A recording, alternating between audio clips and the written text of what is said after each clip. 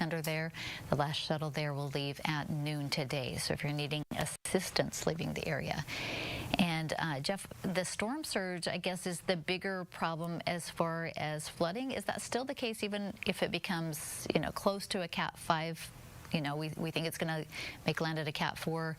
We haven't talked a lot about flooding, but does this change anything? Yeah, the stronger the storm is, the more water it's going to push on shore, especially east of the center of the storm. So that's why over towards Cameron Parish, you're going to see a very high storm surge. It might be approaching, 16, 17 feet through parts of Cameron Parish as this thing continues to increase as we go through the Gulf of Mexico. So we're not really looking for flooding problems as far as rain, not widespread flooding problems. We could see some localized flooding, because we'll see that 4 to 8 inches, 5 to 10 inches come down in a matter of 5 or 6 hours. So yeah, we could see some localized flooding, but as far as the widespread flooding, it's going to be that storm surge that's going to come in ahead of the storm, where it's going to pile up that water along the coast and inland just a little bit as the storm starts to push in towards the coast. But like I said, rainfall, we're looking at, let me get out of the way once again, rainfall, we're looking at anywhere between, say, 4 to 8 inches across most of, say, southeast Texas, and then as you get farther off towards the west, of course, you're going to be seeing those rainfall totals come down, like the Houston area, looking at maybe an inch or two of some rain as it moves through. Most of the heavy rain is going to be associated right where the center of the storm is, and you can see that yellow band kind of coming up through parts of Orange County and extreme eastern sections of Jefferson County. All right, let's take a look at the forecast as we go through today. We're looking at tropical storm conditions starting later on this afternoon. We could see wind gusts up over 39 miles an hour, around 40, 50 miles per hour, with generally an east wind at 10 to 25. It's going to be a hot day with temperatures into the lower to maybe even a few middle 90s. And then as we head towards tonight, hurricane conditions, wind, heavy rain. We'll see wind gusting for most of the area, I think anywhere between about 80 to maybe up to 100 miles per hour. So I put a gust on there about 85, and generally sustained winds between maybe 15 all the way up to about 65 miles per hour, depending on how close you are to the center of the storm. As we head into the overnight, expect temperatures to be there into the 70s with some, like I said, very heavy rain coming through, especially the early morning hours on Thursday. Thursday, I want 70% chance of rain early in the morning. That should start to be working its way pretty quickly northward, and then the rest of the forecast calling for rain chances to start to drop off. These are going to be tropical rains. We have a lot of moisture left over once the storm leaves. It's not going to be directly kind of affected from the storm. It's just going to be the moisture left over after the storm that we're going to see scattered showers, and that really starts Friday, and we'll see all that rain chances all the way through the weekend, and by next week those rain chances will drop off just a little bit. Once again, I want to go to the satellite of the hurricane. Laura right now, winds are at 125. Textbook hurricane, once again, moving to the northwest at about 16 miles per hour, and it looks like it's not going to be slowing down anytime soon. Usually when they get close to land, Tracy, you'll see them slow down below 10 miles per hour. So this one is clipping right along, which, like I said, is a little bit of good news for us, because the quicker it moves through, the less rain we get, the quicker we get through, it gets through here, the less wind damage we get. If we have winds blowing at 130 miles per hour for 2 hours, that's a lot better than if it would stick around and we could see it for 5 or 6 hours. So a little less damage there. All right, maybe the only silver lining in all of this news, right? Yeah, that it's going to be moving through very quickly. And the damage that we're going to get with this, we're going to see power lines down. We'll probably see some power poles down. We'll probably look at some houses maybe with the roof peeled back. We could see damage. You always see the video of the damage of the gas station with the awning on the gas station is gone. We could definitely see those kind of scenes across southeast Texas. I think it's going to, the big deal is going to be, the most uncomfortable thing is people are going to be without power for a while, I think, after this moves through. Right. So I think most of everybody, all of our city leaders, our county leaders, our state leaders, in kind of a consistent agreement that if you can get out safely, do so now, because you don't want to be stuck in that. And if you've ever been in a hurricane, which a lot of people have, it's a scary thing, right? And especially when of this magnitude. Yeah, when you have winds outside sustained at over 100 miles per hour, I've been in a hurricane before. It's a scary sound. Sometimes it sounds like people screaming. It does. And if you ever ask somebody who's been through a major hurricane, Category 3, Category 4, hey, would you do it again? Almost to a person, they'll say, no, I would never do that again. So I would suggest a lot of folks just need to get out of town. If you haven't already gotten out of town, maybe you're watching this on your app or your phone. If you live in a mobile home, and especially if it's not strapped down, please evacuate, or please go to a sturdy structure, a shelter or brick building or something like that. Do not stay in your mobile home. Even strapped down, mobile homes are effective up to winds possibly up to 100 miles per hour. They can handle that. But after that, you can get some real damage with these winds that we're expecting to come in if you live in a mobile home. So if I had a mobile home and that storm was coming in, I'd be long gone for sure. Yeah, and you got to remember too, it's not just yourself, but the first responders who are staying back to protect and to serve are putting their lives at risk if they have to come and rescue you as well. And I can't remember what the wind speed was. I think it was something very low, like 35 miles per hour. I think I saw a thing the other day. They said at 35 miles per hour, we can't come and help you. After that, we've got to stay in, and when the winds finally do come down, then we can come out and help you. But in the height of the storm, they're not going to come. They just can't. It's unsafe for them, and they're not going to do it. Yeah, and a lot of times they couldn't get to you, even if they ventured out that way, because of all the downed trees and the electrical poles and that. So, yeah. All right, we have a couple of graphics we want to bring up here now to go over some of the other things that we're learning today. DD7, the Drainage District 7, has told us that they are closing the levee gates. They're going to close at noon, and we did a little bit of investigating there because I wasn't sure why they do that, but I guess the high water as it comes in and starts to flood the area can then back up the city's water systems. So if they close those levee gates, that prevents that from happening. So that's going to happen at noon. And because of that, that's located on Highway 365. The road will be blocked when they close the gates. So you're going to need an alternate route there because that will affect, it will close down Highway 365 when they do that. And I think we have another one here for people that are wanting to stay behind. There you go.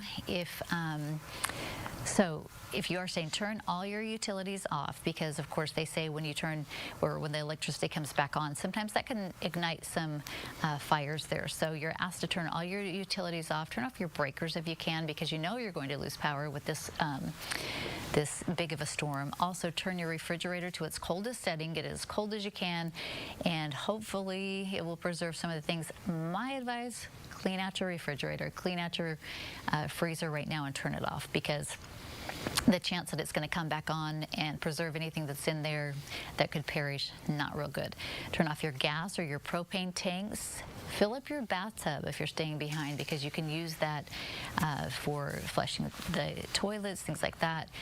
You can fill up your sinks with water as well.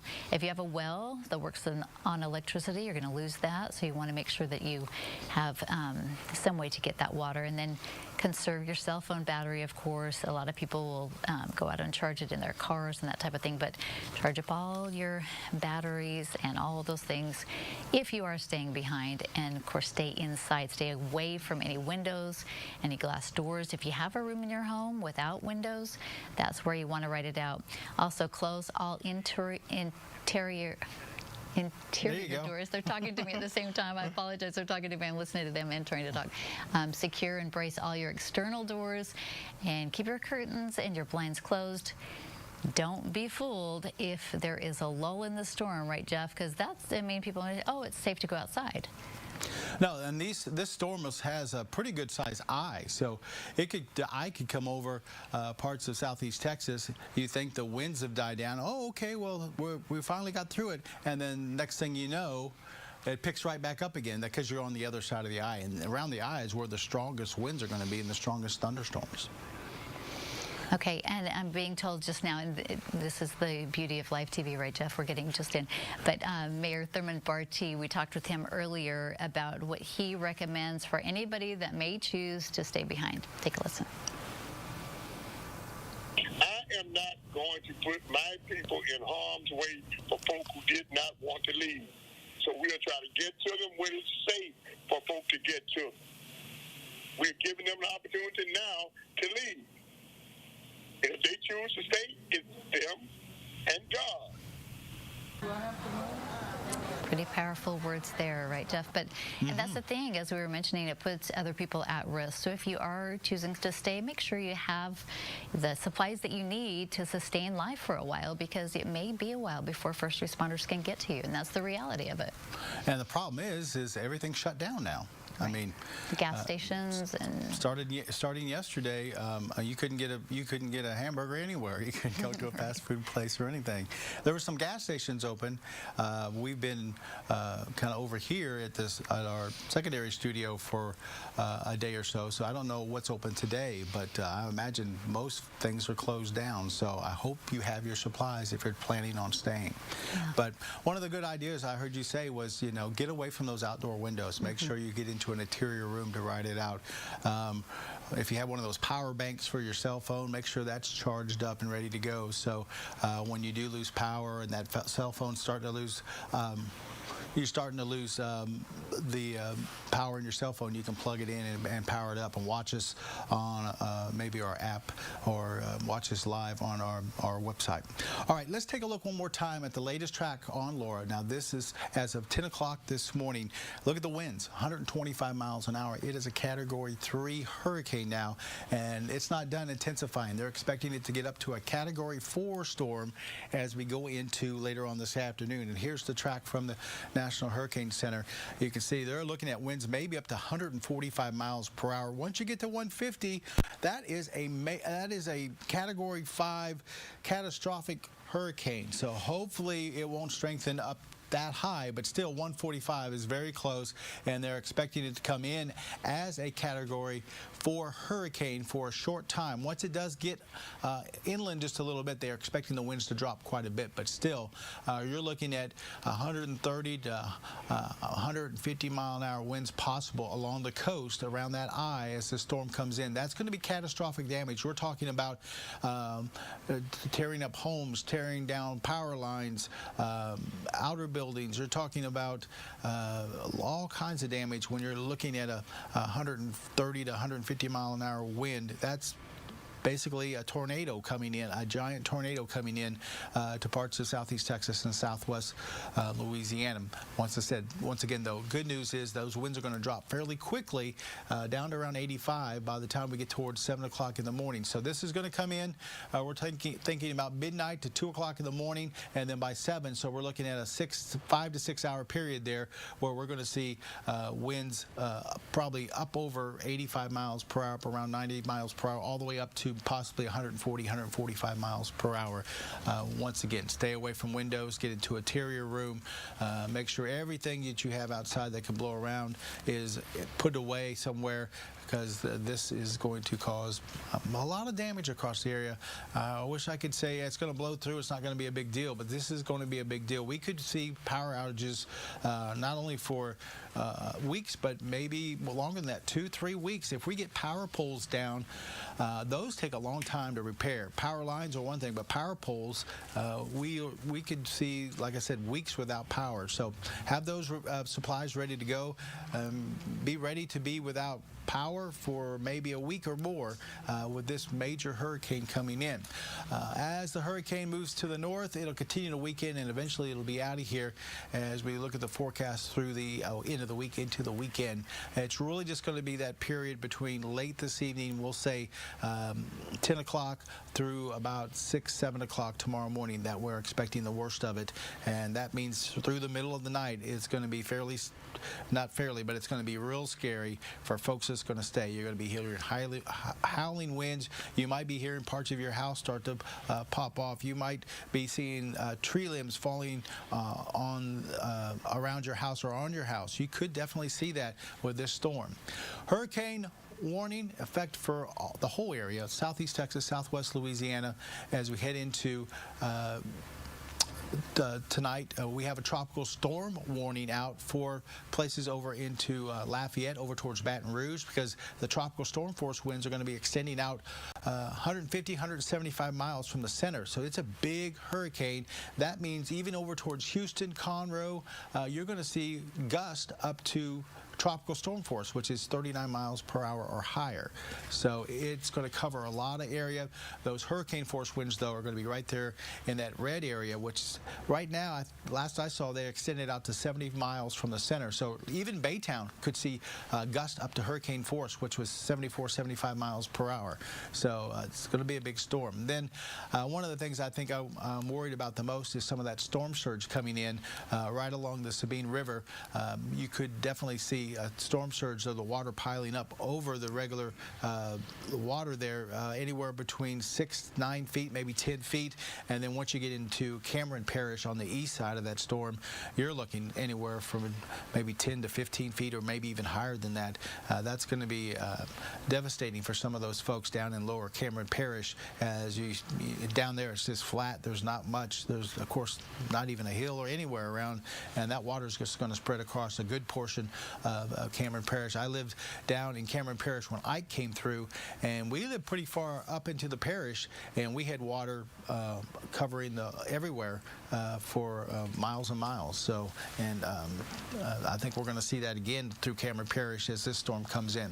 Right now, very quiet, but as you can see down there in the corner of your screen, there are a couple of bands of some rain showers that's going to try to move into the area. Matter of fact, let me see if I can grab this tool here and come up a little bit, and you can see already looks like one of the outer bands of the storm starting to work its way up off the Gulf of Mexico, and that could slide up into parts of southeast Texas as we get into the afternoon, and then we'll see more of these as we go in towards the evening, of course, as the storm gets a little bit closer. But with these particular squalls, you can see wind gusts maybe 30 to 40 miles per hour, some heavy rains for a little while, but as they move off. But yeah, we're going to be seeing these squall lines of thunderstorms come in with some lightning, heavy rains.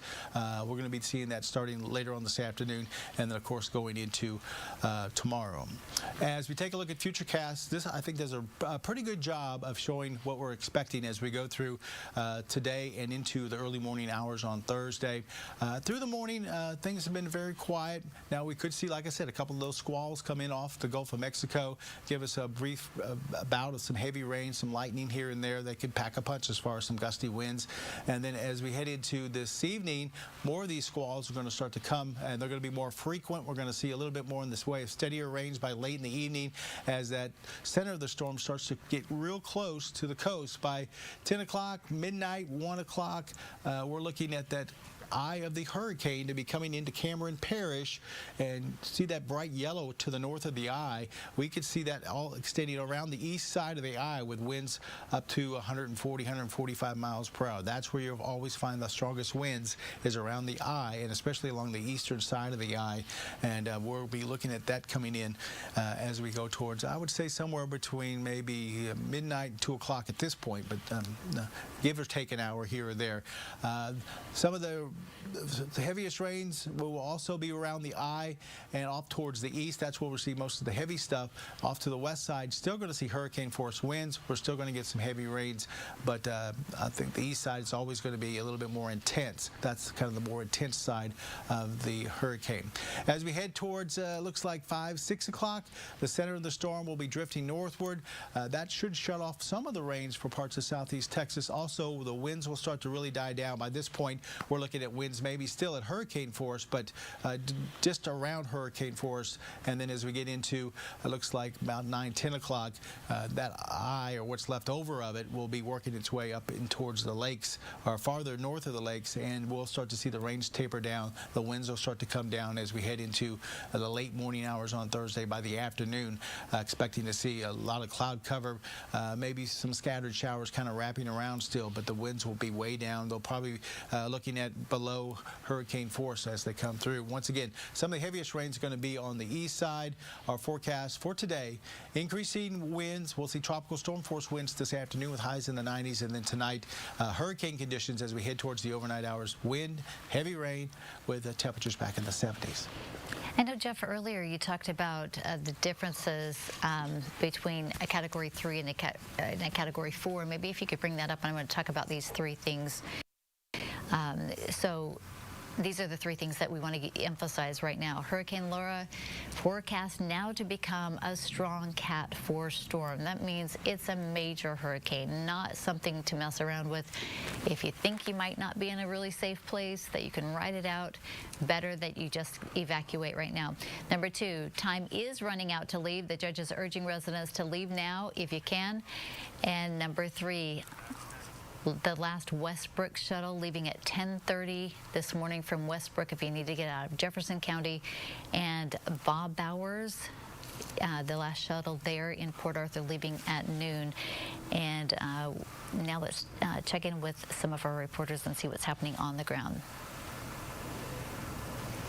Hey guys, yeah, there's still time to show up if you want to evacuate.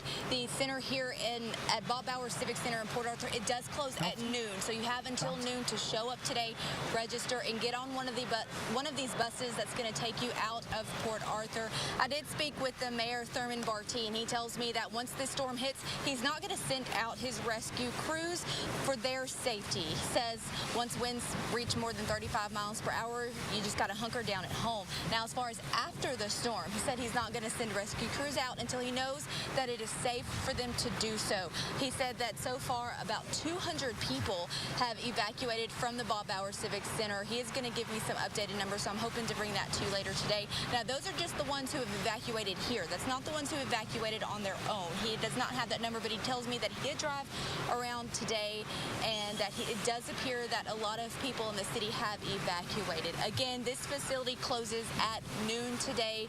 The mayor is not going to send anyone out to rescue people during the storm. He basically told me that that's between you and God if you decide to stay. His message is this: get out now, and get out before this storm, Hurricane Laura, hits here in Port Arthur. One thing he said they are concerned about is the storm surge.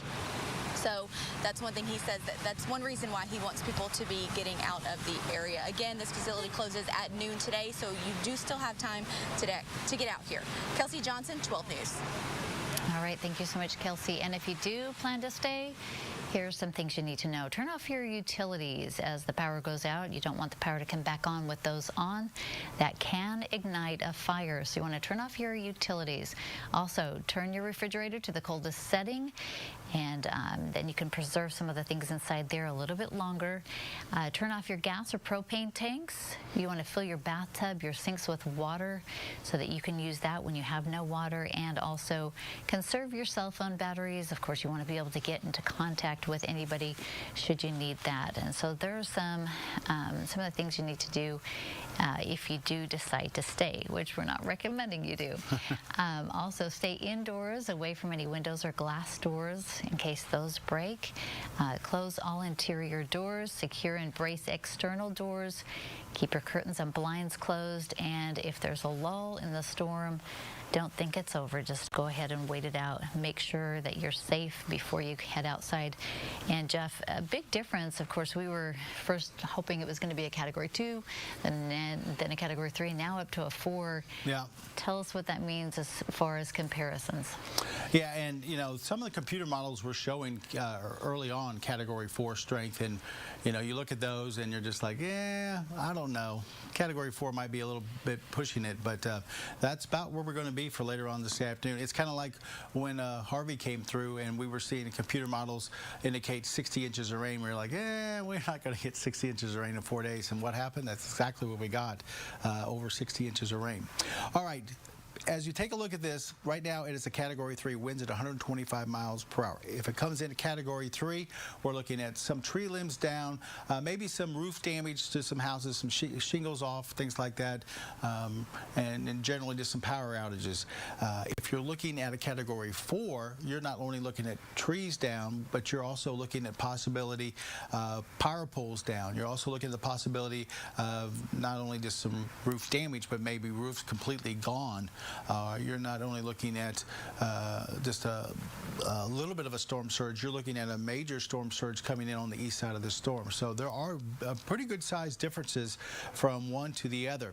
And this storm, it continues to grow. You can see that eye very well, kind of a textbook hurricane as you see the storms firing up around the center, and then on the outflow all around the east side of this, that warm tropical water coming up into the storm, feeding it, and then it blows off the top and out the back. And that's just like an engine. It takes in its fuel, blows it out the exhaust, and it continues to kind of chug along. And as it does so, it gets stronger and stronger. And that's what's happening right now with Laura, as winds are up to 125 miles per hour. Let's take a look at the track one more time. If you're just joining us right now, Category 3, moving to the northwest at about 16. It'll strengthen to a Category 4. They're expecting it to make landfall as a Category 4. They're showing by 7 o'clock tonight winds could be up to 145 miles per hour. If it gets to 150, then it will change over to a Category 5. Will it do that? There is a possibility. If it's going to be that far off the coast with winds at 145, it could ramp up a little bit more. But right now, they're calling it just a Category 4 as it comes in to southwest Louisiana and southeast Texas. Now, once it just moves onshore just a little bit, it should start to weaken quite rapidly. And by the time we get towards 7 o'clock in the morning on Thursday, it's already going to be up in northern parts of Jasper, Newton County, and it's going to be a Category 1 with winds at about 85. But it's going to be the initial, say, 5 or 6 hours as it starts to move in and moves over the area that you're really going to have to deal with that heavy wind, what's going to cause some damage. You're also going to have to deal with that storm surge, especially across Cameron Parish, which could be upwards of 15 feet or so. And we're also going to have to deal with some quick falling rains, 4 to 8 inches of rain, maybe in a short period of time, over 5 or 6 hours or something like that. We could see some localized flooding. Once again, except for the storm surge, I don't see any widespread flooding with this because it's just moving too quickly through the area for late tonight into tomorrow, and then it will get out of here, man. It's going to be out of here in towards parts of the Carolinas as we go towards the weekend. Of course, we have hurricane warning out for all the entire area of southeast Texas, southwest Louisiana, but those winds extend out to 175 miles. The tropical storm force winds, so tropical storm warnings for towards Lafayette, Baton Rouge, also tropical storm force warnings for Houston, over towards Katy, Conroe. It's going to go that far. Matter of fact, look at the hurricane force winds over towards Baytown. They still have a hurricane warning over towards the Baytown, League City area, so they could feel some of those strong winds.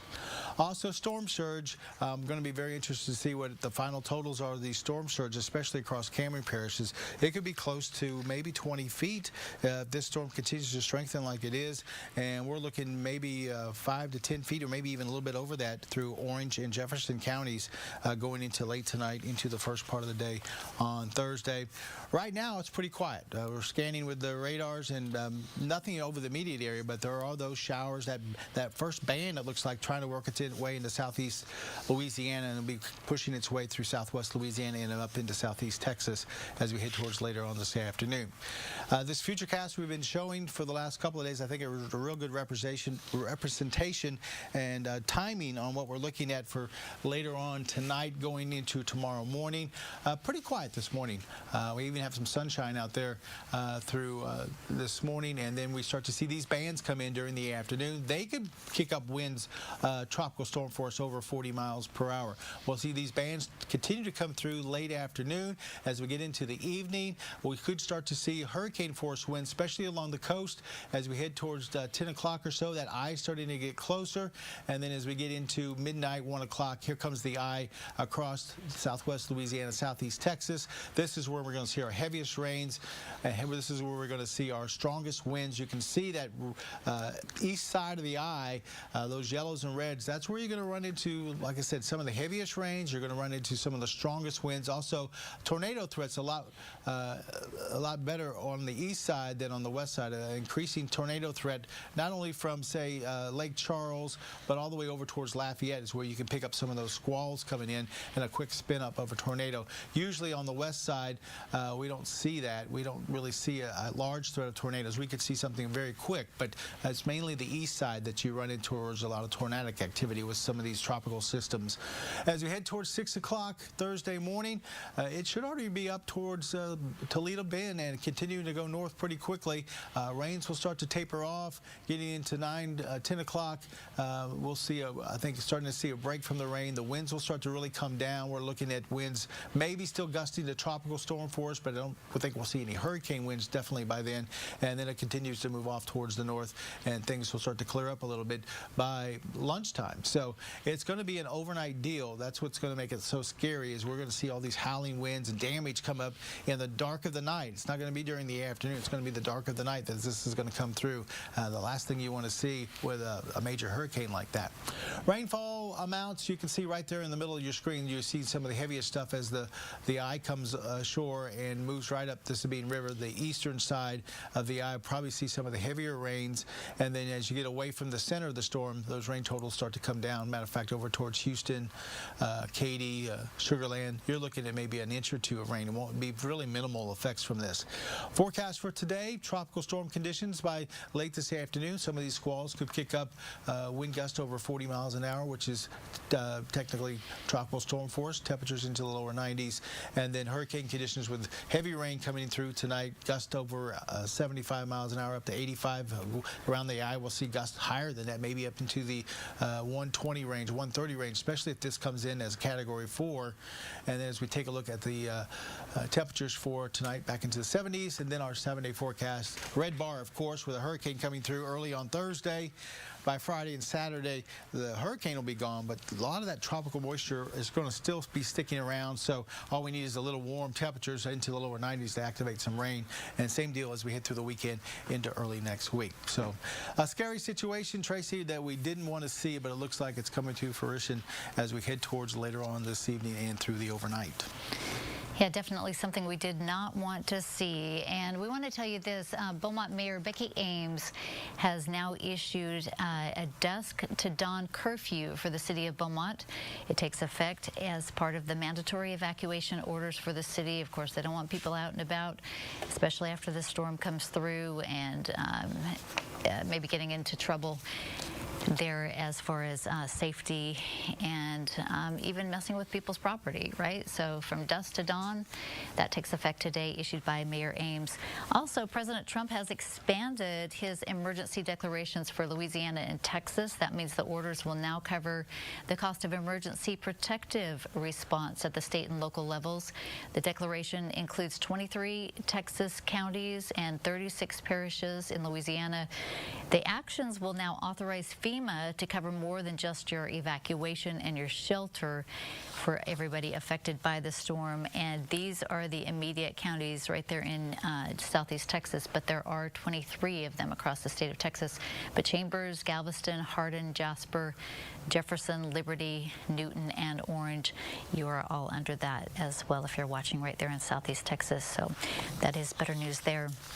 So far, Jeff, over 500,000 people have been ordered to flee the Gulf Coast since Tuesday. 385,000 were ordered to evacuate Beaumont, Port Arthur, Galveston. Another 200,000 ordered to leave Calcasieu Parish in Louisiana. And that probably has been, greatly expanded as pretty much everybody is being asked to leave at this point, because this is the type of thing, you go up against Mother Nature, you're not going to win that battle at this point. And yesterday, as we were leaving town, you could notice that there was a lot less traffic. I think a lot of people are listening to that and have gotten out of town here in the last 24 hours. And if you're trying to decide, if I were you, I would leave. Get out of town, head west, and try to get us out of town as quick as you can today. Don't linger till 4 or 5 o'clock this evening. Try to get out of town before 1 or 2 o'clock. Yeah, for sure. And this is an update from Drainage District 7. We just got in the levee gates we told you about that they were going to close. They're doing that now in just about 15 minutes from now, and that is on Highway 365. They are going to block that road as they close the gates there. Again, they close the levee so that the water the flood waters will now back up into the system. So you want to be aware of that. If you're planning to go Highway 365, that's going to be closed down in just a little bit. Also, if you are wondering, okay, which way is the best way to go? A lot of people want to take I-10. That is not one of the evacuation routes. So you want to check those evacuation routes that are recommended for you, which one is safest, which one is best, which one would be fastest to get to your destination. As we were mentioning earlier, the governor also took away the tolls for those wanting to leave. So if you want to take a toll road to get quicker, you know, make it a quicker route for you, that's okay today. You're not going to have to pay those tolls, so that's a good thing. So text EVAC to 409-838-1212, and we will text you those evacuation routes right to your phone. Also, if you do stay around, if you see any bad weather in your area, of course, you're probably going to see a lot of downed trees, you know, telephone poles, those types of things. Whatever damage you see, then we would like you to send us those pictures, the videos, a text. Then you can text that to 409-838-1212. We'll share that with your neighbors who are not in the area. All right, Jeff, let's take another look at the trek. That's what everybody wants to know. Exactly when is this hurricane going to hit land? Yeah, and I think over the last 24 hours, the National Hurricane Center has really kind of narrowed down this track, and it's got a good timing on it as far as when it's going to come in and how strong it's going to be as it does come in. They were expecting it to really intensify rapidly today, and that's exactly what it's done. I think we started off the day with winds at about 110 miles an hour, and now we're already up to 125, and they're expecting to go up in maybe another 20 miles per hour before it actually makes landfall as we get into late tonight into early part of the day on Thursday. All right, once again, winds are at 125. It's moving to the northwest at about 16. Category 3 right now, expecting to ramp up to a Category 4 and then come into the area as a Category 4. Winds probably anywhere between 140 and 145. Once it does, part of the storm gets up on land, kind of splitting, you know, the land right when it makes landfall. That's when we'll start to see things start to drop off fairly quickly. So that first edge of the eye wall, that's when you're going to run into those winds. That's going to be around 140, 145. Once it moves into southeast Texas, southwest Louisiana, it's going to drop off pretty rapidly. You notice the winds down to 85 by 7 o'clock in the morning. So 5 or 6 hours later, we drop off possibly 60 miles as far as wind speeds, and then all the way down to 45 as we head towards Thursday night. So it's going to drop off pretty quickly once it does come into southeast Texas. And also it's going to be moving quickly. We go from maybe 1, 2 o'clock in the morning across the coast. By 7 o'clock, it's going to be up towards the north end of Jasper and Newton counties, and then by 7 o'clock that night, we're already up in Arkansas. So that's going to help as far as sustained wind damage. Quicker they can get out of here, the quicker it starts to die down, we'll see less wind damage that way. Also, it's going to help with rainfall. If it would sit, as we know, across southeast Texas, if the storm sits and just rains and rains and rains, you see massive major flooding. Well, this one's moving quickly, so I don't expect to see a whole lot of widespread flooding from the actual rain. We'll see some localized flooding, but as far as widespread from the rain, that's not going to be an issue. It's really widespread damage is going to be from storm surge as far as the flooding, and I think most of that's going to be Cameron Parish. We're going to see a lot of the Cameron Parish, I think, underwater going into Thursday afternoon before it finally starts to recede probably sometime Friday into Saturday. This thing moves very quickly and gets out of here very quickly, so that's a little bit of good news with this major hurricane coming at us. Hurricane warning, of course, across the area. We'll see the tropical storm force winds out to about 175, so they could stretch all the way over towards Houston, Conroe, even Katy, and on the other side of that, you can see hurricane or tropical storm force winds from Lafayette to Baton Rouge. Right in the middle of the storm, we see hurricane force winds, and they extend out about 70 miles. So that's why places like Liberty County, Jeff Davis Parish are included in the hurricane warning, because you can definitely see those hurricane winds extend out pretty far from the center. And then storm surge, that's one of the things I'm really worried about, especially towards Cameron Parish, how high that water is going to get as it gets pushed up into Cameron Parish. Also, Orange and Jefferson County, we're going to see some of that water push into those areas as well, especially right along the Sabine River, along Sabine Lake, down towards Sabine Pass. We're going to see that water really coming up. So hopefully we might get a little bit farther to the west side of this thing, and it won't be as bad right now. From one side to the other, storm surge it drops off really on the west side and really picks up on the east side. So as long as we stay on that west side, hopefully it won't be too much. And then right now it's pretty quiet. We have that band of rain and thunderstorms coming in off the Gulf of Mexico. Let me see if I can adjust this real quick. And you can see definitely is a band of rain coming in off the Gulf of Mexico. And with this, you can still see wind gusts up around 30, 40 miles an hour. This might be our first taste of some tropical storm force winds as this first band comes in. A little bit of lightning in there, and we're also looking at some very heavy rain for a little bit as it slides off towards the north and west. So this could be our first little taste of Laura with this first band trying to make its way onshore. Futurecast, we've been showing you this all morning long. We'll go through it fairly quickly, but banding rain coming in through the afternoon. It gets a little heavier as we head towards the evening hours, gets a little steadier as the storm starts to approach the coast. And as the storm comes on shore, midnight, 1, 2 o'clock, that's when we'll really pick up those winds. We'll see the heavy rains on the east side. We'll see that storm surge on the east side of the storm. We'll see the strongest winds around the center of the storm. That could be anywhere from, if it comes in like this, anywhere from Orange County all the way over into parts of western Calcasieu Parish down through Cameron Parish. As we get into the late morning hours, it continues to work its way northward, gets out of here, and we'll see things starting to calm down as we head into Thursday afternoon. So it's just going to be an early morning thing on Thursday, a late night thing on Wednesday. It's not going to be 2 days, 3 days of rain, or 2 or 3 days of worrying about a storm. It's going to be moving through very quickly, and we'll just deal with it early in the morning. Rainfall amounts, we'll see the heavier stuff on the east side, but right through the middle as well. We could see anywhere from maybe 5 to 10 inches, and there could be some places on the east side where we can pick up over a foot of rain.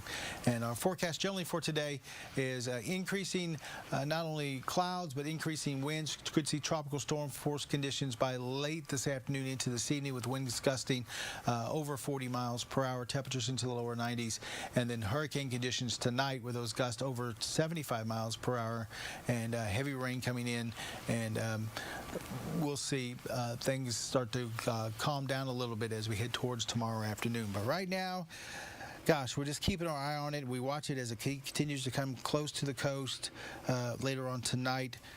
We're hoping for the best. Hopefully there's not too much damage, and we're hoping that folks stay safe and don't get hurt by this storm. That's my big concern, is if folks don't try to get out and try to act crazy. This is nothing to mess around with as far as a hurricane. This is not a Category 1. This is not a tropical storm. This is a Category 4 storm that's moving into the area. The life-threatening situation, very damaging winds with this thing.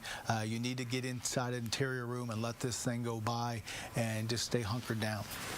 All right, we do have some viewers asking some questions. So somebody's wanting to know, when you say sustained winds, explain that for them. Sustained winds means, say the winds get up to 50 miles per hour and they stay there for a couple of hours. You're seeing sustained wind.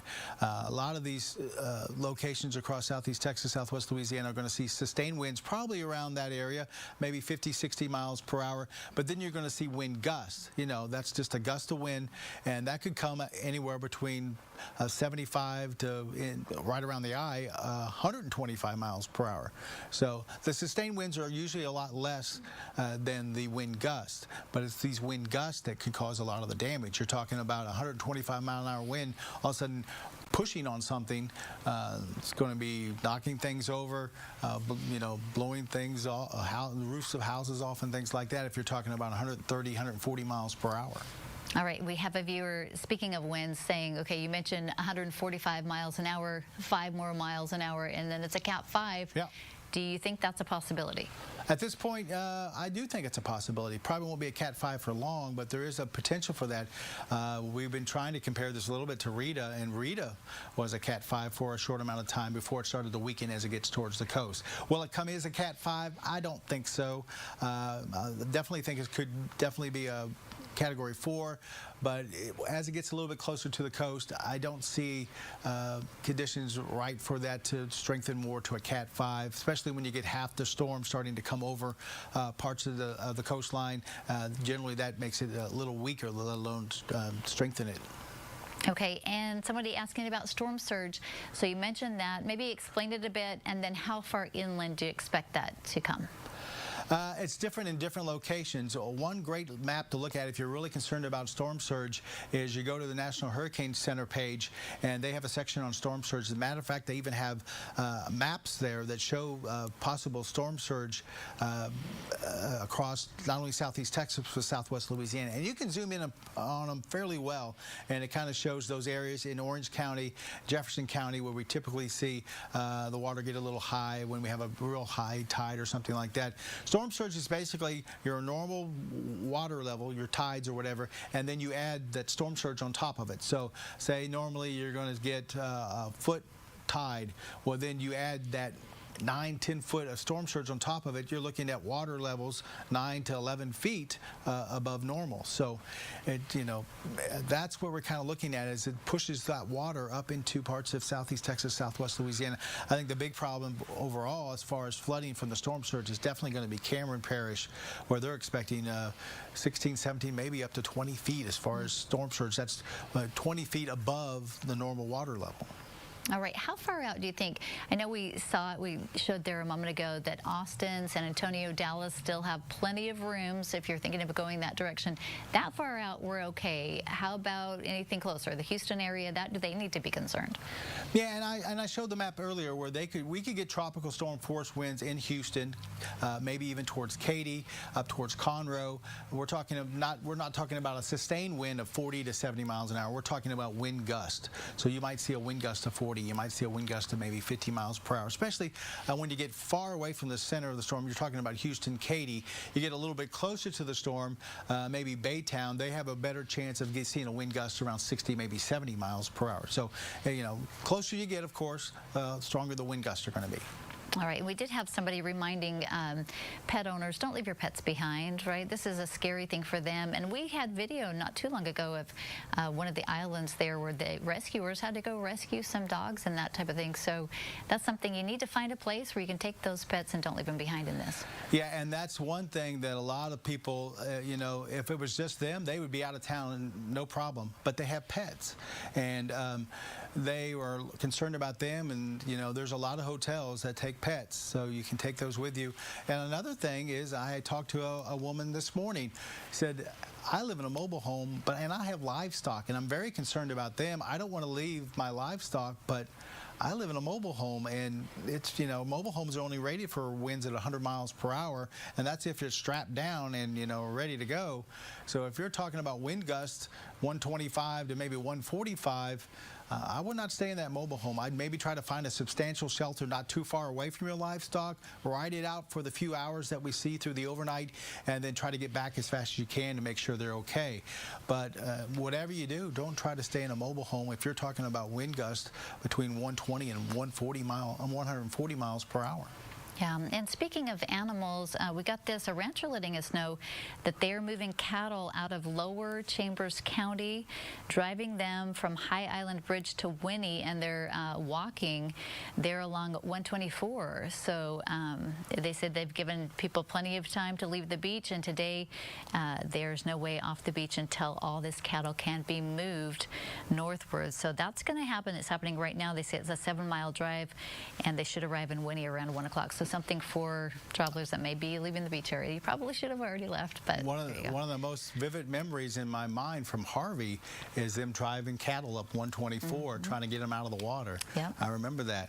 And with the storm surge coming in, they want to get them out of there way before it happens. So yeah. Yeah. All right, so that's some good information there as well. And also want to remind you that those shuttles leaving, once again, Westbrook High School, if you need to catch that shuttle, I think the last one may have already left there. Bob Bauer Civic Center, though, they are still shuttling people out until noon. So if you need to catch a shuttle out of Jefferson County, here again, those 3 things you need to know. This is now a category, right, expected to become a category 4, possibly inching close to category 5 status before it makes landfall tonight. So if you need to leave now. Don't get caught in it. Don't get caught in all the rain and the heavy winds, that kind of thing. Leave as soon as possible. And the last buses have left now Westbrook. They're telling us for Dallas. Hotels are still available, Austin, San Antonio, Dallas area. So head that direction if you can. Get on the road as soon as you can. And no crews, once again, will be out once the winds hit 35 miles an hour, Jeff. So that's But that doesn't sound like a lot as far as the winds, does it? That's a lot lower than the 135 that we're expecting. So some folks, you know, say, I'm going to ride it out, and all of a sudden they're getting hurricane force winds, and they're like, what have I done? I've got to get out of here. And they call and they'll say, sure, we'll be out to get you maybe sometime tomorrow when the winds come down below 35. Yeah. And a lot of times you can't predict, but this time you can. You know what it's going to be, so play it safe.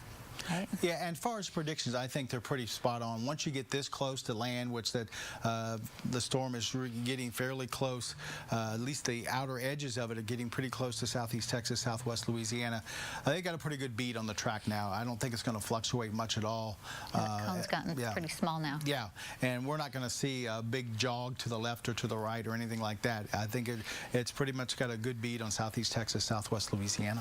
Yeah, the mayor of Port Arthur, Thurman Barty, was one of the first to say mandatory evacuations. Get out of the area. He knows his city.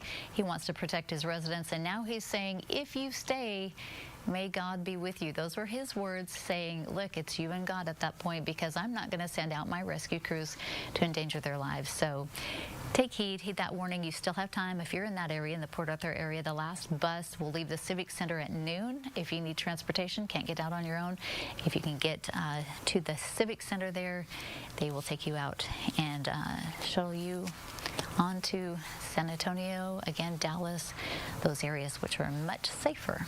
Yeah, and my hat's off to Mayor Barty. When he first came out with that order, I was like, well, that might be a little premature. And some people ridiculed him a bit. Yeah, right? Yeah. And better safe than sorry, though. Yeah, I understand what he was doing, but I thought maybe a little bit premature, but, you know, spot on. I mean, he was one of the first to do it, and definitely all of southeast Texas now has mandatory evacuation orders, so everybody should be heading out. And I think a lot of folks have been doing that as we've been seeing the storm get closer and closer and stronger. Let's take a look real quick at the storm, and once again, we're looking at a textbook hurricane here. Strong thunderstorms around the center. You're seeing an eye. You're seeing that energy coming out of the core of the storm being blown off towards the backside. So it's a strong force of nature. It's an engine, and it's moving right through the Gulf of Mexico. It's going to continue to kind of push up towards southeast Texas, southwest Louisiana, and that's going to be pushing water in. That's why we're talking about some storm surge with this thing. Some pretty high storm surge through Cameron Parish, and some pretty decent storm surge through parts of Orange and Jefferson counties as well. Let's show you the latest track. If you're just joining us, we're looking at a Category 3 storm right now into the Gulf of Mexico. Winds are at 125. It's moving to the northwest at about 16. It'll continue to track through the Gulf and strengthen. They're looking at winds maybe up to 145 as we head towards tonight. It'll come onshore sometime between midnight, maybe 2 o'clock, as a Category 4 storm. Yes, Category 4 storm coming into southeast Texas, southwest Louisiana. If you were waiting till today to decide, or this morning, I hope this convinces you that you probably need to be getting out of town fairly quickly. You can see the hurricane warnings along the coast, that red line there, and then the tropical storm warnings towards the west and towards the east of that red line. As we get into Thursday morning, late 7 a.m., that's when it's already up towards the lakes area. The winds come way down. We drop off to 85 miles per hour. So once it gets over land, it's going to weaken rapidly, but we're still going to have to deal with those very strong winds as it comes onshore, especially around parts of Orange County, Jefferson County, Cameron Parish, around the triangle here. That I-10 corridor is going to be seeing some of the worst of the wind winds before it finally starts to weaken as it moves inland. And still, we're looking at winds sustained. We're looking at winds steady at about 80 to 85 once it's up into northern parts of Jasper and Newton County. So you folks are definitely going to be seeing hurricane force winds as we get into later on Thursday morning. By Thursday night, it's well up into Arkansas. Winds will come way down. We won't have to worry about even tropical storm force winds, I don't think, at that point. And then after that, it starts to work its way up into Arkansas, eventually through Kentucky and Virginia, and then out into the coast as we head towards the weekend. So this is going to be coming through quickly, but it's going to pack a real punch before it gets out of southeast Texas. Hurricane warning right now through the entire area, or at least through southeast Texas, southwest Louisiana, and then you get on the edges of that. Once you get away from the center, you're still looking at tropical storm force winds at more than 39 miles per hour. So tropical storm warnings over towards Lafayette, tropical storm warnings over towards Houston, Katy, Spring, Conroe. Tropical storm force winds are going to be extending out probably 150 to 175 miles away from the center. So that's why all the way over there you can see those gusty winds. And then the hurricane force winds have been extending out to around 70, 75 miles away from the center. So that's why you could see hurricane force winds, wind gusts to 70, 80 miles per hour in Baytown, or you might even see that over towards Lafayette, even though they're not officially in the hurricane warning. But you could see those kind of gusts over towards Lafayette. So it's a big hurricane coming in, a very powerful hurricane. That's why we want everybody to hit the road and try to get out of town if you can, or at least hunker down in a very substantial building. We're not talking about mobile homes. We're not talking about some kind of metal shed or something, brick house, something very substantial, a building where you can ride this out if you're going to stay. We also were looking very closely at the surge. Once again, Cameron Parish, I think, is going to get the brunt of that, but we could see places in Orange County and also in Jefferson County where the water is going to be coming up quickly and flooding out some of those low-lying areas around Sabine Lake, Sabine River, and maybe even parts of southern, even though it's not officially in the warning, maybe even parts of southern Newton County around Sabine River could be seeing storm surge as far north as that. Radar quiet right now. Nothing going on from Lake Charles all the way over to Houston, but we had that big band of squally weather getting ready to come into parts of Cameron Parish.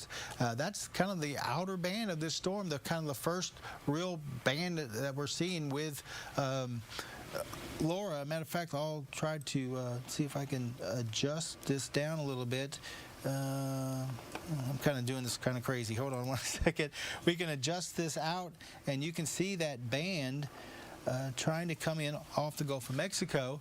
And there's a little bit of lightning. Most of that's way to the south. But as this comes through, we can see wind gusts 30, 40 miles per hour, and definitely dropping some very heavy rain there in a short amount of time. Now, as these bands kind of swirl around, they do weaken a little bit as they come in. But still, this is kind of the first real effects from the hurricane as it starts to work a little bit closer to the coast this afternoon, and then eventually coming in for tonight. And then I'll go through this graphic I've been showing real quick. This morning's fine. This afternoon to start off not bad. We might see a couple of areas of scattered rain move through the area as we go through the afternoon. It's really going to be late this evening that we'll really start to see the heaviest winds and the strong winds around that center of the storm move in the parts of Cameron Parish and southeast Texas. That's what I'm really worried about, that eye coming in as we head towards midnight to 2 o'clock in the morning. Tracy? All right, thanks so much, Jeff. We've been talking about the storm surge. The National Weather Service is now saying that storm surge in some areas along the coast is going to be so high, so bad that if you're told to evacuate, they're saying do so now. It could be unsurvivable. In fact, they just released this a moment ago. I want to read you part of this. It says they're talking to coastal residents. They're asking them to flee before it's too late. They say satellite images show Laura's remarkable intensification into a formidable hurricane that can smash homes and sink entire communities, with a storm surge reaching as high as 20 feet, according to the National Hurricane Center.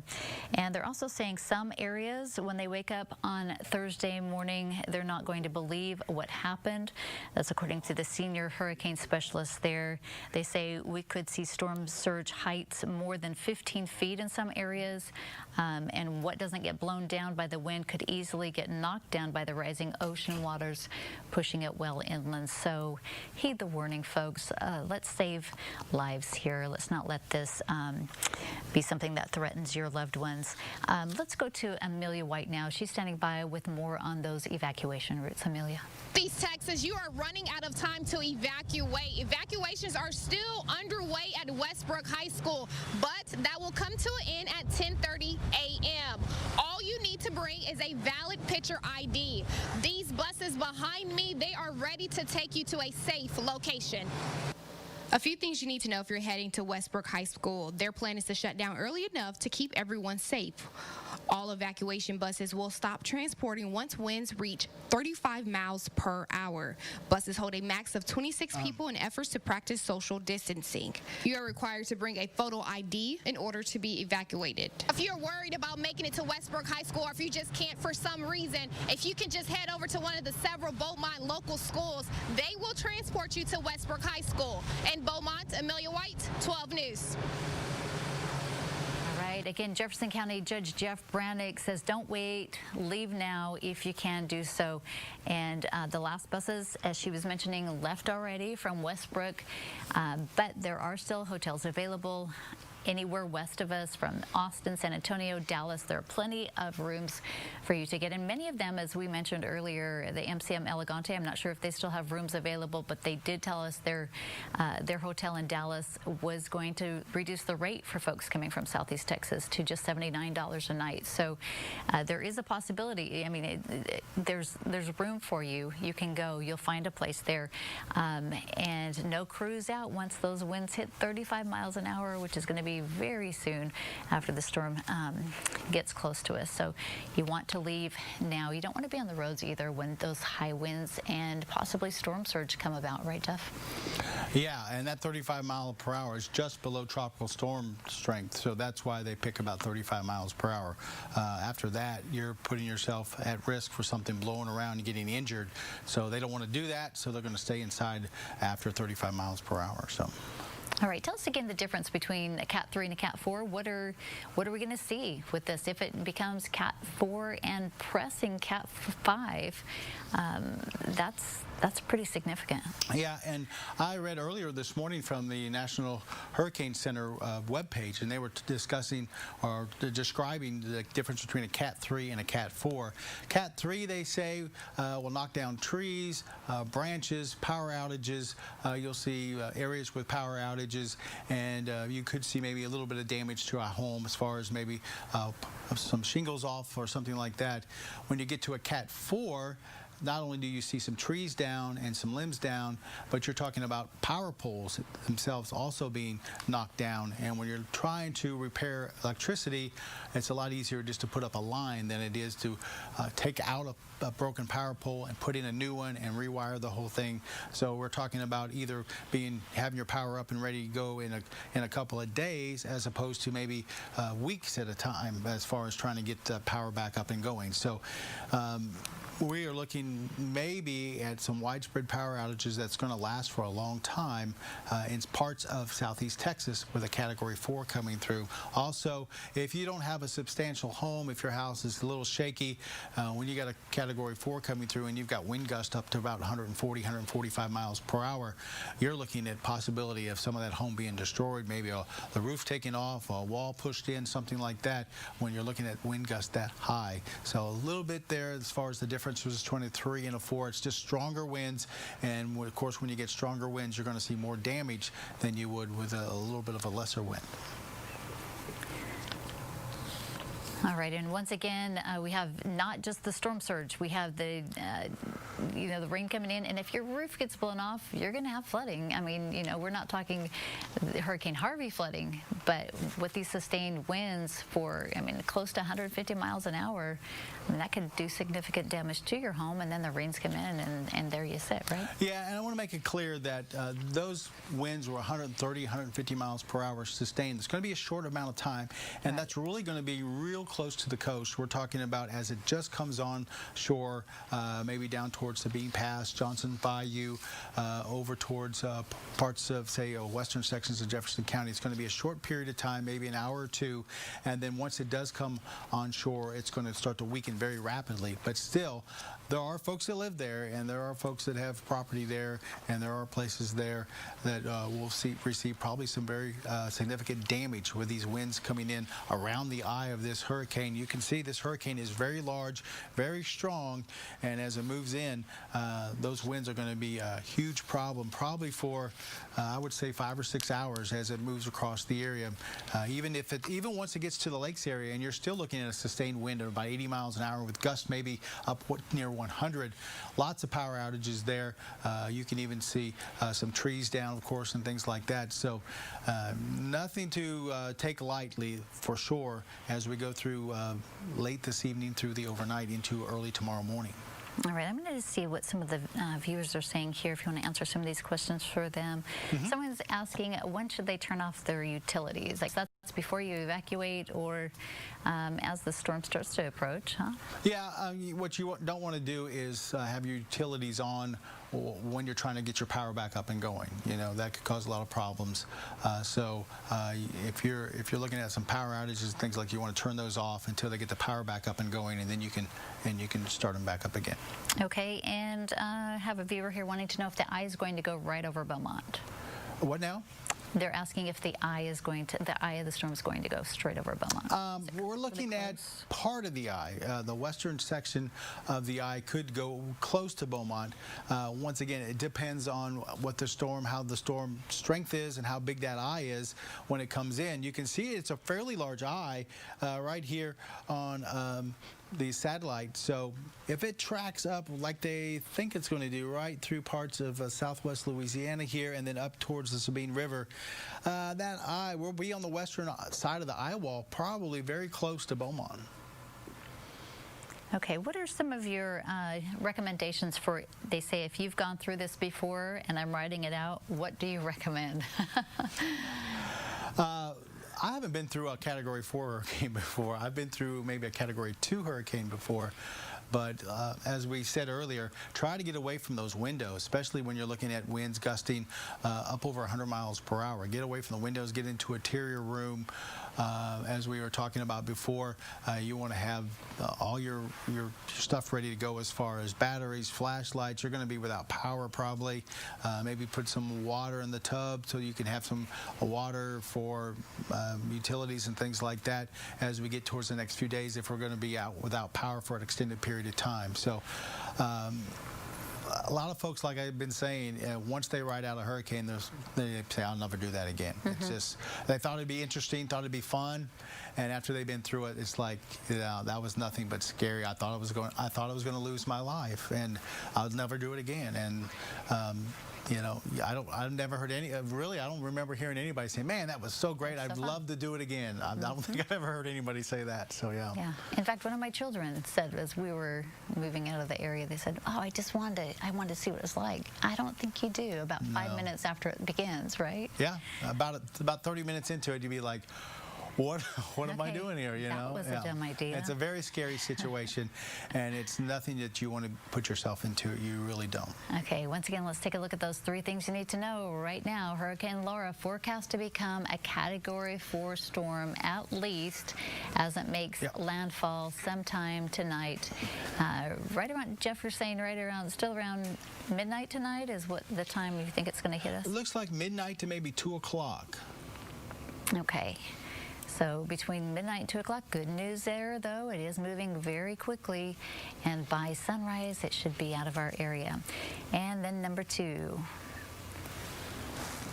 Time running out. Judges all throughout Southeast Texas urging all of their residents to leave. Again, Mayor Thurman Barty of Port Arthur saying, at this point, if you stay, you're on your own, because they're going to keep all of their emergency personnel safe until after the storm passes. You cannot call them in the middle of the storm and ask them to come and rescue you, because they will not. Number 3. Westbrook shuttles have now left. If you were wanting to get out of the area from Jefferson County, those shuttles that will take you west, but you still have a little bit of time about 45 minutes to head to the Bob Bowers Civic Center in Port Arthur to catch that shuttle, and they will take you to some of the, and there are many of these hotels that are putting you up free of charge. If you want to pay out of pocket, then you can pick your own hotel. If not, they're going to take you to some of these designated places. Also, let's see, I think we want to go over our drainage district information. Is that the one you wanted to go to next, Ben? All right, yeah, DD7 here, giving us this update. The levee gates have now closed, and that is located on Highway 365. They're saying that road is now blocked off, so you don't want to go that area. Again, they closed these levee gates so that the flood water does not back up into the city's water system, and so those levee gates are now closed, which means Highway 365 is closed. And remember, if you are saying, okay, which roads are closed, which evacuation routes do I take, if you text the word EVAC, EVAC, to our phone number, 409-838-1212. We will send you those evacuation routes right to your phone so that you can make the best choice for your family. And drivetexas.org, always a great place to check because they update those very quickly, and they'll tell us about any roads that are closed down, any bridges that they've closed, those types of things, so that you can make sure that it's a safe way for you to go with your family. All right, let's see if we have any more questions from some of our viewers. Let's see, it's coming in right now. And Jeff, you say it's a Cat 3, it has the potential to go to a Cat 5, and then, but by the time it makes landfall, you think it will be downgraded again and it will not reach land as a Cat 5? At this point, I don't think it will reach Cat 5 status, which winds at 125 right now. Let me go back over here to the actual satellite photograph of the storm and more satellite loop of the storm. And you can see already the outer edges of the storm, not necessarily rain, but the cloud cover already starting to reach the coast. And as the storm itself starts to get a little bit closer to the coast, we are looking at things that will start to weaken. I still could really rapidly intensify. That's why they're thinking it's going to be another 20 miles per hour, be up to 145 as it comes in. But this thing is going to get close to the coast, and it's going to weaken a little bit. Still, I think Category 4 as it makes landfall. But once it gets over the land, it's going to really die down. They're thinking, you know, it goes from 145 to 85 over a couple of hours' time. So we're talking about a good 65 mile per hour drop once it gets inland a little bit. Here's the official track, and right now winds at 125, and it's moving to the northwest at about 16. And there you can see they are expecting it to strengthen to a Category 4 by 7 o'clock this evening as a Category 4 hurricane. And then once it gets that close to the coast, I don't see a whole lot of strengthening before it makes landfall. I guess it still is possible, but I don't just see a whole lot. And right now, they still kind of have that central part of the cone coming through southwest Louisiana, going up into parts of say Newton County and in Orange County as it comes on shore. But right as it comes on shore, it's going to be starting to weaken fairly quickly. Matter of fact, the track you can see by 7 o'clock on Thursday morning. So it comes on shore 1 or 2 o'clock. By 7 o'clock, it's already down to 85 mile an hour winds. So you're only talking about maybe a 5 or 6 hour period there where it drops off about 60 miles per hour, and that's going to do that fairly quickly. Matter of fact, they're expecting a Category 3 down to about 110, 115 after it makes landfall there. So as it does come into parts of southeast Texas, it's going to rapidly decrease in wind speed. Still going to dump a lot of rain. It's still going to pull some water up towards the coastline. But that Category 4 strength is going to be right along the coast, right when it comes in for probably an hour or 2 hours before it starts to really start to weaken as it moves in towards parts of Calcasieu Parish and up towards parts of Orange County. And the overall track is going to be moving very quickly by Thursday night, Arkansas, by Friday morning, northern Arkansas, by Saturday, all the way up into Kentucky. So it's not going to be sticking around whatsoever. Of course, we have the hurricane warnings that for the entire area, and I need to check on that last update and see exactly how far now that the hurricane force winds extend out. Last time I checked, it was about 70 miles.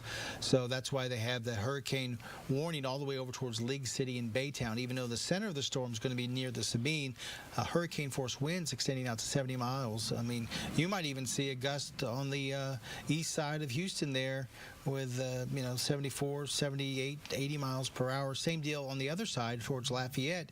You might still catch a wind gust up around 75 miles per hour as the storm travels right up through parts of southeast Texas, southwest Louisiana.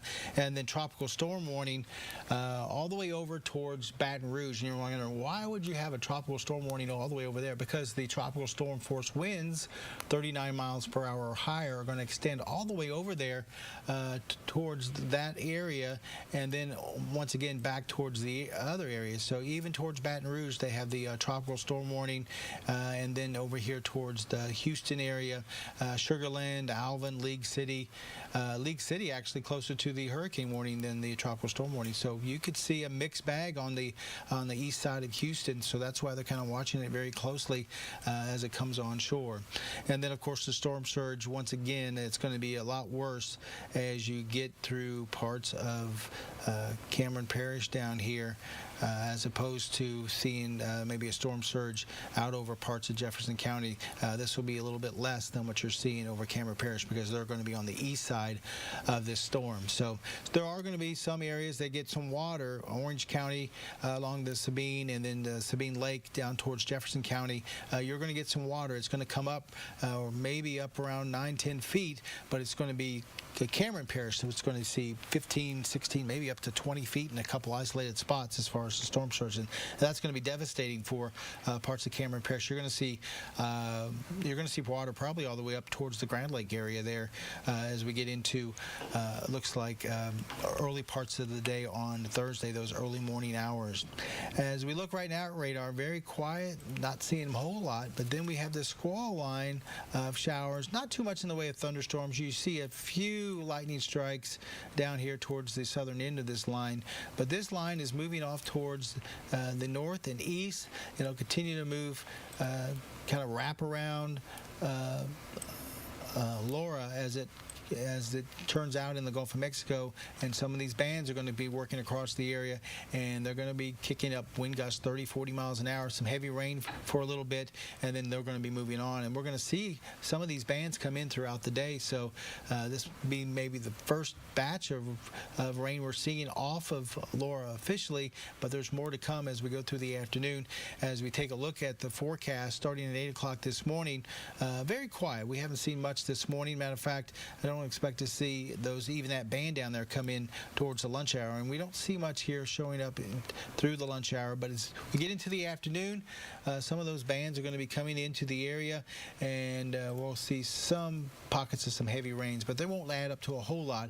It's really going to be as we get into late this evening, and then going into looks like after 10 o'clock, midnight, 1, 2 o'clock, that we start to see the eye move up off the Gulf of Mexico and start to work into parts of Cameron Parish.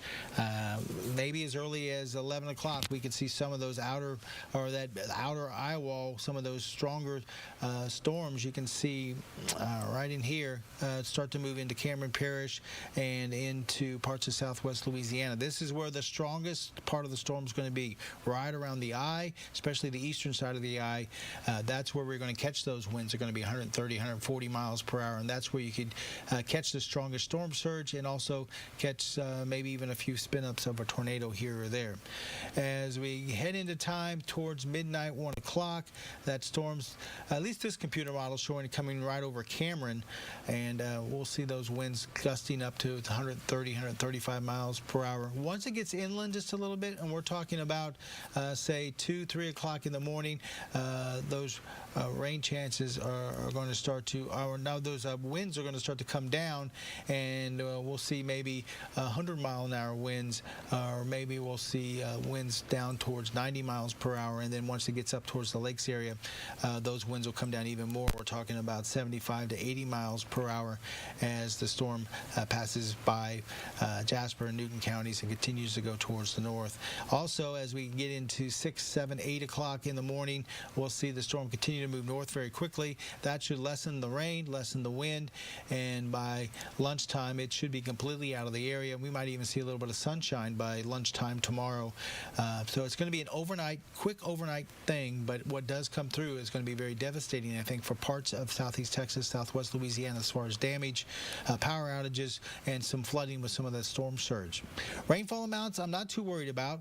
4 to 8 inches, maybe 5 to 10 inches. It's going to be fairly quick, so we could see some ponding on some roadways, maybe a quick side road flooded for a little short period of time. But this is not going to add up to widespread flooding. This is not going to be a Harvey. You see how fast the storm's moving. This is going to be moving out of here quickly.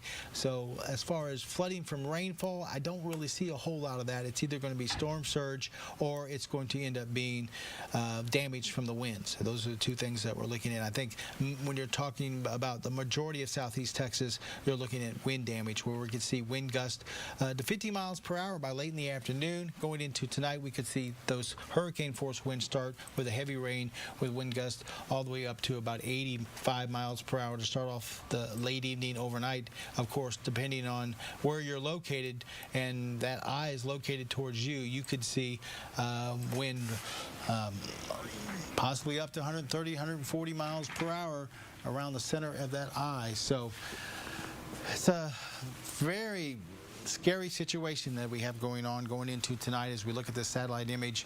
It's something that meteorologists just look at and say, wow, this is pretty interesting, very textbook hurricane, but at the same time it makes you I don't know, just sad, because you know what's going to come with this as far as the damage, the flooding, and it's just going to be the start of a couple of weeks of maybe power outages and dealing with flooding homes and things like that. So.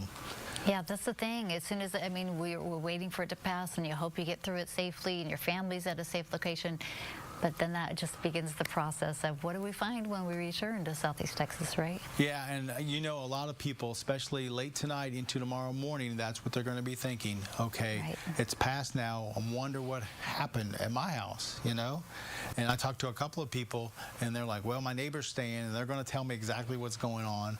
And, you know, or I have a friend who's going to come in the next day, and he's going to take a look at it for me and stuff like that. So, yeah. If you can get back. I remember after Rita, we tried to come back to check on our home, and we couldn't even get, the roads weren't even passable, and they had them, you know, they had a law enforcement out there only allowing emergency personnel to those places. You couldn't just go back and look at your house, per se. Yeah, and if it looks like the case, we're going to see a lot of trees down, and that's going to be blocking a lot of roadways.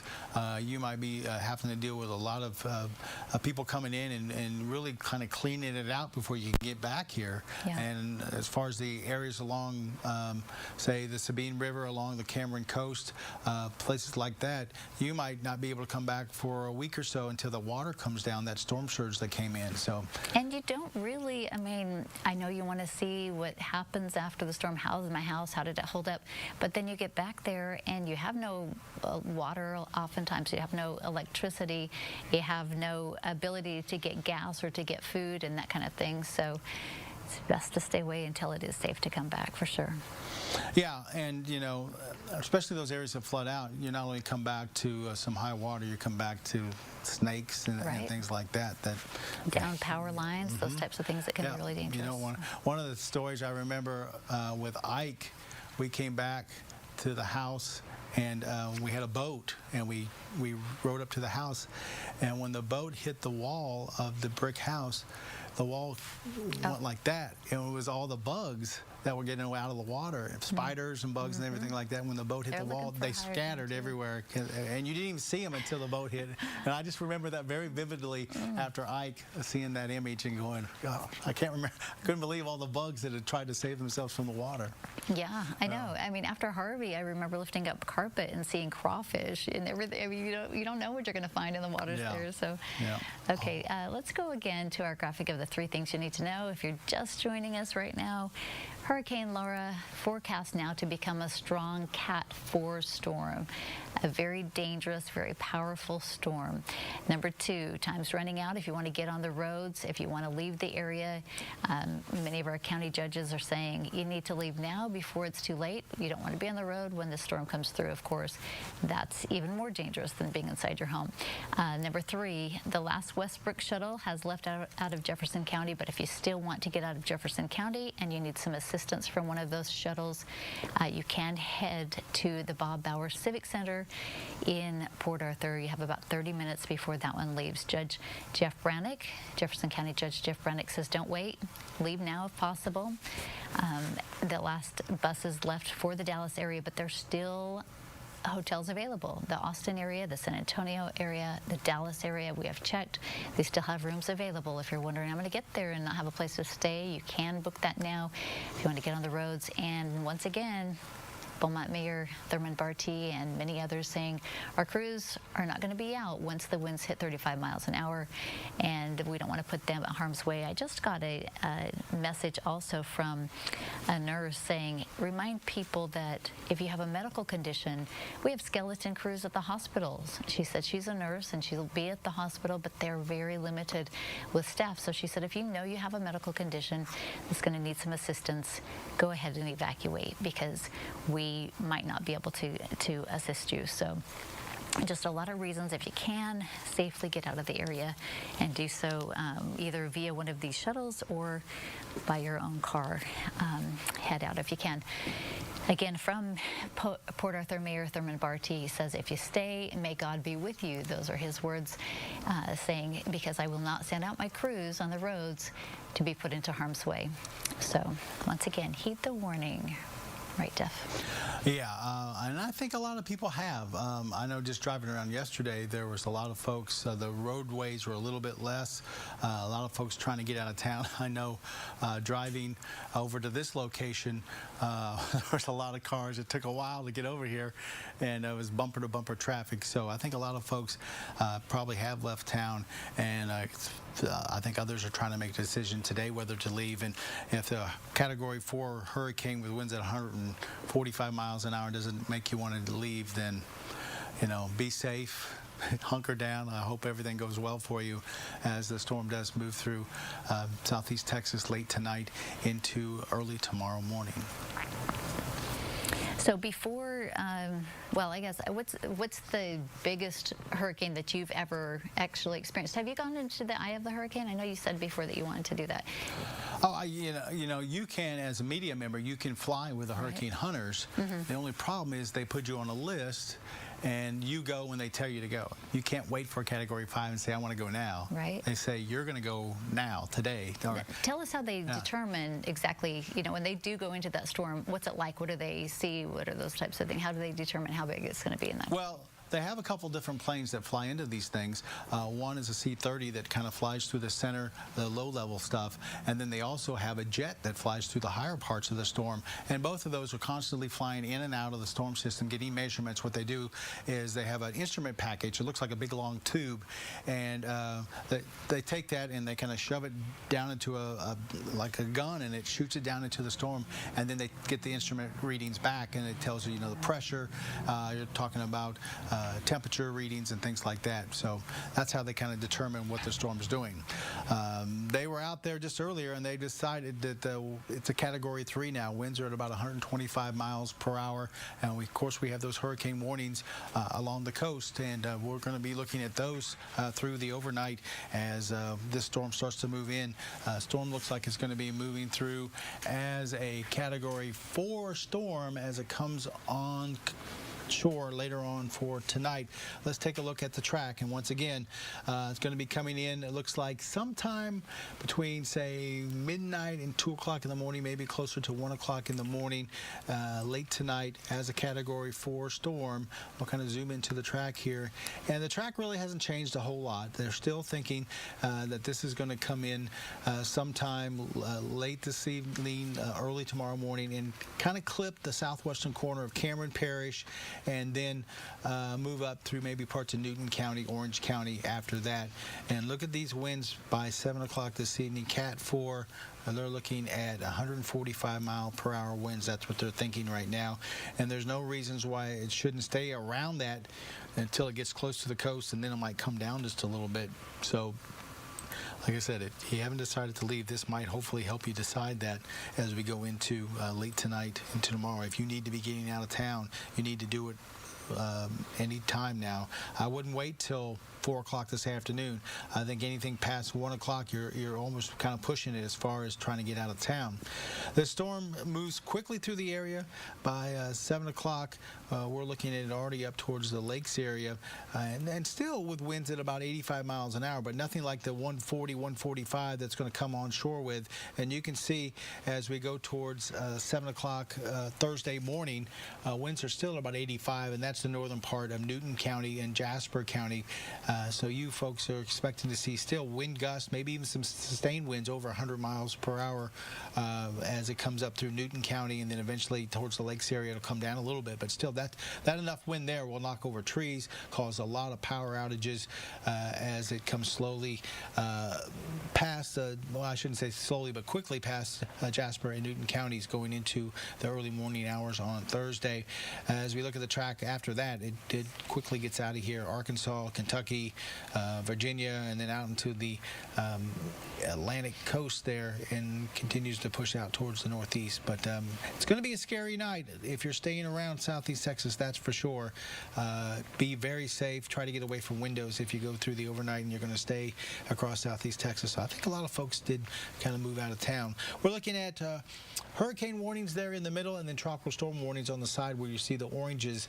The hurricane force winds extend at about 70 miles from the center, 170 miles as far as the tropical storm force winds over towards Houston, Katy, and over towards Lafayette. So they extend out quite a bit. Storm surge, I think, is going to be a big problem for Cameron Parish as we head towards tonight. Also see some problems along the Sabine River and also Sabine Lake through Jefferson County and Orange County. They're looking at storm surge maybe upwards of 6 to 9 feet, maybe some places a little bit higher than that. So right along those, across a few of those areas, we could see some storm surge flooding.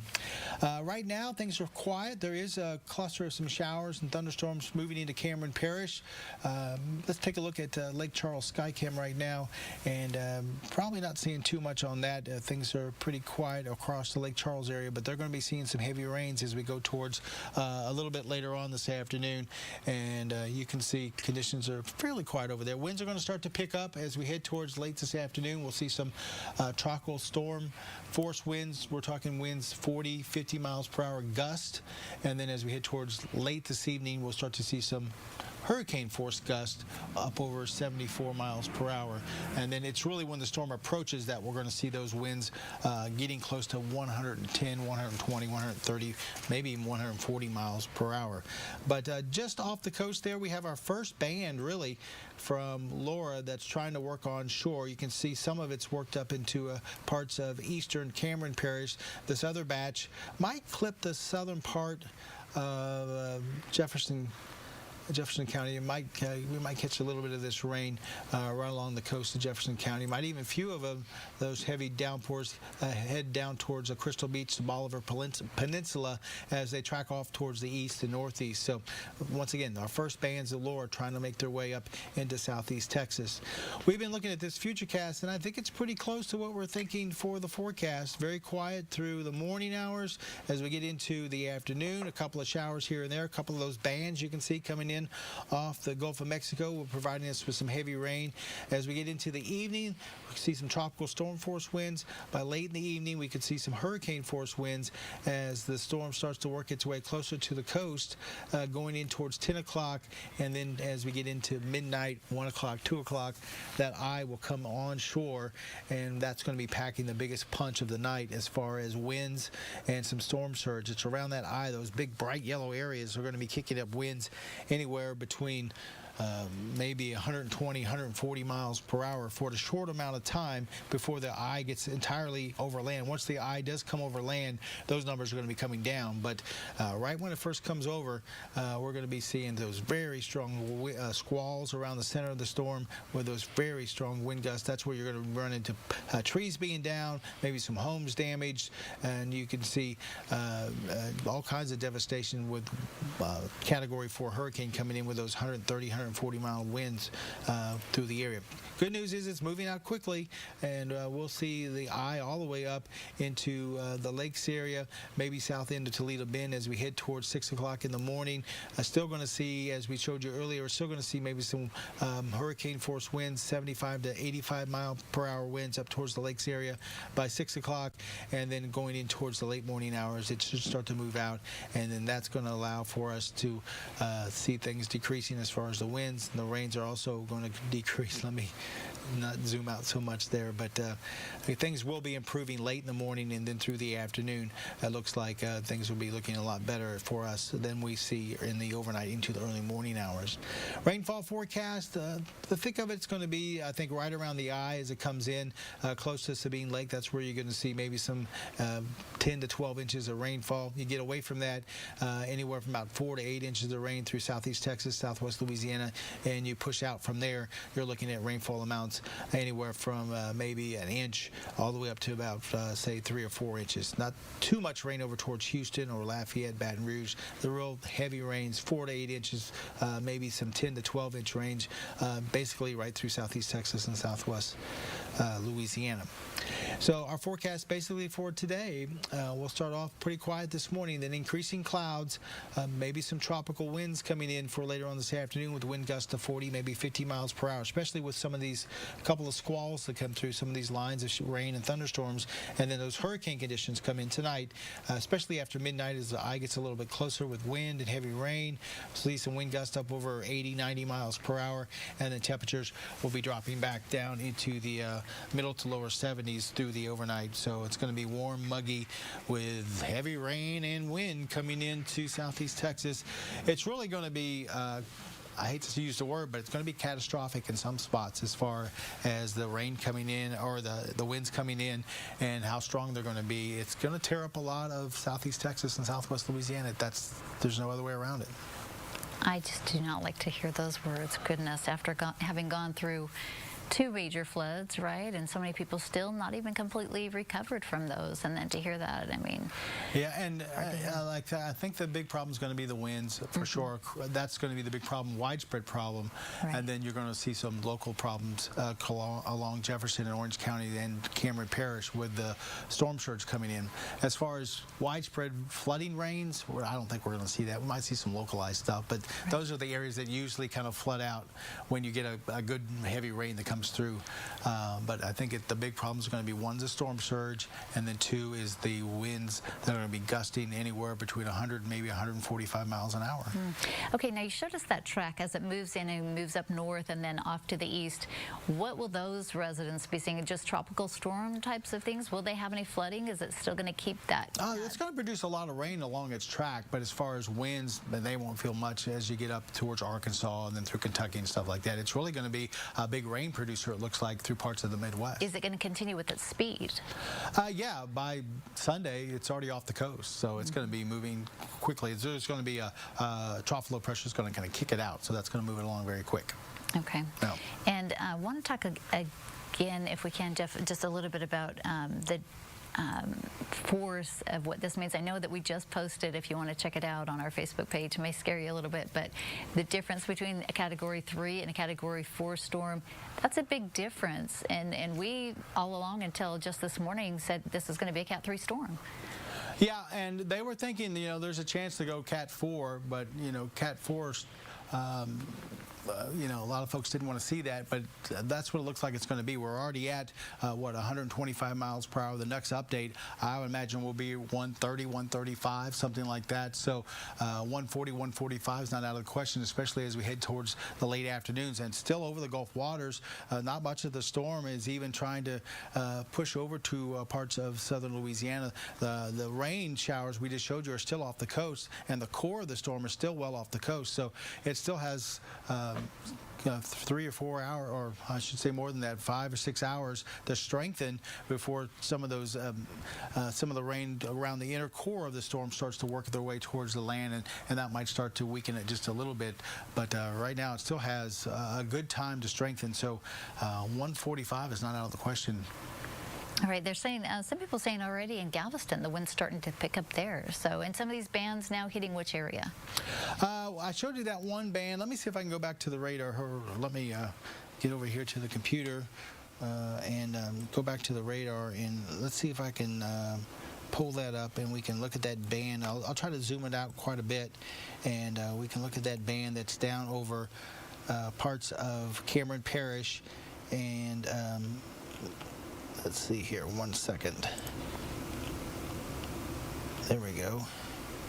And matter of fact, if you look real close, you can even pick up the center of the storm off the coast there. If you can see, right there, if you want to put me back on camera, I can point it out to you. But right there into the Gulf of Mexico, there is the center of Laura right there. And you can see some of the strong thunderstorms, some of the heavy rains right around the center of the storm. This is the stuff that we really need to watch out for as it moves up into parts of southwest Louisiana, southeast Texas as we go into, looks like later on tonight. But you see some of the bands here starting this kind of the squally weather. They're going to be out ahead of the storm. We're going to see a couple of these bands form and kind of work their way through the area. And they've got some lightning in there. You can see some wind gusts up to tropical storm force, 40, 50 miles per hour, where some of these bands is going to be going through late this afternoon into tonight. But once again, I didn't know you could pick it up. It's barely getting it. It's not getting the whole center, but you can actually see the center now on radar out in the Gulf of Mexico on Laura. All right, a lot of people still asking, when's the last time I can leave? Because they're thinking now, just listening to this, saying, okay, I'm ready. You know, you've convinced me. So earlier you said 3 or 4 o'clock. Now you've moved it up kind of to 1 o'clock? Well, I just think the sooner the better, you know. Once you get towards the late afternoon, you're going to start to see a little bit more in the way of these bands coming through.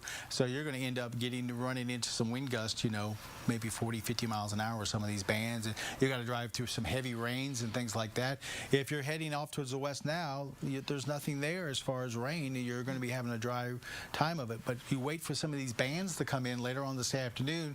Trying to drive through some of those is pretty difficult at times. So why go this afternoon where you're going to drive through maybe some rain and some gusty winds when you can leave now and you've got some sunshine outside? Right, and you're still saying go west. Yeah, I think if you're going north, you're going to be basically running over the track where the storm's going to go. If you're going to be going east, you're going to be running into some of these bands, and that's where the heaviest part of the storm is going to be over here to the east. We could see rain all the way over into Mississippi as this thing comes on shore and gets a little bit closer. We could see these heavy rain bands coming in across Louisiana. You get to the west of this thing, you're going to be looking at a lot of less rain, a lot of less wind, and if you really get out there towards Austin, Waco, San Antonio, you're going to not have to worry about any effects from this as far as any wind or rain or anything like that. So west side of the storm is always the weaker side of the storm, and if you're going to get way away from it, you're going to be just fine. Enjoy a couple of days of some quiet weather before you have to come back and see what's going on across southeast Texas, southwest Louisiana. Hopefully, most folks will be okay, at least their homes and everything like that will be okay as this things start to settle down as we head towards Thursday afternoon, Friday. But you can't have something like this come on shore and not see quite a bit of damage across the area, some flooding, some damaged homes, utilities and things like that. I wish it would come through and there would be nothing that would happen. Everybody's okay, but that's just not going to be the case. Yeah, and then you have those dangers outside of the storm. You know, I mean, after the trees come down and that, people going out and try to cut the trees, and they're on power lines, that type of thing. So you got to be really careful there. And we want to remind you as well, if you do see some damage around your area, maybe a road that's blocked, that type of thing, if you've stayed in the area, send those to us so that we can then share them on social media area and let people know what their neighborhoods look like back home if they're not in the neighborhood, and or if you make it back before some of your neighbors, when you can safely do so. Of course, never put yourself in harm's way to get video or pictures for us, or for yourself. But that's the number there, 409-838-1212, as you gather those videos, those pictures, and we will share those, and you can be our eyes around the area, of course, because we can't be everywhere, and you may be in an area where you're isolated, and you can get us some of those pictures and videos that we can then share with your neighbors. Yeah, and just make sure you talk about the location you're at. If you send those in, make sure you tell us where it's at. Sometimes we get some great pictures, but they don't really tell us where they're from or what they're looking at. So make sure you have a detailed description with those pictures.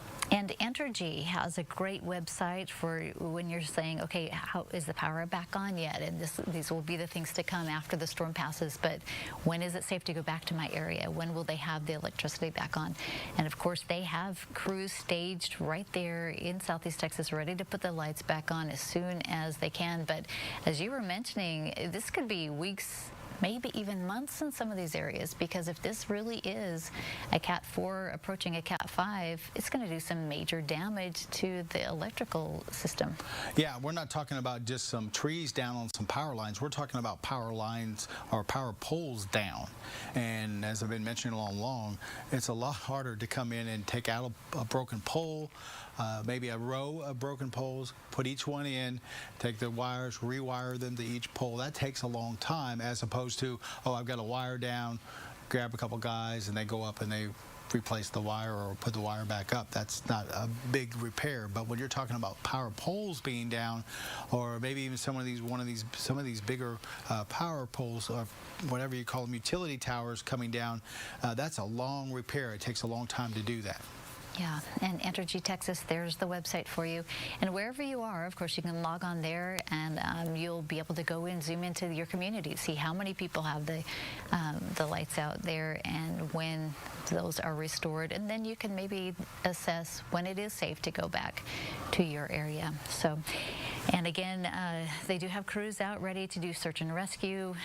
Let's hope that they don't have to do many of those. And I still remember the pictures of Hurricane Katrina, when people thought that it was safe to stay and they ended up on top of their roof trying to be rescued, right? So you don't want that to be the case, but hopefully not from the high waters this time, but maybe from a lot of the damage around the area. Look at that Entergy app and you can tell if your power's out or not. They give a real detailed detailed look at neighborhoods and stuff like that.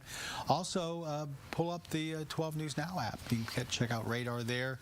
As the storm passes through, you're going to see our updated forecast. You're also going to see our live reports, hopefully, from the field. We're not going to put up reporters in harm's way, but you know, before the storm gets there, and then afterwards, we're going to be giving reports as well. So you might see some damage maybe around your location when they're doing reports and things like that. So there's all types of social media and apps and websites that you can use and find out what's going on and how you fared throughout the storm if you're away in a different town or different location. Yeah, and drivetexas.org, we mentioned that earlier. That as well will tell you some of those routes, which roads they do it in real time. If they shut down a bridge or a road that's unsafe, they will put that there, and so you'll know, oh, can't go that direction, let me try another one. And we appreciate the people who are sharing things on our social media pages, letting us know, hey, this is what's happening in my area, this is what I'm seeing. So continue to do that and check those updates that we get throughout the day as well. So. Excuse me. What is this picture we're looking at? Okay, this is, goodness, I can't get close enough to see, but that. Texas Department of Transportation. Okay. All right, so right there, yeah, from where I am, I can't see a lot, but there are not too many roads, of course, right now shut down to you, so that's great.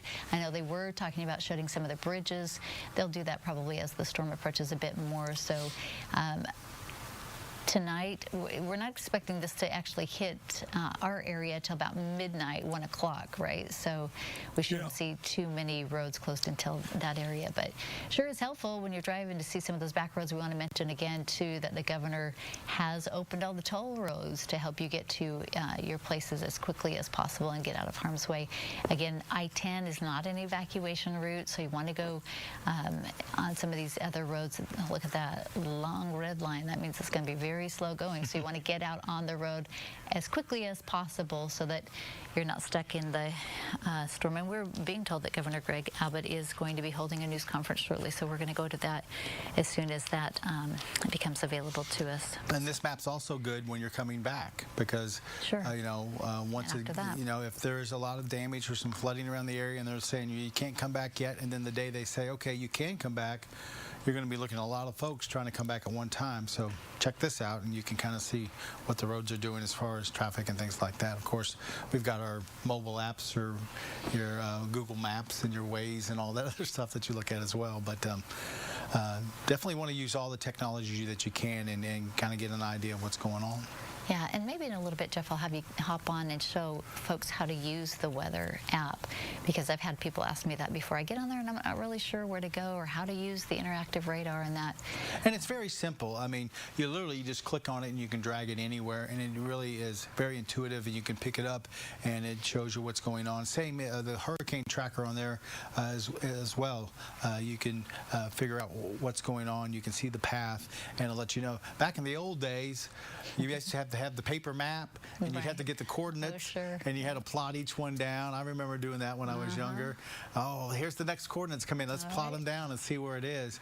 Nowadays, it just automatically populates the map for you, and you just take a look at it, and there it is. So, yeah. We were told at the beginning of this hurricane season that this was going to be a very active season, and so far, goodness, it's held true to that.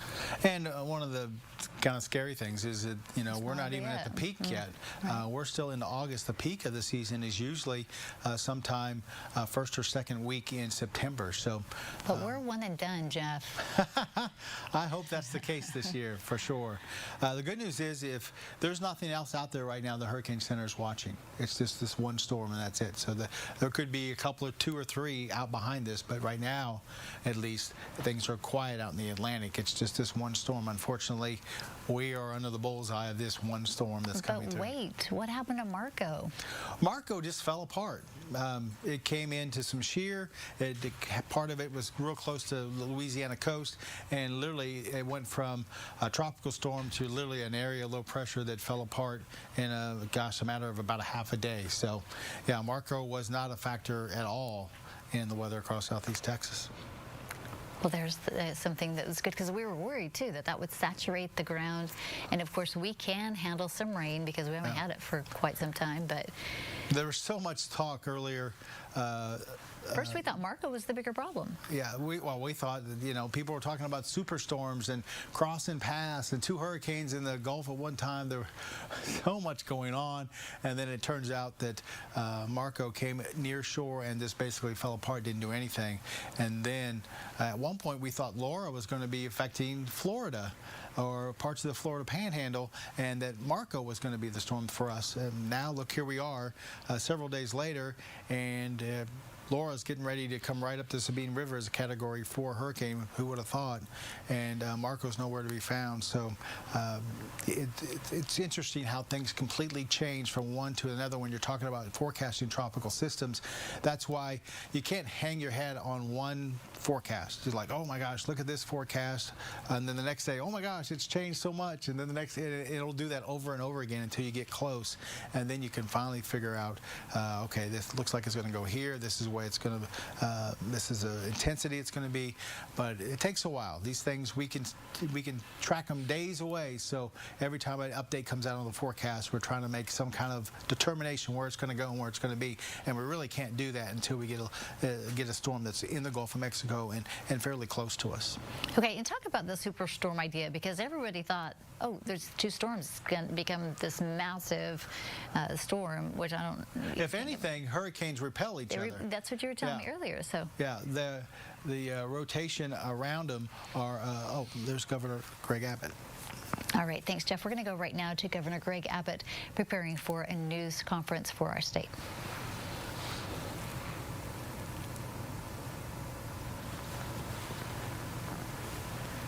Once again, I want to thank the remarkable team that we have working with us that help Texas respond to aid their fellow Texans in harm's way during a time such as a hurricane. Let me give you a timeline of what we're dealing with and then make some very important update points.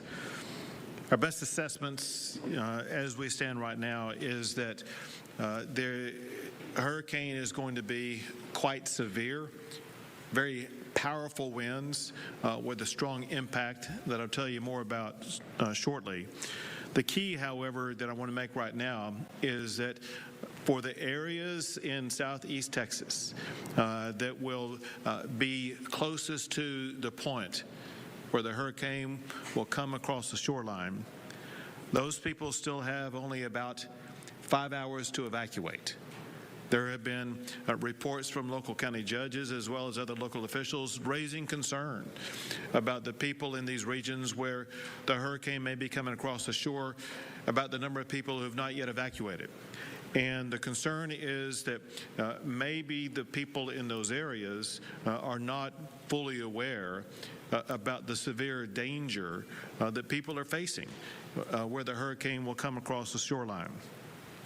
We anticipate the onset of the tropical storm force winds to hit Texas around 7 p.m. tonight, and then landfall of Laura should occur around 1 a.m. tonight, and people in that area will be dealing with the ravages of that storm for about a few more hours, but we do anticipate the storm being out of Texas by tomorrow night.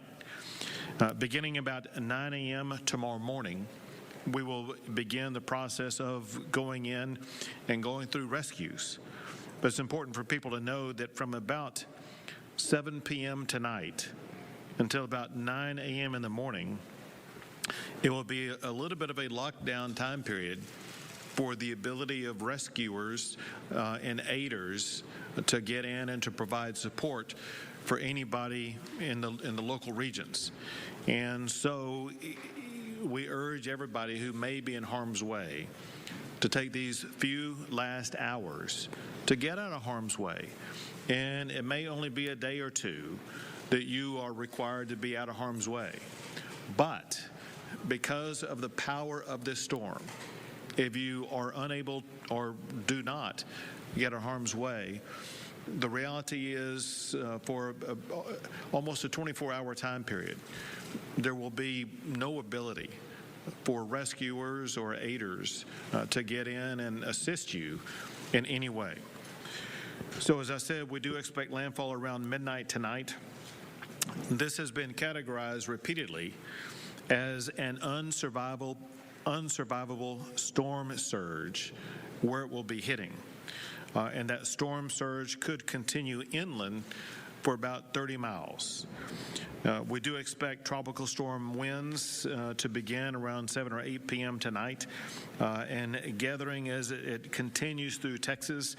The winds will begin in Jefferson and Orange County areas. And then, as I said before, we anticipate the hurricane coming across shore around midnight and expect Category 4 storm moving swiftly through Texas. Understand this, and that is that people will see a cone area of where the hurricane cone is expected to move through Texas and Louisiana. Importantly, winds are going to be heavy winds will be occurring outside of the cone, and those high winds will continue as the storm moves up through Texas into northeast Texas. Wind in this storm, wind is going to be the biggest threat. Tropical storm winds are likely to occur as far north as Longview. Storm surge is also a big problem with 10 to 15 feet storm surge around the Jefferson County area. We should expect some flash floods in various regions where the storm will be going through, and those flash floods could spill into rivers, and the rivers could overflow. The storm should exit the state by midnight tomorrow. Going back to the rivers, the One river that we do anticipate having the greatest challenges is the Sabine River. The Sabine River in the past, and we expect this time also, could spill over into areas around Orange as well as Deweyville. And people in those areas need to be aware of the high probability of facing high water. We do expect power outages in the areas hardest hit. I want to make a very important point about something that we have experienced in the past that's caused the loss of life that people may be unaware of. If you lose power, it's very important that you do not bring your generators inside a home. That can lead to carbon monoxide poisoning. You need to leave those generators outside of your home. A couple of updates. First, a recap that I'm going to add to this recap. On Sunday, I declared a disaster in 23 counties. On Monday, the President granted an emergency declaration for these counties. Yesterday, I added 3 counties to the declaration.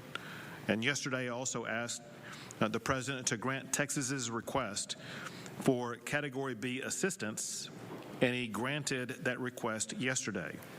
Today, I added 3 more counties to the disaster declaration: Camp, Ellis, and Tarrant counties. The reason why Ellis and Tarrant are added is because they are serving as sheltering locations.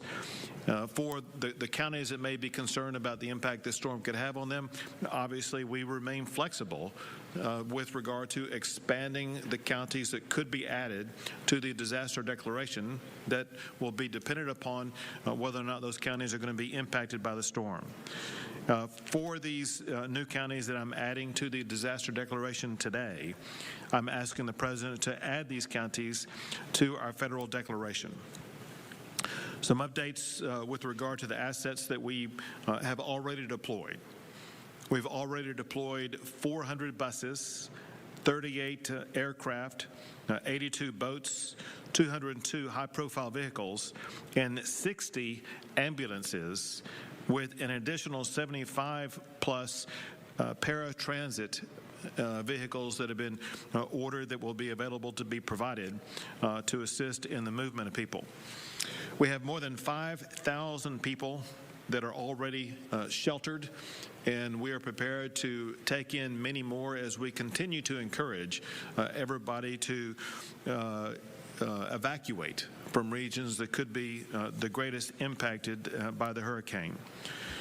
We're already preparing for the recovery. So the update on the Disaster Recovery Task Force is this. The Texas Division of Emergency Management Recovery personnel are in place for deployment post-landfall. Damage assessment teams for local jurisdictions have been developed, and they are being distributed for timely reporting on local damages after the landfall. Volunteer organizations active in disaster are currently staging resources, and personnel are ready to deploy as the affected areas are cleared for reentry. And we have developed and distributed an online platform for disaster survivors to request assistance and provide their damage information.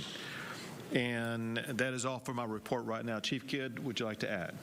Mr. Governor, so thank you. And I need to reemphasize the danger factor of this storm. It's been a while since we've seen Cat 3, Cat 4 winds in Texas. We know the damage that does. Power restoration, Governor, will be longer and what we would normally expect because of the high winds.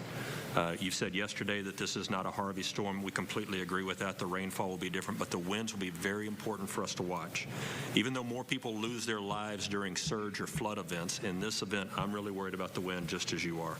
Our rescue personnel are available. They will be hunkered down through the hours of the storm. I know that they will risk their lives to get out there. My urge and plea with Texans is, if you have the chance to evacuate now, please do so. Very good. We'll take some questions. Governor, here in Austin, shortly after we announced that the code would be used at the transitional site, they reported running out of officers and turning people away to the point of locking down the gates. Did you anticipate that? Did you, and what's your reaction to them shutting down the gates like this? Sure. Let us give you an update on it. Chief Demkidd has that information for you. So, Rudy, thank you. And let's get the story straight on this, and I appreciate the question. I did talk to the city of Austin this morning. Here's their explanation of what happened. They had booked hotel rooms and reserved them through the process. But because we have been asking people to evacuate, some people went straight to hotel rooms. So while we had believed that we had rooms reserved, those rooms were being filled up by other people that were evacuating. At 5 o'clock this morning, City of Austin shut down COTA. They reopened at 10 a.m. this morning. And if we have to open up the convention center here, we've already talked to them about having a place to temporarily put people until we stabilize out the local hotel rooms. Now, we're also using hotels in Hayes County and in Williamson County, and we'll probably be pushing some up into Bell County as well. So there are still plenty of hotel rooms available. This is trying to balance out the load right now of regular people driving their own cars and reserving hotels, as well as those that we are trying to work on people coming to us for locations. So we'll get this balanced out. We will have plenty of places. For instance, in Dallas, they're only at 39% occupancy right now. There are plenty of hotel rooms across the state of Texas, and we're just going to keep load balancing this out as we get people out of harm's way. But if they lock the gates, and people are still coming and being told to come, and with no explanation other than just keep on moving down the road, that couldn't have been the plan. And I don't mean to be one quarterbacking here in 2020. Yep. Is this a lesson learned that don't lock the gates, just use it as what they're doing now as a rest stop and figure it out? Yeah, and Rudy, and we'll keep talking to them for the decisions that they made, and they've been great partners to us. We're not going to bash the partners right now. The cities that are helping us with evacuees are doing great work, and we're going to continue to support them as much as we can. Thank you. This actually, I consider to be a good sign in this regard, and that is what this means is there has been a large number of people who decided on their own the need to evacuate, and they did get out of harm's way. The math behind this is it means there are more people out of harm's way. Go ahead. Are we going to see contraflow traffic? If so, when? Sure. Chief. So contraflow takes about 42 hours to set up. Whenever we think about the logistics that go into shutting down lanes, getting people off of roads, reversing traffic, setting up law enforcement and TxDOT at every location. So the window for contraflow has closed. We're too close to the storm for that.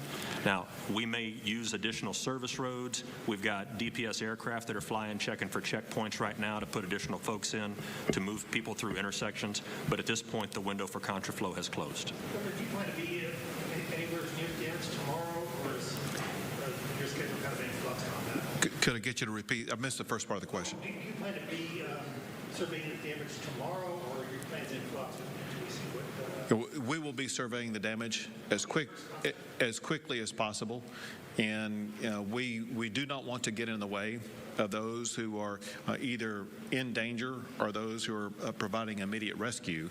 And so the timing of my visiting the areas that were hardest hit will depend upon facts on the ground. Governor, one of the things I talked to TxDOT this morning, and I think it's going to happen, they have got a fleet of fuel trucks, rescue fuel trucks trying to reach the stranded individuals. Are you satisfied with how TxDOT is deploying those trucks? TxDOT's been doing a fabulous job, both with regard to deploying those vehicles as well as making strategies such as waiving tolls on the people who are trying to evacuate, as well as assisting with making sure that the roadways will be as cleared as possible. So TxDOT has been very aggressive in responding to this hurricane. And one more clarification, Chief, and this may be for you. You mentioned yesterday that a lot of the people who are evacuating now, there's going to get COVID testing that's going to do that. How's that going to be coordinated? Are they their names that they need to use the online service that the governor mentioned? How do they get tested? Yeah, Rudy. So again, thanks for the clarifying question. I want to be clear about this. If it's a family that stayed together and they've traveled in their car together and they're going to a hotel together, unless they have signs or symptoms, there's no need for them to be tested. Once we open, if we get to the point of open in congregate settings, maybe like the Austin Convention Center, if they go into that convention center, we'll offer testing for people coming into that facility. And so it's just basically their choice after they get back home, monitor yourself, go back and get tested? Yeah, so again, there's about 1,700 testing locations across the state of Texas right now, so we have plenty of capacity to do testing. But let's play this out a little bit. If the city of Austin opens a convention center because of a need, we will check in the people that go there. We will offer them testing at that location. How's the supply chain holding up as far as groceries, gasoline for people outside for the rest of the state? Should they be charging into their ATVs or is it all good? My observation is looking pretty good. This is the type of event where most Texans have taken it very seriously, and they're realizing the necessity to respond as well as to obtain the supplies they need. But our local providers have done a great job of making sure their supply chain is open. Those involved in providing fuel have done a good job of maintaining supply chains. And so right now, the supply chains are looking pretty good. Any last questions? Governor, 3 million Texans have lost jobs in the last few months. 2 million of those have lost health insurance. What do you intend to do to make sure they have adequate coverage in the years? Listen, we're always engaged. For example, you mentioned the next few years. We're always involved every session in addressing health insurance. Sure.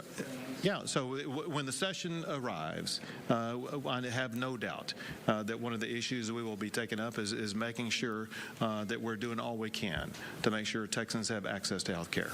Any more questions on Sure. All right. Thanks, guys. Thank you.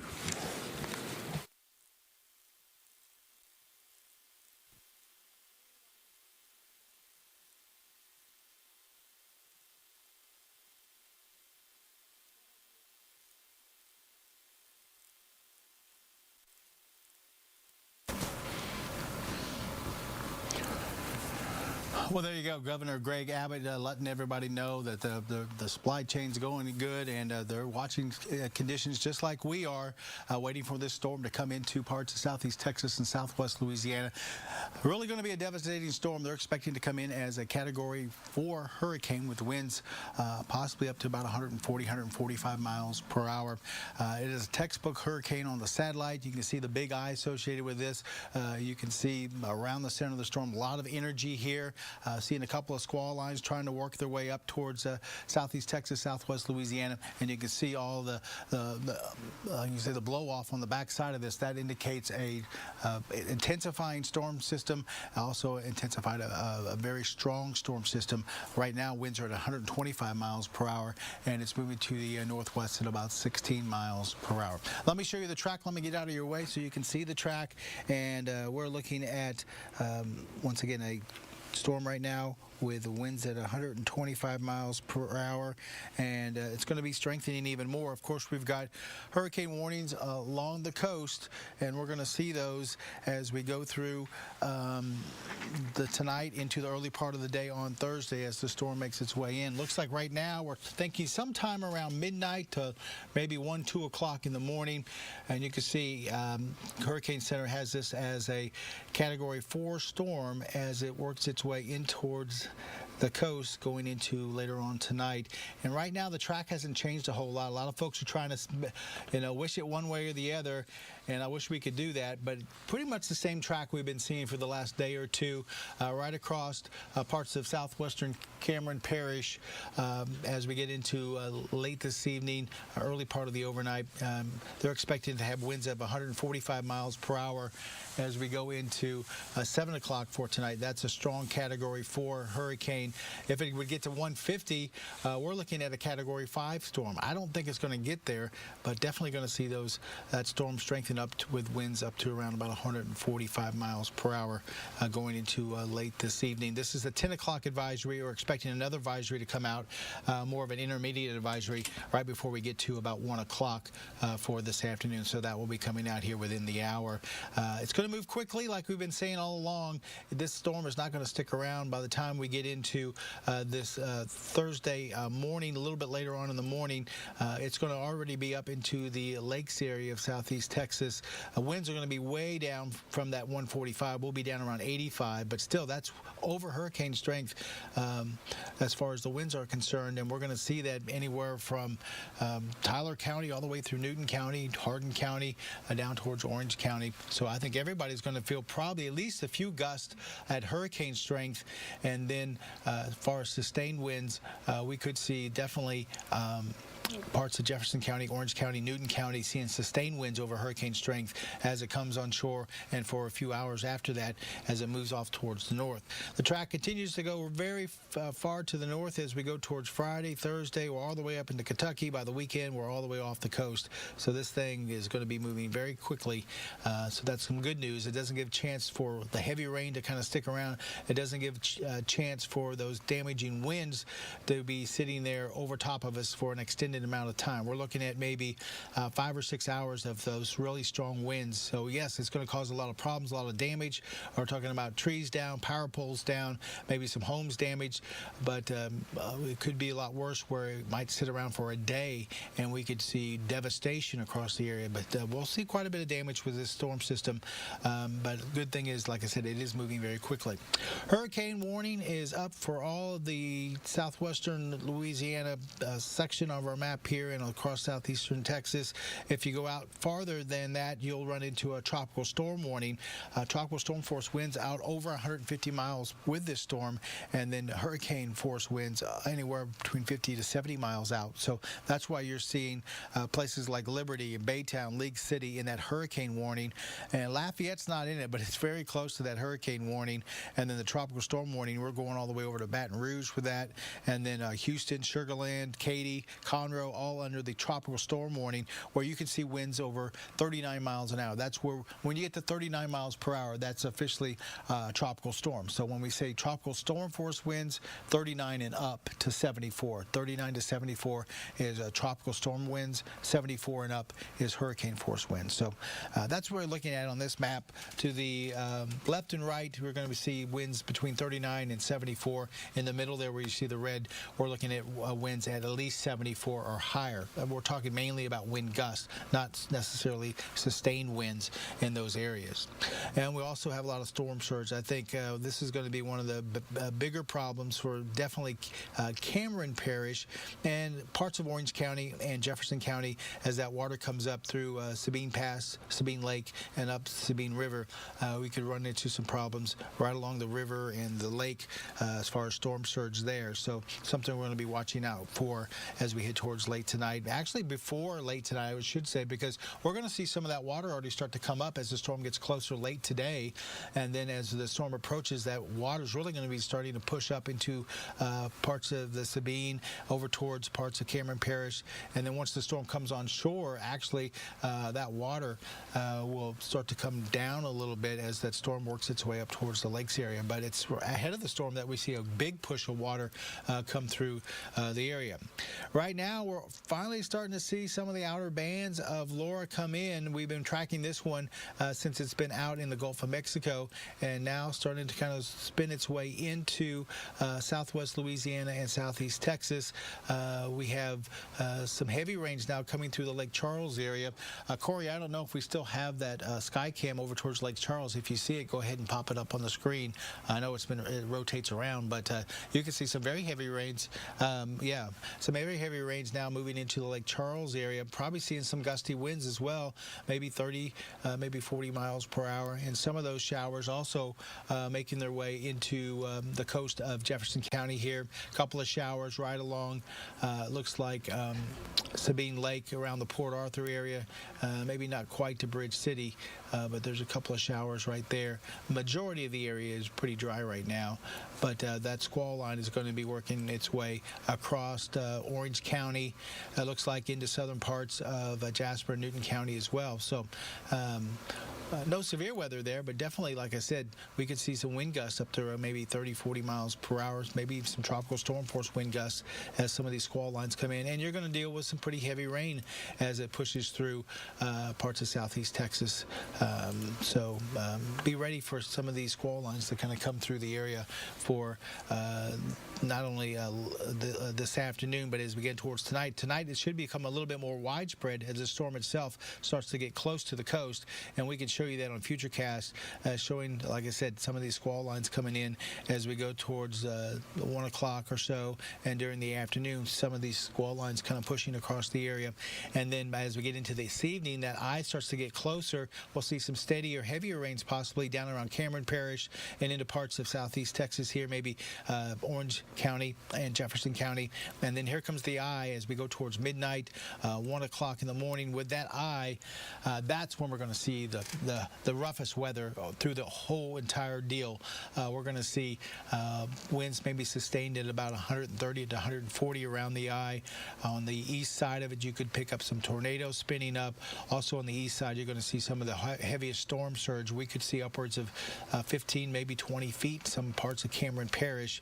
On the west side of that will not be as strong as rain and thunderstorms. We probably won't see any tornadoes, but definitely going to see some winds well up over hurricane force and some pretty heavy rains, even heavier rains though, on the east side of this. So the east side is the side you don't want to be on. The west side, still not going to be a picnic. Still going to see some gusts, probably up over 100 miles an hour, very heavy rainfall, and still going to see a little bit of storm surge on the west side before the storm gets here. We continue to take the storm to the north as we head into the morning hours. By the time we get towards 9, 10 o'clock, it should be out of the area, and we'll see the rain starting to decrease and the winds coming down as well. So it's just going to be an early morning thing. It's not going to last all day long. It's not going to be one of these deals where it stalls out and we get tons of rain. It's going to be moving through fairly quickly. And here's kind of a forecast as we look through Friday, looking at generally anywhere between, say,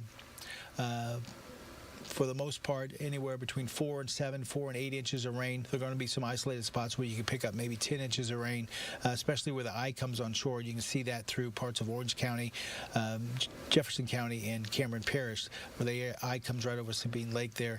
That's where we could see some of the heavier rains, over a foot of rain in maybe a few isolated spots. But generally 4 to 8, and that's going to come over maybe a 6 to 8 hour period as the storm works its way across the area. So not too bad there as far as the rain. And just your general forecast for today, tropical storm conditions could come in later on this afternoon with some of these squalls coming off the northern side of the storm system. We could see wind gusts over 40 miles per hour, highs into the lower 90s, some gusty winds and some rainy conditions. And then hurricane conditions tonight as the eye gets a little bit closer towards us. We could see those winds kicking up above 74 miles per hour. And then once the eye comes in, for that short period of time that the eye comes in over Cameron Parish, we could see wind gusting to 130 to 140 miles per hour around that eye. Once the eye does come ashore, it should start to weaken quite a bit, but still expecting around the eyes, especially hurricane force winds all the way through, say not late morning, but say 6, 7 o'clock up towards the lakes area. So as it travels through southeast Texas, it will produce hurricane force winds. We're going to see temperatures tonight back down into the 70s with those hurricane conditions. The roughest weather is going to be probably between midnight tonight and say 5 or 6 o'clock in the morning as we go into Thursday morning. That's when the eye is going to be traveling through southeast Texas, and that's when we're really going to be in the gun watching this storm system move through. Right? Once again, Laura right now, winds are at 125, category 3, and it's moving to the northwest at about 16.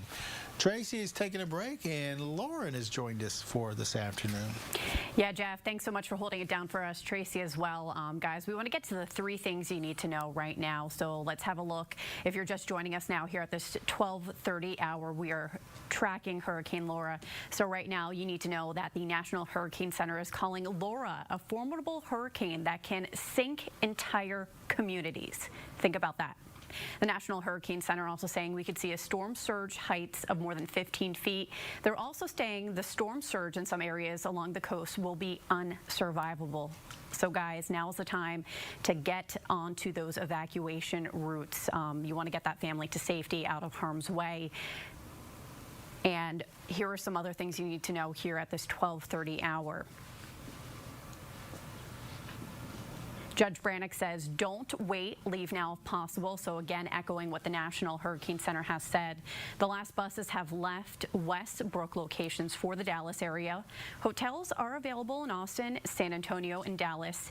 And once the wind hits 35 miles per hour, no crews will be available. Now, I want to get to PIO Haley Morrow for the Beaumont Police Department. She shared a post that I want to share to you, reiterating this message. She says, please remember, when winds reach 35 miles per hour sustained, emergency operations will cease. You will be on your own. I know it sounds scary. That's because it is.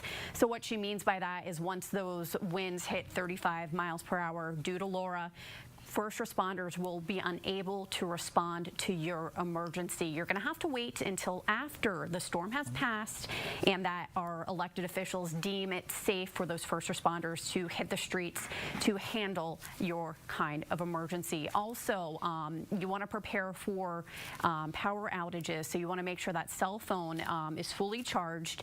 And in the event that cell phone service does go down, you want to see if you have any sort of radio, two-way radio that you may be able to communicate, or even having a hurricane radio as well may be able to keep you into the loop as what the latest developments are happening. And also, if there's a lull, if there's a sudden stopping of the wind or rain, you don't want to go outside just yet because the worst could be yet to come. So let's send things over to meteorologist Jeff Gerber. Jeff, what can you tell us about Laura? Right now, it continues to strengthen. It's been intensifying all morning long, continues to do that. Winds are at 125. They're expecting to go up another 20 miles per hour, so that is some rapid intensification. And the storm really looks like it's right out of the textbook that you see in Meteorology 101. If you're just looking at it from a scientific standpoint, it's a beautiful storm with an eye. The thunderstorms right around the center. You're seeing the top of these storms being blown off towards the north, and that's helping it actually intensify. It's kind of like an engine. You put the fuel in to the center, you get that engine revved up, and then the exhaust kind of blows out the back side of it, and that helps it kind of chug along as it moves off towards the north and west. So very strong storm system here. We're still thinking that it's going to come in as a very strong Category 4, maybe a very strong Category 3 hurricane. Forecast officially calls for 4 as it moves into southeast Texas, southwest Louisiana. If it comes in as a 4 with winds 130, 140 miles per hour, it's going to cause, you say, catastrophic damage in parts of southeast Texas, southwest Louisiana. Start a storm surge. Also, we're going to see a lot of trees down. We're going to see power lines down. We're going to see homes damaged. Just a lot of problems with a storm like this. Luckily, a lot of folks heeded the warning and got out of the area. Some still trying to hunker down. If you're going to be staying at home, hunkering down, get away from the windows. As this thing comes through, those winds are going to be possibly busting out some of the windows, and this is all coming through in the middle of the night. It's not coming through during the afternoon. This will be the middle of the night, so it's going to be a very scary situation going towards late tonight into early on Thursday. You know, Jeff, when we talk about those evacuations, I actually have 2 friends who are hitting the road, one about 30 minutes ago from the Beaumont area.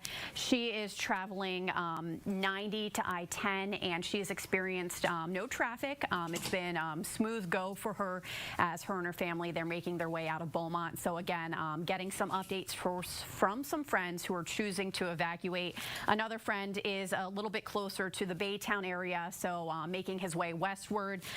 There's no bottlenecking or any wrecks in the Baytown area. So again, that friend on I-10 reporting, you know, moving, flowing traffic as well. So those are encouraging reports to hear. And also, I'm being told by my producer, we're going to get a live look. Can you remind me what we're going to get a live look of? Let's go ahead and take a look at Lake Charles. Some of those outer bands, wow, are already making their way in. Jeff, tell me a little bit about why it's so foggy. That's not fog, that's rain. That's rain. Yeah, this camera is up on the 26th floor of the Burge Casino Resort. So you're basically up into the clouds and up into the rain. So that's not fog, that's heavy, heavy rain coming down. And let me see if I can pull up the radar here. And we've been talking about probably over the last couple of hours this band that formed out into the Gulf of Mexico, and now it's working its way into Lake Charles, and it's moving westward, and so it's going to basically, matter of fact, if we take a look at radar, you can see Not only is it producing some heavy rain, it's a severe thunderstorm right now.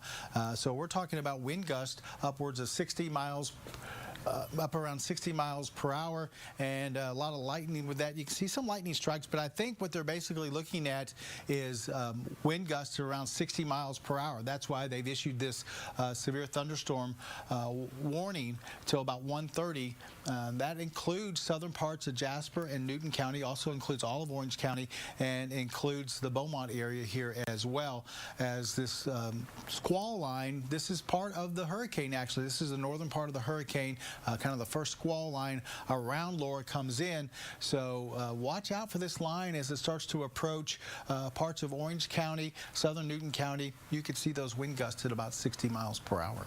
Yeah, Jeff, so an important reminder by looking at that radar, if you do plan on leaving, west is the way to go. You just saw what is to our east. Lake Charles just covered in rain. The camera very hard to see. And let's have a look a little bit closer to now. Orange County, you can see traffic is flowing there on I-10. Let's hope those are folks making their way out of town, out of harm's way, safely westward. So you can see gray skies. Doesn't look like a whole lot of trees moving at this point. Hard to tell about what the wind is doing there in Orange, but it does appear to be the calm before the storm. Traffic flowing, gray skies, definitely an ominous presence of the things that are yet to come well into late this evening.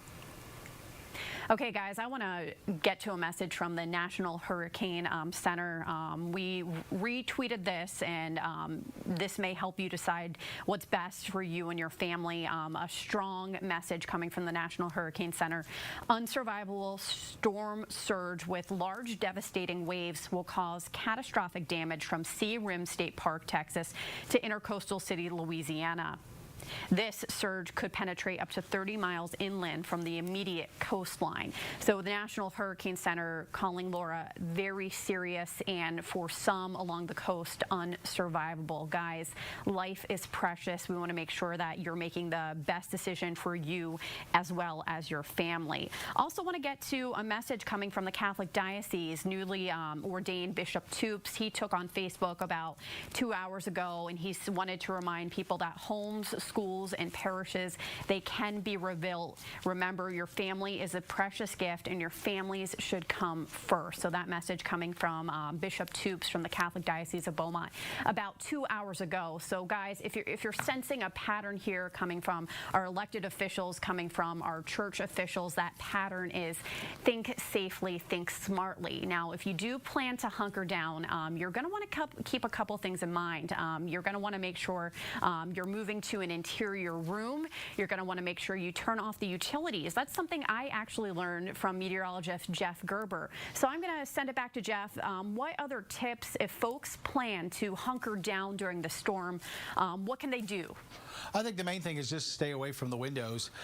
With the winds coming in, you're going to be seeing quite a bit of activity as far as maybe some windows being blown out. So get into an interior room as the storm goes through. You're talking about several hours, though, so just make yourself comfortable and let the storm blow through. Taking a look down towards Port Arthur, you can see that storms starting to move in from the south and east.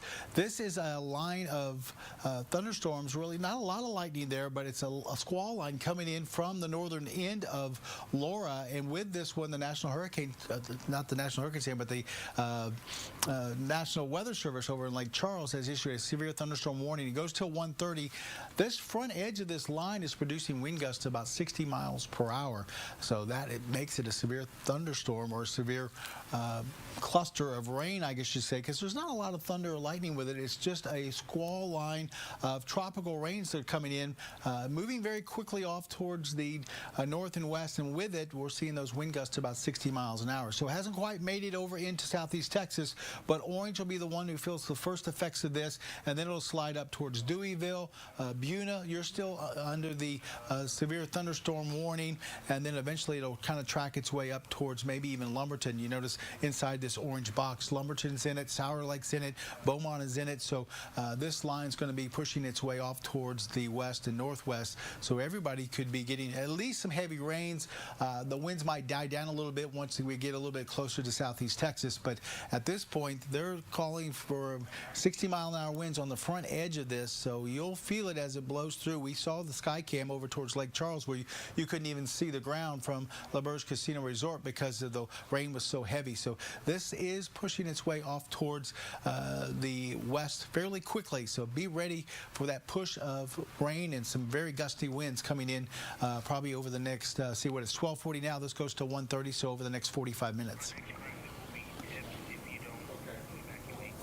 All right, guys, and let's get to those tips if you choose not to evacuate. I'm talking with some friends still in Beaumont. They tell me they plan to hunker down. So if you're like these folks who plan on staying, here's what you need to do. Stay away from any windows and any glass doors. Close all interior doors. Secure and brace external doors. Keep curtains and blinds closed, and don't be fooled if there's a lull in the storm. That could actually be the eye of the hurricane making its way through. So guys, these are really important reminders. We want you to take your safety and security very seriously. Now, I'm hearing from folks the reason why they want to stick around is they want to keep an eye on their home. They're also telling me they want fresh boots on the ground when there's cleanup to begin. And in the weeks and days to come, we know there's going to be cleanup. We know there's going to be a lot. So here's what you should prepare for. You want to prepare for extended power outages. It could possibly be for weeks.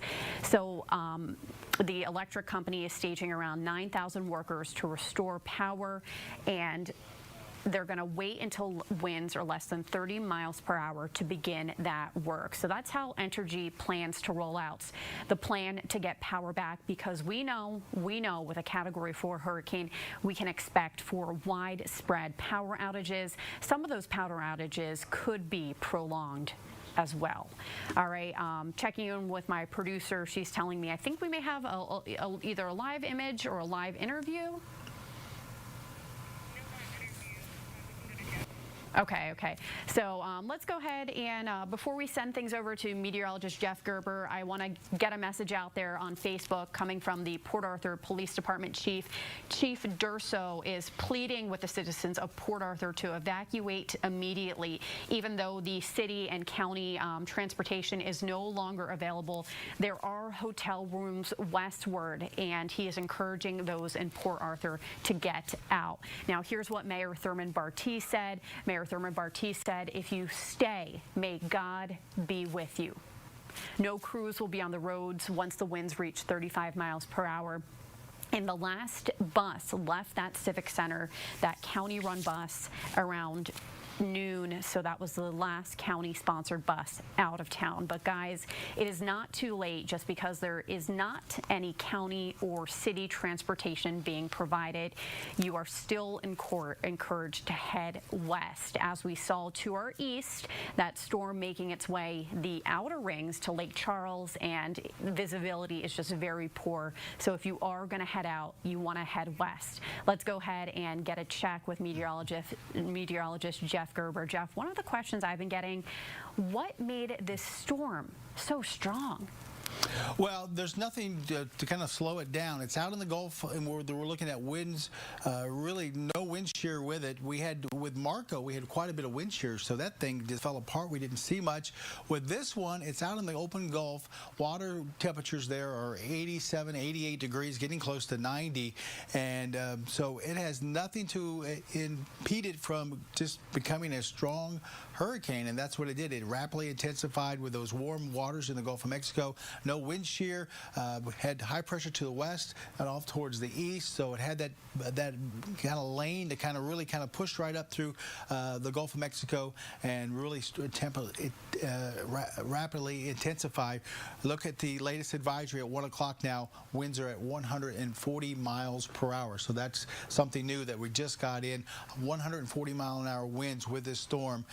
Getting closer to the coast, but still not going to make landfall until late tonight. So 145, maybe even 150, not out of the question. 150 would be a Category 5 storm coming into southeast Texas, southwest Louisiana. Definitely catastrophic conditions, catastrophic damage with that as it comes in. Let me click over here to the radar, and right now we're starting to see one of those outer bands come in, and with this we have been seeing a wind gust to around 60 miles per hour. So the National Weather Service over in Lake Charles has issued a severe thunderstorm warning. Even though there's not a lot of lightning with this, it's the winds with this particular squall line moving through parts of southwest Louisiana right now that are going to be pushing into southern parts of Jasper and Newton counties, also through parts of Orange County, eventually make it over to Jefferson County. But this is just one of those bands that are kind of wrapping around, and with it we're seeing wind gusts over tropical storm force, which would be about 39, 40 miles an hour. This one's got 60-mile-an-hour wind gusts with it, and that's what we're expecting, some of these bands to come in, and that's where you get some of the heaviest winds is with these bands, not just a gust of wind coming off the Gulf of Mexico. It's these bands that are going to wrap around that are carrying these heavy winds with it, and this is the first in probably many that we're going to see as we go towards late this afternoon and going into this evening as well. So once again, severe thunderstorm warning that goes until 1:30 for everywhere you see in this orange box. It includes parts of Hardin County, Jefferson County, Orange County, southern parts of Jasper, and Newton County. Looks like it has weakened somewhat, but still I'm thinking you're going to see a big push of some wind as this comes through because of all the heavy rain back behind it. Really quickly also, I want to check on the latest track now that they've updated it, and we're looking at 140-mile-an-hour winds with this. And you can see officially a Category 4 storm now out in the Gulf of Mexico with those winds at 140 miles per hour, moving to the northwest at about 16. Let me get out of the way here and let's click through the track and see exactly what they're thinking as it starts to come into the area. Still going about 145 by 7 o'clock for tonight. You notice still has it as a Category 4 as it pushes across parts of Cameron Parish up into southeast Texas. The track itself has not moved. It looks like it's still coming over that same piece of land that they've had it over the last few updates, so we're not seeing a jog one way or the other. Look how small the cone is. That track I think is pretty locked in. I think that's where we're going to see a landfall somewhere anywhere around Sabine Pass over towards southwest Louisiana, maybe around Johnson's Bayou as a Category 4, probably sometime after midnight before 2 a.m. on Thursday, and then it's going to work its way towards the north. We'll see the winds really start to drop off as we head into say late or middle part of Thursday morning down to 85 miles per hour, and then by the time we get into late in the day on Thursday, that's when we start to see the winds all the way down to 45. But the storm by then is already up into Arkansas, so it's going to move through very quickly, but boy, it's going to cause a lot of problems as it comes in. Looks like later on tonight with that track right over parts of southwest Louisiana, southeast Texas. Let me see if I can zoom into it for you here just a little bit.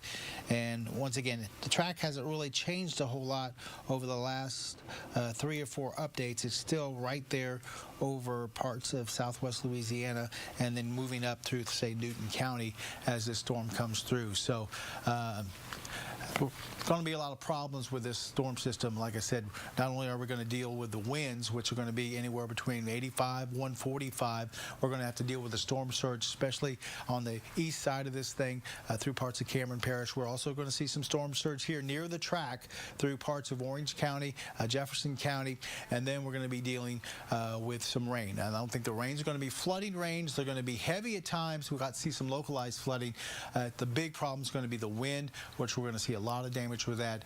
Widespread power outages. Hopefully they can get them fixed fairly quickly, but definitely widespread power outages, and then that storm surge is going to be a big problem as well through parts of the coast. So don't want to see it, but here it looks like we're going to be dealing with a major Category 4 hurricane late tonight into early on Thursday morning.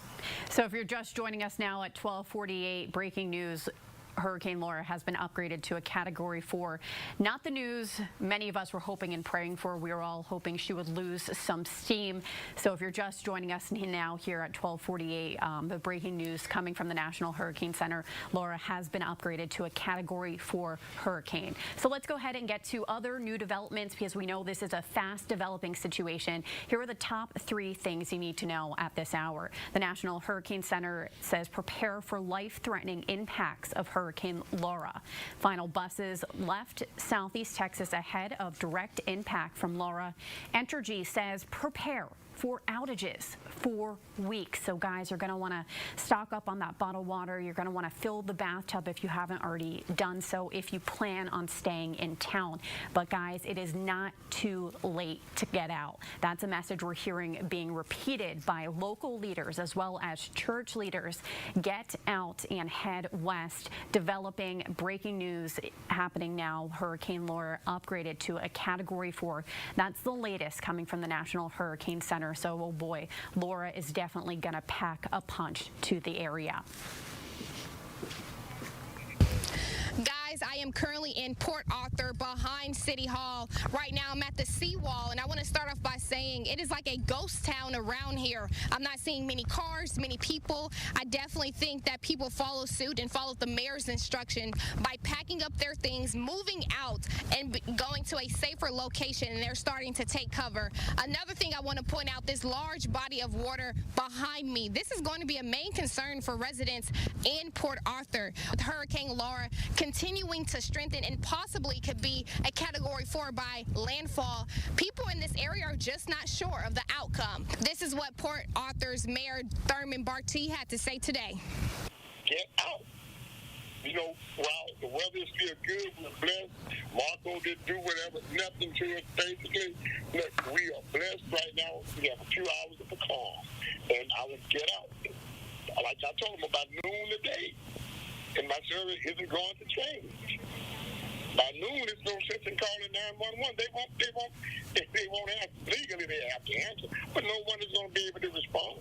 So it's just going to be you and God. Again, many mayors across Southeast Texas are asking people to get up and evacuate. Now, we'll have all of your hurricane coverage on our 12 News app as well as on our Facebook pages. In Port Arthur, Amelia White, 12 News. Thanks so much, Amelia. Let's head to Jefferson County now. Jefferson County Judge Jeff Brannick says don't wait, leave now if possible. There is still time to evacuate. The latest buses have left Jefferson County from Westbrook, and they are leaving to head to Dallas. The good news is there are hotels still available in Austin, San Antonio, and Dallas. So guys, now's the time. Get that family in your car and head west. No emergency crews will be out once those winds hit 35 miles per hour. And I want to get to something that Beaumont police officer Haley Morrow shared on Facebook, echoing that same sentiment. She says, remember when those winds reach that 35 miles per hour, emergency operations will stop. That means no police, no ambulance, no first responders to rush to your help if you need it. You'll be on your own, Officer Morrow says. I know it sounds scary. That's because it is. All right, let's go ahead and send things over to meteorologist Jeff Gerber. Jeff, the latest developments coming from the National Hurricane Center. Laura's going to pack an even bigger punch. Yeah, and right now we're already starting to see the first effects from Laura. This is a squall line on the north end of the storm, and it's moving through parts of southwest Louisiana, now starting to come into the orange area. You see the orange box around this squall line. This is a severe thunderstorm warning with winds about 60 miles per hour on that leading edge of the rain right here, coming into the orange area. Soon it's going to be coming in towards Deweyville, Mauriceville, and then we're tracking on up into parts of southern Jasper and Newton County, maybe up towards Beaumont, and then the tail end of this line of thunderstorms or gusty winds right now coming into the north end of Sabine Lake, so coming into Bridge City, and then it's eventually going to be pushing up towards the Beaumont area. So that southern edge might be clipping part of mid-county with winds around 50 or 60 miles per hour. This is moving quickly, moving off towards the west at about 45 miles per hour. So this thing is really quickly moving in. You'll see the clouds off in the distance, and they'll come in very quickly. Want to get inside and let this go by.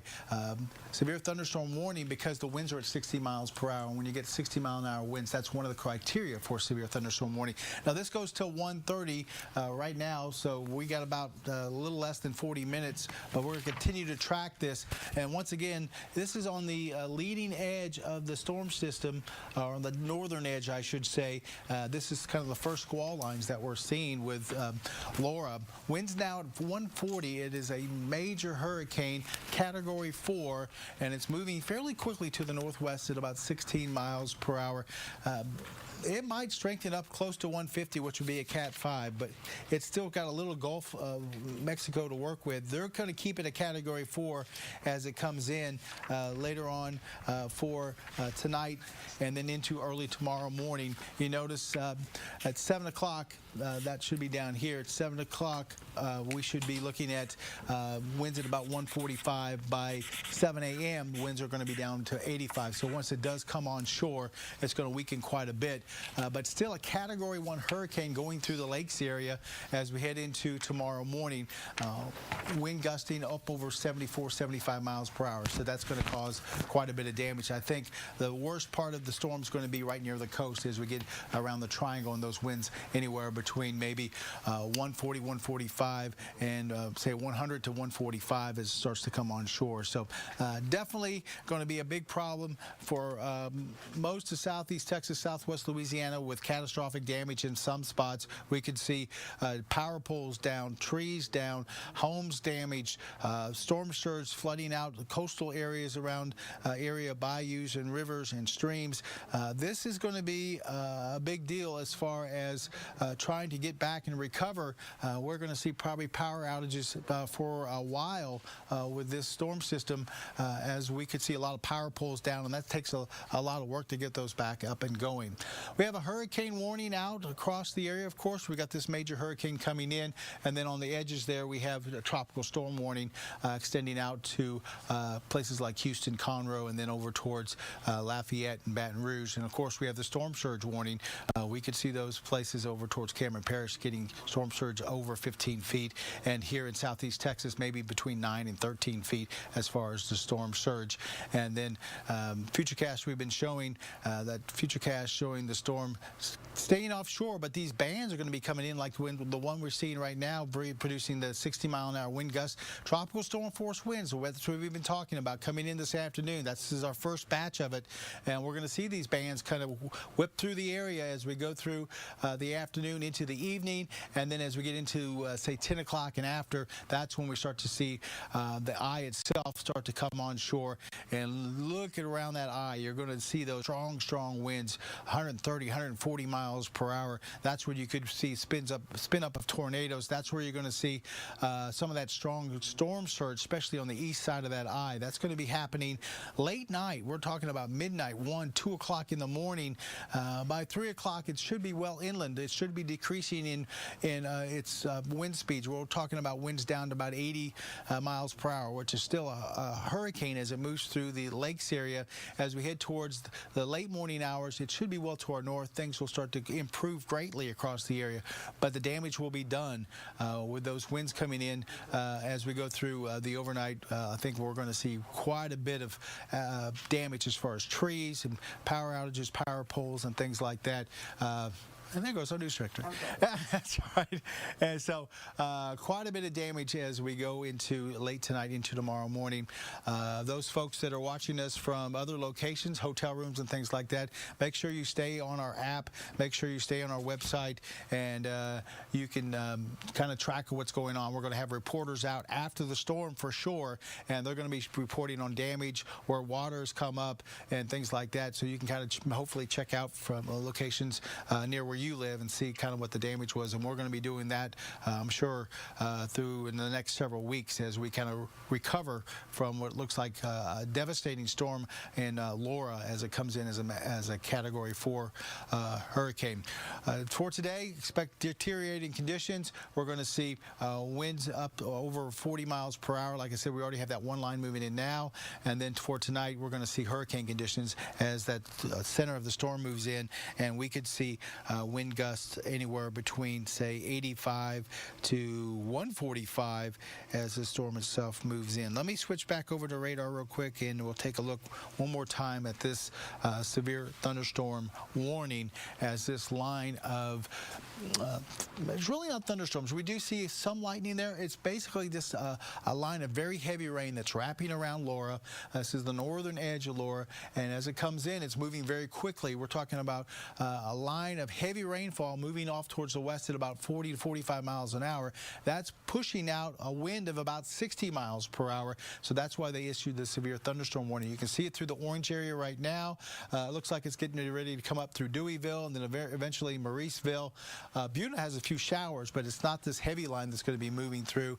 And then Beaumont, we might catch the southern edge of this, also mid-county, Port Neches, Groves. You might catch that southern edge of it as it moves through here very quickly. So it goes till 1:30, so we've got about 30 minutes left on this warning. But be ready. If you don't catch those winds, you're definitely going to be seeing some very heavy rain here over the next, say, 15 to 30 minutes in those locations.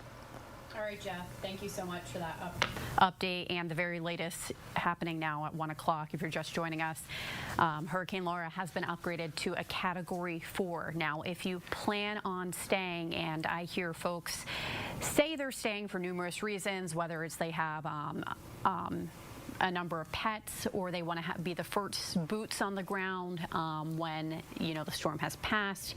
If you do plan on staying, turn off all your utilities, turn your refrigerator setting to its coldest to help preserve any food in case the power does go out, turn off your gas, propane tanks, fill bathtubs and sinks with water. That way you'll have access to some water in case after the storm you find that you do not. And you're going to want to conserve that cell phone battery. Now, if cell phone towers go down, you're also going to want maybe a two-way radio, or in general a battery-powered radio so you can listen in to any updates first responders want to provide.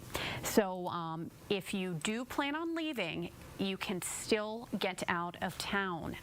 First responders and also county leaders and even church leaders are encouraging you to make your way west. So having a look on your screen now, this is drivetexas.org. It's going to give you in real-time traffic updates. What's in red, those are the traditional hurricane routes, but what makes this Hurricane Laura so tricky is Laura is projected to go north. So north may not be your best bet to get out of harm's way. You may want to go north and then west. Heading west is your best option. To the east, it's packing a punch. We're already seeing rain causing very poor visibility in the Lake Charles area. I do have two friends who have just evacuated Beaumont within the last hour or so. So checking in on an update from how they're doing. One of these Beaumont residents, they traveled Highway 90 down to I-10. They left about an hour ago, and they say that they're nearing the Houston area. They did not experience any sort of delays. It was slow go in some of the normal areas, but they didn't experience any bottlenecking. So that person making their way from Beaumont west to Houston, reporting that traffic 90 to the 10 has been moving at a pretty decent pace. Also an update from my friend who's made it to the Baytown area. They're reporting a little bit of higher volume of traffic than normal, but drive times are pretty consistent with what you would normally see. They're reporting I-10 looking pretty good near the Baytown area. So guys, it is still not too late to pack up that car and head west. So let's go ahead and get to the top three things you need to know if you're joining us now here at 102. Okay, coming from the National Hurricane Center, you're going to want to prepare for life-threatening impacts from Hurricane Laura. Number two, final buses, they've already left southeast Texas to avoid a direct impact from Laura. And number three, Entergy says prepare for outages for weeks. Southeast Texas, we know this is something you're unfortunately used to. Hurricane Harvey, people without power for a substantial amount of time. Some of the rural areas without power for up to a month. And also want to hone in on number two, even though the county and city buses have already left southeast Texas, it is not too late to get out of Laura's path. Traveling west is going to be your best option. And a quick check-in with some folks who just left Beaumont within the hour. They're reporting Roads are pretty clear from 90 to the 10. They're not reporting any sort of bottleneck or stop-go type action on those highways. So let's go ahead and take a live look at Lake Charles here. About 30 minutes ago, visibility was very poor. So let's see if visibility has improved. It looks like it improved a little bit, and this is really the outskirts of Laura, just the beginning of this now Category 4, making its way into the Lake Charles area. It's going to be very, very wet for our friends in Louisiana. They're on that dirty side of the hurricane, and Jeff Gerber, we know he's working on tracking those models. So we're going to get to him in just a minute. I do want to go over what some of our first responders are saying when it comes to, evacuation. So this is coming from Officer Haley Morrow of the Beaumont Police Department. She wants to remind you, when winds reach 35 miles per hour, emergency operations will cease. So that means if you call 911, the ambulance will not be able to get to you if the winds are over 35 miles per hour. Haley Morrow with Beaumont Police says you're on your own. I know it sounds scary. That's because it is. This is the reality, Southeast Texas. If you find yourself in an emergency situation during the peak of the storm, which is supposed to encounter Southeast Texas well into the late evening, if you dial 911, unfortunately, until the county officials and the state officials, or excuse me, city officials say it's okay, they won't be able to send help in your direction until those wind speeds have lowered. Also, posting to Facebook within the last hour or two, newly ordained Bishop Toops with the Catholic Diocese of Beaumont. He's asking people to pray for Southeast Texas as well as Southwest Louisiana. He wants to remind people homes, parishes, and schools can be rebuilt, but the most precious gift of life must come first. Again, that's coming from the newly ordained Bishop Toops of the Catholic Diocese of Beaumont. And it's not just our church leaders who are making this urgent plea, it's also our elected officials. Jefferson County Judge Jeff Brannick pleading for people in Jefferson County to get out and to head west. Mayor Thurman having a look at more at what Jefferson County has done. We want to remind you that the latest bus has left Westbrook for the Dallas area. So that county help to get you out of town is no longer available. But the good news is, if you do want to get out of town, hotels are available in Austin, San Antonio, and the Dallas area. Again, reiterating that no emergency crews will be out once those winds hit 35 miles per hour. Even though Laura is supposed to move out of the way quickly, our first responders are going to have to give it the okay, the all clear, before they can start responding to those emergency calls. Let's go ahead and have a look at Port Arthur now. A similar message coming from Mayor Thurman Barty. He says, if you must stay, may God be with you. That's a pretty powerful statement right there. And again, in the Port Arthur area, he's reminding that no crews will be on the roads once those winds reach 35 miles per hour. That seems to be the key right there. That 35 miles per hour is when it becomes too risky for first responders. So they can't hit the roads. Even if you dial 911, they will be unable to respond to your emergency until the storm has passed, until the okay has been given for them to go ahead and render that emergency response. And around noon, just about an hour ago, that last bus has left the Civic Center there in Port Arthur. So guys, we know that the county and city run transportation is no longer an option, but if you are able to, you can still move west. You're encouraged to go west, because if you look at Laura's track, she does have a northern track, usually the hurricane evacuation routes or to the north, but this time, given the track of Laura, you're going to want to head west. Let's go ahead and check in with meteorologist Jeff Gerber. Jeff, I saw you typing away at that computer. Any new developments for us? Well, we're watching this severe thunderstorm warning that's been posted now since before 1 o'clock, and right now this line of not really thunderstorms, it's really a squall line coming off of Laura, kind of the northern edge of the storm system, and you can see right along that leading edge there, right in here, there's a leading edge of heavy rain, and that's putting out a push of some cool air. It's basically causing winds up to around 60 miles per hour. It's moving off towards the north and west at about 45. So you got heavy rain moving northwest at 45. You're talking about a gust of wind out ahead of that at about 60 miles per hour. So that's why they put out the severe thunderstorm warning. It goes till 1:30, includes everywhere in that box. So we're talking about Orange County. We're talking about southern parts of Jasper, Newton County, way over towards Hardin County, and then northern parts of Jefferson County are seeing this severe thunderstorm warning. We'll zoom in a little bit and kind of go right along the edge of this gust of wind out ahead of this rain. You can see Deweyville just now starting to get that leading edge. If you're not already starting to see some gusty winds there, and then you go down towards Mauriceville where that line of rain is now starting to move in. Right along I-10, it's already passed through Orange, already passed through Bridge City.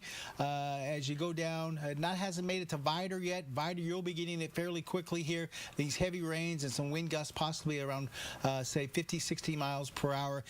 And then as you go into the southern part of this line down towards Mid-County, Nederland, Port Neches, you'll be getting this southern end of this line as well. Do we have the video or the Skycam from Orange? There we go. You can see some of the heavy rain. Now, this is after that the line of the heaviest rain's already moved through. That's already starting to taper off a little bit, but you can see in Orange a mess kind of driving through that. That's why we're telling you to evacuate towards the west where there's less rain and less wind. If you're going to the east, this is the kind of stuff you're going to be running into for quite a while, so it's a lot easier evacuation if you try to make it out towards the west. But once again, this is a severe thunderstorm warning, and it's really not per se a thunderstorm like we typically would see with a lot of lightning and hail. This is a gust of wind out ahead of a heavy line of rainfall. This is a band or a squall off of Laura itself that has been moving from the Gulf of Mexico and now moving up through parts of southeast Texas. It has weakened somewhat, but they're still go ahead and have this warning up until 1:30 as this line moves through. You can see actually the northern part of this line up through parts of Beauregard or northern parts of Calcasieu Parish might look a little bit stronger as they come into Newton County there. So be aware, you got some heavy rain coming in, and out ahead of that heavy rain you can see wind gusts to about 60 miles per hour. Let's show you the storm itself out in the Gulf of Mexico. This storm is, you can see this, the eye of the storm right there. Let me go back out real quick on the radar, and you can see the center of the storm. Radar is catching the center of the storm out in the Gulf of Mexico. Let's be back out just a little bit more. There it is, the center of Laura, which doesn't look like it's that far off the coast, but it's going to the northwest at about 16. So it's going to take until late tonight before it actually makes it to the coast. And you can see some of the heavy rains around the eye of this storm system. But out ahead of it on the northern edge, we are seeing squall lines of showers and thunderstorms. Matter of fact, you can see over in parts of Louisiana now, that includes Lake Arthur, there's a tornado warning with some of these squalls seeing a little bit of spin in them. So a few of these, like I said, could spin up a quick tornado. We don't have that over the area, but over towards Lake Arthur, south of I-10 there, south of Jennings, you're seeing a tornado warning right now till 1:30. So not out of the question we could see something like that later on today out ahead of these squall lines over the northern edge of Laura. Once Laura does come through and we stay on the west side of it, most of the activity as far as tornadic weather is going to be onto the east side. And once again, let me go back to Laura itself on satellite. Textbook hurricane, a big eye with this thing, taking up a lot of real estate. It looks like it's going to be moving into the area later on tonight. We'll show you the track of Laura. But right now, winds are already up to 140 miles per hour, category 4 hurricane. You can see the hurricane warnings along the coast there, all the way from Vermilion Bay down towards past Galveston Bay. And as we put this into motion, you can see Category 4 hurricane coming on shore late tonight with winds possibly around 140, 145 miles per hour. That's going to be devastating for places around Sabine Pass, Sabine Lake. We're going to see a lot of trees down, a lot of damage, a lot of wind damage. We're going to see power outages maybe for a few days, if not maybe a few weeks in some spots, depending on if we're talking about some lines down or power poles down. And then it's going to quickly move up towards the north. By 7 a.m., we'll still see hurricane force winds up towards the lakes area tomorrow morning. And then after that, it shoots off towards the north very quickly. So it's just going to be a very early morning storm system coming through. But those 6, 7, 8 hour time when the storm's moving through the area, it's going to be a scary night. A lot of heavy rain, a lot of strong winds with this. And then along the coast, you're going to be dealing with that storm surge that's going to be pretty scary in itself when you're talking about maybe 10 to 15 feet above normal through Cameron Parish, and maybe 9 to 13 feet along Jefferson County and Orange County near the Sabine Lake, Sabine River there into tomorrow morning, late this evening into tomorrow morning. So very powerful storm system coming in. I want to go back real quick to radar before we go back to Lauren, and you can see this first squall line coming in off the Gulf of Mexico, still producing some wind gusts around 50, 60 miles per hour. Severe thunderstorm warning until 1:30. That includes southern parts of Jasper, Newton County, Orange County, Hardin County, and northern sections of Jefferson County. Laura? All right, Jeff, thank you so much for that update. And if you don't want to take our meteorologist's word for it, maybe you'll want to hear from the National Hurricane Center. The National Hurricane Center really painting a descriptive picture of what's to come tonight. They're calling Laura a formidable hurricane that can sink entire communities. The National Hurricane Center also saying we could see storm surge heights of more than 15 feet. The last I looked, their latest prediction said some of the Gulf area, they could see up to 30 feet. The National Hurricane Center says the storm surge in some areas along the coast will be unsurvivable. Before we get Port Arthur, I'm wondering if we can pull up that Orange County live cam, if possible. About 20 or 30 minutes ago, Jeff and I pulled up that cam, and it was just gray skies. There was no rain. Now we're starting to see that rain barrel on through the Orange County area, and these are really just the outer rings of Laura. This is just the outsides, not even Laura's full impact. We do have a station worker who lives in Orange County. He sent a similar video. It's similar to what you're seeing, the wind, the rain. It's really starting to come down in Orange County, so you're taking a live look high above I-10 in Orange County. So guys, a reminder that you do not want to travel west. If you plan on evacuating, you do want to travel west. If you plan on evacuating, you don't want to travel east because you're going to be encountering very wet roadways like you see in Orange County, and as you travel into Louisiana, that rain is going to be a little bit worse. So let's go ahead and visit with Port Arthur now. Strong words also coming from the mayor of Port Arthur, Mayor Thurman Bartee, says, if you stay, may God be with you. He's urging people to get out of Port Arthur. He says earlier today that about 200 or so people took advantage of the city-sponsored transportation to get out of town. Mayor Bartee also told one of our reporters that he drove around the city, and he did see that for the most part people did evacuate. So he's encouraging, if you're one of those last holdouts, to please consider packing up your car and heading west. A reminder, no crews will be on the roads once winds reach 35 miles per hour. So there's going to be no ambulances to answer your call once those winds reach 35 miles per hour. They're going to have to wait until after that storm passes and it be deemed safe for them to respond to those emergency calls. That last bus left the Civic Center at noon, but guys, it is not too late to head west. Let's go ahead and check in with our 12 News studios. Right outside, you can see a slick go in Beaumont. Rain now now on the roadways. Traffic is moving, so that is the good news there. Let's hope those people that are heading westbound, that they're heading to higher and safer grounds. So that's a live look outside of our 12 News studios in Beaumont. So let's hear from Jefferson County leaders. What do they have to say? Jefferson County Judge Jeff Brannick says, don't wait, leave now if possible. And guys, time is really ticking. You're going to be cutting it really, really close if you want to get out of town. So best to act now if you do want to leave. The last bus left Westbrook for the Dallas area, so there's no longer any county-sponsored transportation to get out of town. But the good news here is that hotels are available in Austin, San Antonio, and even, we believe so, in the Dallas area. So guys, it is not too late. No crews again will be out once those winds hit 35 miles per hour. Now, if you do plan on packing up that car and heading out, you're going to want to remember to bring some food as well as some water for those in the car. You're going to want to bring any important documents such as any type of warranties you have or your mortgage. You're going to want to bring your identification, maybe a passport, that social security card. So remember those important documents as you pack up your car and plan to head west.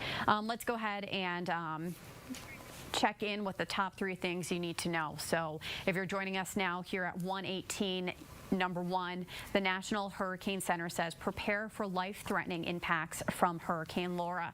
Number 2, the final buses have left Southeast Texas ahead of the direct impact from Laura.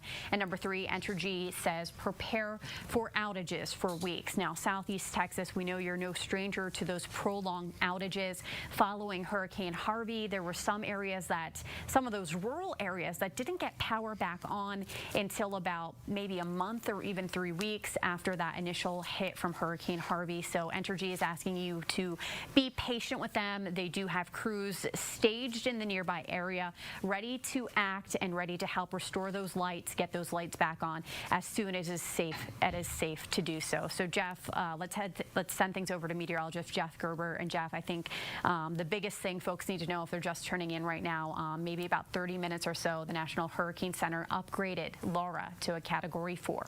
Yeah, winds are at 140 now, moving to the northwest at about 16 miles per hour. I read this earlier this morning on Daybreak. I think it deserves to be read again. And this is from the National Hurricane Center website. It says types of damage due to hurricane winds. And with a Category 4 storm, a major storm, winds anywhere between 130 and 156. That's the winds for a Category 4 hurricane, 130 to 156. It says catastrophic damage will occur. Well-built framed homes can sustain severe damage with loss of most of the roof, structure, and or some exterior walls. Most trees will be snapped or uprooted and power poles down. Fallen trees and power poles will isolate residential areas. Power outages will last weeks to possibly months. Most of the area will be uninhabitable for weeks or months. That is what they're saying Category 4 hurricane could do to an area as it moves in. And right now we're staring at a Category 4 hurricane coming up through southeast Texas and southwest Louisiana.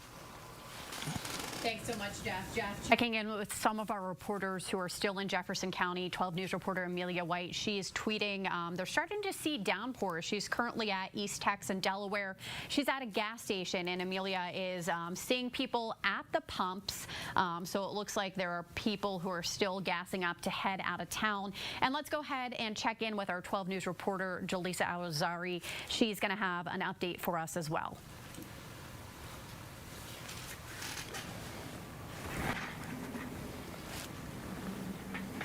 No, Jaleesa? Okay, we might check in with...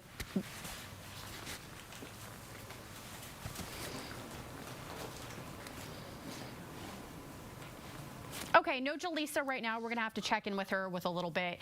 So, you know, having a look at what's going on social media. This is coming from Officer Haley Morrow with Beaumont Police. She's reminding people again that once those winds reach 35 miles per hour, the police won't be able to answer your 911 calls. It is for their safety. So they won't be able to start responding until the wind speed's lower and it's deemed safe for for first responders to respond. So let's go ahead and talk about what you need to do if you plan on staying. I've been hearing from a number of my friends. They say they plan on hunkering down and riding this one out. So you want to remember to turn off your utilities.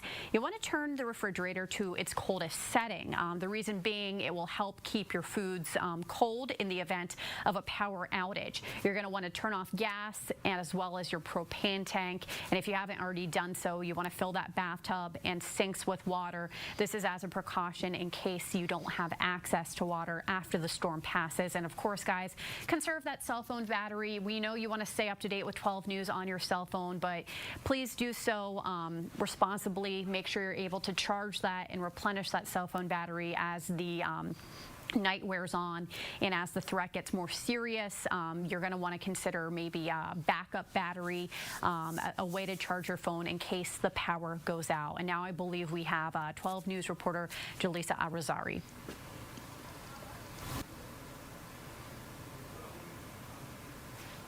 Driving around town, much of Orange looks like this, boarded up, ready to take on the storm. Now, earlier today, we did spot some residents still putting together some sandbags before heading out. Orange County is under a mandatory evacuation order as well as a curfew that goes into effect from 9 p.m. until 5 a.m. every night until it's revoked. But not all are leaving town. We caught up with one man riding the storm out. Well, it doesn't flood up here, or at least it hasn't yet. The only issue that we have is the wind. And so I figured, why not? If you flooded during Ike, I would not hang out. I would not stay around. But, you know, everybody has to make their own decision and just do your best. Now, Orange County Water Control and Improvement District 1 says anytime there's a high wind event like Hurricane Laura, they do have to shut off the water, so they encourage you to fill up your bathtubs with some clean water and, of course, limit usage throughout the storm. Reporting in Orange, Jaleesa Arizari, 12 News. Still tracking a severe thunderstorm warning. It goes to 1:30. That includes all the areas here in this orange box. This is one of the outer bands of Laura. Continues to work through parts of southern Jasper and Newton counties. We did have a pretty good line here, I think, of some strong gusty winds out ahead of some heavy rain. Looks like it's breaking up just a little bit, so I would imagine they're probably going to go ahead and drop this as it expires at 1:30. But heavy rain right now. This is kind of the first band of what we're seeing around the northern edge of Laura. You can see through Deweyville, Mauriceville, down towards Vidor, seeing some heavy rain. Looks like it's just getting ready to work its way into Beaumont, as we might even see some gusty winds there. A few lightning strikes here and there, but for the most part, it's just a band of some heavy rain kind of moving in through the area.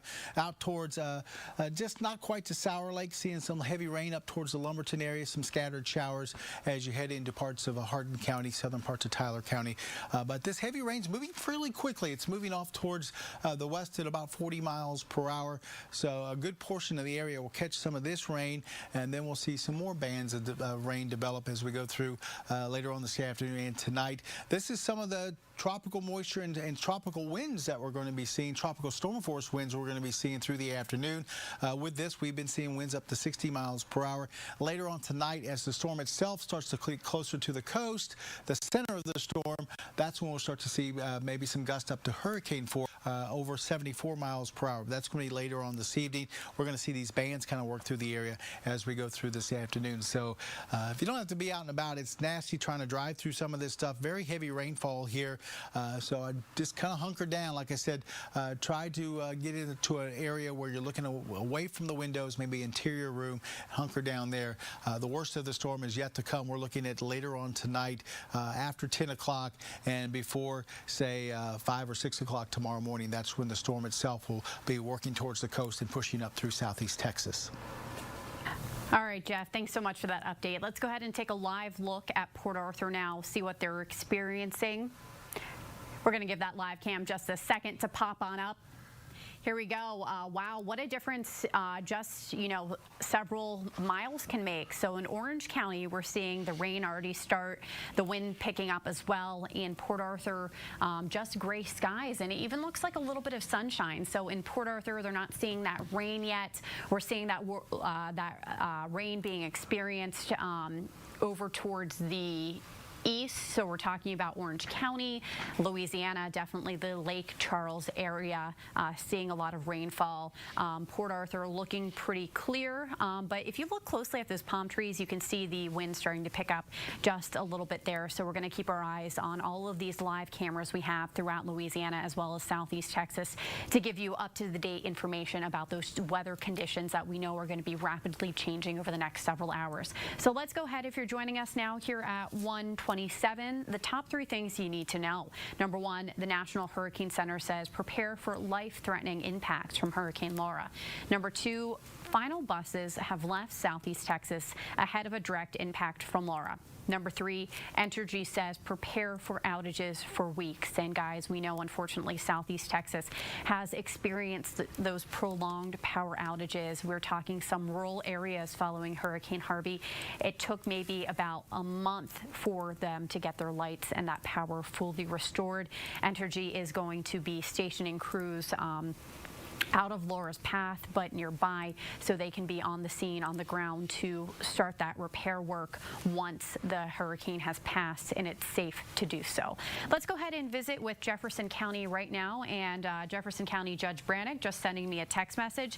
So he's telling me that he is hoping the storms land to the east, but the track of the storm is, causing concern, and he is encouraging all Jefferson County residents, please evacuate because he is very concerned about the storm surge. So that's the latest coming from Jefferson County Judge Brannick. Again, he's saying don't wait, leave now if possible. The last buses have west the Jefferson County area. They're headed for Dallas. Now, hotels are available in Austin, San Antonio, and the Dallas area. No crews will be out to respond to your emergency calls after those winds hit 35 miles per hour. So let's go ahead and talk about things you need to know if you plan to stay. I know there are some folks, whether it's they have a parent that can't be moved, or if they have many animals to care for, or maybe they want to be the first boots on the ground to assess the damage once the hurricane has passed.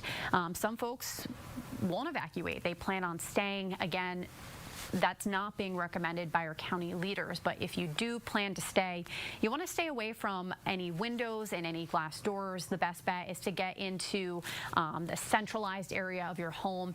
You want to close all interior doors, secure and brace external doors. You're going to want to keep your curtains and blinds closed, and don't be fooled if there is a lull in the storm. Sometimes as you get closer to that center of the storm, it may appear to be peaceful and calm, but that's really Mother Nature getting ready to pack a very significant punch. So Jeff, unfortunately, if folks are planning on staying, it's going to be a pretty scary night.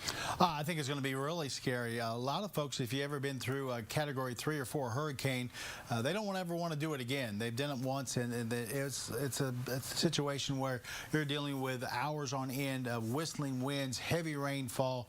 It's a very scary situation, and that's what we're going to see for later on tonight. Right now, Laura is a 140-mile-an-hour Category 4 hurricane. You can see the hurricane warnings up along the coast of southeast Texas, southwest Louisiana. The orange areas are tropical storm warnings that extends out on either side. This storm is continuing to move towards the northwest right now at about 16 miles per hour. Let me move over to the side here, and we're going to go ahead and put this into motion. And you can see they're expecting it to ramp up even higher, maybe to about 145 before it starts to make landfall later on tonight. Now, we're expecting landfall probably between, say, midnight, 2 o'clock in the morning, and then it'll start to weaken pretty quickly as it moves onshore into southeast Texas. Right now, we're looking at Category 4 storm moving in. We're looking at very strong storm surge as far as Cameron Parish. They're going to probably see the highest, maybe up over 15 feet.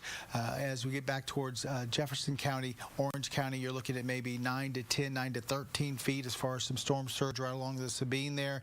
And then we're also looking, of course, at the winds gusting anywhere between 110, maybe 140 miles per hour as it comes on shore. Once it moves a little bit farther inland, we're still going to see wind gusts anywhere between maybe 75 and 95 miles per hour. That's going to cause a lot of damage with trees down, power poles down. Some homes will be damaged. Lots of businesses.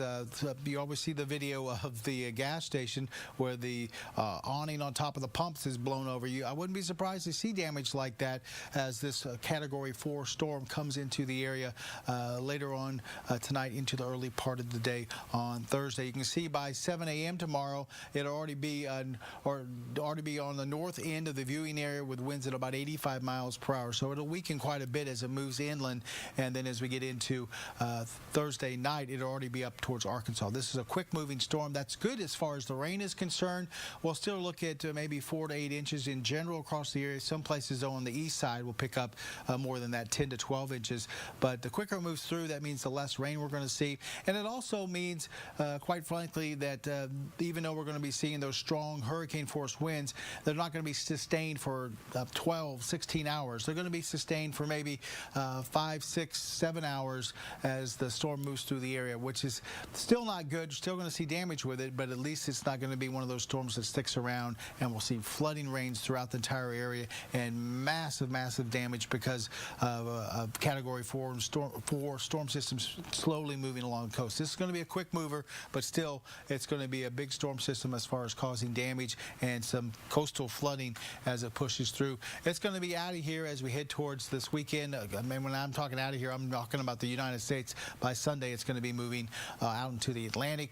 Here's the latest warnings we have with it. Of course, hurricane warning, southeast Texas, southwest Louisiana, and then on the sides we see tropical storm warnings where we could see the tropical storm force winds. We're talking over 39 miles per hour all the way from Lafayette, Baton Rouge, and then on the other side over towards Houston, Spring, Conroe, Katy, and maybe even down towards Alvin, some strong gusty winds upwards of 40 miles per hour. It's going to be a big storm. The farther away you get from the center, the less you'll feel as far as the effects of winds. But the hurricane force winds right now about 70 miles out from the center, and tropical storm force winds are over 150 miles out from the center. That's why we're going to see that tropical storm warnings all the way out towards Houston, Katy, and then all over towards Baton Rouge as well. And then, of course, we got the storm surge I talked about through Cameron Parish, Jefferson County, and Orange County. Let's take you through kind of the track as we head through the day.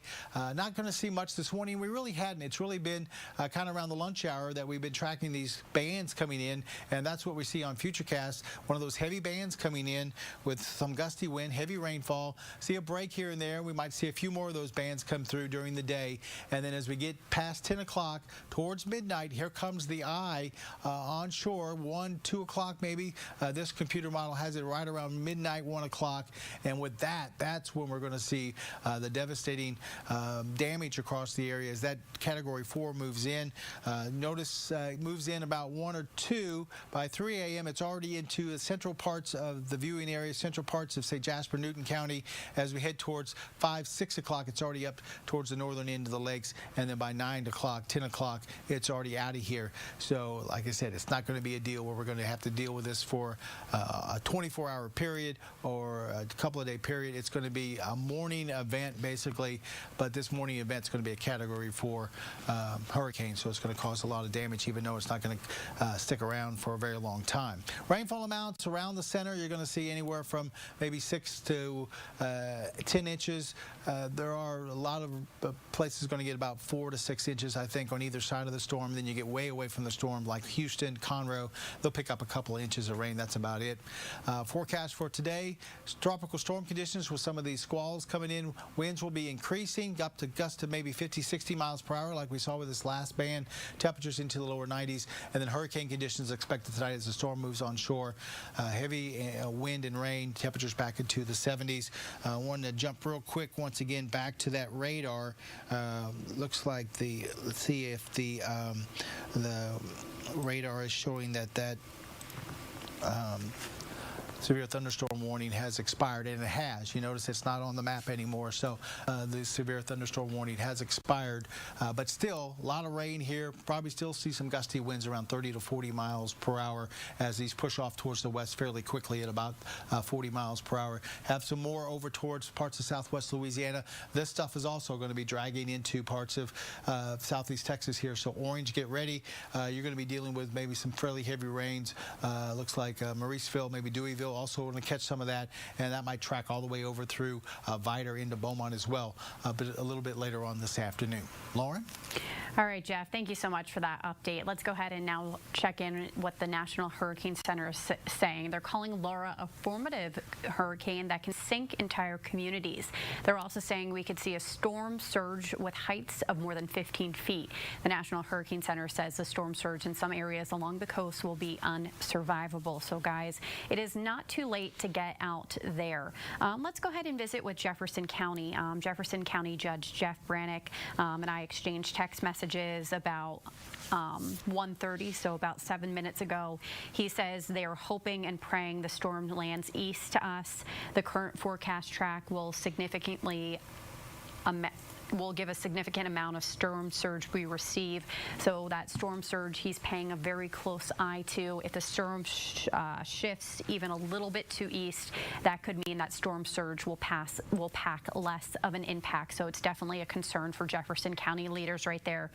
Jefferson County Judge Jeff Brannick saying, don't wait, leave now if possible, guys. The good news is that there is still time, but you're going to want to make that decision quick if you want to get out of town. Now, the bad news is that the last county-run buses, they've already left for the Dallas area. So in terms of transportation, you're going to have to find that on your own. The good news is hotels are available in Austin, San Antonio, Dallas, and again, no first responders. That means no police, no ambulances, no fire rescue crews will be out once those winds hit 35 miles per hour above. So guys, we can't stress that enough. If you find yourself in a bind, help, you're going to have to wait for it because they won't be dispatched until those winds subside, until it's deemed safe, and really until Laura really pushes her way out. So having a look at some of the things on Facebook, Pelican Bay Assisted Living thanking the Beaumont Fire and Rescue Team as they evacuated their residents. That's a nursing home in the Beaumont area. So Beaumont Fire and Rescue provided transportation for those elderly folks who wanted to get out of harm's way. So that's some encouraging news there. And also checking in with our 12 News David Ingram. He's in Orange County, and he sent us video of the rain coming down pretty significantly, as well as the trees moving in the breeze as well. And then let's go ahead and give you a live look. This is Education First Federal Credit Union in Beaumont, and you can see Beaumont starting to see the rain. Visibility looking pretty poor. You can barely see what's ahead of you on the road. You can see the wind is moving that camera, and it appears like that there is some wind moving that tree as well. And also want to get to a tweet sent by our 12 News reporter Jaleesa Irizarry. She tweeted a home boarded up, and on those boards it says 2020 with a sad face sucks. And Jeff, I think that pretty much sums up how a lot of people are feeling about the year 2020, but Southeast Texas especially, so many people having to rebuild following first Harvey, then Imelda, and now potentially maybe having to rebuild a third time, and for some folks it just may be too much.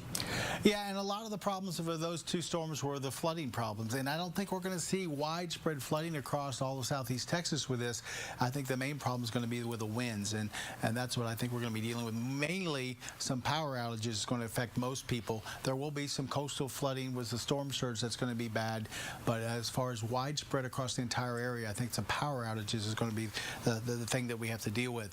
We just showed you the camera from Beaumont where it's raining pretty heavy. You can see those showers right along I-10 heading up towards the Lumberton area, and then back towards Beaumont, and then into sections of southern parts of Newton County. A couple of scattered showers out ahead of that, some heavy downpours in the southern parts of Hardin County, but this is all moving pretty quickly off towards the west at about 30 to 40 miles per hour, and we have some more thunderstorms towards Lake Charles. Those are also moving in behind it, so like I mentioned earlier, places like Orange and Vidor and even Beaumont, Mauriceville, Deweyville are going to be seeing some more, another batch of that heavy rain kind of sliding through here fairly quickly over the next, say, 30 minutes to an hour or so. So this is just the first batch of rain that's coming over the top of Laura. This is that first squall line on the northern edge of the storm system. We'll see maybe a couple more of these kind of move through the afternoon, and then as the storm gets closer, it's going to be more of a solid area of rain and thunderstorms that start to pinwheel will into the area through the overnight. Not going to stick around for a couple of days. It's going to be just a one-night event, but this one night is going to be very scary as we'll see wind gusting well up over 100 miles per hour. What's going to be causing quite a bit of damage across southeast Texas as far as power outages, maybe damaging some homes, maybe some stuff flying around, damage some vehicles. It's going to be one of those nights where after you go through it, you probably won't want to have to go through it again if we're looking at a Category 4 hurricane coming into southeast Texas. Right now, we're just dealing with some scattered showers. There are a few lightning strikes here and there, but generally some heavy rain kind of moving through parts of southeast Texas. Let's go back over to Laura. Thanks so much, Jeff. Want to talk about what our 12 News reporter Kelsey Johnson is seeing. She's in the Beaumont area. She says folks on Central Drive, well, they plan on waiting it out. They're telling our 12 News reporter Kelsey Johnson this isn't their first rodeo with a hurricane, and they're prepared for what's to come. So, guys, if you plan on staying, here's what you need to know. Turn off all utilities. Turn your refrigerator to its coldest setting. That way, in the event power goes out, it will try and keep your refrigerated items as cold for the longest time possible. And you're going to want to turn off your gas, your propane tanks. You're going to want to fill that bathtub and sinks with water. That way you have access to fresh water in case it gets cut off. And you're going to want to conserve that cell phone battery. If you have one of those external chargers, I'd highly encourage you to put that on the external charger, or highly encourage you to charge up that external charger, so that way you have a reserve in case your battery starts dwindling. We know how important it is to stay connected. You're going to want to stay connected to the news, to 12 News, of course, on the app. You're going to want to stay connected to your family and friends. I'm sure they're going to be sending you text messages asking how you're going to be. So that cell phone really is your lifeline, so you can reassure folks that you are okay. And if you are staying, guys, a reminder that it's going to be a pretty scary night ahead. The National Hurricane Center echoing that statement that this is a scary situation. They're calling Laura a hurricane that could sink in entire communities. They're also saying that we could see some storm surges at heights more than 15 feet, and the National Hurricane Center is saying the storm surge in some areas along the coast will be unsurvivable. So, guys, if you're along that coast especially, you're going to want to head west. Please pack up that car. You know, things can be rebuilt. Life cannot be replaced. So let's have a check-in with the roads. We've been encouraging you to hit the roads, and if you plan on leaving, you're going to want to refer to this tool. This is drivetexas.org. It will give you traffic updates in real time. So what you're seeing in red, that's not any delays. That's not any bottlenecks.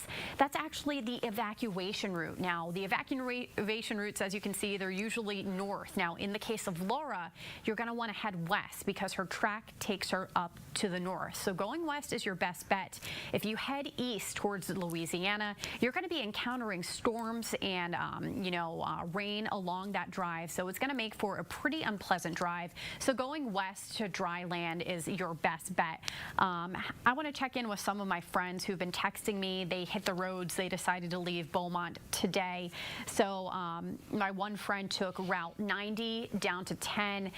They're past the Houston area. They did not experience any traffic, any delays. It was slow go once they got in the Houston area, but overall they said it was a pretty calm drive as well. Having a look at one of my other friends, they're on I-10 West, I-10 East, near the Baytown area.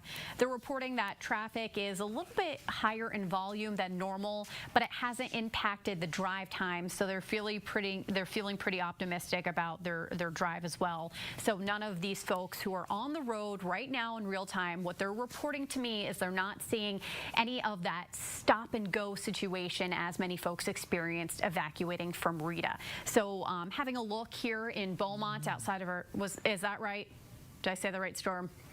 Sorry, Jeff was giving me I hope I spoke correctly when I said Rita was a storm where people experienced delays and stop-go traffic when they were trying to evacuate. So anyhow, back to our live look. You can see outside of our 12 News studios, the gray skies, they're starting to part. It almost looks like you want to see the sun coming out, but you are seeing rain, you are seeing slick roads, and as you can see, traffic is a little bit heavier on that, west side as people are presumably making their way out of Jefferson County and to you know, areas outside of Laura's path, but just bear in mind you're going to want to pack that raincoat and be prepared for slick roads if you do plan to head in that western direction. So let's go ahead and turn things over to meteorologist Jeff Gerber. Jeff, you've been fielding so many questions and you've given such insightful answers, and I think maybe one of the main takeaways is if you can head west, you should. Yeah, because you're going to be running into some problems if you're heading east. You can just take a look at the storm itself. Once you get west of Houston, there's nothing on the map here, but you travel towards the east of Beaumont. Look at these showers all the way across southern parts of Louisiana. You're definitely going to be running into some heavy rains all the way through Baton Rouge, New Orleans, and even into parts of southern Mississippi. So best way to go is to head out towards the west. You'll have less problems that way as far as rain and things like that. And as this storm moves off towards the north, if you're out towards Austin, you're out towards Dallas or San Antonio, you won't have to worry about it at all. It will not be affecting those areas. We do see some squall lines coming through parts of southeast Texas thanks to Laura. You can see it spinning around and kind of spinning off some moisture heading up in our direction. Let me switch this over to radar, and you can see that we do have some pretty heavy rain moving through the area, especially southern parts of Jasper and Newton County. You can see Beaumont getting some heavy rain right now, and then right down 69 between Lumberton and Beaumont, we're seeing some pretty heavy rain, especially around Silsbee. There's a pocket of some pretty heavy rain, and then as you get back off towards parts of southern Hardin County, there's a pocket of some heavy rain around a thunderstorm there, maybe up towards Pinewood, north of Nome, Sour Lake. You're seeing some pretty heavy rainfall right now. This is all kind of sliding off towards the west at about 30 to 40 miles per hour. And we have more behind it. Let me get out of the way here, and you can see right down I-10, we have another packet of showers and thunderstorms are going to be moving into parts of southeast Texas. They're all sliding around the top of Laura, so they're kind of arcing around it, and those heavy rains will start to come in. This is the first batch of, I think, at least a few batches of rain as we go into the next, say, several hours, and then by later on tonight, as that storm system moves in off the Gulf of Mexico, we'll start to see some steady or heavier rains around the center of the storm. Let's switch over to the track itself. If you're just now joining us, maybe haven't updated yourself as we got into this afternoon. As of 1 o'clock, winds are at about 140 miles per hour. That makes it a Category 4 storm. Still well off the coast, so it's not going to be until early on Thursday morning, I think, until this makes landfall somewhere between southeast Texas, southwest Louisiana. They're expecting to ramp up a little bit more as we head through the afternoon into this evening. Winds at about 145. It might even get close to 150. About 156 is the top of the Category 4 scale. Once you get to 157 above, that's where we're talking about Category 5. I doubt if we get there, but definitely looking at Category 4 as it makes its landfall later on tonight, maybe around midnight to about 2 o'clock in the morning. By the time it gets up in the lakes area, still a hurricane with winds at about 85, and then going north of there, it'll be up in Arkansas, parts of southern Missouri as we head towards Friday afternoon. But this track is a quick one, so it's not going to stick around long. This event is going to be basically starting this afternoon and going through the late morning hours on Thursday, and then we'll see things clear out by tomorrow afternoon. All right, Jeff, thank you so much. I do want to get to some breaking news. If you sign up for the Stan Network text alert, you probably just got this to your phone. So this is breaking news coming from Port Arthur. Port Arthur is saying water will be shut off at 6 p.m., guys. So if you live in the Port Arthur area, you're going to want to fill up that bathtub, maybe the sink, because that water will be turned off at 6 p.m. tonight until further notice. A boil water notice is in effect, and go ahead and visit the city's website if you have any questions about that. So again, the city of Port Arthur, water will be shut off tonight. And you can always sign up for those texting alerts from the Stan Network. Just Google Stan STAN network, and you should be able to sign up for those alerts straight to your phone like I just did. And remember, 12 News now, of course, is going to have every information, like if there's a boil water advisory or if your city plans to turn off water on our website. So make sure you text the word EVAC to the numbers you see on your screen, 409-838-1212. And also, guys, we're depending on you as well to be our eyes and ears. Let us know what you're experiencing. Let us know what's happening outside of your window. Go ahead and text any photos or video to 409-838-1212. We've got our 12 News reporters as well getting in position and getting ready to hunker down for this hurricane that's supposed to pack a punch to our area. So if you're just joining us now at 1:52, we want to bring you the top 3 things you need to know right now. The National Hurricane Center says prepare for life-threatening impacts from Hurricane Laura. Final buses have departed ahead of the direct impacts of Laura. So guys, that means when it comes to transportation, you're on your own. You got to find your own way out. And number 3, Entergy says prepare for outages for weeks, and unfortunately Southeast Texas is no stranger to being without power for a considerable amount of time. If you remember, after Hurricane Harvey, some folks were in the dark for weeks, and some of those really rural areas, it took them about a month for power to be restored. Okay, guys, we're having a live look outside of the Education First Federal Credit Union. That's in Beaumont. And as you can see, rain is pouring down, and you can see that wind is kind of whipping that rain as around a little. It's hard to see any traffic, but just bear that in mind if you're hitting the road, especially if you're traveling east as opposed to west. The more east you go, the slicker, the wetter those roads are going to be. Heading to the western area, that's really your best bet. Dallas, Houston, San Marcos, San Antonio, those are some of the areas you want to keep in mind if you plan on evacuating. And the good news is that there is hotel availability. So let's go ahead and check in with our meteorologist, Jeff Gerber. Jeff, you've been tracking Laura since the onset, and wow, you know, Laura has really picked up a significant punch over the last several days. Yeah, they were expecting it to be a strong Category 2 just a few days ago, and then they started upgrading the forecast and upgrading, and they were thinking as of yesterday it could be a Category 4, and that's where we are today. 140-mile-an-hour winds out in the Gulf of Mexico, and looks like it's going to stay a Category 4 as it makes landfall, something we didn't think was going to happen a couple of days ago. So definitely intensifying overnight, rapidly intensifying to a major hurricane. As we look at local radar, we are on the north end of Laura. Actually, this is a couple of bands that came off the north end of that center of circulation, and we're looking at some heavy rain around the Beaumont area, also towards Lumberton.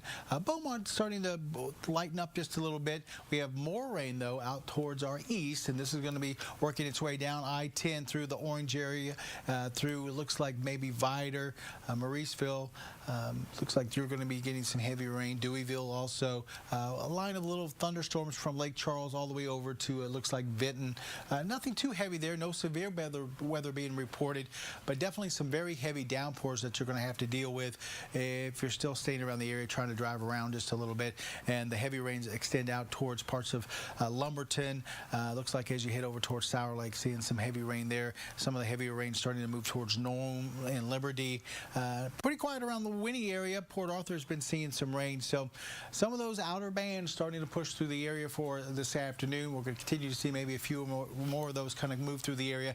It's really late tonight that we're expecting the brunt of the storm, and look for that maybe from, say, 11 o'clock tonight going all the way into, say, 7, 8 o'clock tomorrow morning. That's when we can expect to see hurricane force winds. The eye coming on shore looks like around 1, maybe 2 o'clock in the morning, and then it's going to be working its way northward across parts of, well, basically kind of right up the Sabine River, and that could produce quite a bit of damage as we head towards late tonight into the first part of the day on Thursday. Hey, Jeff, we just got a viewer question. Amy is asking, will it be safe to go north to Toledo Bend? We do know Laura is on a northern track, so how north do you have to go? You're going to be looking at even hurricane conditions tomorrow morning up towards Toledo Bend as Laura's going to go. So Toledo Bend sounds nice. Get up by the lake. You think that'd be a nice place to be.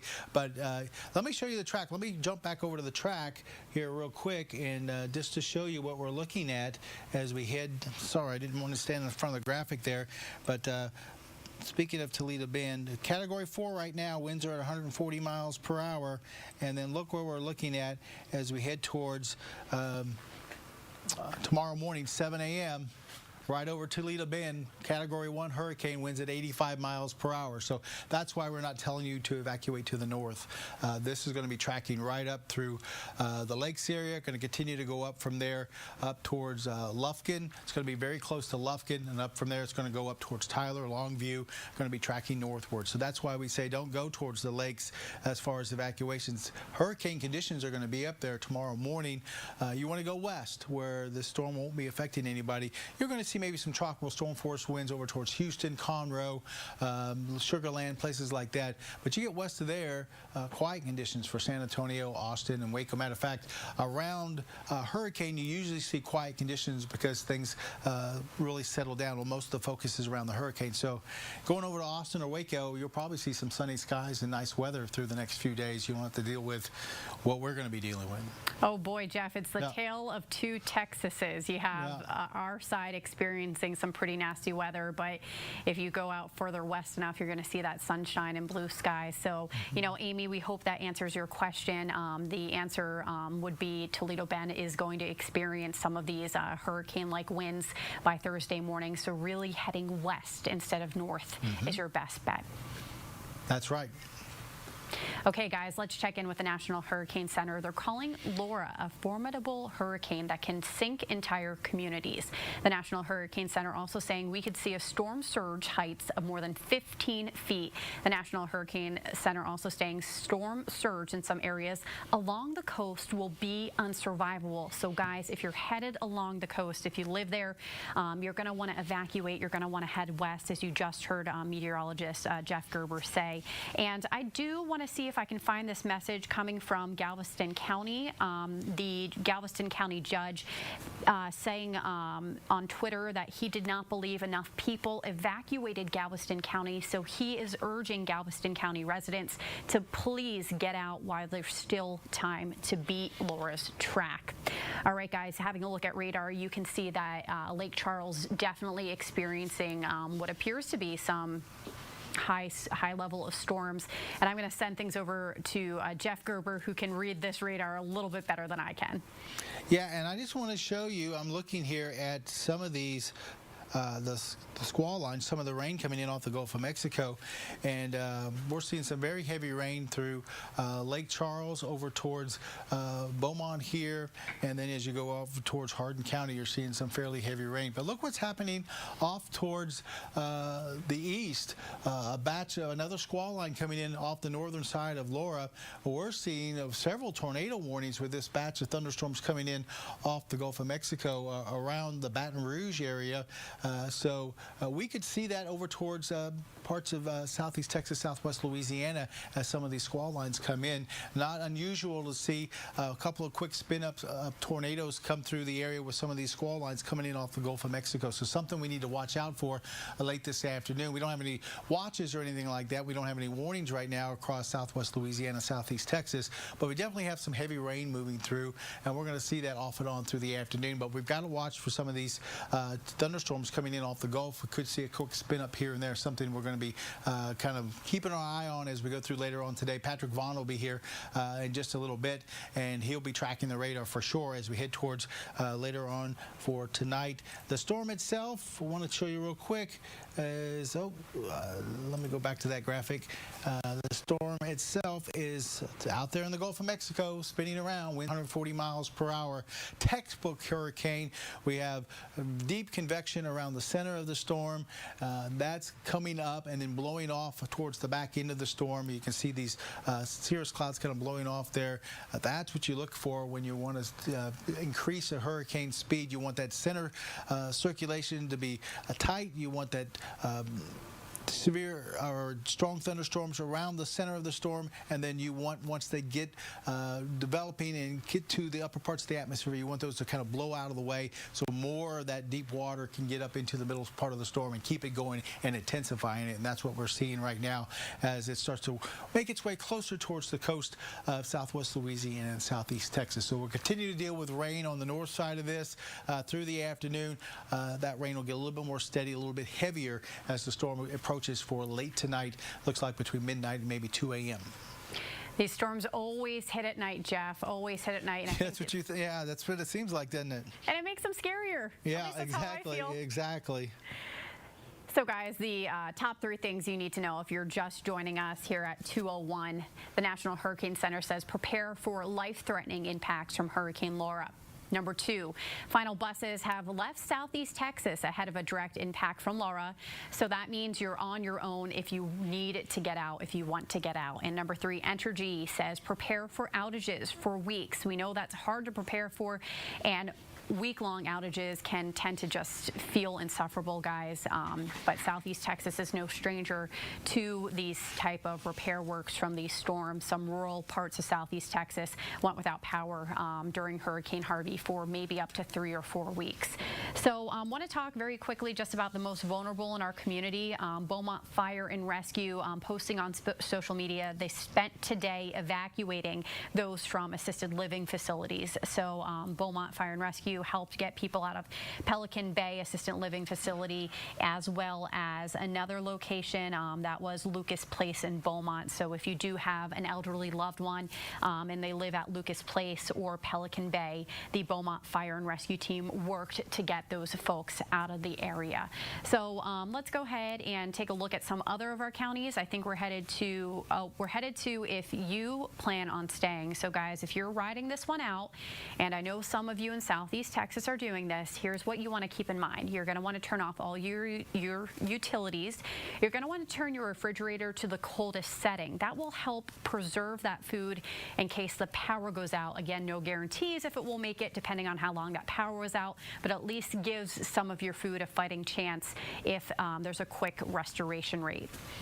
Turn off the gas, as well as your propane tanks, and if you haven't already done so, fill the bathtub, fill the sink with water. Maybe if you have some jugs in your home, you might want to fill them up as well. This is in case you do not have access to running water. And speaking of access to water, we do want to remind the city of Port Arthur, according to text messages that came in from the STAN network at 6 o'clock tonight in Port Arthur, until further notice, water will be shut off. So this is going to be a reality for many in southeast Texas who are choosing to, hunker down and go through this storm. And again, conserve that cell phone battery. We know that cell phone is your lifeline. You're going to want to stay up to date with 12 News. You're going to want to know the very latest on Laura, especially when it gets closer to landfall. And of course, your loved ones, they want to know how you're doing if you're going to hunker down and go through this storm. And guys, of course, with that cell phone, you're going to want to text us. Text us your weather impacts. We want your photos, we want your video, we want your text messages. That number on your screen, 409-838-1212. Some of those images could end up right here on 12 News. All right, guys, we're going to get to an update here. This is Jefferson County, so checking in with Jefferson County Judge Jeff Brannick. I do have a text message from him. Him and I just chatted a little while ago. Trying to pull that up here. Okay, I'm going to turn things over to meteorologist Jeff Gerber. Jeff has an important update he needs to get out there. Yeah, National Weather Service in Lake Charles just issued a tornado warning for southeastern Tyler County and southeast Texas, and also for northeastern Hardin County. At 2:02, a severe thunderstorm capable of producing a tornado was located over Caney Head or near Fred, moving to the northwest at 35 miles per hour. This is a radar-indicated rotation with this. Nothing on the ground being reported, but they are seeing some rotation in this particular thunderstorm. This the storm probably will be around Warren about 2:15.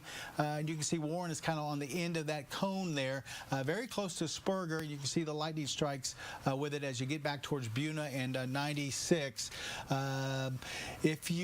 Looks like it's going to be moving off towards the north and west at 35. So take cover now. If you're in this red box, we're looking at places in southern parts of Tyler County, right along 69 there south of Warning. You're in the warning cone there, and northern parts of Hardin County, that northwestern corner of Hardin County right now. You need to be taking cover in an interior room as this thing is moving very quickly off towards the north and west. But there is some rotation being reported right now, kind of on the end of that cone. We're looking at right around the Fred area, and it's moving to the northwest. So take cover, let this go by. Good news is it's nothing being reported on the ground, but that rotation could make it down towards the ground if they're seeing it up into the storm. You can see plenty of lightning strikes there around the Fred area as this thing is starting to work its way over towards, it looks like, the southern part of Tyler County, and then it'll be making its way to the north and west up towards Warren right along 65. So let me say again, tornado warning for southeastern Tyler, northeastern Hardin County. That goes until about 2:15, so that's about 10 minutes, only short amount of time because it's moving so fast.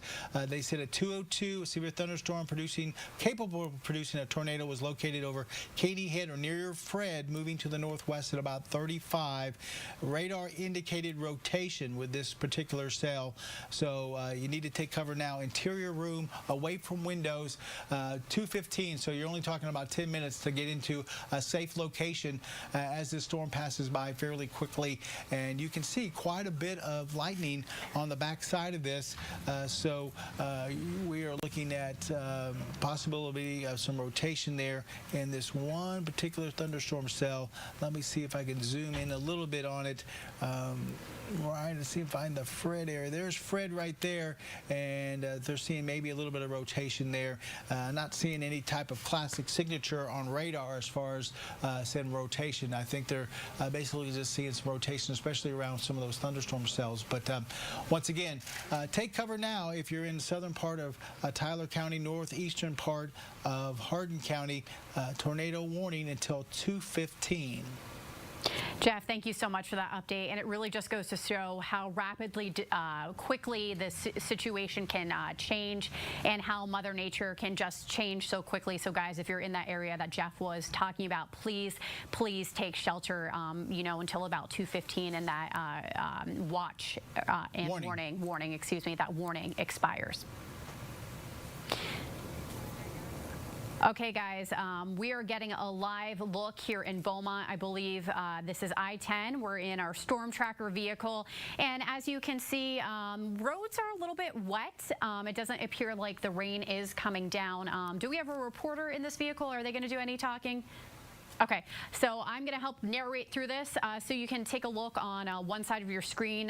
The car dealerships are empty. All of those cars moved out of Laura's path, moved to higher and safer ground. Car dealerships, of course, paying very close attention to the track of Laura as well as everybody else. And it's been raining in Beaumont for the last hour and a half or so. It looks like it slowed down. It looks like our driver did have to put the windshield wipers on, but now they're off. So, a little bit drier. The rain isn't coming down at this moment, but for the last hour and a half, they experienced very wet roadways in Beaumont. So as we're traveling on I-10, you can see not a whole lot of people out there. Let's hope that means a lot of people evacuated early. Let's hope that means that people traveled west, or they're hunkering down in their homes. So now as we're making our way, merging onto, is that 69? I believe that's 69.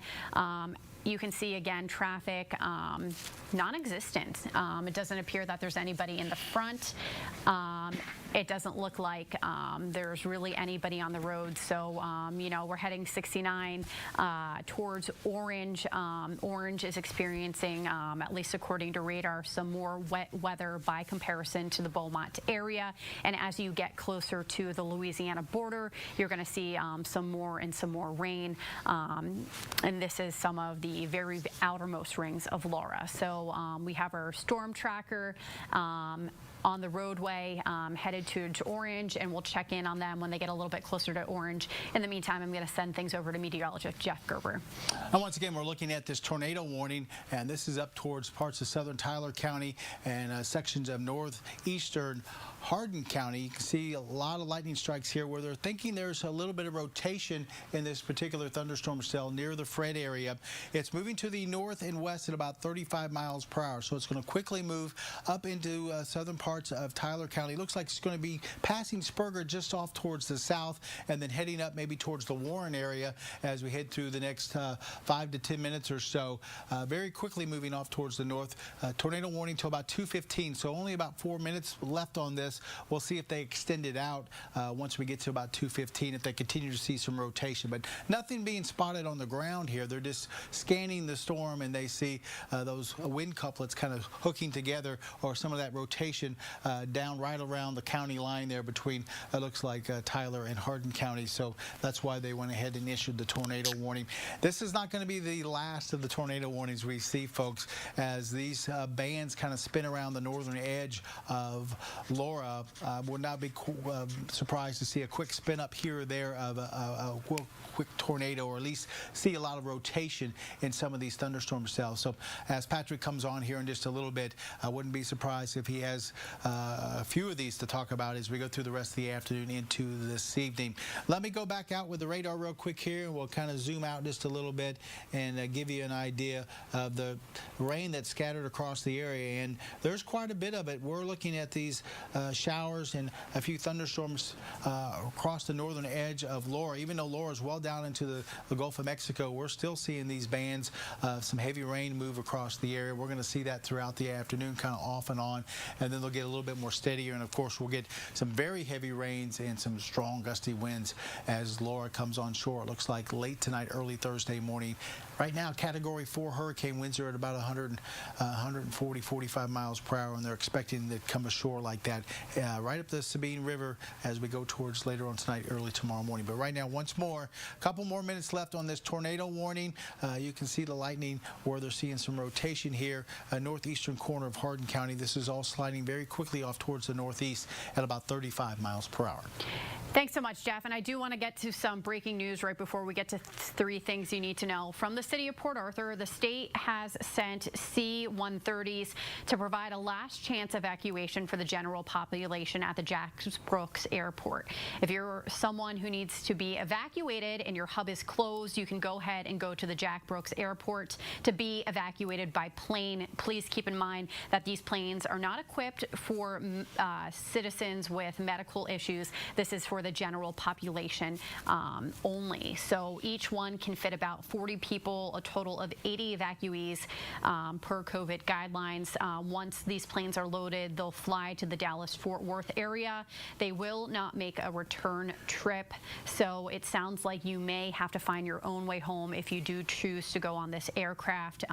It doesn't say, coming from the city of Port Arthur, what time this is going to happen. So stick with us here at 12 News. We're going to work to give you more details. But coming from the city of Port Arthur, 2 planes have been sent for a last chance evacuation. Congregation will happen at the Jack Brooks Airport, but we haven't been given a specific time yet. And this is a view from our storm tracker vehicle. It's making its way, I believe, to Orange, passing in through Beaumont. I believe Vider may come next. So yes, our crews are headed into the Orange County area. That area, we may see a little bit more rainfall, more substantial, heavier rainfall. As the further east you're going to go, you're going to see more of those outskirt storms that meteorologist Jeff Gerber was talking about. Thanks to Laura. So our field crews have been telling us in the Beaumont area it has been raining for the last hour and a half.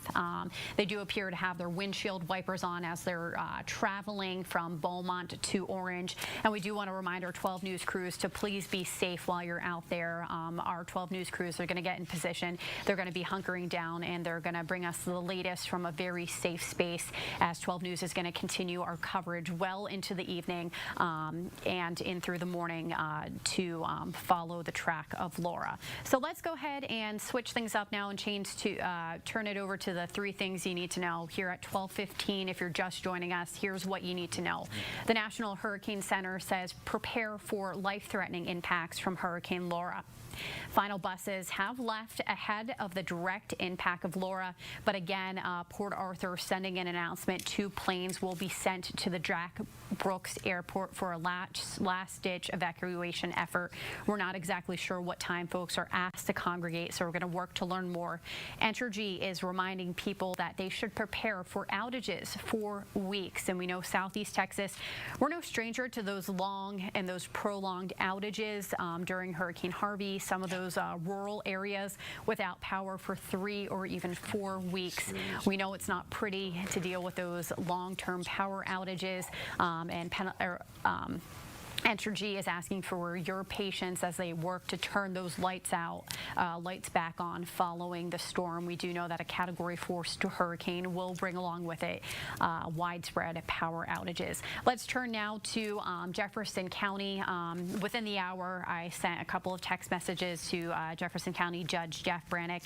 He says his major concern is the storm surge. He says that he's hoping the storm lands east because that would significantly impact the amount of storm surge. So he's very closely keeping tabs on the track of Hurricane Laura. And Jeff Gerber, got to get to you for a breaking update. Yeah, we're looking at radar again, and we're talking about another tornado warning. This is the same cell that we were looking at earlier. We had that tornado warning. Still seeing some rotation. Let me read from the National Weather Service. Tornado warning for southern Tyler County and north central Hardin County until 2:45. So that's another 30 minutes. 2:14, a severe thunderstorm capable of producing a tornado was located near Warren, moving northwest at about 30 miles per hour. You can see that red polygon there. Inside that polygon is the tornado warning. They don't see anything on the ground, but they do see some rotation inside the storm as they did earlier, so that's why they issued the tornado warning. It looks like it's going to be around Warren at 2:25 and Woodville around 2:40 as it moves off once again to the north and west at about 35 miles per hour. Let me get back over here to the radar, and we'll zoom in on that area real quick, and we can see that nothing as far as on the ground, but there's definitely some rotation here, and they keep seeing it, and you can also see the lightning associated with that as it's moving into southern parts of Tyler County, moving up towards 69, maybe even towards Woodville. Both of those locations are inside this red box where there is a tornado warning. Very quickly moving off towards the north and west at about 35 miles per hour. It looks like maybe some weak rotation, but nothing too heavy there. Well, it's like definitely some lightning strikes around that rotation, so that's why they issued the tornado warning. Goes until 2:45, so a little less than 30 minutes. We'll continue to watch this area. We'll get some more information. We'll be back with you here in just a little bit. Jeff, thank you so much for that update, and it really just goes to show the unpredictability of Mother Nature. You're going to want to stick with 12 News because you could see that tornadic activity creep up, and our meteorologists, they're going to stay on top of it for you. We're going to continue this live stream, and guys, you're going to want to keep this number handy. Go ahead and add it to your addresses. It's the station number where you can send text messages, your photos, your videos to 409-838-1212. We want to know what you're experiencing. We want to know what's happening outside of your window. So guys, it helps us keep the public informed when we can see things that are happening through your area. And so let's go ahead. I think we're going to the if you do choose to stay. So I've been talking to some folks in Southeast Texas. Some of them are saying the reason they're staying is because they want to be the first boots on the ground when the cleanup efforts start. Some of them saying they don't want to leave their home. Some are saying they have an elderly relative that cannot evacuate. Some are citing a large amount of animals. Whatever reason you're choosing to stay, even though our county leaders would encourage you to leave, here are some things you're going to want to keep in mind. You're going to want to stay indoors. away from windows and glass doors. You're going to want to close all interior doors, secure and brace the external doors, keep curtains and blinds closed, and don't be fooled if there's a lull in the storm, because it could really pack a punch following that calm. And guys, and also a good piece of advice, if you're not leaving or if you plan to leave and you haven't done so yet, you're going to want to take pictures. So grab that hopefully fully charged cell phone and snap some photos of the interior, exterior of your house. So in case there is damage, you're able to show those images to insurance when you go ahead and make a claim. It's just smart to be proactive, guys, and we know that this isn't your first hurricane. So these are just friendly reminders if you plan to hunker down this Category 4 storm.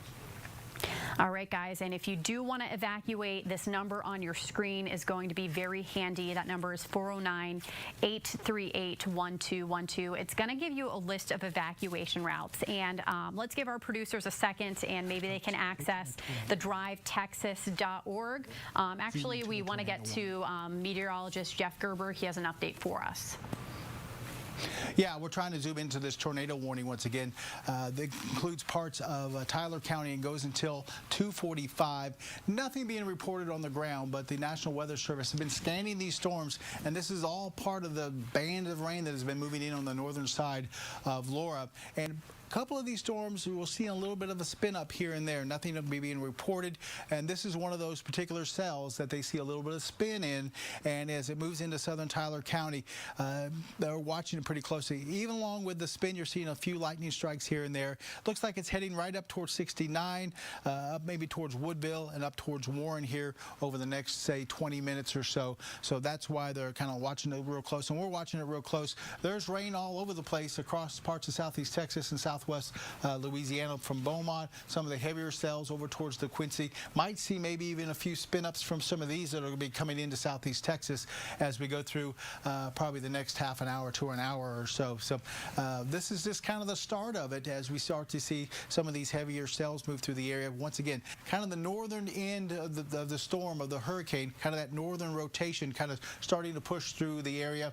We'll see these really pick up later on this evening, and by tonight when the storm system moves through, we'll definitely see some heavy rainfall, and once again, they're expecting it to make landfall as a Category 4 storm later on late tonight into the first part of the day tomorrow, and that's going to cause some catastrophic damage as far as widespread power outages, storm surge, and some heavy rain. And the heavy rain, not that worried about. It's really the storm surge and those winds that are coming ashore with the storm later on tonight. We'll be talking more about that, show you the track coming up in just a little bit. Right now, once again, if you live in this red box, parts of Tyler County, tornado warning till 2:45. Take cover now. Go to an interior room of your house. Get away from windows.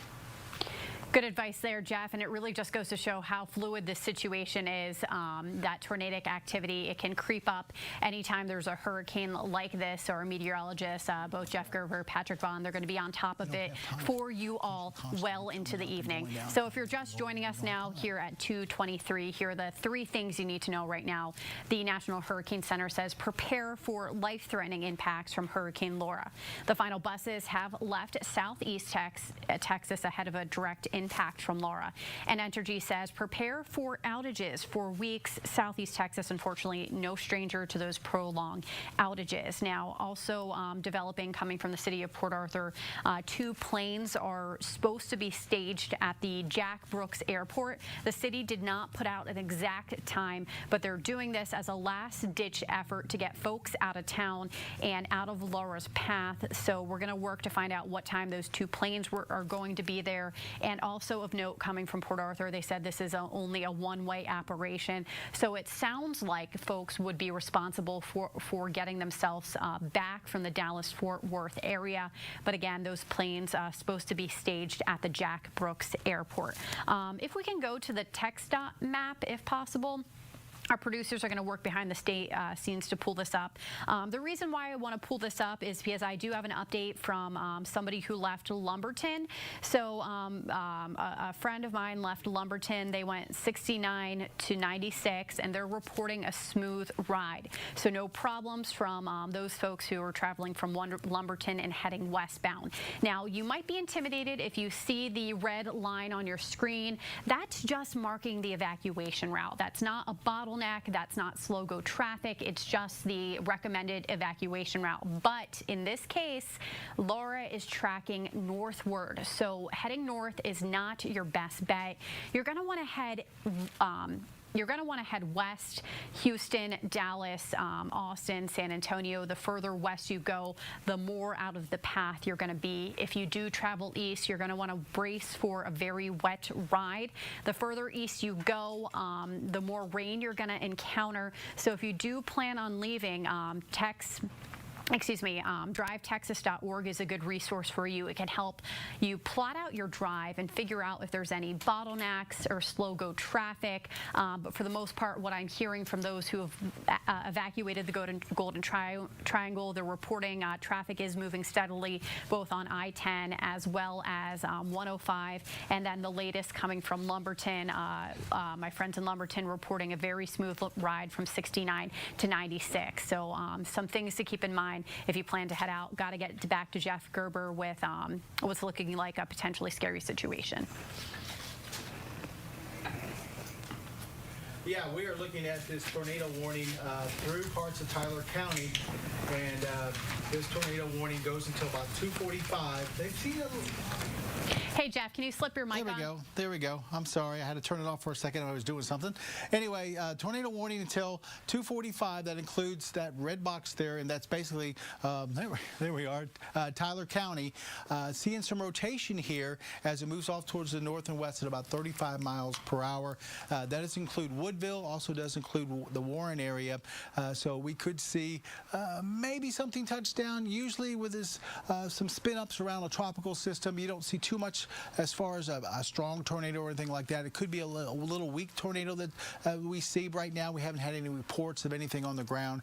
They've just been seeing some rotation in the cell itself. Once again, a lot of lightning strikes kind of on the backside of this tornado warning, but it's moving very quickly up towards 69. So if you're trying to get from Woodville down to Warren, I would wait for that trip until this storm system goes by. And like I said, it's moving so quick, you won't have to wait long. Now, if you're inside this red box, you need to take cover now. You need to be into an interior room, away from windows. Generally, get away from anything you can that put you close to the outside, because if we would see something develop, you don't want to see any flying glass or anything like that. Looks like the storm's probably going to track right up, maybe north of Warren, up towards the Woodville area here as we head towards, say, 2:30 and 2:45. Probably going to be close to Woodville, probably around about 2:40 or so. Once again, nothing on the ground, but they are seeing some rotation in this particular thunderstorm, and that's why they've issued the tornado warning until about 2:45. They say Tyler, Hardin County, but most of it now is up into parts of Tyler County. So we'll continue to get some more information and keep you updated. Jeff, is that the only part of the area, radar we're concerned about? What else are we seeing? Well, there is some rain scattered across the radar, some heavy downpours here and there, but this is the only severe weather we're seeing reported right now across southeast Texas. Of course, we've got the hurricane down in the Gulf, but as these cells move across the area, we're watching them for maybe some gusty winds. We saw one earlier that produced wind gusts up to around 60 miles per hour. We had a severe thunderstorm warning with that. This one right now is the only one across the area that's severe.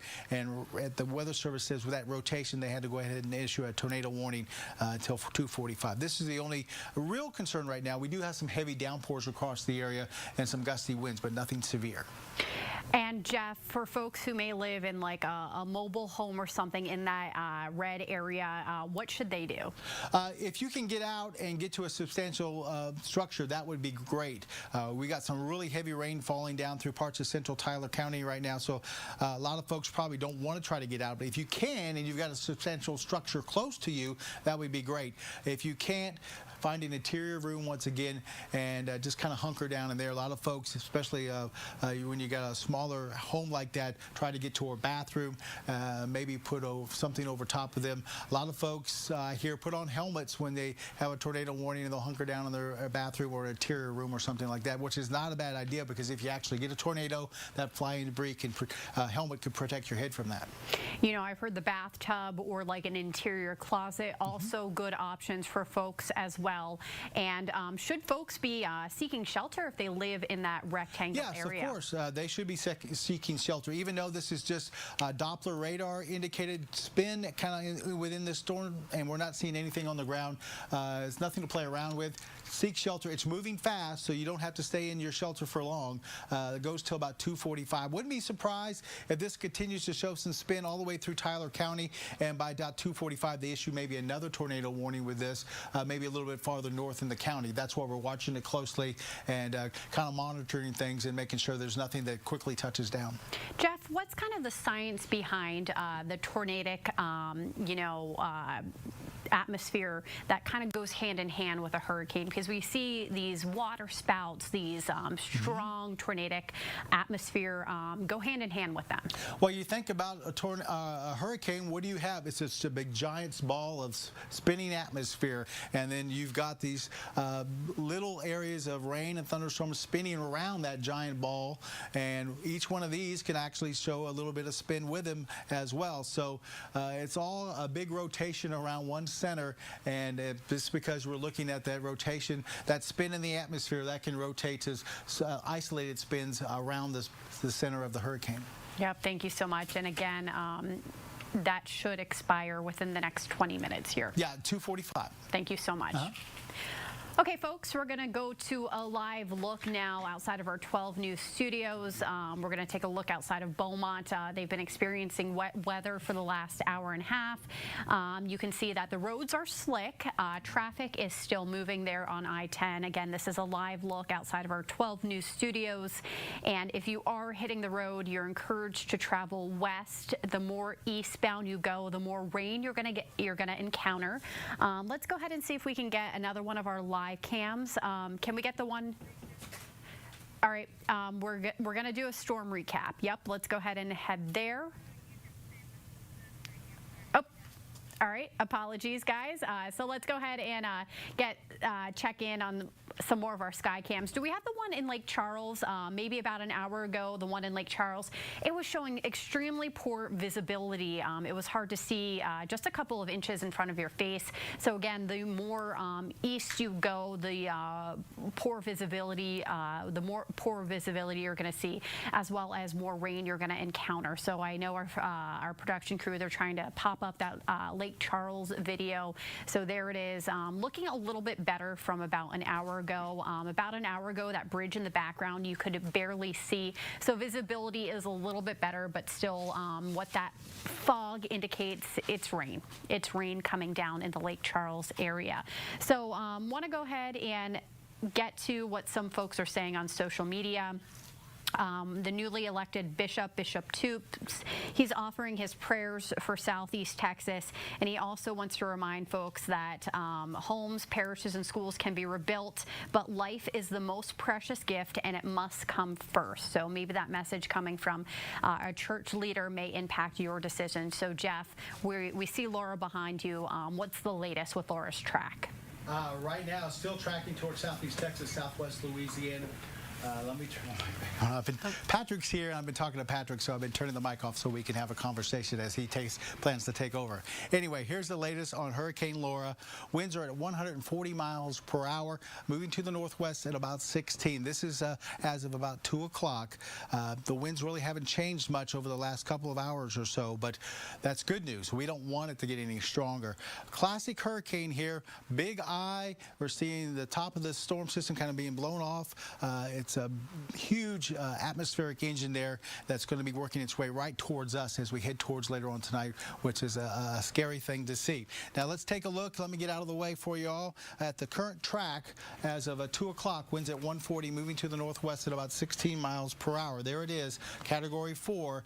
As we head towards later on this evening, they're expecting maybe to strengthen a little bit to 145, and then it comes on shore late this evening, early in the morning, right across that little sliver of southwest Cameron Parish up into parts of north or southeast Texas. As it comes on shore, catastrophic damage. That's what we're going to see. We're going to see wind gusts up around 130, 140 miles per hour. That means we're going to see not only trees down, we're going to see power poles down, we're going to see some homes damaged, we're going to see some businesses damaged. It's going to be a huge problem as far as some of the damage and the power outages. We could see power outages.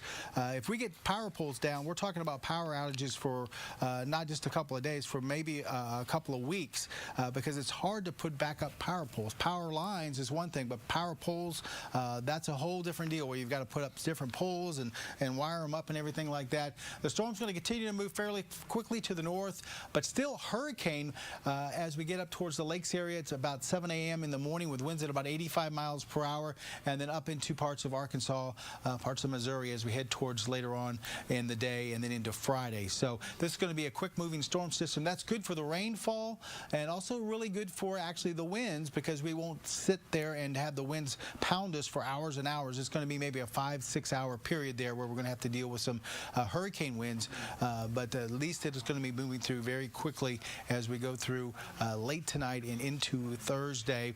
This will continue to track off towards the north. It's going to be, like I said, we're going to be under the gun tonight, say anywhere from about 10 o'clock as the storm center starts to get close to the coast till somewhere probably late in the morning, 7, 8 o'clock, and that's when the center of the storm should be moving north of the lakes area and moving out of the southeast Texas. Yeah, really good info there, Jeff. And of course, people are encouraged to evacuate and they're encouraged to travel west. So guys, if you're just joining us, let's go ahead and get to the top 3 things you need to know right now. Number 1, the National Hurricane Center says prepare for life-threatening impacts from Hurricane Laura. Final buses have left southeast Texas ahead of a direct impact from Laura. And number 3, Energy says prepare for outages that could potentially last for weeks.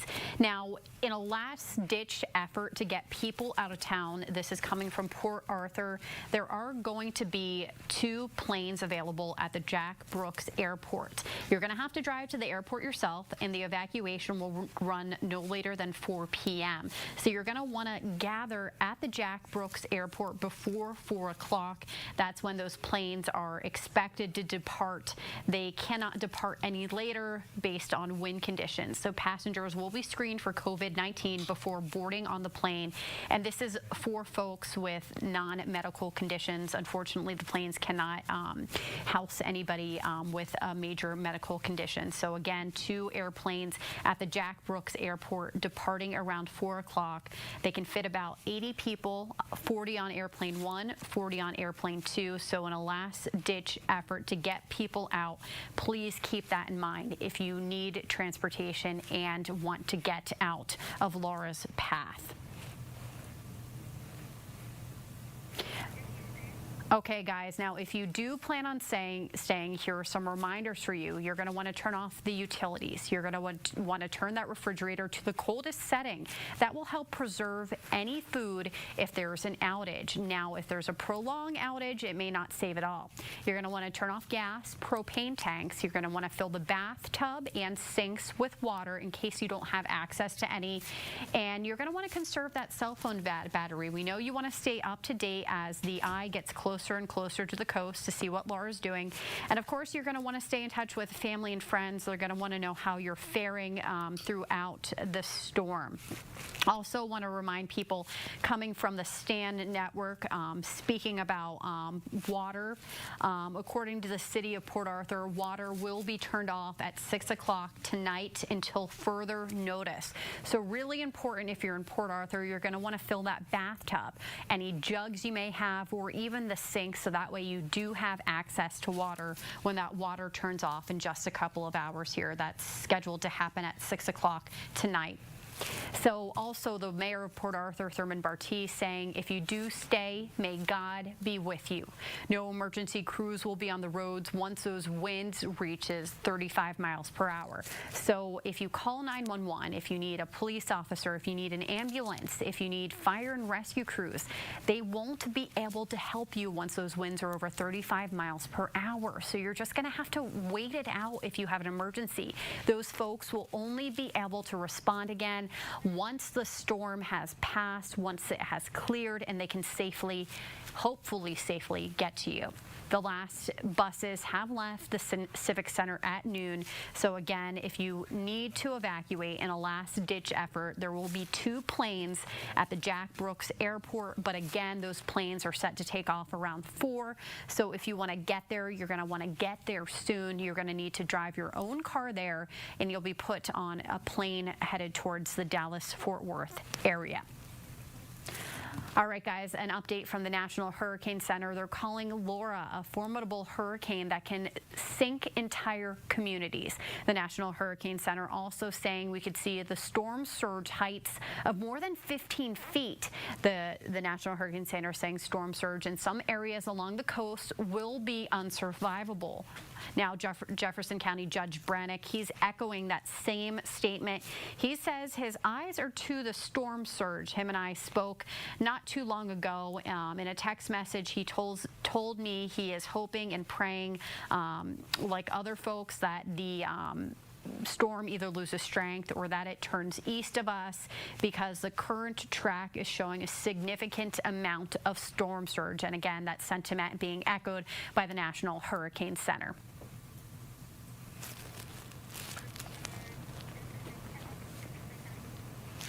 Okay, and having a look as to what Jefferson County Judge Jeff Brannick says. He says, don't wait, leave now if possible. But guys, the time is ticking. You're going to want to make that decision quick. You're going to want to make it soon if you do plan to leave. So the last buses have left Westbrook and they're headed to the Dallas area. There are hotels for those who need to evacuate. They're available in Austin, San Antonio, and Dallas. And a reminder, if you live in Jefferson County, again, no crews, emergency crews, fire, ambulance, police, EMS, they will not be out once those winds hit over 35 miles per hour. Maybe we can pull up one of the sky cams here, give people a live look at current conditions, because we are starting to see some rain in the area. We're going to go ahead and we're going to take a live shot of Beaumont. So let's see what's happening in Beaumont. So you can see it's slick roads there on Interstate 10. Not a lot of people on the roadway, and there are still some people who are traveling eastbound. We want to see people going westbound. That's what county leaders, church leaders are saying. They're encouraging folks who are making their way on the roads to travel westbound and get to safer ground out of Laura's path. The more eastbound you head towards the Lake Charles, even Orange County, the more rain you're going to see just based on Laura's track. So west is your best bet for drier land, drier area. So keep that in mind if you plan on packing up that car. Maybe bring a rain jacket or an umbrella with you, because there is a good chance that along that drive, if you're going I-10, that you may hit some sort of inclement weather. Our 12 news crews, they've been out and about collecting different information today. Jaleesa Irizarry, one of our reporters on the scene, she took a photo of a boarded up house. It says 2020 sad face sucks, and I think we all can relate to that for sure. Our 12 news reporters pumping out good content, so make sure you give them a follow. And guys, of course, as always, we want to know what you're experiencing. We want your text messages. We want your photos. We want your videos. That number to send them to is 409-838-1212. You can go ahead and save that number. It's the number to our newsroom. You can go ahead and text anything you're experiencing. We want to hear from you guys because you're the eyes and ears of our community. And I do know that there are people who plan on hunkering down and riding this storm out. Want to get to some things that I saw over on social media. Beaumont Fire and Rescue had a very busy day today. They've been busy evacuating some of the most vulnerable within our community. Lucas Place, as well as Pelican Bay Assisted Living Facility, got some help by Beaumont Fire Rescue crews to bring the elderly folks out of Laura's path and out of the Beaumont area. So I think we have Patrick Bond. We're going to say goodbye to meteorologist Jeff Gerber. He's been up since, 3 o'clock, 2 o'clock this morning, tracking Laura's path. So we sincerely thank you for keeping our viewers informed. Let's go ahead. I think, Patrick, are you all set? You still getting mic'd up? Okay, Patrick needs a minute here. But again, having a look at radar, you can see a very active radar, and you can see that area shaded in red. We do have tornado warning in effect for that area. So if you're in the area shaded in red, you're going to want to hunker down. You're going to want to find an interior room. And if you're in a mobile home, you're going to want to consider maybe going to a neighbor's or a relative's house. The good news is that tornado warning for Tyler and Hardin counties, it's set to expire at 2:45, so in a couple minutes here. But again, Mother Nature is unpredictable, and unfortunately, hurricanes and tornadoes go hand in hand, so we wouldn't be surprised if we saw more of these watches and warnings creep up throughout the evening, and that's why we're providing this continuous live coverage, because we want to keep you informed to help you make the best decisions for yourself and your family. We know safety is a main priority for you and your loved ones. So guys, you know, that radar is looking very active, and you know, getting to some information over on social media, having a look at what people are saying.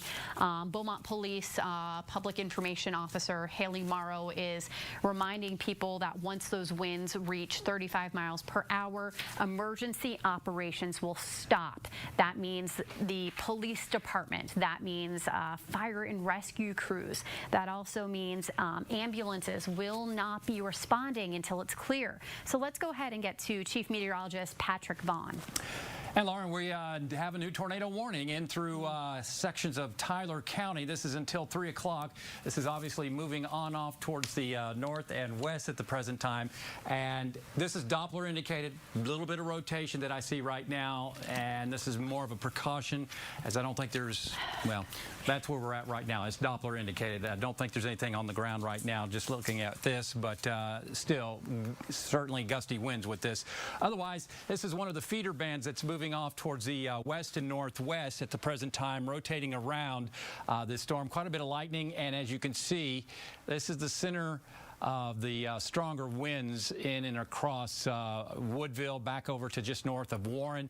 Again, a little bit of rotation indicated by Doppler radar, as this is again embedded within a feeder band, one of the first feeder bands to affect southeast Texas. We've seen the winds gust with some of those bands, with the band moving through 20, 30, 35 miles an hour. And just looking at some of the observations over towards southeastern Louisiana, we have seen, let's see, winds. Well, now there's a severe thunderstorm watch in effect through portions of southeast Texas. We're under severe thunderstorm. No, that's a tornado watch. Tornado watch now in effect for southeast Texas, including southwest Louisiana, all the way towards Acadiana. This is normal that you see on landfalling storms, especially the north and northeast side. And again, a very formidable hurricane category 4. One thing I want you to know is not only besides the eye, you look at the striations in the banding of this hurricane. You can see the central dense overcast. When you see this banding in and around that storm, that is indicating that high pressure is overhead the storm, and that is why it intensified. And hey, it's still possible this could further intensify as it moves on shore late tonight. Probably around the midnight hour. That's when we're going to see our winds significantly increase across southeast Texas, southwest Louisiana. Catastrophic storm surge there. Lake Charles really going to get hit hard back over towards Cameron Parish and unfortunately Vermilion Parish. This is going to be a historically devastating storm into southwest Louisiana. Could be stronger than Audrey. It's going to be close. Going to be close. We'll see how that materializes, but regardless, we do have a new tornado watch that's probably about 6 hours. So you're looking at what? We're at 2 now. That would put it at 8 p.m. tonight is what that usually runs. I've not been able to look at any information, but looking at about a good 20, 25 mile wide eye, just estimates right there. As the storm continues to move to the northwest at 16 miles an hour, pressure down below what you could read on your barometer at 27 point, what is that, 99 inches as far as mercury. So it's just an ugly situation. Let's see, give you the very latest track again. A hurricane warning from, looks like, around Freeport, including the coast of southeast Texas, southwest Louisiana, over towards Intercoastal City, Louisiana. And as far as the track, this track is, yeah, it is forecast to increase to 145 miles an hour, making landfall just into southwest Louisiana, very close to where Rita did as a Cat 3. Now, Rita was a bigger storm, but it was weaker. So put things in perspective as this will continue to move forward towards Orange County. Unfortunately, Orange County, you're going to be in the eye wall. What does that mean? Well, if you've got Cat 3 or Cat 4 winds, you're probably going to see wind gusts 130, maybe 140 mile per hour as this moves through. This is going to cause catastrophic damage in Orange County. Okay, that's what we're looking at. Exactly. Mauriceville, Orange, back over towards Bridge City. I'm very worried about Bridge City being submerged again, almost an Ike, what we did in 2008. Orange, City of Orange, this is very, very serious. Now, it's going to be weakening. Hopefully, we can get it down to a Cat 2 as it goes through Orange and then up the Sabine River right over towards Kirbyville and on into, Jasper and Newton counties. That's no surprise there. Hurricane watch in effect, hurricane warning, I should say, storm surge warning in effect. And I've seen some estimates of some 15 to 20 foot storm surge near the eye over towards southwest Louisiana. Again, you can see this is not the classic what we see on the plains as far as tornado. This is pretty normal for our area as far as weak rotation. So this storm is likely producing, obviously, winds with this. But right now, I don't see the telltale signs of a tornado on the ground. Otherwise, Futurecast going to show a storm continuing to move on off towards the north and northwest. What time is that? That is at 2 p.m. this afternoon. We're going to be updating. See, again, we're going to be seeing these bands move through. And you'll get winds probably through 6 p.m. to where it's 5 to 10 miles an hour between these bands. These feeder bands, that's when you're going to see the winds go up to 20, 25, 30, 35, 40, 45 mile per hour winds, and then they'll come back down. That's where you get the gustiness. Remember, winds increase with height. So what happens is when you get these feeder bands coming in, the heavy rain, that drags it to the ground. That's why your winds go up. We saw this in Rita. It goes up and down, up and down. We went between that 64 to 105 gust in Beaumont. It was just back and forth. That's what is so difficult for the trees to handle, is the gustiness. That's why they fail and are dropped, is because of this oscillating or increasing and decreasing wind speed due to the gustiness associated with this landfalling hurricane. So that's why we're going to see, well, a lot of trees are going to come down. Let's just put it that way. It was it 40% of the trees in Orange County came down in Rita. I think you could see that easily with this. So again, this is Futurecast, shows near Cameron. This could be a little far east. We're hoping it's further east, obviously, for our area. Regardless, that's still going to put Orange County in the eye wall as this moves on off. And see, it's too far east on this, but this is one forecast model, just to give you an idea. So as this heads on off towards the north, we ought to see improving weather conditions after certainly late morning, early afternoon, coming up tomorrow afternoon. So as far as rainfall, let's see, we are at, that is a good 7 to 10 inches, 10 inches in Orange County, 7 inches over most of the area. So that has increased as the track has been nailed down. Obviously, tropical storm force winds and conditions in southeast Texas. I think we could see hurricane force conditions coming up tonight. And that's what we're looking at right now across southeast Texas. Again, I think we could see a big gradient as far as wind speeds across our area. Obviously, the closer you are to the Sabine Lake, or I should say the Sabine River, the more likely you are to see hurricane force winds and also wind gusts of maybe 120. 130, you're going to be in the eye wall. Again, you can see this is that feeder band. Feeder band coming across southeast Texas, now moving over to Liberty County, back over into Polk County. There's a tornado warning now up towards northwestern sections of Tyler County. And again, this is all rotating off towards the west at the present time. This is one of those outer bands, the feeder bands, that's moving through. So I have seen wind gusts over towards over towards Vermilion Parish and along the coast over there, over towards the Atchafalaya River, where they have seen wind gusts of 35, 40, and even 50 miles an hour. That's where we're at right now, Lauren. Yeah, Patrick, and really this is all getting national attention. Making sure my microphone's here. I'm receiving text messages saying that the mayor of Port Arthur is actually on CNN right now. So, of course, even the nation is watching Southeast Texas and also Louisiana brace for this hurricane. So let's go ahead and go to Port Arthur now and give you an update as how things are looking there. So Mayor Thurman Bartise saying, if you stay, may God be with you. He also told one of our reporters earlier today that he believes about 200 Port Arthur residents took advantage of that county-run travel.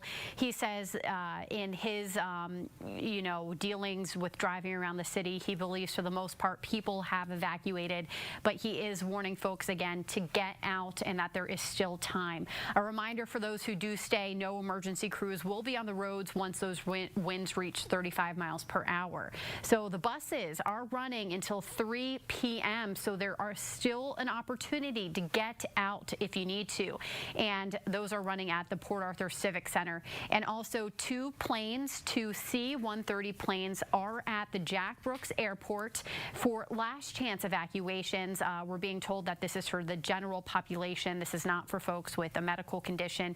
In those 2 planes, a total of 80 people can be evacuated, 40 on one plane and 40 on the other plane, keeping in mind social distancing guidelines when it comes to COVID-19. Those planes should take off around 4 o'clock, so you just have a little bit of an hour to make your way to the Jack Brooks Airport for the last chance evacuations. Buses are running for the next 5 minutes, so you're really going to need to scoot on down there to the Civic Center if you want to catch one of those buses. If not, one of those airplanes may be your best bet to evacuate the Port Arthur area. And Olivia, if you can just remind me where we're going to next. Okay, we're going to go ahead and check on in with the 3 things you need to know. The time now is 2:56, and guys, if you're just joining us, you want to pay close attention to these 3 things.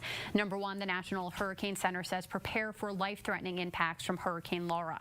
The final buses have left, or they're leaving in about 5 minutes here from Southeast Texas, out of the way of the direct impact from Laura. And number 3, Entergy says prepare for outages that could last for weeks. Now, Southeast Texas, we know you're no stranger to those prolonged outages. Unfortunately, some folks following Hurricane Harvey were without power for about 3 weeks to a month. Now, we do know Entergy is staging crews in nearby areas. They're in place and they're ready to respond once given the all clear. And of course, they're going to work around the clock to restore that power to get those lights turned back on as quick as possible. But again, Entergy asking for your patience. All right, guys, and if you plan on staying during this hurricane, here are the multiple things you need to know. Turn off your utilities. Turn your refrigerator to its coldest setting. This could help preserve food if there's a short power outage. If it's a prolonged power outage, chances are you're going to see some expired, meats and vegetables and milk inside of your refrigerator. You're also going to want to turn off the gas in propane tanks. Fill that bathtub and also sinks, and also a good idea if you have any jugs, fill them with water. Want to get to this text message coming from the STAN network. So according to the city of Port Arthur, water will be shut off at 6 o'clock tonight until further notice. So you're going to want to keep that in mind to fill up your bathtub, fill up any jugs so you have access to water. And again, we know that cell phone battery, it's just so precious as Laura inches closer and closer to the coast. You're going to want to stay up to date as what the experience is like. So you're going to want to keep that cell phone charged so you can keep tabs on any developing weather situation. Let's go ahead now. If you want to evacuate, what are the roads looking like? DriveTexas.org is a great resource for you. Bookmark that page. It'll even come in handy in the future. So I know you're looking at 3 red lines on your screen. They may look a little intimidating, but those are not blockages. They're not any traffic delays. Instead, those are actually the designated evacuation routes. Now, Laura, kind of putting a monkey wrench in these particular evacuation routes. As you can see, they all go north. Unfortunately, Laura's track is heading north, so you're going to want to maybe go north and then go west instead. West is your best bet. If you go north, you're still going to be in Laura's track. If you head east, you're going to run into problems when it comes to rain and wet weather. So west is really the safest bet, and it's the most dry you can be. You may encounter some storms as you make your way westward. So want to get a feel for meteorologist Patrick Vaughn. Does he have a minute to check in, or you need me to keep going for a minute here? Go. All right, he's ready to go. All right, first off, let me get this going.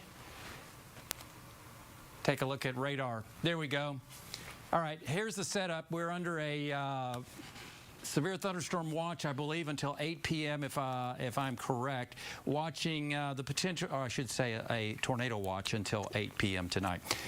This is normal. This is what we see during a landfalling hurricane. And as you can see, we do have already a tornado warning that will continue as it is moving into northwestern sections of Tyler County. Let me see. That is until, and that is moving off towards the north and west. And it has just expired, I believe. Yep. That will be coming down here very shortly. So anyway, what's going on is that we're seeing some of the outer periphery of getting more information here. We're seeing an outer feeder band. Again, these are rotating around the storm off from the east into the west. Quite a bit of lightning there, up 59 from Cleveland back over into Polk County. But again, this feeder band, this is one of the reasons that you're going to see the winds really start to increasing at times 25, 30, 35 miles an hour. And these feeder bands is when you'll really start seeing later on tonight that the winds will really increase, especially as the storm really gets close to the coastline. That's when you'll watch on radar. That's where you'll want to really hunker down as those come in, because the winds are going to be higher in these bands, but they'll be lower even along the coastline at this point right now. But every time a feeder band comes in, that's when your winds are going to go up through tonight. So that's what you're going to watch for. There you go. Tornado watch is now expired in through northwestern sections of Tyler County.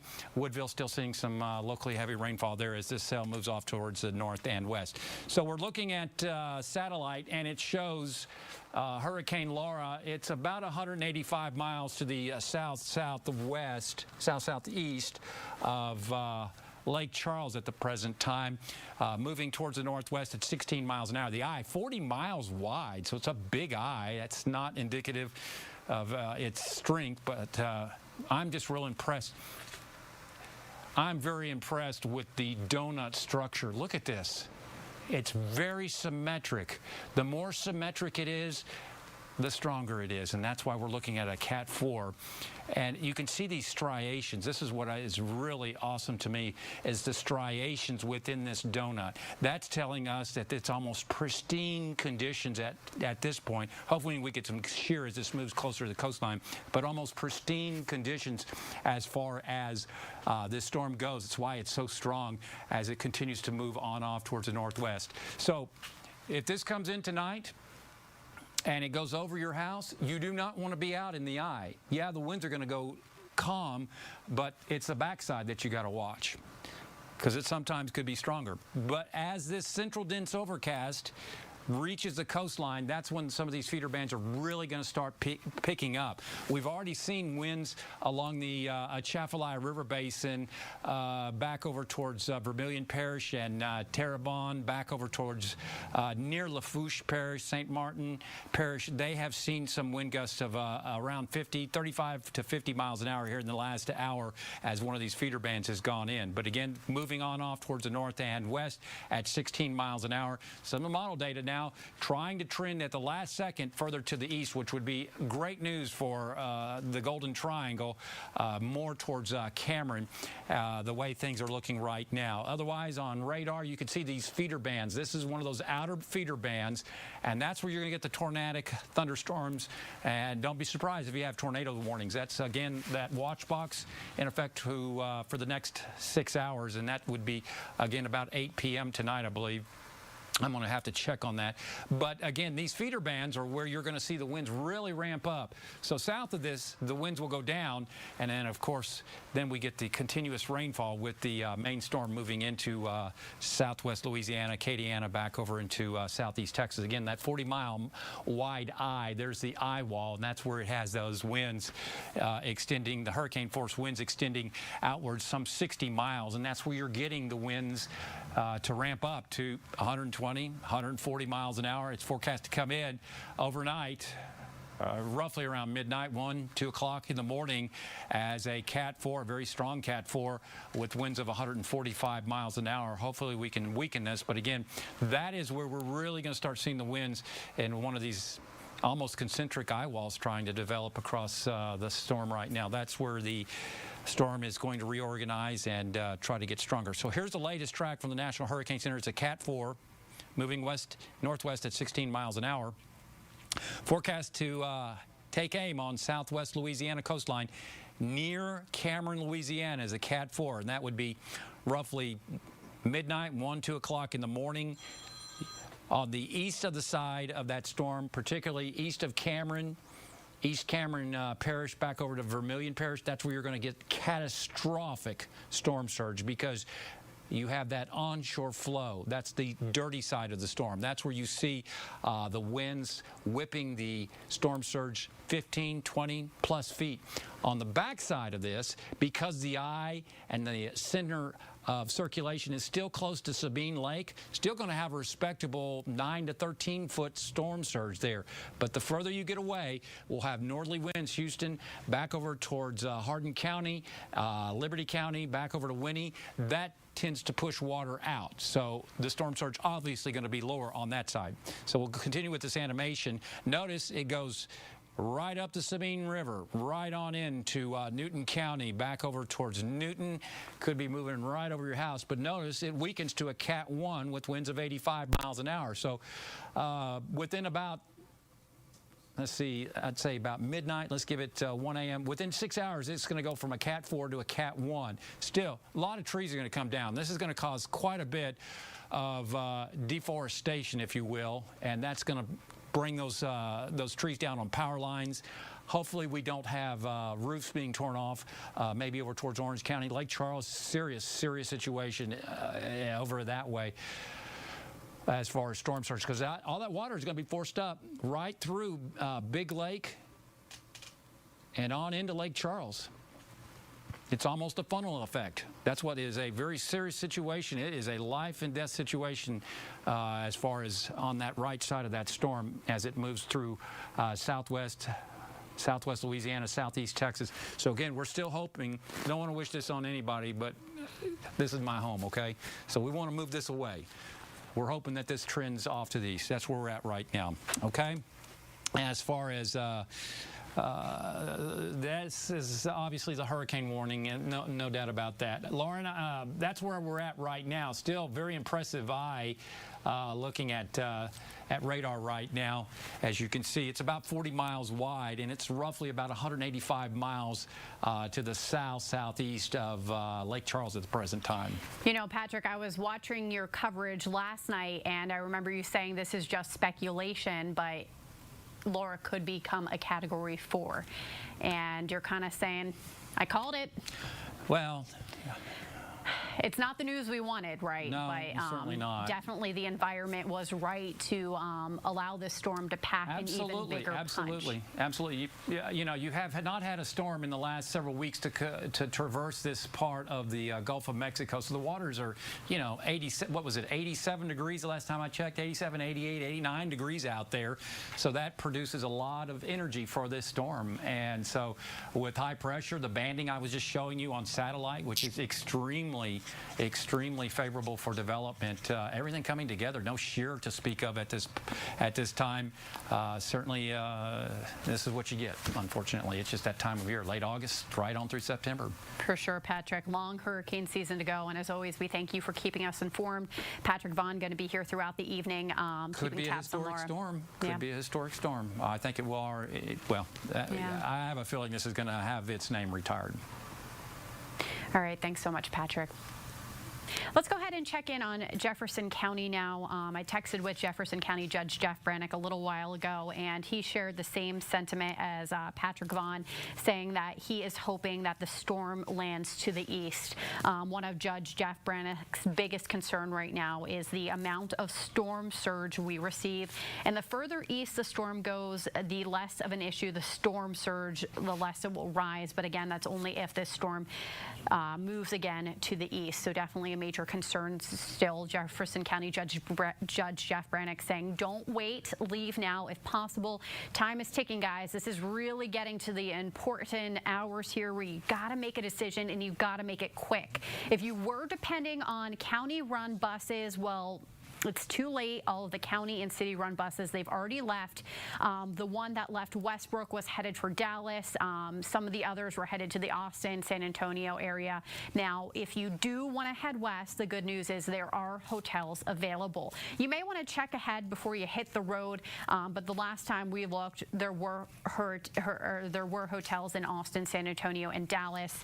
And we want to remind you guys that in all counties, not just Jefferson, but also in Orange, as well as Newton and even Hardin counties, that if there is winds over 35 miles per hour, there won't be a police response, there won't be fire and rescue response, there won't be EMS response. Those first responders cannot respond until they're given the all clear, presumably until Laura passes. Now, having a look at your screen, those were the counties under a state of emergency. We want to remind you what the National Hurricane Center is saying, a very serious message for Southeast Texas.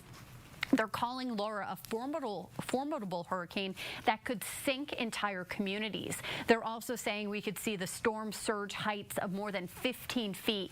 The National Hurricane Center also saying storm surge in areas along the coast will be unsurvivable. So guys, if you're along the coast, you got to get out, and you've got to get out now. Want to get to a text message from Judge County Wayne McDaniel of Hardin County. He wants to remind people that, again, like most counties, no first responders will be out once those winds reach speeds of 35 miles per hour. He's reminding people to stay safe, and that if they can evacuate, he recommends doing so. All right, let's see if we can pull up one of our live sky cams to see if we can get a live look outside of some areas in the Golden Triangle.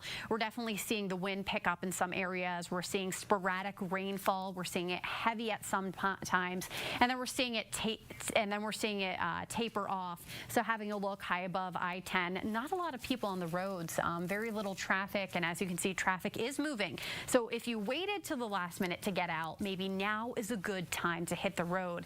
You can see the sky cam capturing big droplets of water, so it does appear it is raining in southeast Texas. So if you plan on heading out, you're going to want to plan for a wet ride ahead, and maybe pack the umbrella, maybe pack that jacket as well. So just keep those things in mind if you plan on heading out. Now, this is a tool to keep in handy if you do want to evacuate. This is the website drivetexas.org. It gives you updates in real time and lets you know what traffic looks like. So you can take a look at your route, determine if that's the route you want to take, or maybe if there's a better alternative. Now, I know it's intimidating seeing the 3 red lines on your screen, but the good news is that's not delays, that's not stop traffic. Instead, those are the hurricane evacuation routes. Now, generally, those are the evacuation routes we would encourage you to use, but because Laura is tracking north, your best bet is to head west. I put some feelers out there from folks in the Golden Triangle who left this afternoon. One person left Lumberton. They told me 69 and 96 was a smooth ride. They made it to their destination. No issues, no traffic to complain about. Also hearing in the Baytown area, there was a little bit heavier volume of traffic, but in general, no traffic delays. That person also reporting that they got to their destination in a timely manner. And finally, a third traveler told me they went I-90 down to 10 and no issues to speak of. They also got to their western destination in a safe and timely manner. So we just popped radar back up. Looks like a lot of activity. So I'm going to send things back over to our chief meteorologist, Patrick Vaughn. Patrick, can you give us an update? Well, Lauren, we continue to watch this very closely as we are watching more tornado warnings over towards southwest Louisiana. That looks like Beauregard Allen, Evangeline Parish right now, near just to the south and east of Alexandria, Louisiana. Let me step out. And we're all under a tornado watch tonight across southeast Texas, southwest Louisiana. Again, this is what we're going to see overnight. These spin-ups, there's a lot what we call vorticity, a lot of rotational energy in the atmosphere. And that rotational energy is going to be translated down to the ground in some of these cells as these feeder bands come on in. All the time will be associated with feeder bands moving on into southeast Texas overnight and southwest Louisiana. So these feeder bands coming in off the Gulf of Mexico, rotating off to the west and northwest, and then back to the southwest over towards south central Texas. So let's take a look at this. And again, mostly rain over southeast Texas now from Beaumont back over to, let's see, Silsbee, Evadale. That's okay. A little heavier activity in and around Kirbyville. Again, this is all going to be moving very quickly off towards the west. And as you can see, this is one of those feeder bands expanding off to the west and northwest. There's those spin-ups again. Especially watch those overnight for the potential for weak tornadoes. The type of tornadoes that we see with hurricanes are usually weaker. They're not what you get in the plains or North Texas. Not true. And they are weaker. And that's where you'll see the wind speeds ramp up a good 30 to 40% over what the mean winds are over your area, especially with the hurricane force conditions expected. Otherwise, there is Laura. Laura is a Cat 4, and it is exactly 185 miles with a 40-mile wide eye to the southeast of Beaumont. Let's go with Cameron. It looks like it's about roughly 145 miles to the south-southeast of Cameron, and moving on off towards the northwest at 16. And for Beaumont, it looks like it is roughly about 185 miles to the south and southeast of Beaumont. But again, we still think the likely trend will be into southwest Louisiana, somewhere in that vicinity as far as landfall coming up overnight during the wee hours of the night. Why does this always happen? This happened with Harvey, Imelda, and now with Laura. Rita did the same thing. So it seems like all the big storms love to come in overnight. But again, if you look at this, let me stop this and show you the rotation or the actual storm structure. I find this very fascinating. But you look at this banding. See these striations? Transverse banding. See, the flow is in a counterclockwise swirl. Okay? And you get these transverse bands. So what's happening is that the air is rising within the eye wall. That's the highest point of the storm, and then it rolls down this hill and is deflected to the right. That's why you get these striations, and that is very indicative of a very powerful storm. I'm just looking at the satellite information as far as what it is telling me. But the other thing is that you look at this 40-mile wide eye, it looks like a donut, very concentric circle of central dense overcast. This is going to be a vicious storm, unfortunately, as it heads towards southwest Louisiana. Winds right now 140, moving northwest at 16. The other thing is that I find very interesting is that you could not even measure this on your barometer, 2799. That's how low that pressure is, as we'll put this into motion over the past 3 hours. And these feeder bands are where the strongest winds are going to be. We'll get a break, and then the next feeder band will come in. That's where you really got to watch for severe weather and tornadic thunderstorms as we go through the next several hours. Otherwise, you can see the eye, very distinct eye there, Lauren. So that's where we're standing at right now. Still think an ETA roughly along the coastline, roughly around 12, 1, 2 o'clock in the morning. Mm-hmm. Yeah, that's when it's going to pack a mean punch to southeast Texas and southern Louisiana. So, yeah, we're definitely going to keep tabs on this, and then any of those tornadic activity that may go hand in hand with this hurricane, Category 4 hurricane. All right, let's go ahead and get to the 3 things you need to know. I'm Lauren Hensley, and if you're just joining us, the time now is 3:19. So here's what you need to know. Planes are currently at the Jack Brooks Airport Regional Terminal. It will evacuate citizens. There are 2 planes there. They plan to take off before 4 o'clock. So if you want to take off in one of these planes, you need to get there fast. They'll be able to fit a total of 80 people, 40 on one plane, 40 on another, and again, this is a last-ditch effort to evacuate people. The planes will be headed to Dallas-Fort Worth area. You're going to have to drive to the airport yourself, and the air evacuations will run no later than 4 p.m. and maybe stop before that based on those wind conditions. Passengers will also be screened prior to boarding that airplane. Let's head to Jefferson County now, where I spoke via text with Jefferson County Judge Brannick not too long ago, maybe about an hour and a half ago. He told me he's hoping the storm moves to the east because his biggest concern is the storm surge. He's very concerned about what that's going to look like, what type of storm surge that will bring, Laura will bring with it. He's also encouraging people to get out. He's saying don't wait, leave now if possible. And unfortunately, if you were waiting on county transportation, those buses have already left, so you're going to have to depend on yourself to get yourself out of the Golden Triangle. Hotels are available, so that's the good news. If you do head west, they are available in Austin, San Antonio, as well as Dallas. Now, Jordan Foster, who's at our sister station in Ken's, Jordan Foster used to be at our station. He's reporting on Twitter that he is at one of the reception hubs in San Antonio. He says that there's tons of people waiting to get in, and they're also handing out hotel vouchers who cannot fit at that shelter. And I just see we popped up radar here. Is that a signal we need to get back to Patrick?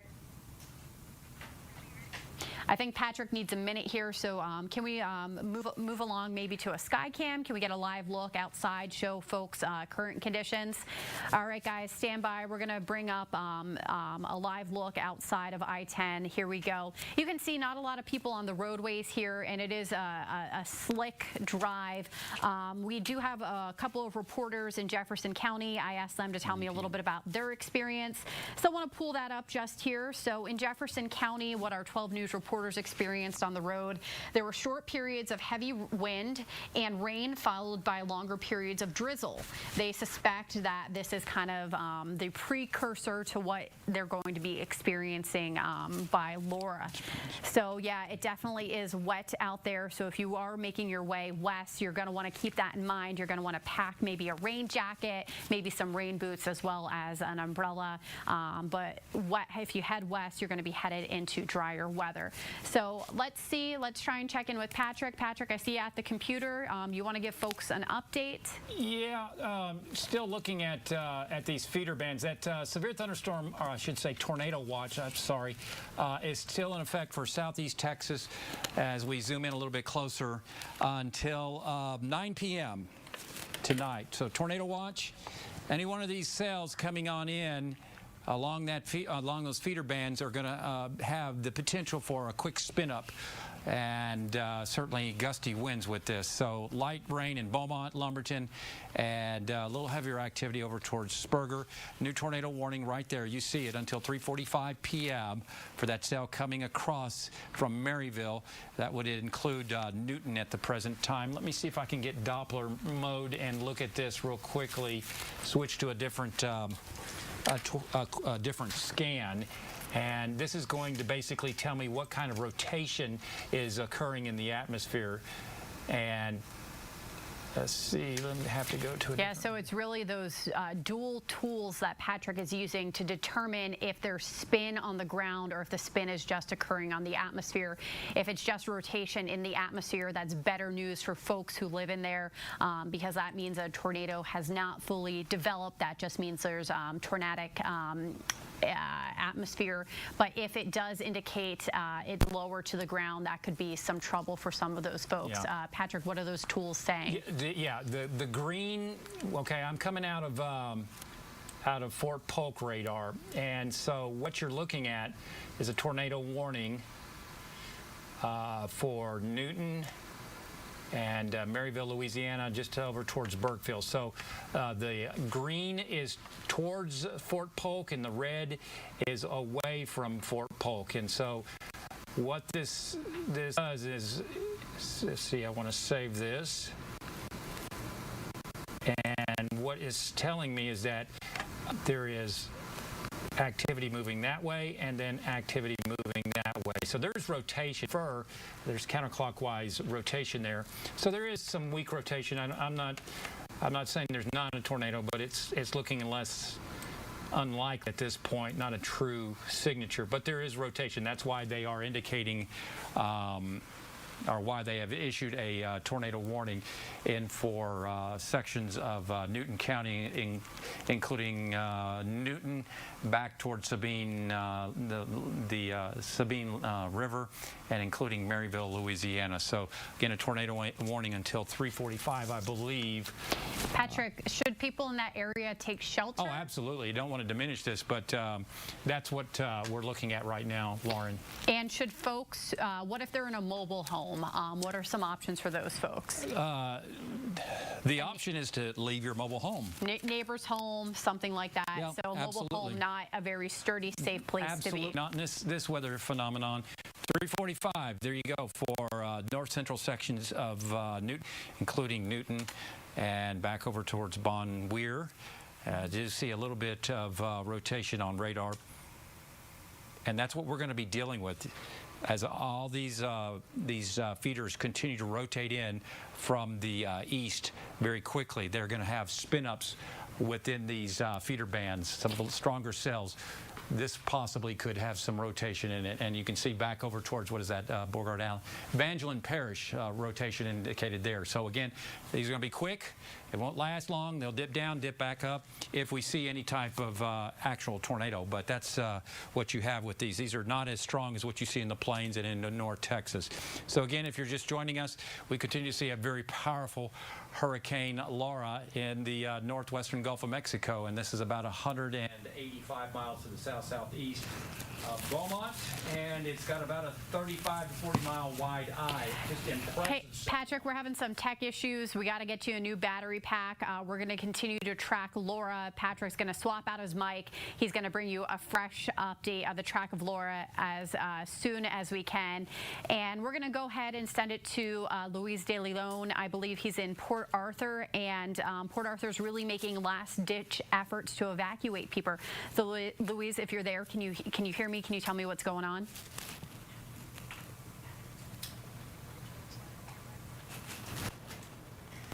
We're along the Port Arthur seawall, which is now locked up. Yesterday, we were able to get right onto the road that runs along the seawall here, but those gates have since been locked up. This is a wall that has protected a large part of the city of Port Arthur for decades. This storm really might give it the test. Neighborhoods that we've been driving through, we have seen a couple lights on. We've also seen some cars still in the parking lot. While we were here, actually, we came across a tree cleanup company. They were just getting a lay of the land, and they tell us that they're going to be staying back during the storm and waiting until it's all over to get cleanup underway.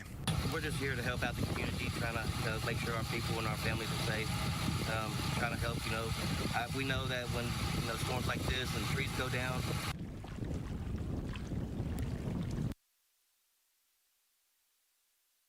And I just want to let our production crew know I think we need a new battery for Patrick, so hopefully we can get his microphone back up and working and he can give us the latest update.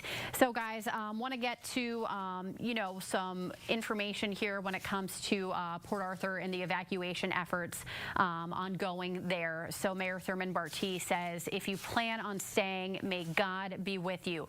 There are going to be no emergency crews once winds hit 35 miles per hour. That means fire crews as well as police crews as well as ambulances, they won't be able to respond once they're given the all clear, and presumably that's going to occur after the storm moves through the area. So if you find yourself in an emergency situation, unfortunately you're going to have to wait for that help we know you are depending on.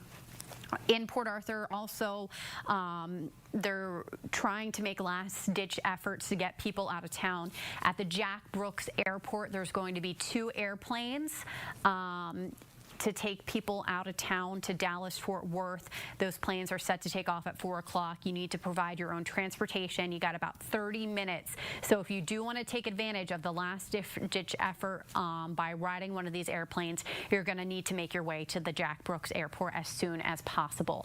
And as always, make sure you send us in your photos, your video, and your text messages. We want to know what you're experiencing. That number you can save right into your address book. It's to our 12 News Studios. It's 409-838-1212, and your photos could end up here on 12 News Now. All right, I think Patrick is back, so let's go ahead and send things over to him for the latest forecast. Well, right now, Lauren, starting to see rainfall rates obviously pick up. Some of these cells are quite capable of dropping a quick inch or so, and they're rapidly rotating off towards the east at the present time. Otherwise, just getting some more information, looking at rainfall rates. And this was the speeds that we were looking at as far as some of the modeling as far as the wind. Yeah, look at that. 100% chance of hurricane force winds, or tropical storm force winds, I should say, and through the eastern side of our viewing area, back over to southwest Louisiana. That is, yeah, that's hurricane force winds. So if you're in through Newton County, Kirbyville, Newton, back over towards Jasper, Beaumont, there's going to be a real north to south gradient. Everything's going to be north to south. As far as highest winds obviously are going to be along the Sabine River, but the further west you go, the chances of seeing hurricane force winds are going to be down, and that is probably where we're going to see the strongest winds, right along the Sabine River. So if you're watching us from maybe Bon Weir back over in towards Orange and Bridge City, that's where you're going to see the strongest winds. I still think there is a chance in Beaumont that we will see hurricane force wind gusts right now. And as the storm comes in, maybe over in this direction, we will see along that line the best chance of hurricane force winds. That's what I'm looking at now. Let's just take a look at new model data coming in as far as tropical storm force wind gusts. Yeah, everybody's going to see tropical storm force wind gusts, no doubt about that. Rainfall, obviously an issue. And just kind of looking down some of my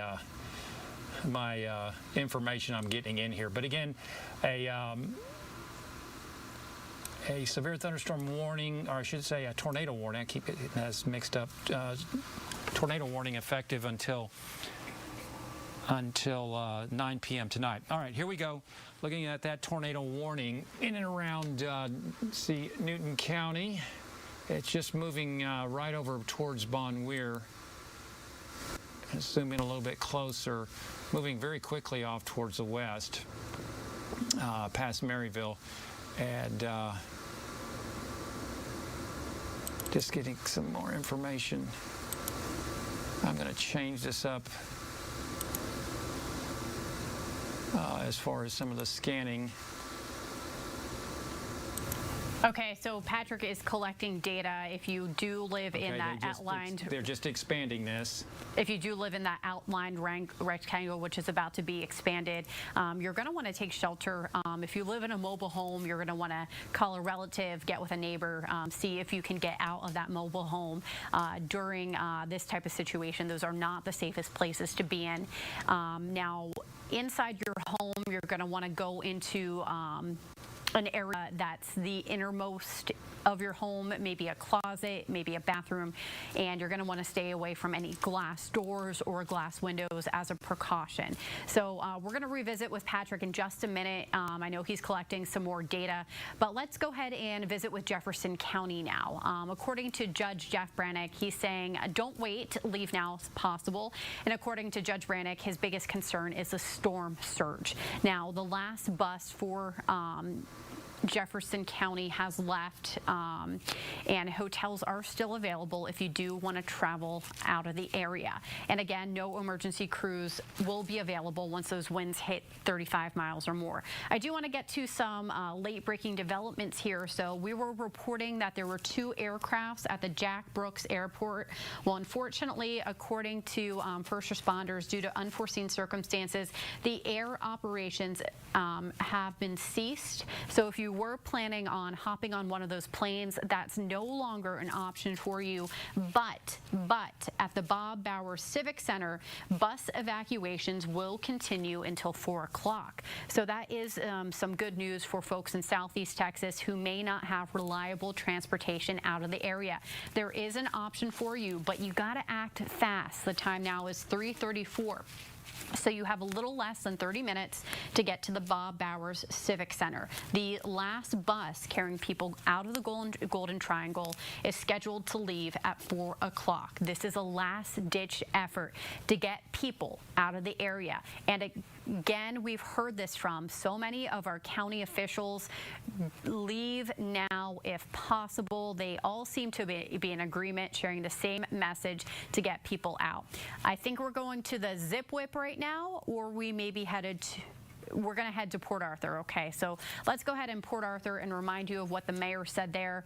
Mayor Port Arthur says, may God be with you if you plan on staying. And again, in the Port Arthur area, no crews will be out once winds hit the 35-mile-per-hour mark. And again, if you can get yourself down to the Bob Bowers Civic Center, buses will be leaving. The last bus leaves in less than 30 minutes. It's scheduled to leave at 4 o'clock. Let's go ahead and check in with Luis De Leon. He's in Port Arthur with an update for us. It's very quiet and very empty in downtown Beaumont. The clouds have now covered the skies here. Earlier today, we were at the Port Arthur seawall talking to residents who say they're staying back because they're simply tired of running from storms. Some of those lifelong Port Arthur residents saying that they've experienced so many hurricanes, they're used to this and they're prepared. I'm not scared. I mean, I think on this one, it's just going to be more of a wind event, but who knows? You know what I mean? You always got to be nervous because, like, you don't know what's going to happen with a hurricane. Like, the category keeps changing randomly. We really don't know what to expect. And we're going to continue to bring you updates on air and online as Hurricane Laura gets closer. In Port Arthur, Luis De Leon, 12 News. Thank you so much, Luis. Now, if you do plan on staying, our meteorologists say you should brace for a pretty scary night.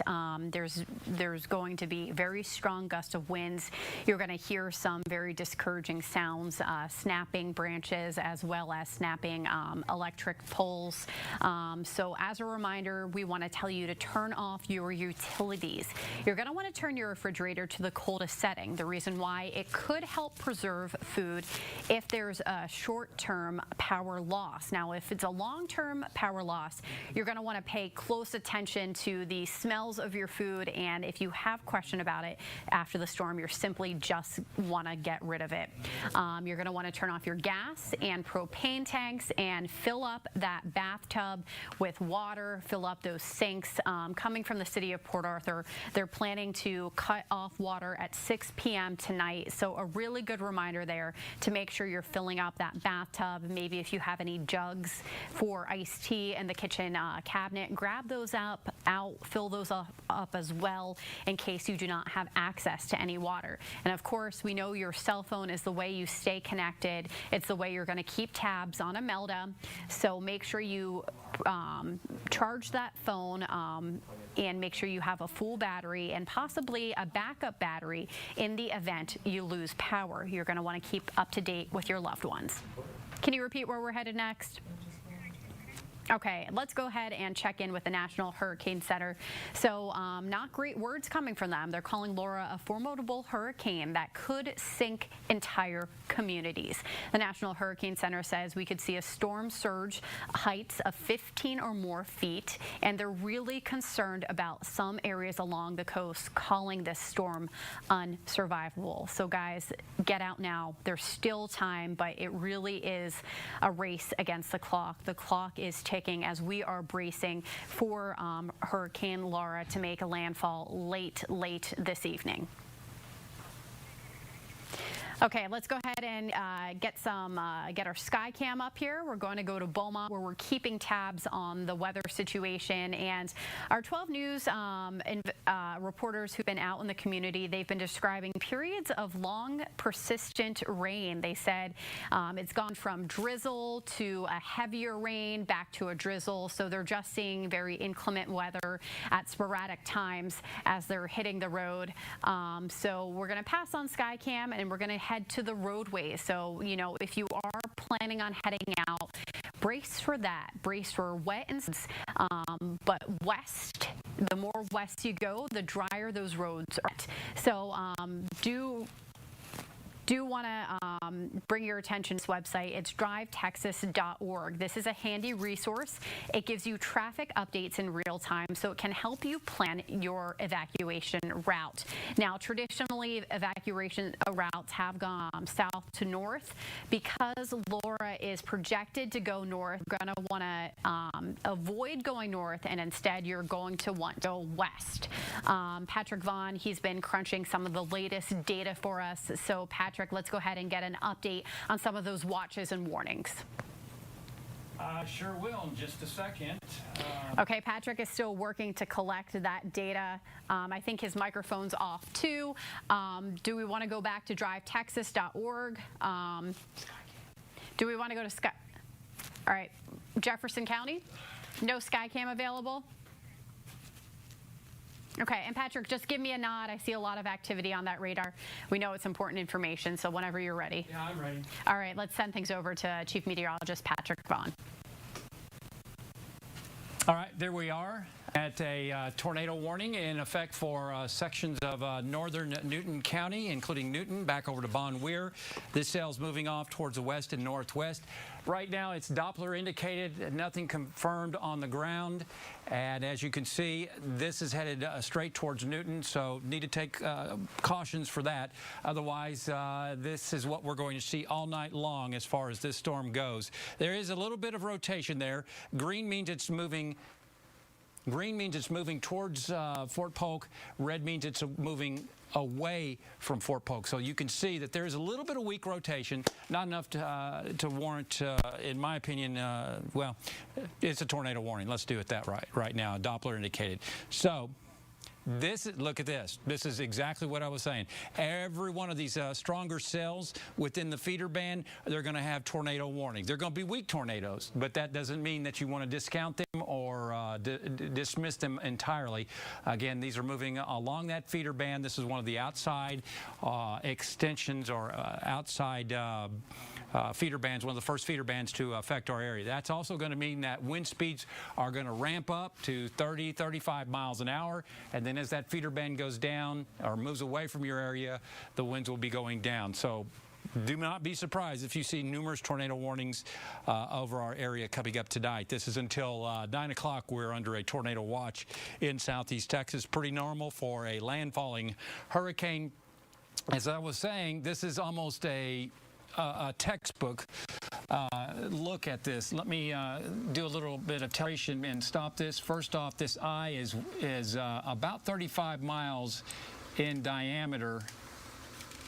if you're just watching us. But the donut appearance of this storm, this is maybe getting a little bit less donut, and it's taking on more of an ellipse look, but still a very formidable storm. So what's happening is that the strongest cells are located right along the eye walls. So again, let me clear this, and you see right here is where the tallest thunderstorms are. And so all of the mass or the air is coming up out of the screen into your face right here. Then it spills down this hill. Okay, that's why we're getting these striations. So the wind is deflecting this as it falls down the hill. When you see this, that is telling me these striations, these are very this is an indication of a very powerful storm. You can see how the wind falls down right here and is deflected. So again, this is approximately, let's see, south of Beaumont. It is south-southeast of Beaumont by about 170 miles. It is roughly around, we'll say from the eye wall, about 115 miles away from making landfall over towards the Cameron Parish coastline. It is moving to the north and northwest at 16 miles an hour. So that would place it, let's see, if we're doing the math, let's say it is approximately 116 miles. And let's see, hopefully we can start getting a turn to the north. Tight gradient as far as the wind speeds. Let's see. So if we're at 116 miles and it's 16 miles from land, that means 7 hours from now, and we're at 344, we'll say roughly at 4, so that's 11, 12, it'll start making landfall, and that means that the winds will start really picking up in southeast Texas after about 10 o'clock tonight. So that is a rough estimate as far as when the effects will really start affecting Port Arthur back over to Orange after about 10 o'clock tonight. That's where we're at right now. So again, you can see the eye, and again the feeder bands, and these feeder bands rotating on off towards the west and northwest. That's where you're going to see the strongest winds, the heaviest rainfall, obviously, and probably in between these bands. These are called moats. This is right here. So the winds will really go down in this area right here. And then along this feeder band, the winds will go up. And that's what you're going to see all night long. I remember that Saturday night, what was it, the 24th of September, coming back to KBMT and taking phone calls station, and people just telling me every time the wind would come up, you'd start hearing trees fall, and you didn't have lights, you didn't have electricity, so you could hear the wind this is up in the forest, up in towards the lakes area, up towards Curryville and outskirts of there. They would say you could hear in the background how the wind would start roaring in the background as one of those feeder bands came in, and then you start hearing the trees fall in the background. That's how they always knew that a next feeder band was coming in. Anyway, there we're at right now with that feeder band moving on in, and very, very impressive eye as I get out of the way. So you can see it's about 35 miles wide, moving to the north and northwest. Hopefully start turning to the north. The sooner it makes that turn, still officially moving northwest. So we take the west out of that. So the farther it comes to the west, the worse it's going to be in southeast Texas. We want that turn to start happening as fast as possible. That means there's the chances of us seeing severe weather will be lower. I still think we're going to see severe weather, but the severity of it will be, how about that? So that's where we're at right now. Still think we'll see winds gusting to, let me get some more information here, here in Beaumont, probably seeing probably some winds 80 miles an hour in Beaumont, possibly as high as 130 wind gusts in Orange is what I'm thinking right now. So again, it's going to be oriented in a north-south orientation. So as the storm moves north, the strongest winds are going to be right along the Sabine River, and the farther you go west, the winds will be tapering off. It's what we call a gradient is what we're looking at. Hey, Patrick. Yeah. After this slide, we have a request to revisit the watches and warnings when it comes to hurricanes, or excuse me, to tornadoes. Okay. Back up to watches and warnings. Here's the latest one. As it loads, you'll see it has now been canceled for Newton County. Let me back out and see if there's anything new. Nope, no warnings now for Southeast Texas. Now, we are looking at a warning up over towards Vernon Parish, and that could still could rotate in the east over towards, say, Newton County. That is certainly possible. So again, it's going to be along these feeder bands. So right now, no warnings as far as tornado warnings in Southeast Texas. There is a tornado watch until 9 p.m. So that's where we're at, Lauren. Thank you so much. I appreciate trying to filter through some of these viewer comments and emails that are coming into our 12 News account. You want to take a look at the track real quick? Yes, I stopped you in the middle of that. Let's go ahead and take a look at Laura's track. We all know we're under a hurricane warning. All right, there we are at a Cat 4 right there now, Lauren. So again, we want this track to move north as soon as possible. And start getting that north, where it's moving northwest now. We want it to turn north soon.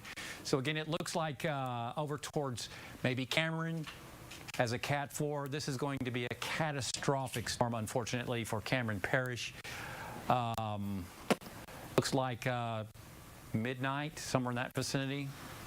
And it's forecast to have winds of 145 miles an hour at landfall, and then quickly weaken across the lakes area of Southeast Texas to a Cat 1 by daybreak tomorrow morning with winds of 85 miles an hour. So again, your winds are going to be stronger closer to the core and to the east of the center. So the strongest winds in Southeast Texas are going to be on a north-south orientation. Okay, this is okay, they just upgraded this. This just came in 4 p.m. Now forecast to come in as 150 miles an hour. Wow. That's just come in. This is breaking.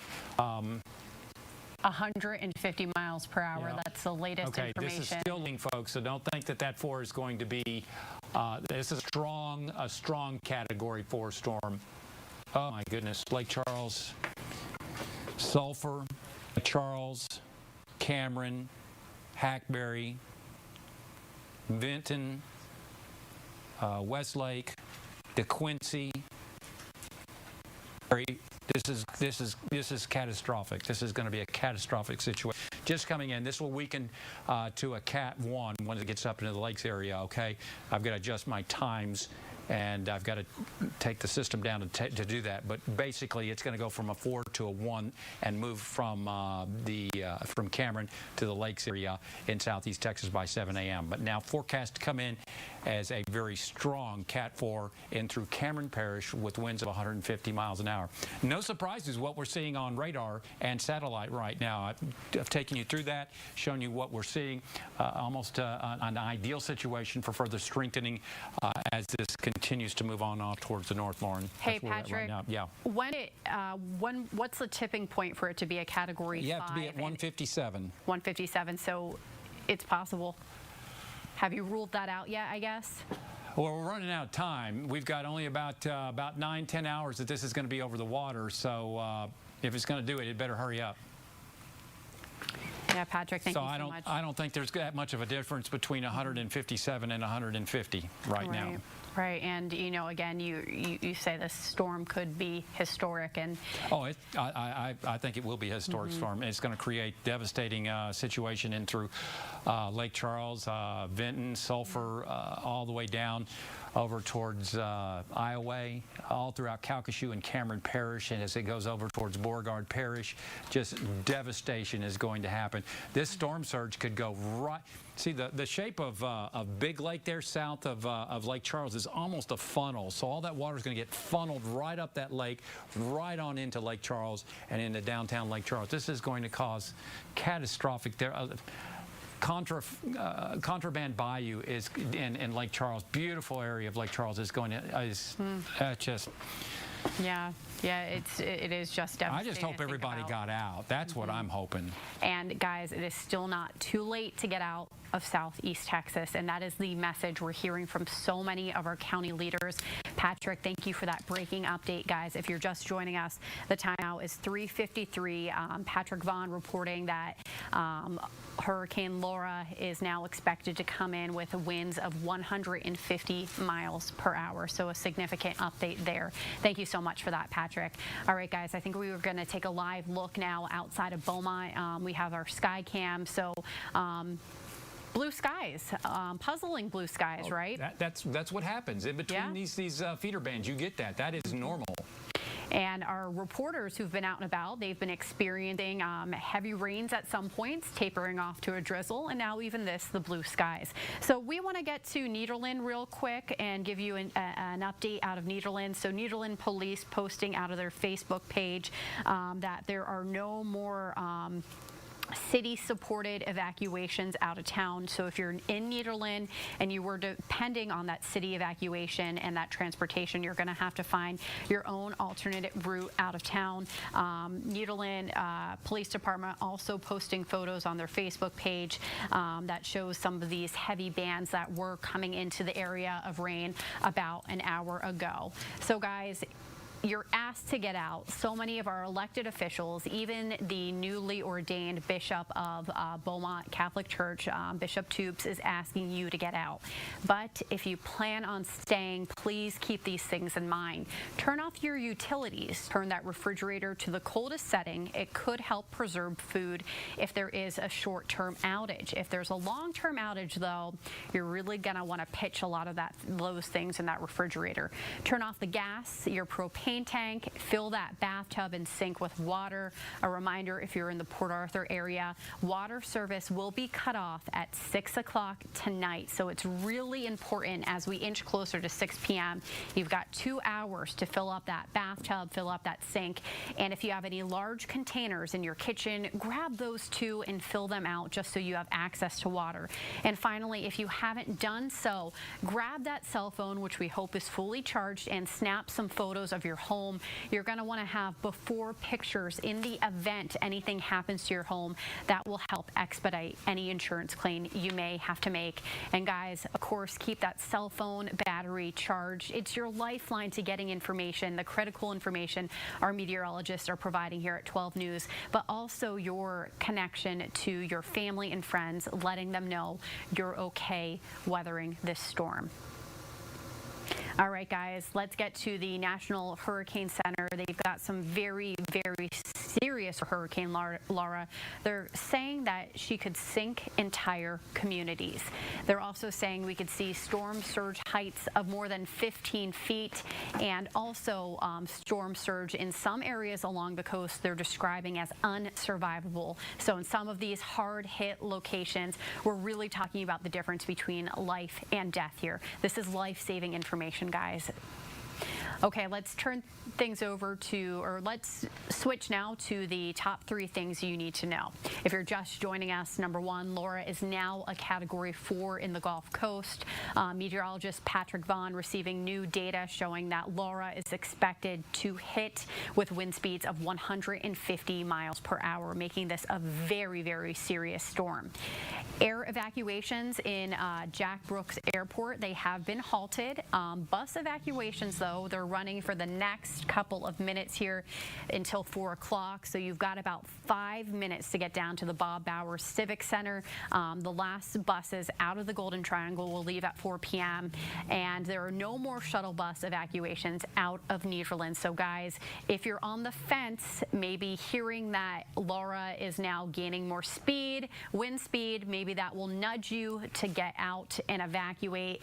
And you know, if you do evacuate, you're going to have to do so on your own. Let's turn things over now to meteorologist Patrick Vaughn. I know he's collecting data, and really unsettling, Patrick, to see that wind speed increase to 150. That's exactly right. Looking at it's right now, it has winds of 145 miles an hour. And we're looking at the storm surge, Lauren, and we have seen some improvement because of those northerly winds. Remember, it's all about the clean or the dirty side of the storm. We're going to see northerly winds here in southeast Texas. Unfortunately, they'll be off the Gulf of Mexico from around Cameron eastward, and that's the dirty side. So that's why you're going to get that water to pile up off the Gulf of Mexico. So still concerned with Bridge City and Orange. I still think you're going to have some serious flooding there, but we've seen some improvement as far as the storm surge forecast along Hillebrand Bayou, as you can see right there, and into coastal Jefferson County. Yeah, it's still going to have some problems on 365, 73, and 82, but and is still some backwater being forced up just because of the storm into the Natchez, Bridge City. Obviously, that's serious, 9 feet there, and up the Sabine. But it's really, this is the area that is going to be seeing the water of at least 9 to maybe 13. Well, I've seen as high as what, 15 to 20 feet as far as that goes possible.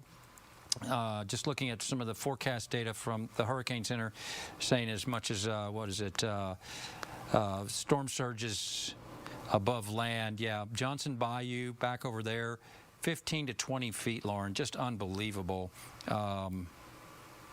Let's see, this side is looking at, let's see, Sea Rim to Johnson Bayou, Sabine Lake, still 10 to 15 feet. So Bridge City going to see serious flooding once again from this storm because of the proximity of the storm, even though we're going to have north winds the way it looks. It's going to be close there in Bridge City, but that water is going to be forced into Sabine Lake and on into Bridge City and up the Natchez and also up the Sabine rivers, just like what we saw with similar to Ike as this goes on by. Looking at some of the latest modeling, we'll put this into motion, and again, we'll continue to watch these feeder bands rotate into southeast Texas from the east right on through the next several hours. This is a good 10 to 12 hours away from landfall. So let me speed this up and take this on into where we're at now. We're looking at where it's now 4 p.m. local time. So let's go ahead and make this 4 p.m. see how it's doing as far as the modeling. Let's go ahead and go to 5 p.m. and start the model there. So it's not doing bad. See, these are the feeder bands that I was talking about. Model doing a very good job of picking this up. And that means that time we see one of these bands come into southeast Texas, we will see the winds pick up and the potential for tornadoes will be within those bands as they rotate through southeast Texas. So then here comes the eye. Let's see where this shows it. Yeah, right over Cameron. So that is a little bit further to the east. Every bit we can get it to the east would be better for southeast Texas. But still, we're going to see, I think, hurricane force winds roughly in this area to our east. You'll see that on some of the modeling I'm seeing, but this is just going to be devastating in through southwest Louisiana because of the winds and surge. Anyway, continue to take it up overnight. Wee hours of the night. It's going to be a long night. If you did not evacuate, you know what I'm talking about. A long night in through East Texas, into the lakes area of southeast Texas. We ought to start seeing some rapid improvement as this quickly moves off to the north, weakens to a Cat 1. Or Cat 2 as it moves through the lakes area of southeast Texas late morning, and by hopefully by the afternoon we ought to start seeing southwest winds shifting. So here's your probability of hurricane force winds And again, looking at a very tight gradient across the area, basically a north to south gradient. And what that means is that the strongest winds are going to be basically over in towards our easternmost counties from Newton, Orange, and eastern Jefferson County. But as you fan to the west, the wind speeds will be going down. So it's a tight gradient across southeast Texas. I think Newton will see higher winds than Woodville. Orange will see higher winds than Beaumont. Beaumont will see higher winds than Devers. Port Arthur will have higher winds than Taylor Landing. Taylor Landing will have higher winds than Woodville. What are we thinking? I'm thinking some 80-mile-per-hour gusts in Beaumont, which is an improvement. I'm thinking maybe wind speeds gusting to 100. 120, 130 in Orange still possible as we go through tonight. And that will be improving as we head towards tomorrow morning, obviously, mid-morning in southeast Texas. Rainfall, this looks like a good 5 to 10 inches possible over the area. And the storm surge is just going to be catastrophic. But again, let me show you, as we take a look at this funnel, I've watched this for years. And this lake, Big Lake is what we call it, and all that water is going to be funneled right on into Lake Charles, up into that area, back over towards Lake Charles proper, and also in and around, let me take that off, in towards Lake Charles. This is Mermentau River, right on into Contraband Bayou in Lake Charles. This is going to flood homes all in through Lake Charles and Sulphur back over towards portions of I-10 are going to be flooded. That's what this means. Just catastrophic, even up to Moss Bluff. Just catastrophic flooding in and around the city of Lake Charles. There on 14 is all going to go underwater. What this model is showing us right now. Westlake, serious damage because of storm surge, and this is going to continue to move up the Calcasieu River. Same thing over towards Lake Arthur, Jennings. But let me get back to our neck of the woods here in Lake Charles, or I should say into Beaumont. Bridge City, this is going to be, again, 9 feet. You know your elevation better than I do. But again, I think this is going to cause, again, the potential for catastrophic flooding in Bridge City, back over to eastern end of Orange and up the Sabine River. Same thing back over towards the Bessie Heights Marsh. That water is going to be forced out of the Gulf of Mexico, northwards, up the Neches River because of the flow. Just because of the proximity of the storm, not so much the flow of the winds. The one good thing about this that may help to may not meet this forecast is the northwesterly winds. We're hoping that these north winds will keep that flow from backing up because of the storm. As the storm comes in, it piles up water. And so that's why these values are still high. So anytime we can get the winds to continue to stay up out of the northwest is going to help us, and that's what we're looking at right now.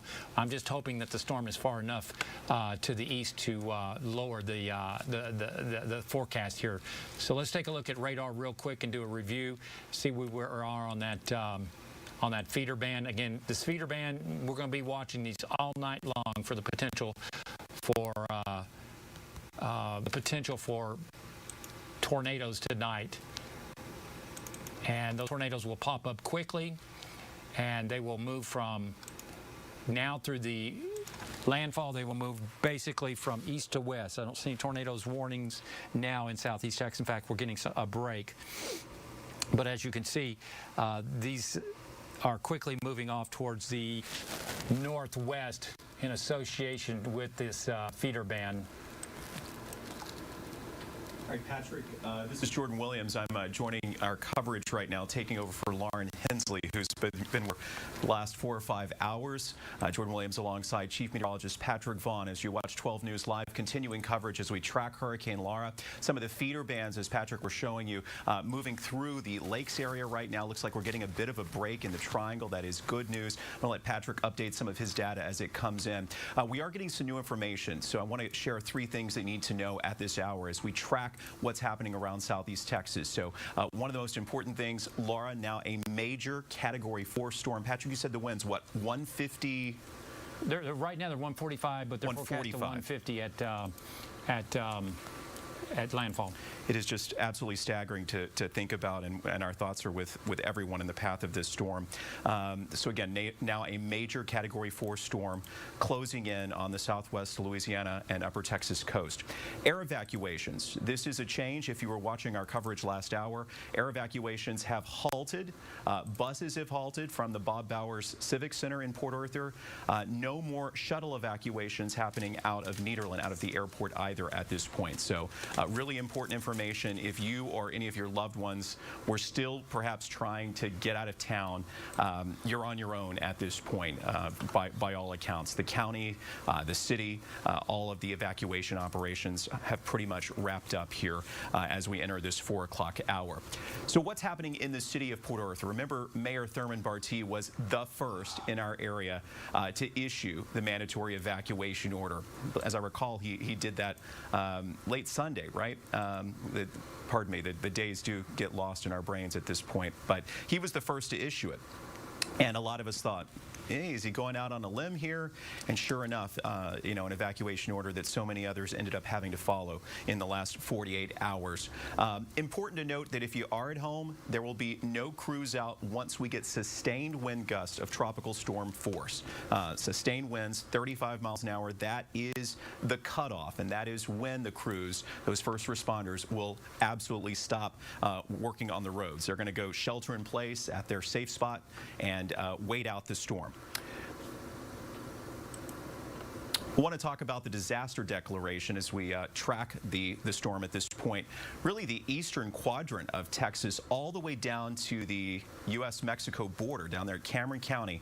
From one corner of the state to the other, you can see now under disaster declarations. And this is so important, as we've heard Governor Abbott talk, because it really frees up the money. And it's so important in terms of resources, allocating the resources, also helping out folks who may have sought shelter in some of these places. You see also we've highlighted, I believe that's either Dallas or Tarrant County, also Travis County for Austin and Bexar County for San Antonio. But again, the story being, as we heard during the governor's noon news conference, we need that money to be able to help with hotels and shelters.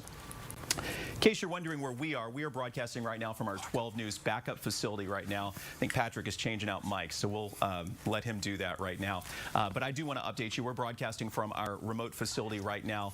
We sought a safer shelter, as many of you have as well. I want to say hello to those of you who are watching us on YouTube. Those of you may be watching on our 12 News Now app. We're going to continue broadcasting throughout the night. My co-anchor Dejanique Garrison's going to be joining us here in just a second as well. This is kind of shift change for us. As we saw, you've had Jeff Gerber and Lauren Hensley with you for the last couple of hours. So we are here, and we're going to be with you through the night, working to put Southeast Texas first and keep you and your families safe. Let's check out some new information in terms of the Jefferson County picture tonight. Judge Jeff Brannick being explicitly clear, don't wait, leave now if possible. And I think that was a message he started sharing earlier in the day. And folks, if you've not left, you're pretty much here. We'll talk to Patrick in just a second, reaching the point of no return in that you're going to need to stay wherever you are. Buses have already left Westbrook. Hotels, there are still rooms available, as best we've heard from our reporting colleagues at other sister stations of ours from across the state. There are rooms available in Austin, San Antonio, Dallas, and if not in that exact city, maybe you go to Georgetown or maybe you go to San Marcos. So we've underscored this, and it is worth repeating. We've got winds sustained at 145 miles an hour. Once the winds reach 35 miles per hour sustained in places like Jefferson, Orange County, Hardin County, the crews are not going to be able to go out and respond to your emergency calls. So that is, really what is a potentially life-threatening situation when you talk about storm surge. You're going to be there for a while, perhaps, until the authorities deem that it's safe for them to go out onto the roads again. If you have stayed, important to remember, if you're able to do this, consider turning off your utilities. We've been talking about that. Short of flipping the main breaker, I'm not sure that all of us know exactly how to do that. If you're watching us and perhaps that is one of your areas of expertise, feel free to text us, 409-838-1212. We'd love to share some of your professional insights. But obviously, a lot of people have told us, turn off your utilities. Turn your refrigerator to the coldest setting. I'm sitting here thinking, I wish I had done that. Turn off the gas, your propane tanks, fill your bathtubs with your sinks with as much water as you can, and do what you can to keep your cell phone charged. Chief Meteorologist Patrick Vaughn is watching some of the latest data here, 412 on this Wednesday afternoon as we count down the hours till Hurricane Laura's arrival. Such a potentially dangerous situation, Patrick. Absolutely, Jordan. This is the data. There's your tornado watch for all of Southeast Texas, Southwest Louisiana until 9 p.m. And we've already seen a couple warnings in through portions of the area as we continue to monitor feeder bands moving through Southeast Texas. So let me get on up there and show you what we're looking at as far as the feeder bands. And those feeder bands are going to be with us all night, and they're going to gradually increase in intensity and frequency in Southeast Texas as the storm nears the coast of Louisiana. So first off, radar is going to show that we have one band moving through Southeast Texas, basically from east to west, especially up in the lakes area. A couple cells will be needing to be warranted watching, as you can see, and a little closer inspection does show everything moving from southeast to northwest. This is one of those feeder bands now moving up 165 towards Glen Mora, and also in and around Alexandria, Fort Polk. Obviously, we're in good shape here in Southeast Texas at this point. There are tornado warnings off towards our east, as you can see. Those could pivot on in as we get more and additional feeder bands to move on in. Okay, here we go. There's your eye of Hurricane Laura. It's about 25 to 30 miles wide. And let me see if I can't turn that down a little bit. That's a little bright for some of you TV, but just an impressive. You don't see many like this. And that is just telling me this is a truly major hurricane. Let's see how this looks on, so we turn this down. Hopefully that will help you able to see that a little bit better. It seems a little bright. But again, this eye is 25 miles wide, and the tallest thunderstorms, Jordan, this is what I find fascinating. The tallest thunderstorms are right around the eye. So that air is being forced up. Let me pause this. So the tallest thunderstorms are around the eye, and what happens is that air is falling then down. Think of it as a hill. Tallest part at the top of the storm is right there at the eye of the hurricane. So the air is falling down to the side of the hurricane. Okay? And with the winds being deflected to the right, you're getting this banding. See this banding right here? See those bands telling us this is an ideal situation, and also looking at overshooting tops. See these band. This is a band right here. This is a feeder band. Overshooting tops. This is where you're going to start really getting the winds picking up, especially. This is ugly. This is ugly. That is the worst part of the storm right there, obviously around the eye. But there is just. Yeah, go ahead. Patrick, I was going to ask you while we get situated here. You know, we always hear that we're at this point expected to be on the better side. Right, the clean side. Mm-hmm. But is there a better side of a Category 4 plus major hurricane? Yeah, it's just you know, we were talking about wind speed just a minute ago, Jordan. Let me go to that graphic again and see if I can't show you that in answer of your question. And it's the forecast for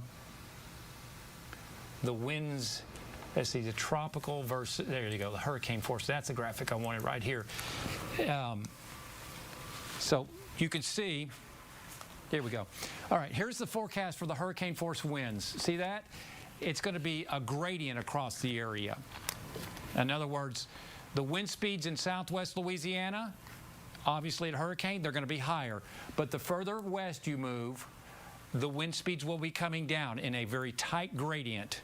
In other words, you may have 120 mile-per-hour winds right along the Sabine, but as you go further to the west, say maybe near Woodville, say west of Kuntz and back over to Winnie, you may only see 50 mile-per-hour winds. So it's all about location, location, location. The northwest or the clean side of the storm is where the best location is to be. So let's say the storm is along the coastline.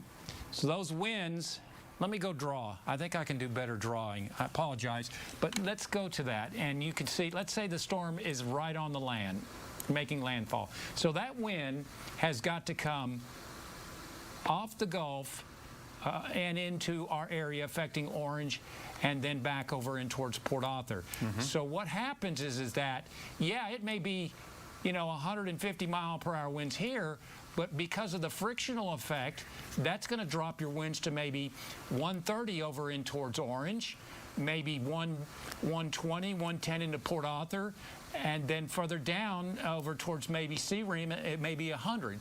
So that's why you want to be on the west side of the storm, the clean side of the storm. And of course, as this moves up into Newton County, it'll be weakening as it goes. But it's always the best side to be on the west side, because the winds will obviously be much lower over towards western portions of Newton County and Liberty County than they will be between, say, Orange and Lake Charles. Lake Charles, this is going to be devastating into Lake Charles, Cameron, over that way. So that's why you want to be on the clean side of the storm. I hope I answered your question. You did. I was not real succinctly. I think. Well, I was curious, because I mean, when you get sustained winds around the eye of 145, you do have to wonder if there really is a better side.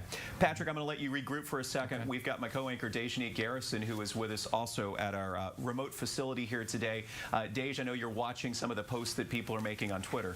Absolutely, Jordan. We know social media has just really become a lifeline when it comes to situations like this.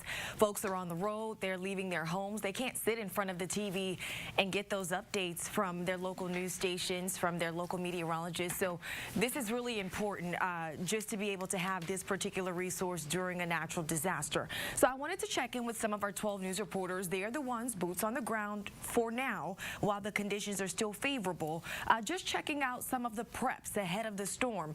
We do want to make it very clear that once the conditions do start to deteriorate, all of our crews will be in safe locations. But for now, they are starting to get some information for us, gathering some photos. They're getting interviews with people. And I want to take a look at some of what they found so far. So Kelsey Johnson up first. It's kind of the tale of two neighborhoods, if you will, with Kelsey.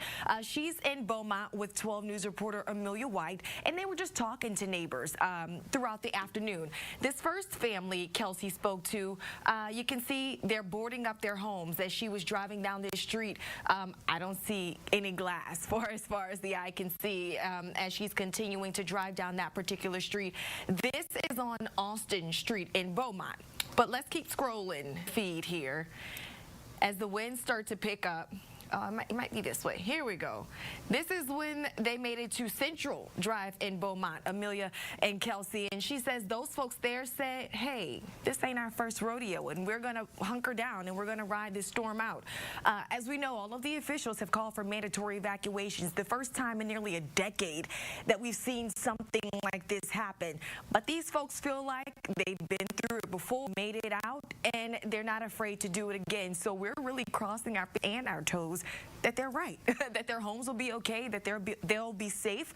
We always want to be optimistic, but we're definitely thinking of the people who made that decision to stick around. You know, so many people have different obstacles. So many people have different circumstances. So we do want to just continue to keep those folks in our thoughts and prayers who did decide to stick around.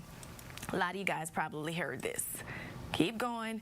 This is Kelsey's editing line, if you will. So as she's cutting her sound, this is what it looks like. And she posted this because it's Mayor Thurman Barty, and he's kind of going viral with this particular comment. I've been seeing it all over my social media feeds since late last night.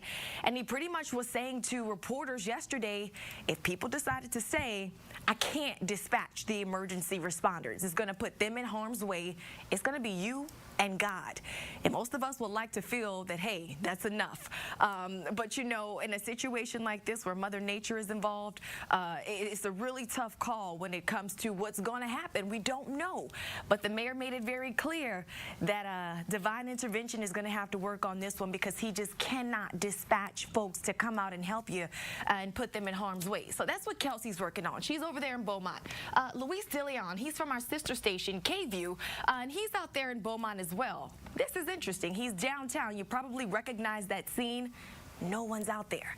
He's saying, hey, folks really are heeding the warnings of the officials, that mandatory evacuation that came out of Jefferson County. Nobody's there. We see the businesses have boarded up their windows and the streets are empty. This is exactly what we want to see. So he'll be around gathering some information for us. He's right off of Forsyth there. As you can see, Victoria De Leon, she is with 12 News reporter Jordan James. They are heading to Lumberton. Why are they going to Lumberton? That's where a lot of officials have decided they're going to hunker down, they're going to ride out the storm, and then they're going to come and check out the conditions. So what is she seeing? Search and rescue teams on standby. They're not going to be able to get to anyone until after the storm passes, until after it is safe to do so. So you see, they're prepared. They are prepared. This is the crew en route there. And again, these are the rescue boats that are going to be heading out to help folks who may need a little assistance after this storm passes. And we're anticipating rain, wind, and people just needing a helping hand. And that's not something I'm worried about, to be quite honest. I discussed this a little last night. This is something you don't get used to. Even when you grow up on the Gulf Coast, like most of us, storms are always a threat. And you just don't get used to seeing the eye of a hurricane as it just charges towards your home, what you've spent your life working to build. But at the same time, once that storm passes, the sun starts to come out, and it's time to start rebuilding and moving forward. Our community really shows what it's made of. We get stronger, we get tighter, and this is step one of that entire process. People coming in, volunteering their time and their efforts just to help our neighbors in need. I want to go to a 12 News alum before tossing it back to Jordan. Jordan Foster, who was with us just even a few months ago.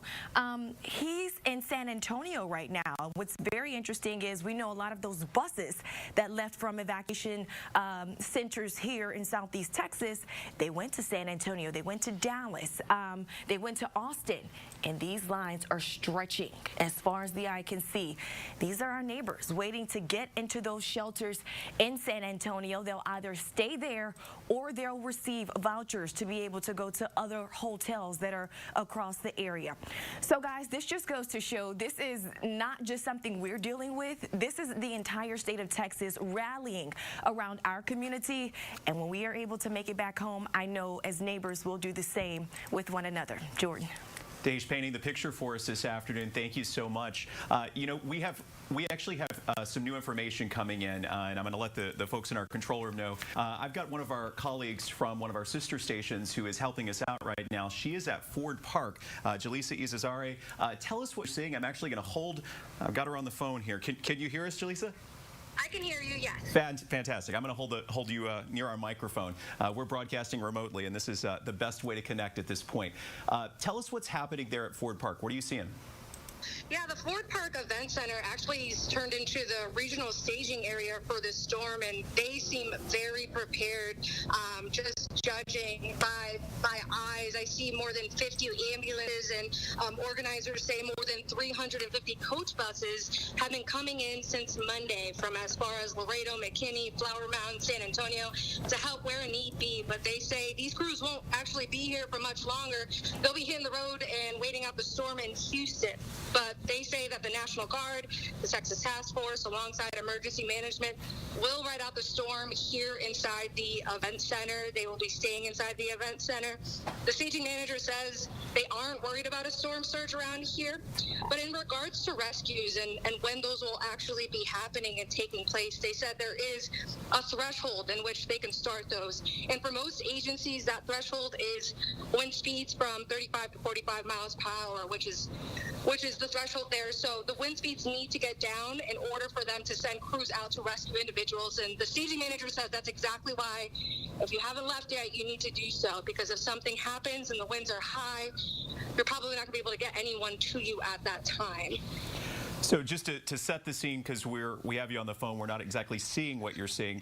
A lot of us drive past Ford Park all the time, right there on Interstate 10. How many? Is the parking lot full? Are you seeing boats? Are you seeing what's the outside of the facility look like, the parking lot?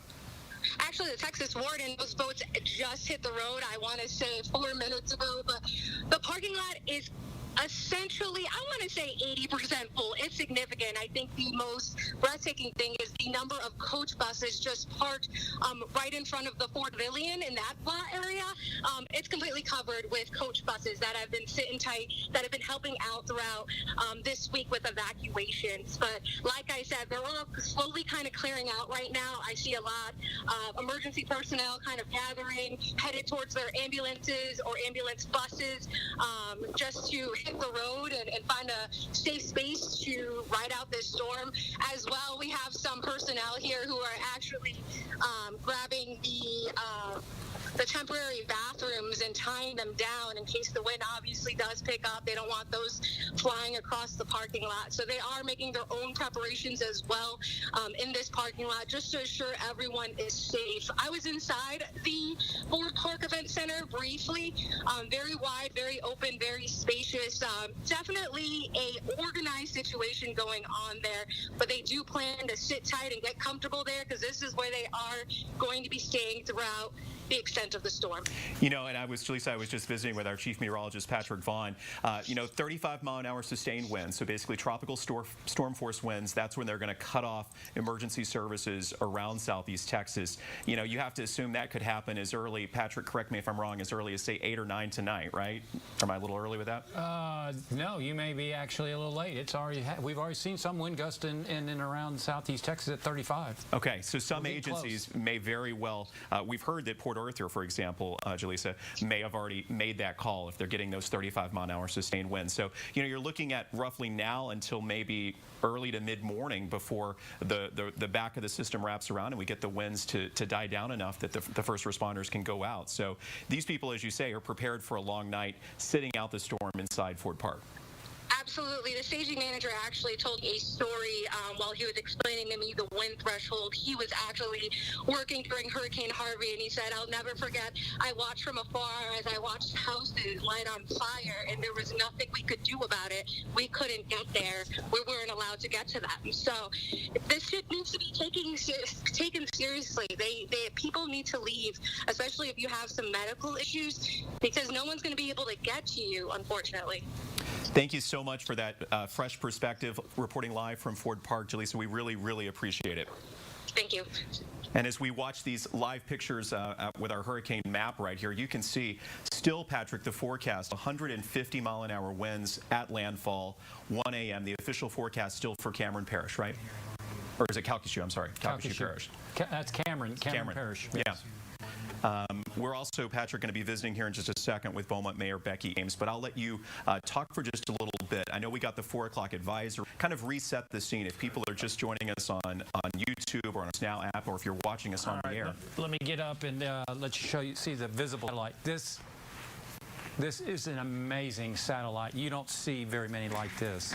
You can see right down the eye, almost a stadium effect of. This is seen only in truly catastrophically strong storms, and this is what is heading towards Cameron Parish, Louisiana. I'm gonna have to save the video on this. Just unfortunate for our region. Anyway, there's visible satellite. This is the super scan, the rapid scan satellite that is every minute, and we're looking at that right now, staring down. It looks like it's about just south of the Cameron Vermilion Parish line, I should say.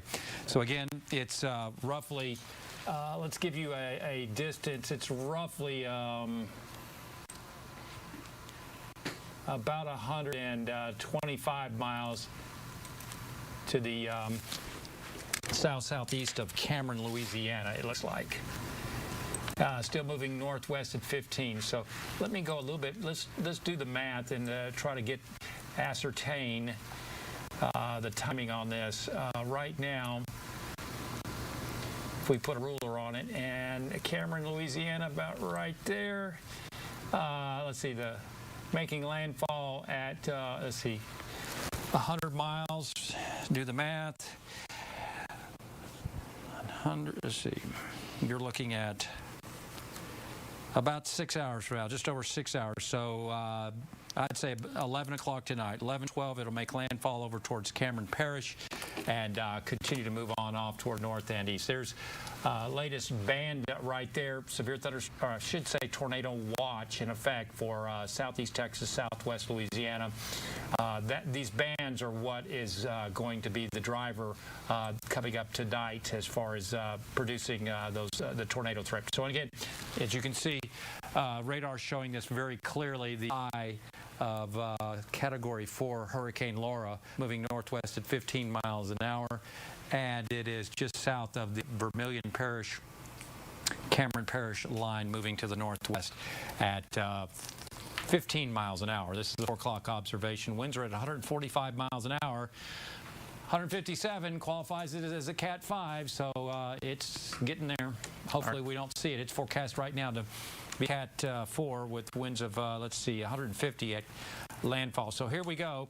Here's the forecast, and it makes landfall right at Cameron Parish with winds of 140 miles an hour, and it goes right over towards Orange County, eastern end of Orange County, and right up through Newton County. And of course it won't be a Cat 4 then, but it'll be weakening. But still, this is going to produce prolonged power outages, Jordan. All right, Patrick. Right now I want to bring in Dejanique Garrison. She's got Beaumont Mayor Becky Ames on the phone. Dej. All righty, Mayor Ames, can you hear us? I can. Thank you so much for calling in. I mean, we wish they were under better circumstances, but definitely want to be able to get some information out to the folks who are in Beaumont or the folks who have left the city, which we're hoping that's the majority of our residents. So first things first, how are you holding up? We're doing fine. We're at the Emergency Operations Center in downtown Beaumont, and you know, a lot of people have been working a lot of hours, but this is what happens. It's kind of like deja vu, unfortunately. Unfortunately is right. So let's talk about how prepared you feel the city of Beaumont is for something like this, a strong Category 4 storm, Mayor. How do you feel about the city and all of the preps that have been happening? Well, I guess when you think about that, Ike was a Cat 2, and that Rita was a Cat 3, and that we have a Cat 4 bearing down Certainly that is not a comfortable feeling, but I also know that we've had many people that plan throughout the years to make sure that we're as prepared as we can possibly be. And we have our Emergency Operations Center stood up, and we have a lot of the same folks that have been here with me since Ike in 2008. So a lot of experience here, and I think that that's very important because you just have to look at what happens from year to year, use best practices, and learn from any mistakes that you see or any shortcomings that you see or challenges, and that's what we do.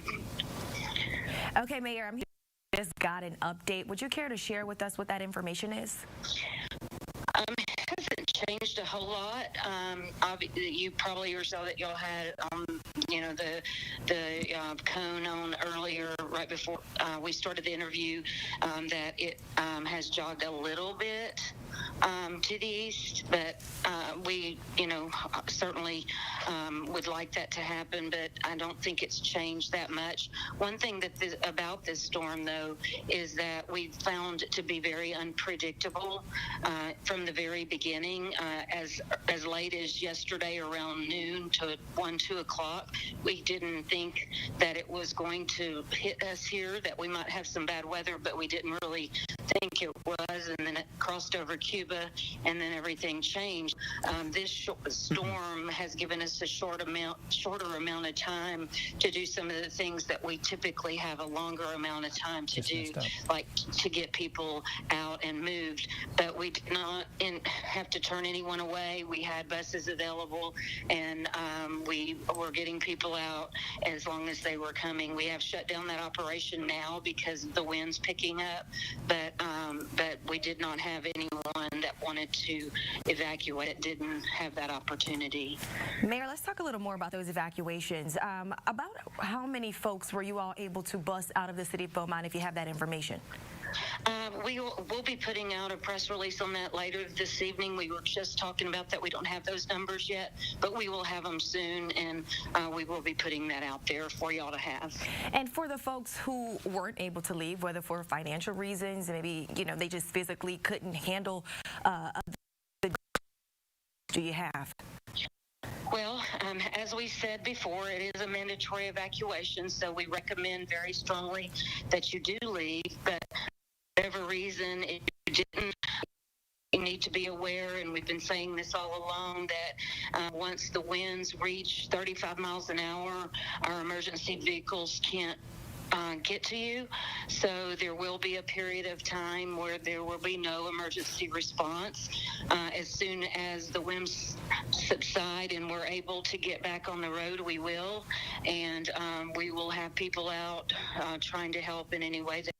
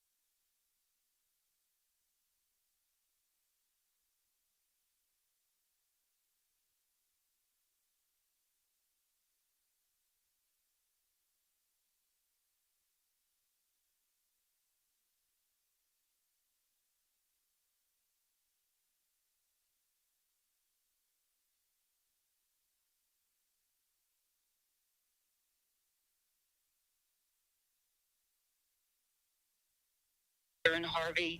Right. But Harvey was a storm that produced 67 inches of rainfall over a very, very short period of time. And I don't think any improvements we could possibly do could ever 100% protect us from something like that. We were fortunate that we had industry in town that enabled us to do a workaround, and we actually got water flowing fairly rapidly that could have taken months had we not had those options. But the water and surge for this storm is not expected to be near that. So, we are, you can never say never, because you just don't know what's going to happen with a storm like this. It's very unpredictable, but we feel fairly certain that we're in the best place that we can be right now. Now, there was a message that went out earlier. Some cities are turning their water off at 6 o'clock. I've heard 2 or 3 of them. There is no plans to do that in Beaumont. Some people just hear it and they think it's us, but we don't have any plans to turn our water off. That's good to hear, Mayor. I know you and your team have a lot more knowledge of the structure in the areas that are a little more vulnerable than others across town. So are there any areas that you guys are keeping a particularly close eye on over the next couple of days? Well, the storm seems to change every time we get an update as far as what areas will be hit hardest. So we are really paying attention to that. But of course, when the people that live near bodies of water, whether it be the river, whether it be a bayou, whatever it might be, are always more at risk. But they tend to know that because they've been through that. So, but certainly, our fire department keeps up with the areas that are more prone to flooding, and we have maps that show all of that. And so as soon as the storm leaves us and it's out of our area, then that's they'll go to every area of town to see what we can do to see if anybody needs help. Sounds good, Mayor. And as we prepare to wrap, and thank you for your time with us, is there anything you'd like to get out, any message for the folks who are in town, out of town, all of your constituents? Just that I hope that you did choose to leave, because that was the best choice, I think. But I understand that sometimes people don't have that choice. We did the buses that we sent out, of course, no one had to pay for that. We did have, and they will be put in a shelter where they'll have food and, be taken care of. So, but if you did choose not to leave, please know that, the things I talked about earlier will happen, and that we're going to do the best we can to get the city back in order just as soon as we can after the storm leaves. We're fortunate in the city of Beaumont that we are in a good financial position, even though we have COVID-19 that has been very difficult for our finances, and certainly planning for this storm, COVID-19 has made it more difficult, because even in the buses, it's half of the we put half of the people on the buses that we typically would, and also in the shelters. So, but just know that we'll get to everything just as soon as we possibly can when it's safe for our staff to go out and do that. Well, Mayor Becky Ames, we appreciate your time, and we'll continue to check in with you through this process. Okay, thank you so much. All righty, Jordan. Daesh, thank you. Getting some new information right now from the city of Port Arthur. I want to pass that along. It's one of the major 3 things that you need to know at this hour. 4:45 as you watch 12 News.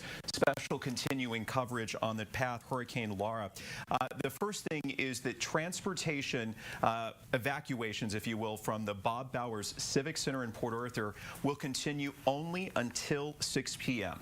If you have a loved one, if you're watching us right now and you're still in Port Arthur saying, man, I wish I really taken advantage of that opportunity, you have one final opportunity at this point, and that is the city of Port Arthur allowing you until 6 p.m. to go to the Bob Bowers Civic Center, and they'll see that you safely get out of town. This last chance evacuation is available again an hour and 15 minutes for the next hour and 15 minutes there in Port Arthur. Right now, I want to turn things over to 12 News reporter Victoria De Leon. She is keeping tabs of the situation in Lumberton. She is watching what's happening at one of the emergency operations centers there.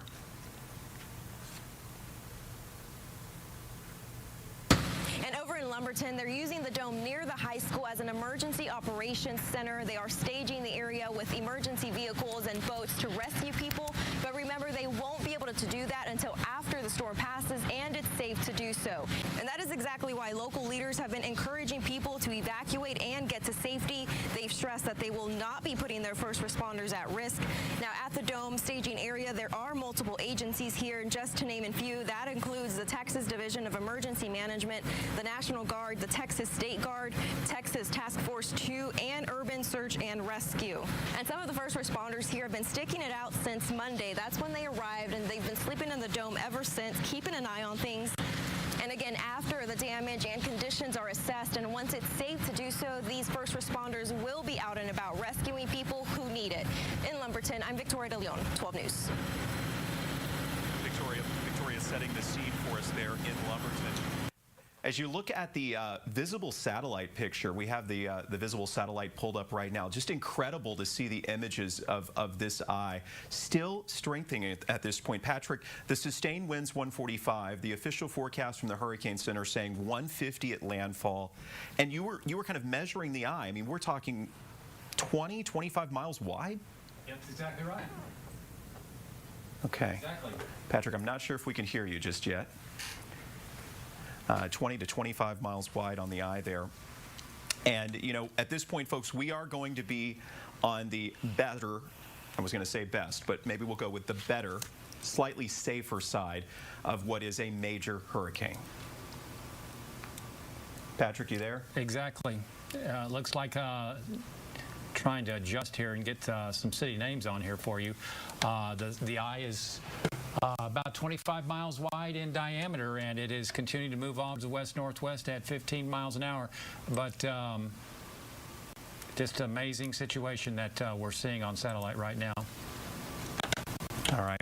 We'll let you look at some of the latest data. Landfall still expected early tomorrow morning to our east.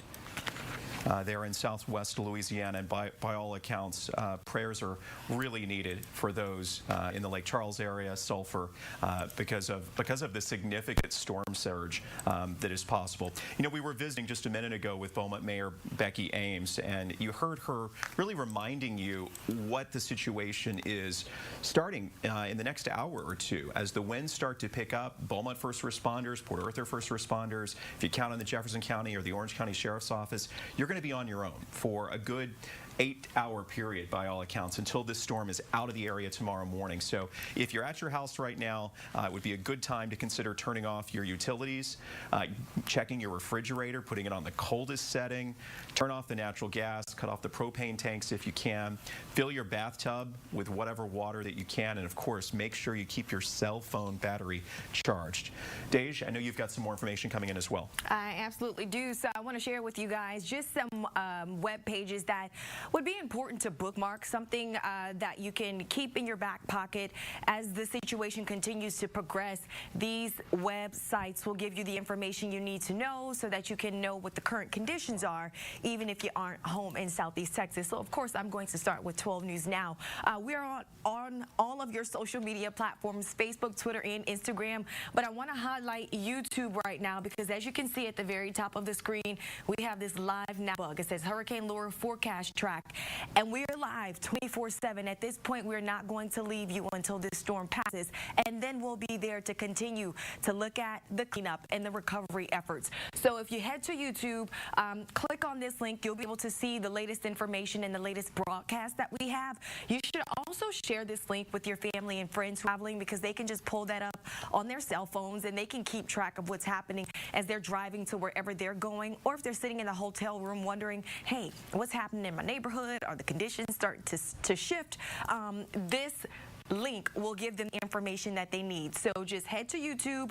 12 News Now is the main page, and make sure you hit that subscribe button because that lets you know whenever we post something new. And this will give you the most up-to-date information in our live feed over a couple of days. You also want to keep in mind every county has an Office of Emergency Management. So we're looking at Jefferson counties right now. And if I just scroll the page, you'll see where they have the mandatory evacuation orders. They have all of the documents you need to know.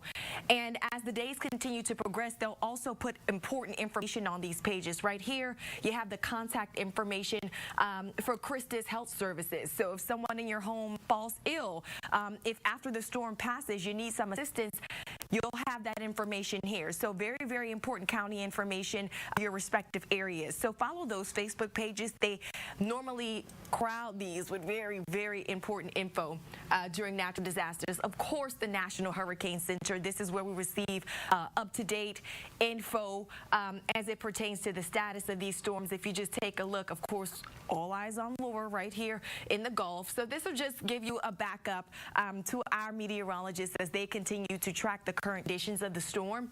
Entergy will be very important in the coming hours.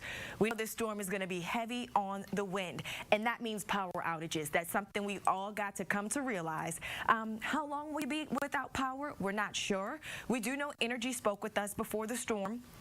They said they had crews outfitted all across Southeast Texas, but with the severity of this particular storm now, winds 145, 150 miles per hour, that could take days, even weeks, to restore the power to all areas of Southeast Texas.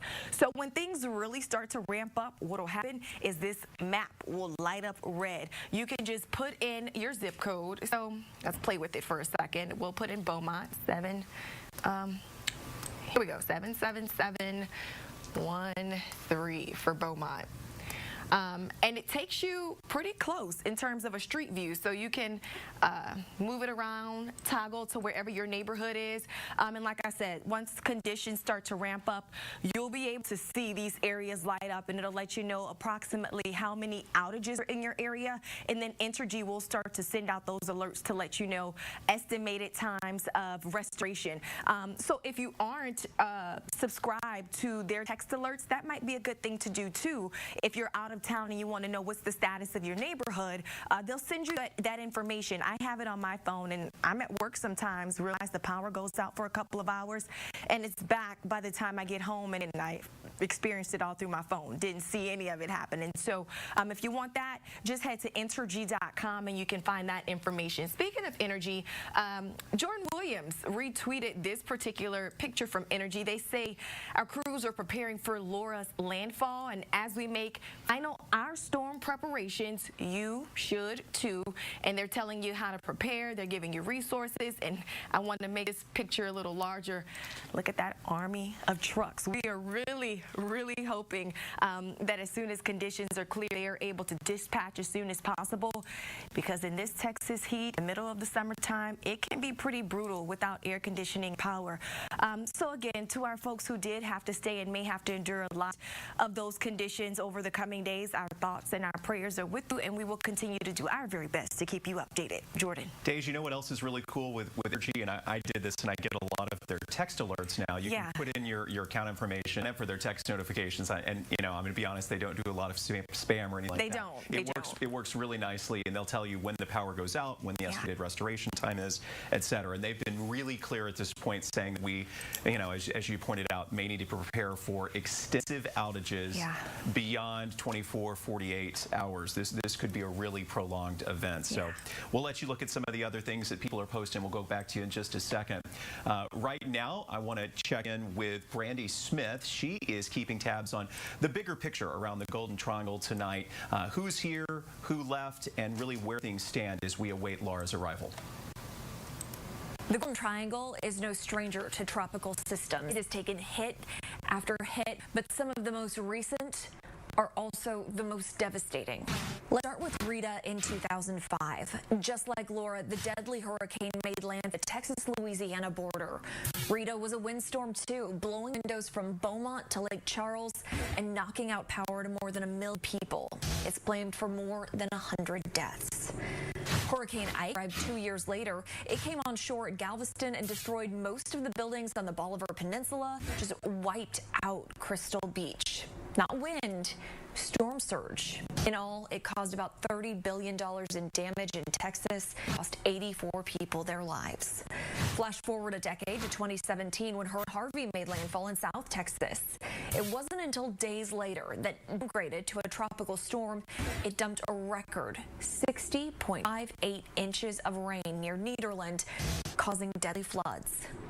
And just last year, Tropical Storm Imelda, which first hit land south of Galveston, nearly slowed to a stop over southeast Texas. More than 43 inches of rain were recorded along the North Fork of Taylor Bayou, and Imelda claimed 5 lives before it passed. It'll take days, maybe weeks, to fully grasp the scope of Laura, but what we do know is the Golden Triangle will rebuild. Neighbors helping neighbors, because that has what has happened over and over again. Brandy Smith there with some of our haunting memories of prior storms that have impacted us here in Southeast Texas, hit hard through the years. But we haven't had one exactly like this. Reed is the closest, and Patrick's been drawing the parallels. We'll talk to him in just a second, but I do want to reiterate the breaking news right now. If you or your loved one are trying to get out of Port Arthur, you are running out of time. If you need assistance with an evacuation, folks, you're running out of time, period, if you want to get out before the worst of the storm arrives. But the city will help you get on a bus up until 6:45 at the Bob Bauer Civic Center there in Port Arthur. So again, roughly an hour until we're told the last bus will leave. It's been a back and forth all day. Remember, they had the C-130 plane to Jack Brooks Airport. Those are out of the picture now as well. So this would be, as I understand it at this point, to the best of our knowledge, your last real route if you need help getting out of Southeast Texas. Again, as Dej was mentioning, we are broadcasting on the networks of 12 News. We're on our YouTube page. I just shared the link on my Twitter feed. I'll post it again on Facebook as well. We want to make sure that you and your loved ones who have evacuated are still able to see what's happening here in Southeast Texas. As Dej mentioned, we are going to be with you for the rest of the night until the threat ends from Hurricane Laura. Chief Meteorologist Patrick Vaughn in our Storm Tracker Center tonight, looking at some of the latest data. We're coming up on the 5 o'clock hour. I know you got the new advisory last hour. The winds 145 miles an hour. This is borderline. I mean, really knocking on Category 5 strength, sir. Yeah, 157 mile an hour is when you start getting Cat 5, and we're not very far from that right now. You're looking at 7 and 5. You're 12 miles difference from Cat 5. But as you can see, the eye approximately 25 miles. But looking at that eye on visible satellite, we're fixing to lose this for the night. But this is a stadium effect, Jordan, and this is telling us that this is an extremely powerful hurricane. Also looking at transverse banding. You see these lines? This is the air spilling out from the center of circulation. So the top of the storm is right there at the eye. The eye has the tallest thunderstorms right around there. So the air comes up from the sea surface up in through the tallest thunderstorms, and then it spills outwards. And you get these bands because the wind underneath is blowing and causing this ripple effect. That's the cirrus clouds that you're seeing over the central dense overcast. So just an impressive storm, unfortunately, for southwest Louisiana mainly. Doesn't mean we're going to escape here in Southeast Texas. Let's get you the very latest as far as temperatures and radar. Right now, I don't see anything severe in Southeast Texas, but still there is a tornado watch until 9 p.m. tonight, seeing some showers up towards Jasper, back over towards DeRidder. Nothing in it as far as tornadic thunderstorms, but we're going to have to watch for the potential for these feeder bands, as you can see, moving in off towards the north and west. They're going to have rotators within them, like some of these cells right here. Those could go tornadic like they have off towards the south and east. So those are the bands tonight that we'll have to be watching overnight that will generate these tornado warnings coming up overnight as these cells move off in the bands overnight. So there you go. There's the eye. We just got talking about that. And it's about 25 to 30 miles wide to the south and southeast of Lake Charles and to the southeast of Beaumont.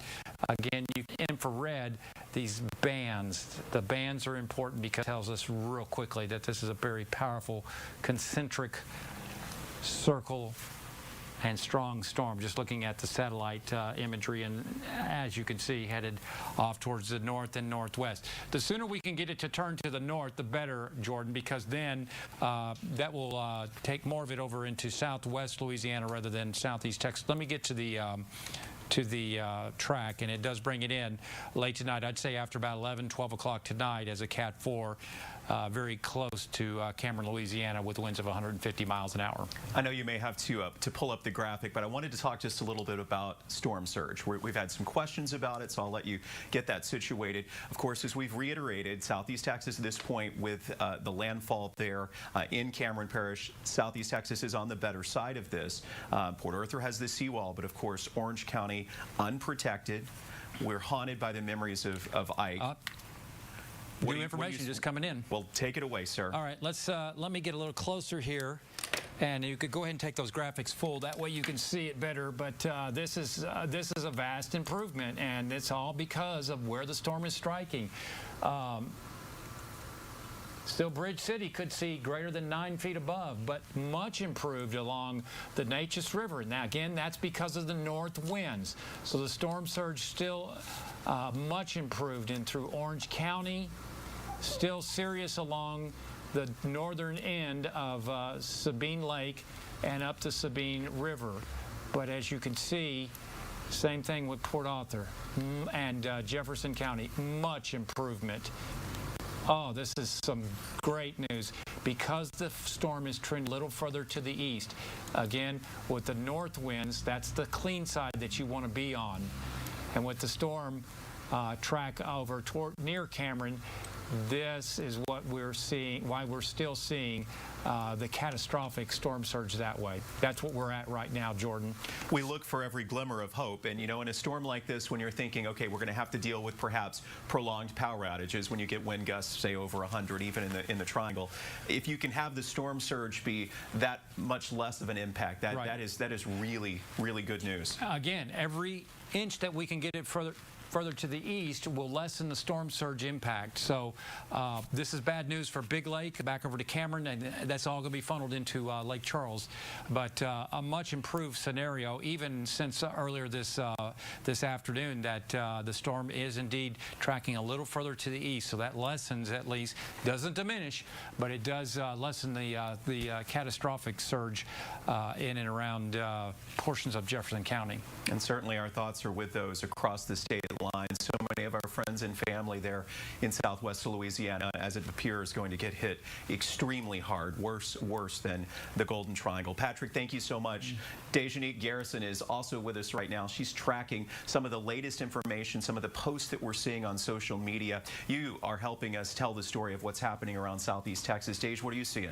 Alrighty, so just want to hit the ground to some of our reporters right now. As I mentioned, they are in southeast Texas right now because the conditions have not started to take a turn.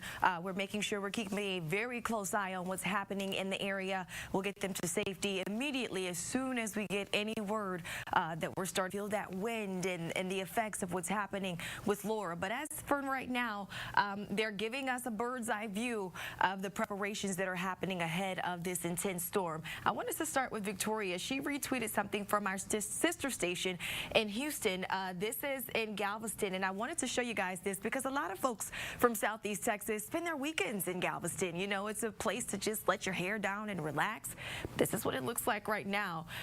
Sounds and the sights that people are starting to share. This is about 200 miles away, and the hurricane's forces are definitely starting to make that water dance. As you see, the waves are just rippling there. Jordan is with Victoria, and they have made it inside of the Hardin County Emergency Operations Center. You see the officials there trying to figure out what's happening as they just received that latest track. And we were listening to Patrick, who says, we'll take every inch we can get if this thing shifts. That means better news for southeast Texas. But we're glad that those mandatory evacuations were in place. These storms are just so unpredictable. It could shift either way. Better safe than sorry. So we are thinking about our officials, not only in Hardin County, but all across the region, who've had to stay behind to make the tough decisions and to keep an eye on operations so that when we are able to return, things flow as smoothly as possible. So we'll keep a very close eye on this particular crew as they continue to work the ground there. I also was scrolling my feed and I came across the American Red Cross, and this is something I've been getting a lot of inbox messages about.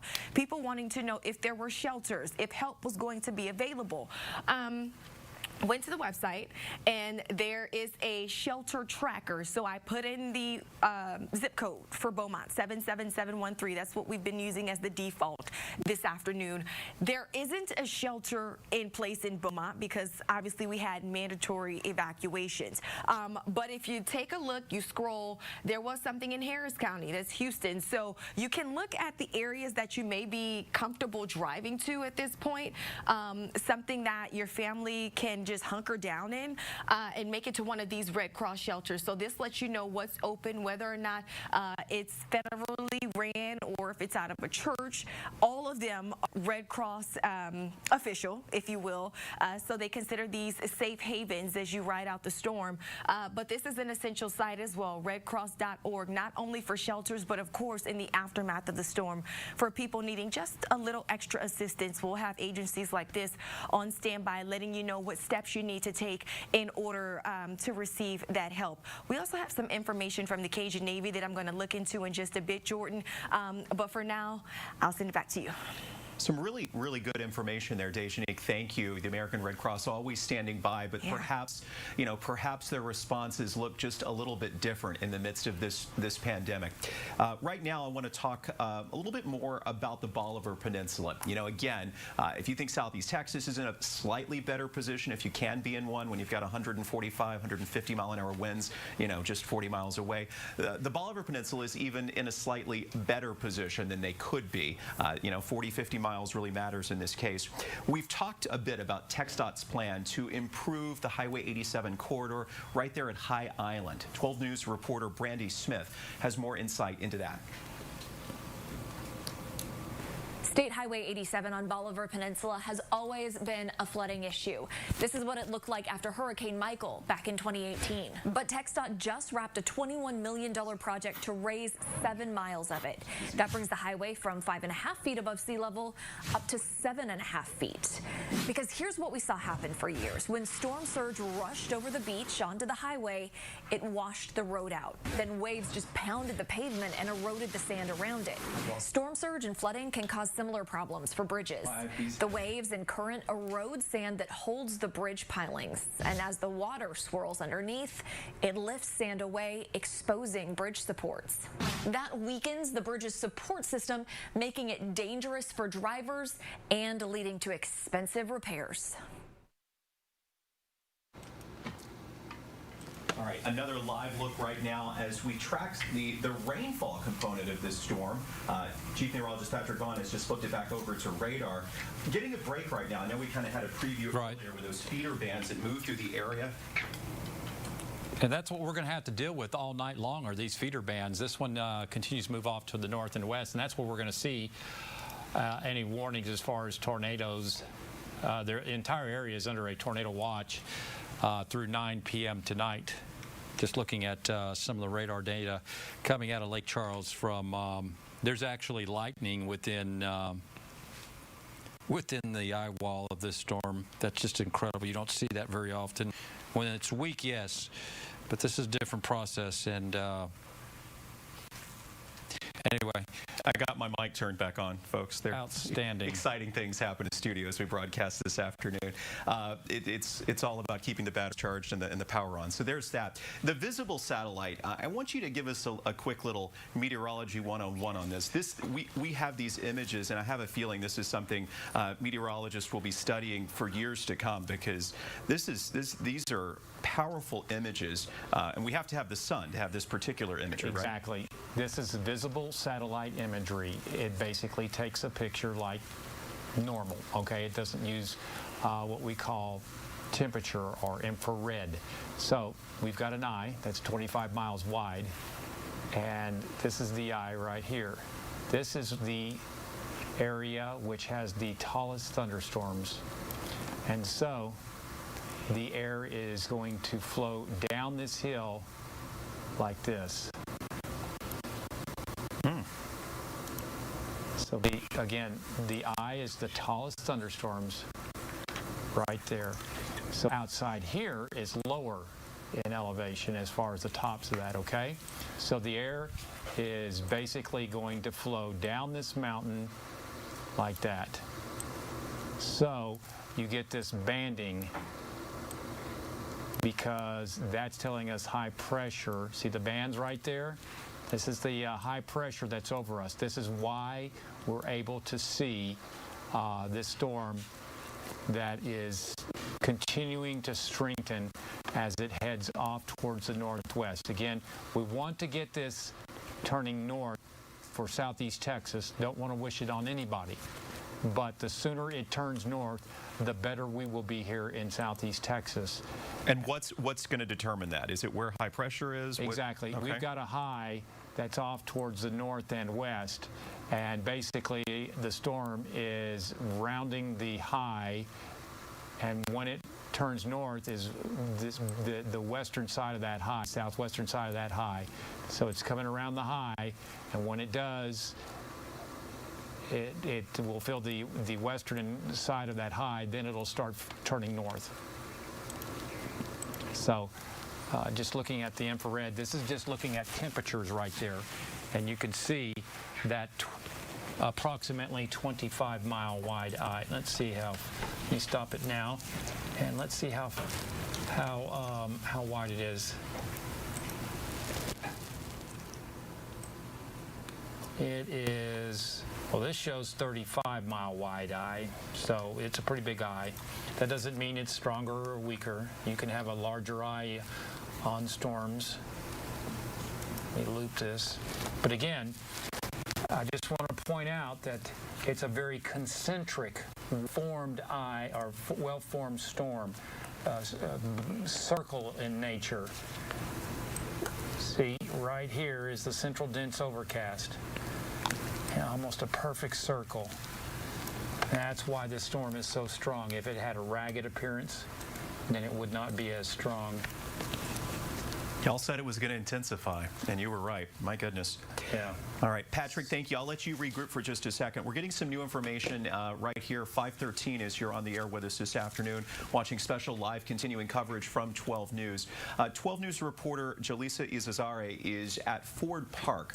We visited with her last hour on the phone. She just sent us some new information about that particular staging area.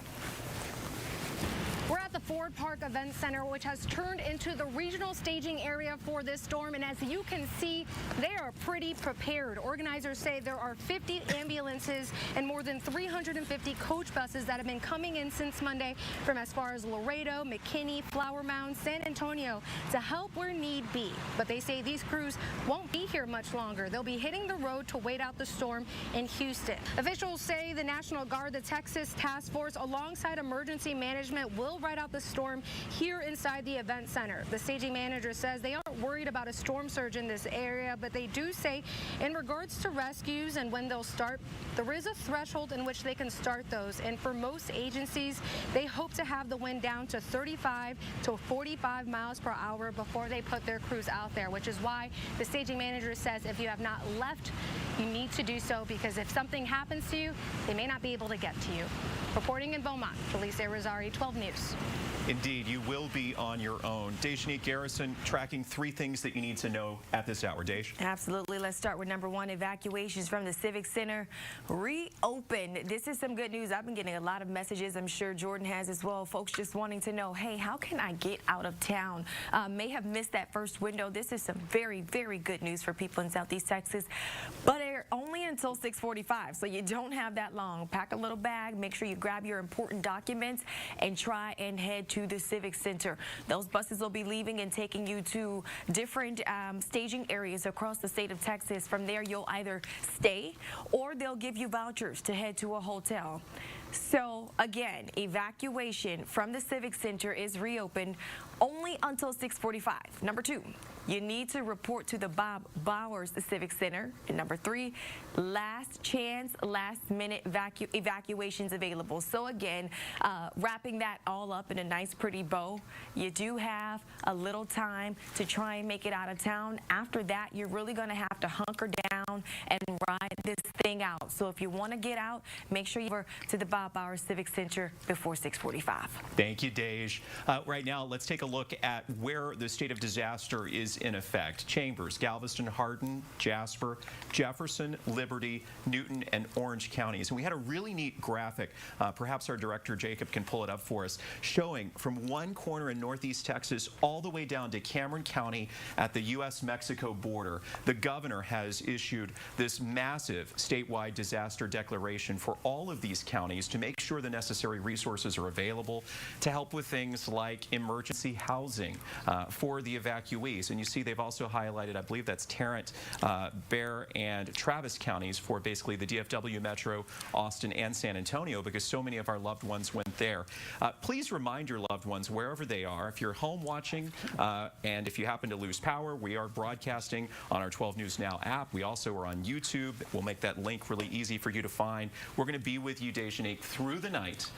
Long couple of hours here once the hurricane and tropical storm force conditions really start ramping up in the next couple of hours. Absolutely, and we really depend on you guys for user-generated content as it pertains to what you're seeing, what are you hearing, and what are you feeling. So all you have to do is text 409-838-1212.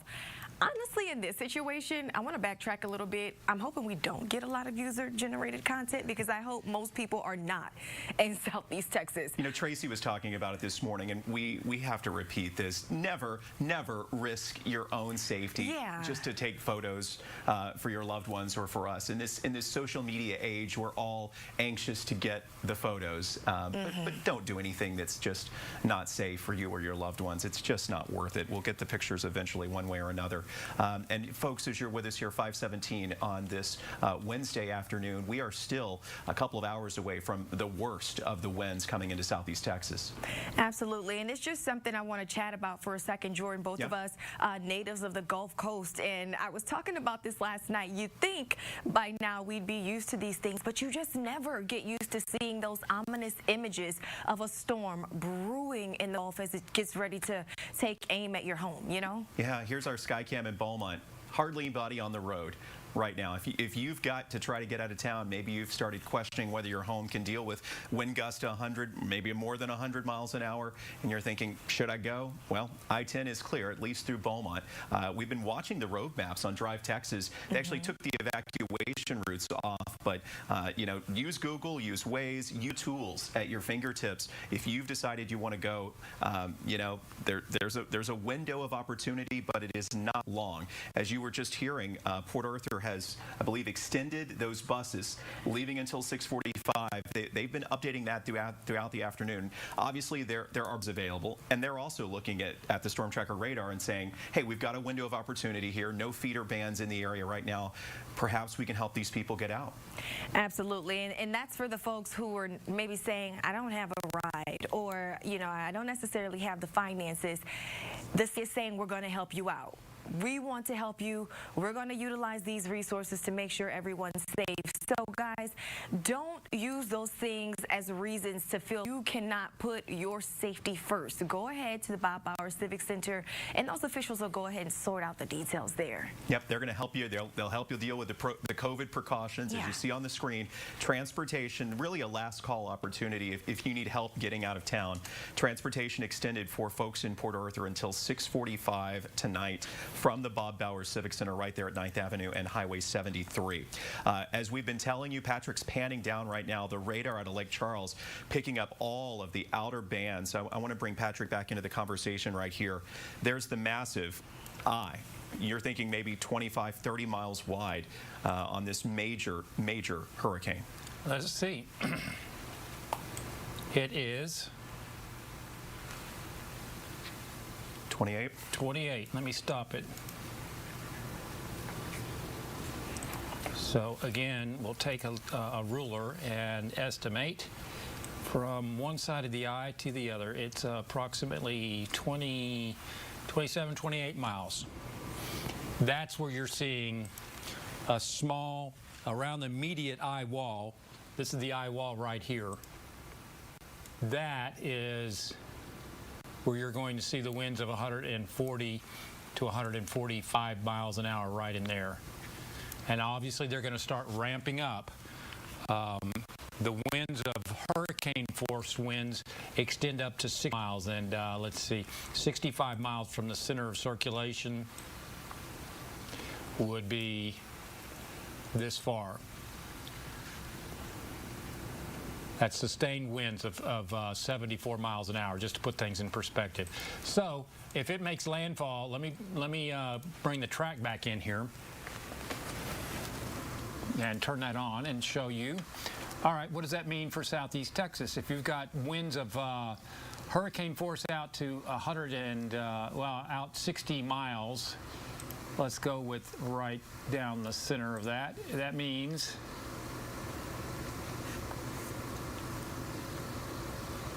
let's see, let's go to Houston. Is that correct? That is correct.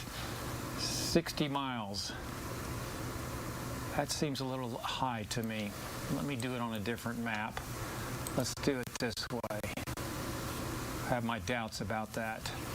So if it came in over towards Cameron, and I'll have to check this, but it winds from what I saw. Let's see, let me go back to the hurricane site. We're watching Patrick work, folks. Yeah. Let's see, I want to look at the forecast advisory, and they're saying that winds of 64 knots extend outwards of 50 nautical miles, okay, to the west. To the west, and we'll go with 35 miles. So if it makes landfall, say just to the west of Cameron, there you go, 35 miles. That means Port Arthur, that means close to Beaumont, would have sustained winds of 74 miles. And the gusts knocking on 90, 80, 90, 100. Yeah, that's exactly what I think in Beaumont. Now it's going to be higher in Orange. Much higher in Orange. I'm concerned about Orange County because of the winds, and then that will go right over, say, Newton County towards Kirbyville. You know, I'm not sure if it was you or Jeff that I was listening to earlier. Forgive me, but you were talking. One of you were talking about the amount of trees lost during Rita in Orange County. And alone. 40% of the trees 40% is what I heard. in Orange County, as you recall. Do we have the potential for something that bad this time? I think it's within the realm of possibility. Yeah. Rita. This storm is taking a very similar track. Sorry, I'm going back between glasses. It's okay. We learn a lot about you during hurricane coverage. It's just what I have to deal with. The body doesn't work like it used to. But anyway, quite all right. If you remember going between on I-10. Driving on I-10, it was a huge mountain of debris that they had for months after Rita. Where was that? Where was that? You know about that location? You know what I'm talking about? That big, huge. I do. You know, I was working in Midland at the time, and I came back to do some coverage for our sister station, and visited. So I remember seeing it. I can't tell you exactly where it was. It was off to that big turn. I can never remember the turn. But anyway, they had tractors up on that. It had to be 10 stories high, 50, 60 feet at least up in the sky. Just a massive amount of green debris from this storm. Yeah, I heard amounts of 40% of the trees in Orange County were down, and that was with a Category 3 storm that hit in 2005 by the name of Rita. Rita was a bigger storm than this is, but this is a more powerful storm, and it's going to take about the same track that Rita did back in 2005. Let me get to that. Oh, that's right. You can add to your maps. You know, one of the things as you pull that up that I remember coming back to visit was, you know, the spin-ups that happened in neighborhoods. And, you know, you'd have 1 or 2, 3 houses. I think of my parents' street in Port Neches, had a couple of houses at the end of the block that were just wiped out to the ground. And, you know, the rest of the block just had, you know, a window knocked out, a tree that came down, etc. I mean, it was such a stark contrast, even in one block. Mini swirls. Is that what again, what happens? This was Dr. before he died, Dr. Fujita, who came up with the Fujita scale back in the what was it, in the 70s. Dr. Ted Fujita, who was at the University of Chicago, who came up with that scale. He studied Hurricane Andrew and similar situation to where you get the feeder bands in and you get these mini swirls where they ramp up, the winds ramp up a good 30 to 40% over the mean wind flow. That's where you get these this tornadic-like vortices that move in. So again, the feeder bands is where you're going to get the strongest winds and the heaviest rain, because, you know, winds go up the higher you go up into the sky. At the ground, they'll be at the lowest speed. So as you go up in the sky, higher. So if you've got rain coming down and it's a heavy tropical feeder band, that's going to bring those higher wind speeds down to the ground. So in between those feeder bands, the wind goes down. Those are called motes. So that's what we experienced in Rita. Winds were going up, then they were going down. 60, 100, 70, 100, 64, 100. That's what we saw in Beaumont, back and forth. This back and forth business is not very conducive to trees staying up. And it bends things. You look like windshield wipers because there. of well, that's what I'm trying to get the idea. The flexing is what brings pine trees down, and it brings down signs and poles. Well, because of the gusts. Let's hope we don't get that flexing action. That's why we don't want gusts. At this point, no. Dejanique is with us as well as we track this. We can bring her in to join the conversation. Patrick, I know you're probably going to check the latest data. Again, at this point, still expecting a Category 4, maybe pushing, knocking on the door of a Category 5 strength storm. Well, 150 is what it's forecast to come in tonight. 157 is Cat 5. There you go. Dejanique? Well, Jordan, you know, as we continue to talk about the logistics of this storm and the current conditions as it just gets closer and closer to Southeast Texas, my heart is just tugging at what's happening to folks who had to stay behind or folks who are going to need a little extra assistance. So we've definitely been putting in a lot of calls and doing a lot of digging as it pertains to those resources. And a familiar name came up, the Cajun Navy. If you're in Southeast Texas, I know you have heard of this particular group. They've helped us on so many occasions. Just a very reputable group as it pertains to extra assistance that we need for folks who are in the area. So they did send us some information about what happens if you need their help. So first and foremost, they do want you to call 911, but there's a caveat to that. We've been hearing from the officials, even if you call, we may not be able to get to you pending how strong the winds are and the current conditions. So if it's not safe enough for those emergency responders to go out into the field to make it to you, you're not going to be able to get any help for that particular window of time. So if you've called 911, you can't get anyone, you then have to fill out a ticket request. So I know in years past, the Cajun Navy operated through a phone number and a radio system. They want you to fill out a ticket request. I posted this information on my Facebook page, but I want to share it with you now. It's a website. It's crowdrelief-forms.NOGGINOCA.com/rescue. I know that's a mouthful, so I want to give it to you again just to jot down or put it into your phone for your family and friends so that you can share it. It's crowdrelief-forms.NOGGINOCA.com/rescue. So I did click on that particular link, and it's just asking you some basic information. Who are you? Where are you? How many folks are with you? If this is a life or death situation, that's going to help them to kind of prioritize some of those rescues if they need to get to you. They're saying that's also going to eliminate a lot of double dispatching to the same location if this particular form is filled out. That's the last thing we want. 2 emergency responders to head to one address when they could be helping 2 separate situations, 2 separate families in need. So you got to fill out that form just to help keep things a little organized.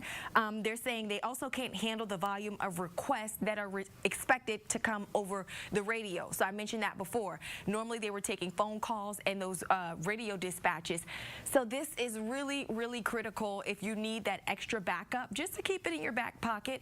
If the officials can't make it to you, the Cajun Navy, again, is definitely a resource we've relied on heavily across Southeast Texas, and we thank them for their service as we continue to wait out the effects of the storm, Jordan. And you know, Dej, we had that new group that just formed that we talked about last week, and the name, I believe, something like 409 Search and Rescue, something to that effect, and they had, as I recall, you know, dozens of folks who have volunteered to be on standby during this storm. Just got a request to repeat that website again. I know it's a mouthful. It's not one of the easier ones to remember. So let me give it to you again one more time. I was trying to type it, and I couldn't get it fast enough. It's, what is it, Crowd? Okay, it's Crowd Relief. One word? That's one word. Okay. Dash forms with an S on the end. FORMS. Okay. Dot NOEINOCA.com/rescue. I'm trying to type it out for our producers so they can put it on the screen for folks. I think I got it. Give it to me. Let's make sure you got it. Well, crowdrelief-forms.NOGGINOCA.com/rescue. Is it right, Dej? I don't know if you can see that far. They put it on the screen. Oh, these eyes don't work like they used to, Okay. so I can't see that like far. you have a problem now. You can just change glasses like Patrick and I do. Share between the two of you. Yeah, this is where we are at this point. There you go. Well, there's the information, and that again for the Cajun Navy. Boy, what a help. Life-saving help, the understatement there after Hurricane Harvey, after Harvey inundated Southeast Texas. So they are on standby again, and I feel like at this point they're going to be splitting resources between, say, Orange County and Southwest Louisiana. Absolutely. As Patrick was just talking about the latest track we were seeing, Southwest Louisiana, our neighbors there are definitely going to take the brunt of the hit, and it's a sigh of relief for our area. But if you're from this area, you know there's so many close ties to our neighbors right there in Louisiana, whether it's, you know, bloodline or whether it's you're working across the border, whether you just know folks. The two states really just work so well together and have so many close ties. So we're not, you know, lost on the fact that this is still an impact that we did not want to see, you know? No. We are still hoping, Patrick. I just was reading Twitter. A lot of the meteorologists are kind of talking about that more direct northward turn that Laura appears to be making. And as you mentioned, every mile matters at this point. It really does. It really does. Are you in a position to share some of the latest you've got there? Well, I'm just trying to update the graphics to give you a better idea, but I still think Beaumont will see hurricane force winds, definitely Port Arthur, Sabine Pass, Orange, most of Orange County, and then right through Jasper and Newton counties without a doubt. But Beaumont, you know, I think we'll see sustained winds in Beaumont, 50, 60 miles an hour, gust 80, 90. Orange, that's going to be probably some gusts to 120, maybe 130. Yeah, that's going to bring down 40% of the trees in Orange as we take a look at this. Again, this is going to cause prolonged power outages and prolonged water outages. You're not going to be able to... Patrick, I think we lost your mic again. Let's try this. If I turn it on, it might help. There we go. Eddie. It may actually be dead because I think we've been hearing you, and yeah, we lost you there. Our live folks, that always is a good reminder when the microphones go out. Yes, his battery is dead. We'll let you tend to that as we look at the latest track here. Again, borderline Cat 5. You know, just what 5-6 miles an hour from that threshold. The predicted landfall. Dejanique, a very, very powerful Category 4 storm with 150-mile-an-hour winds. Landfall expected there in far southwestern Louisiana around 1 o'clock in the morning. I think it's really important for people to mentally prepare, not only for the storm's direct impact, but for the aftermath. And I think that's what's really going to affect a lot of people for an extended amount of time. Jordan, as it pertains to those power outages, those limbs being down. So even if you can get back, you may not be able to make it to your specific neighborhood. You may not be able to get into your home. And if you can get home, you may not have AC, you may not have lights. And this isn't one of those power outages that goes away in just a couple of hours. You know, we all wish that was the case. But in a situation like this, it could take days and weeks for us to get back to a sense of normalcy as it pertains to just the basic necessities. Energy has staged just a huge arsenal of resources here. Even in the midst of this pandemic, they say they're confident they're going to be able to work rapidly to respond once the conditions calm as early as tomorrow morning. This is such a fast-moving storm. This is such a fast-moving storm that, you know, that may be one of the silver linings. And Patrick's back with us. One of the other ones, Dejanique, that he's been talking about is the revised storm surge map. And it does look at this point much better for both Jefferson and Orange counties, right, Patrick? That's exactly right. Just going over that, let me say this before I let it go. And there we go. And let me go ahead and close this. Sorry. I hope this works. There we go. All right. Let's go to the cone first off, and then I'll go to the storm surge, because that's pretty much what the most important thing is besides the wind. And we know we're going to get hurricane force winds. All right, so here we go. It looks like late tonight it'll be making landfall towards between Cameron and maybe as far between Johnson Bayou and Cameron as a Cat 4. That's winds of 150 miles an hour. Although I will say that some of the models are trending a little further to the east. And every inch you can move it to the east would be much better for southeast Texas, worse for southwest Louisiana. But it's not far. It's not going to be far from a Cat 5 storm. 157 miles an hour is a Cat 5 storm. So Port Arthur is going to see some serious winds. Orange, some serious winds. This means trees down on homes. This means roads blocked. This means prolonged power outages. This means no air conditioning in the summer heat.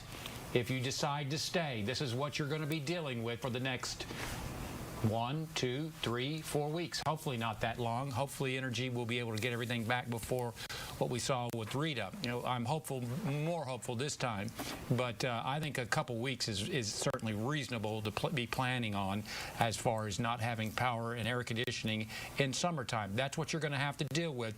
Do you really want to do that to your family? Do you want to put them through the craziness that's going to happen tonight in southeast Texas and southwest Louisiana as this storm moves through our region? And hopefully an historic storm, but I think it's going to be. I think Lake Charles is going to be a different town once this storm gets through the area, because the funneling effect of Big Lake to the south of that is going to propel all the water, the storm surge, right up into Lake Charles coming up late tonight, and that is going to cause catastrophic flooding, 15 to 20 feet, certainly along the coastline. Patrick, thank you. Right now, I want to go to Dejanique. She's got new information coming in, some breaking information involving ExxonMobil in Beaumont. Definitely. And as we talk about these mandatory evacuations, a lot of times we don't take into account that a lot of folks can't leave because they're considered essential.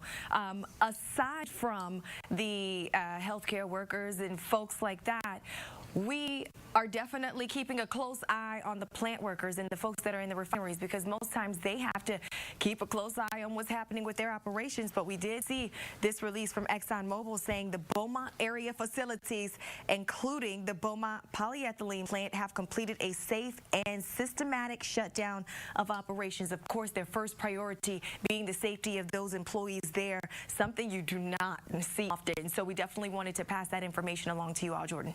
Okay.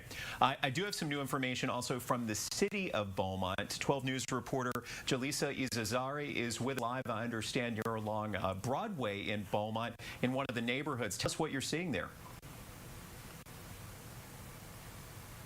Yes, good evening. We are on Broadway Street, and this street is actually no stranger to disaster. I was out here last year after Tropical Storm Imelda, and you could see at that point pile after pile of debris because of all the flooding that they had received. I was actually in front of this house. The people that bought this house, Mark Mercado, had just moved in less than a month prior, and he's back here today. He says he is holding out and he's going to keep put here in regards to this storm. He says he's better prepared right now, and he put a bunch of sandbags out, and he has put some tarp along his flooring just to make sure and try to prevent any of the water that's coming in. But he did stress Tropical Storm Imelda was a scary situation. In fact, his wife actually had to be rescued by boat from that window right there. As you can see, it is closed off right now, but last year his wife went through that window, rescued in the midst of the storm that night. His wife, thankfully, not here today. She is not riding out the storm here with him, but I asked him why did he decide to stay put this time around. He says he feels prepared now, so he feels that he can ride out the storm. He's got a bunch of water, got a bunch of food, and so he feels really good about it. There are a couple of other neighbors that have decided to ride out the storm here as well. They are anxious, but they said they feel prepared.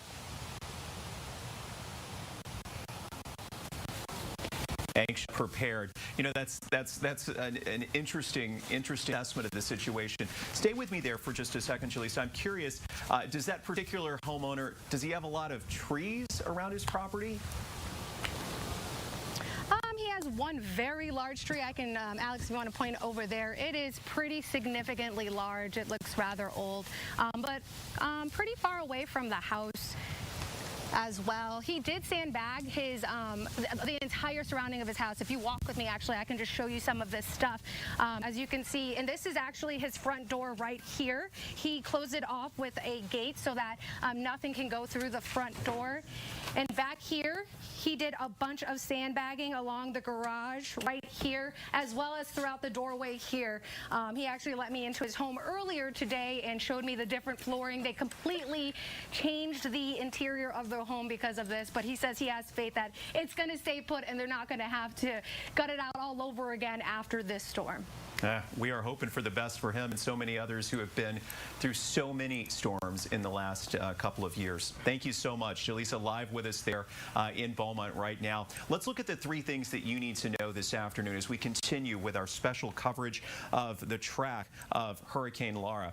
The evacuation at the Bob Bowers Civic Center in Port Arthur has been extended. The last call there will be at 6:45.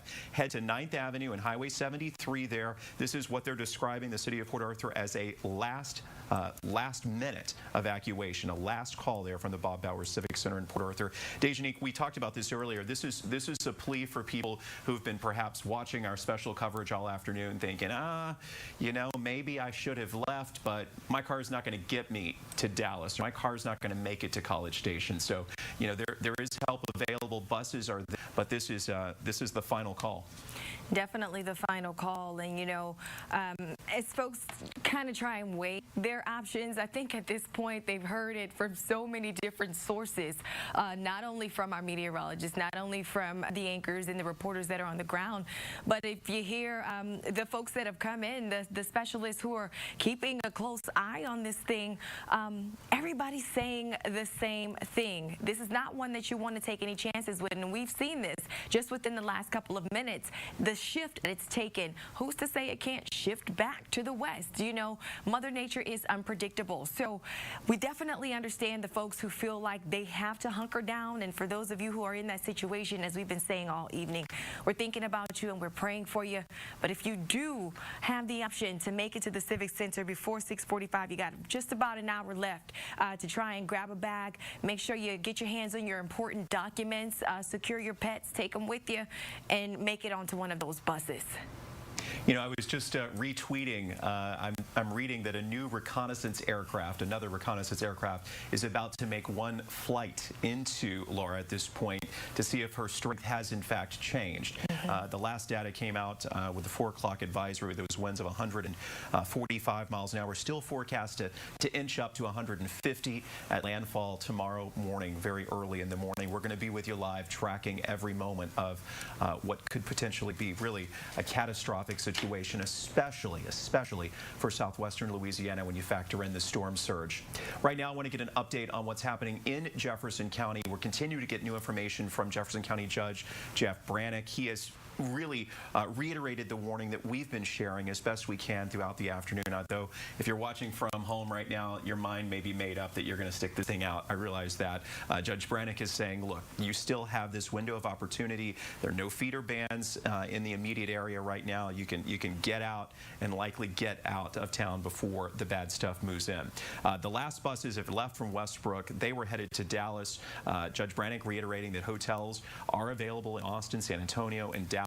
Earlier today, we heard Governor Greg Abbott saying, look, if you get to one of those places and there's confusion and they say all the rooms are booked, you know, the state will work with you. The state is working to expand into the metro areas, into places like San Marcos and Hayes County, New Braunfels, Georgetown to the north of Austin. So they're always looking for additional rooms. Dejanique, during the noon news conference, the governor and Mr. Kidd, the emergency management director for the state, were saying, we've got rooms. So, you know, don't allow that to be your excuse if you're watching right now thinking I should have left.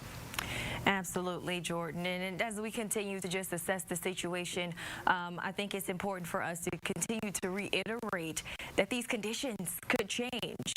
We know nature, and we know that she does not always mind on these tracks that we see. It's a minute-by-minute situation, so that's why it's important for you to have your 12 News Now app downloaded, to follow some of these emergency management pages, to be able to keep a close eye on those weather alerts, to have your alerts turned onto your phone, because this is a storm that's coming in overnight.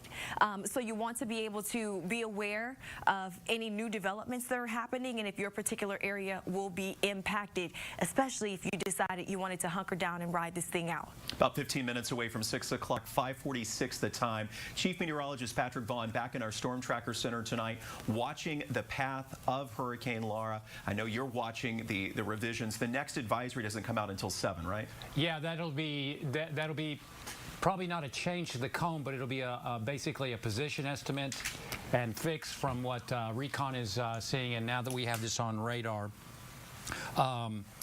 here's some really encouraging news for Southeast Texas. Now, I don't want to say we're totally out of the woods as far as storm surge, because I don't think we are.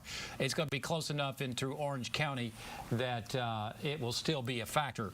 But again, northerly and northwesterly winds, now that we are clearly going to be on the northwest side or the west side of this system, will push rather than pull water in to Southeast Texas. That is not going to be the case into Cameron and into Lake Charles. Lake Charles is going to be, this is going to be catastrophic for the city of Lake Charles. And I'm going to leave it at that. It may not be recognizable when everything comes to light coming up on Friday. Very dire situation for Lake Charles. Bridge City is still looking like the worst of it. The Sabine River along and over towards Orange, likely to see the worst of the storm surge flooding, but a vast improvement into the Neches River. Still, water is going to be forced up into Sabine Lake because of the proximity of the storm. But this is a vast improvement. I had my doubts earlier today, but I did not want to go against what I was seeing here on this particular graphic. But as you can see, this is a funneling effect. When you see a lake that is shaped like this, guess where it goes? Right on into Lake Charles. As you can see, that is what is so scary about this storm.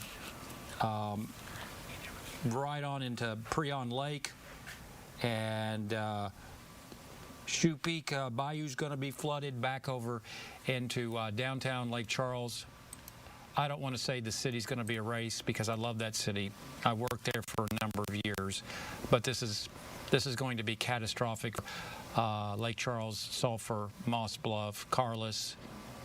I really hope people are out of Lake Charles right now, and that nobody remains, because this water is going to be funneled right on into the city of Lake Charles, and that means it's going to go right up Contraband Bayou, Houston River, all that catastrophic flooding in and around Lake Charles, unfortunately.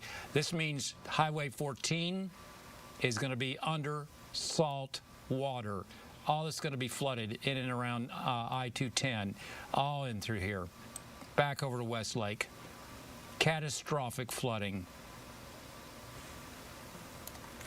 All right, that's where we're at now. As far as wind gusts, here's what I'm thinking. Yeah, we're going to get hurricane force winds, but I'm going to write it on here. Let's see, probably an orange 130. Well, that's not looking much like a 3. Well, you're doing it with a mouse, aren't you? Well, right. That's not going to happen, is it? Okay. Yeah, 130 in through, let's say, into orange. Beaumont gust 80, 90. Probably 110, 120 over towards Port Arthur. And then that storm, let's say it makes somewhat of a track similar to this and on off towards the north. So, yeah, winds all along this line probably around 100 miles an hour easily right on in towards the lakes area. Rainfall 5 to 10 inches. That's what we're looking at right now, Jordan. All right, thank you, sir. The time 5:50. We've talked a lot about Southwest Louisiana. We've talked about Beaumont. We just had the check-in there with Jalissa, who is in Beaumont. We have Mauriceville, who is checking in right now from Galveston, showing us what's happening there on the island. I'm Mauriceville, about 50 miles east of Houston, north end of Galveston Bay, and the wind is the surest sign that Laura is on her way. Otherwise, it has been humid and cloudy for most of the day, though we did find ourselves caught in some downpours from Laura's outer bands this afternoon. When it wasn't raining, neighbors were busy boarding up their homes and getting generators to the places that they plan on riding out this storm. Even though we are a little bit more inland and away from the worst of Laura's track, the National Hurricane Center says this spot could see 70 to 80 mile per hour winds. They're also concerned about storm surge. This bay could come up 2 to 4 feet. And even with all of that information, the neighbors we talked to today were in pretty good spirits. They say, having lived through Rita and Harvey and Ike, all of those past storms have told them to be ready for anything. Back to you. Mauriceville there along Galveston Bay. And this is a live look from our 12 News Skycam network at Lake Charles tonight. Things much more ominous there as we watch some more of the outer bands of Hurricane Laura start to impact southwestern Louisiana. Patrick. I'm just going to say, you see that right there? All those plants in there are in jeopardy of being flooded from salt water coming in off the Gulf of Mexico. That may be the new beach in southwest Louisiana if this storm does what it does. It's going to force salt water from the Gulf of Mexico some 20 to 25 miles inland. It's that serious on the coast that we're seeing right now. That's what's going to happen. We hate to hear that. Catastrophic flooding in southwest Louisiana is what's going to happen. Very high certainty on that at this point. You know, and the storm surge in Orange County still may be significant. Remember, we have no levee at this point. There's been talk of the Ike Dike being built, but it is not a done deal by any means. As I recall, still many more years of planning and funding to deal with. How high was the storm surge in Ike in Orange County? Oh, goodness. I can't remember. I would ask something like that. I don't have my records with me right now, but I know that Bridge City was totally inundated. Right. I mean, gone because of that flooding. I can't remember off the top of my head. I have to do some digging, Jordan. I apologize. But the forecast now with the storm surge is you're thinking less than they had in Ike? I think so because of the trajectory of the storm and. With Ike, the storm was so much bigger with Ike, and so when you had those southeasterly winds, that funneled water right up the Sabine, on into Sabine Lake, and then on into Bridge City. The trajectory here is a different animal. The storm, say it makes landfall into southwest Louisiana. Yeah, because of the storm close, it's still going to force water up, but it's going to have also a counteracting flow from the northwest with the flow around the storm because of the counterclockwise swirl. See, you're still going to have water piling up off of the Gulf of Mexico in this direction. Well, where's that water going to go? Well, it's going to come back over here close to the proximity of the storm. But hopefully that makes sense. Am I explaining that to where you understand that? Yeah, I mean it's a complex scenario. It really is. Water being pulled in two directions. That's a good way to put it. Simultaneously. Yes. Simultaneously, yes. Okay. So. Patrick with the assessment there, 553. Dej, over to you. Alrighty, so Jordan, I was just scrolling on social media. I was telling you guys about some of the pages that will be important for you to follow. Definitely your local government's emergency management operations, your city's actual government pages. Those are very, very helpful during times like this. I was looking at Beaumont's because I got an alert, and there was some rumor control. We spoke to Mayor Becky Ames just a couple of minutes ago, and it looks like she wanted to reiterate something and labeled it rumor control, so I want to make sure I pass that wall. So a lot of people did get that Port Neches emergency notification advising them that they would be turning off the water at 6 o'clock, so that's in just about 6 minutes that the water will be shut off. She says that's only for Port Neches, doesn't plan on having that occur in the city of Beaumont. A lot of people started sharing the information that Beaumont would follow suit. She said as of right now, she does not anticipate having to shut off that water, but for Port Neches, 6 o'clock, that deadline is just around the corner. Something else we should keep in mind.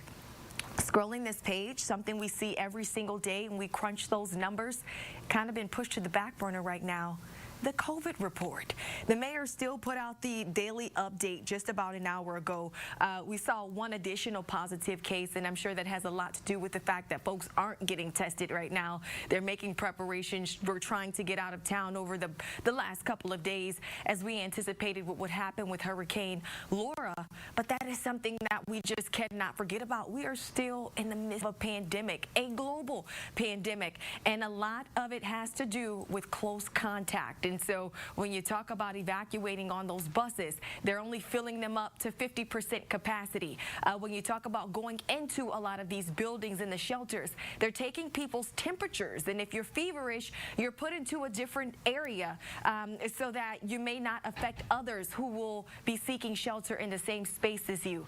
So boy, talk about dealing with a natural disaster in the midst of a pandemic. Definitely the makings of 2020. I prefer not to think of them in tandem, but when you do, it is a bit more staggering, and so some of us are having to process it in compartmentalizing it. That is the word I was going for, compartmentalizing all this. Thank you, Dej. We'll let you get some more work happening here as we check back in just a bit. So there again, friends, the visible satellite showing this massive, sprawling storm still strengthening.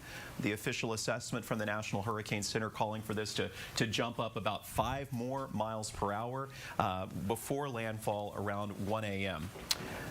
Just getting a notification, if you have our 12 News app, this is probably crossing your phone at the same time as it is mine. The Cajun Navy organization is saying, please call 911 first. I'm opening what we just sent out to folks. They said this will eliminate a lot of double communication. So that is one important headline from the Cajun Navy. Double dispatching, they're saying, to the same location can be avoided. If emergency personnel are not able to respond, then fill out a ticket request for the Cajun Navy. You know, when we talk about that response, the response is going to be put on pause, a giant grand pause happening tonight because first responders are not going to be able to head out and do anything once the sustained winds become tropical storm force, topping 35 miles an hour. You're with us tonight as we track special coverage of this monster storm. Southeast Texas on alert. The landfall still expected just after midnight, around 1 a.m. in far southwestern Louisiana. Our friends in Lake Charles looking like they could take a really catastrophic blow from this storm. The visible satellite showing that the eye is roughly 25 to 27 miles wide. Patrick, it is staggering to think about that. It is, and let me say a couple things real quick. Let's go ahead and take a look. This storm is stronger than Hurricane Audrey back in 1957. Over 400 people died in 1987 because of Audrey as it moves off towards the north. Now, let's go to the forecast. Jordan, I want you to take special consideration of this. Let me put this into motion. All right, let's say this comes in towards Lake Charles and produces a 15 to 20-foot storm surge, winds at 150 miles an hour. What about the gusts?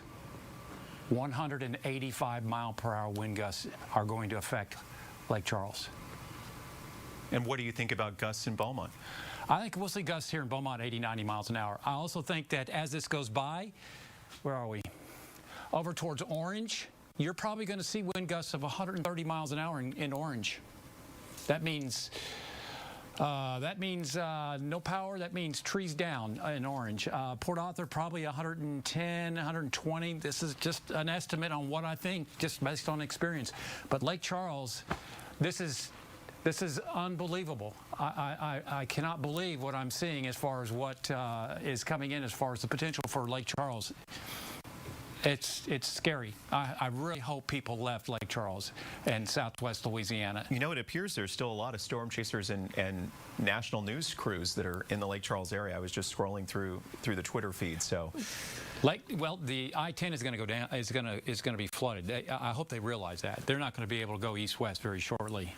We do want to reiterate, let me say it again, if you're watching us tonight wondering where our crews are, we have got them all moving into safe positions, places where they can ride out the storm, safe structures around southeast Texas. So we've got them safe. We are in a safe spot. As you can see, the look behind is just a bit different. We are broadcasting from our remote facility so that we can stay on the air with you. We are going to be here through the duration, broadcasting on air and online on the networks of 12 News. It is the top of the hour if you're tuning in for 12 News at 6. I'm Jordan Williams alongside Chief Meteorologist Patrick Vaughn and Dejanique Garrison with live continuing coverage as we track Hurricane Laura. Let's go straight to three things you need to know here at the top of the hour. We'll get back to Patrick in just a moment, folks. These are the most important headlines. 44 minutes left. If you or a loved one in the city of Port Arthur need to get out, if you need transportation leaving Jefferson County, head to the Bob Bauer Civic Center in Port Arthur. We're told that their bus is still standing by. They've extended this last-minute opportunity until 6:45 tonight. Again, this is for folks who need transportation provided by Jefferson County. We also have 12 News reporter Jordan James, who is in Hardin County tonight. Some new insight from him as to how folks there are recovering, or responding, I should say, to the threat posed by this massive and strengthening storm. Jordan James, take it away.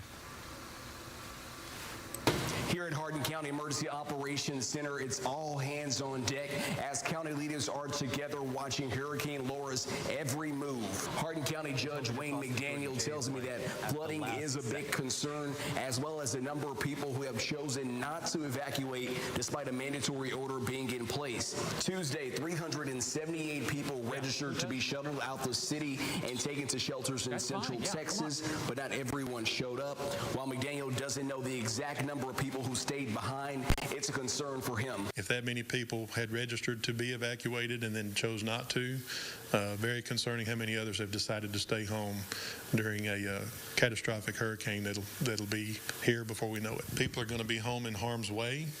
They're going to be calling for help, and we're not going to be able to get there. After winds reach over 35 miles per hour, emergency personnel won't be responding to any more calls until it's deemed safe for them to do so. A curfew is in effect across Hardin County, which runs from 8 tonight till 6 o'clock in the morning. That's the latest here from the EOC. Reporting here in Hardin County, Jordan James, 12 News. Jordan, you and the crew stay safe tonight. So if you are still in Jefferson, Orange, Hardin, Newton, Tyler, Jasper counties, you're watching us tonight saying, what can I do? I'm not leaving.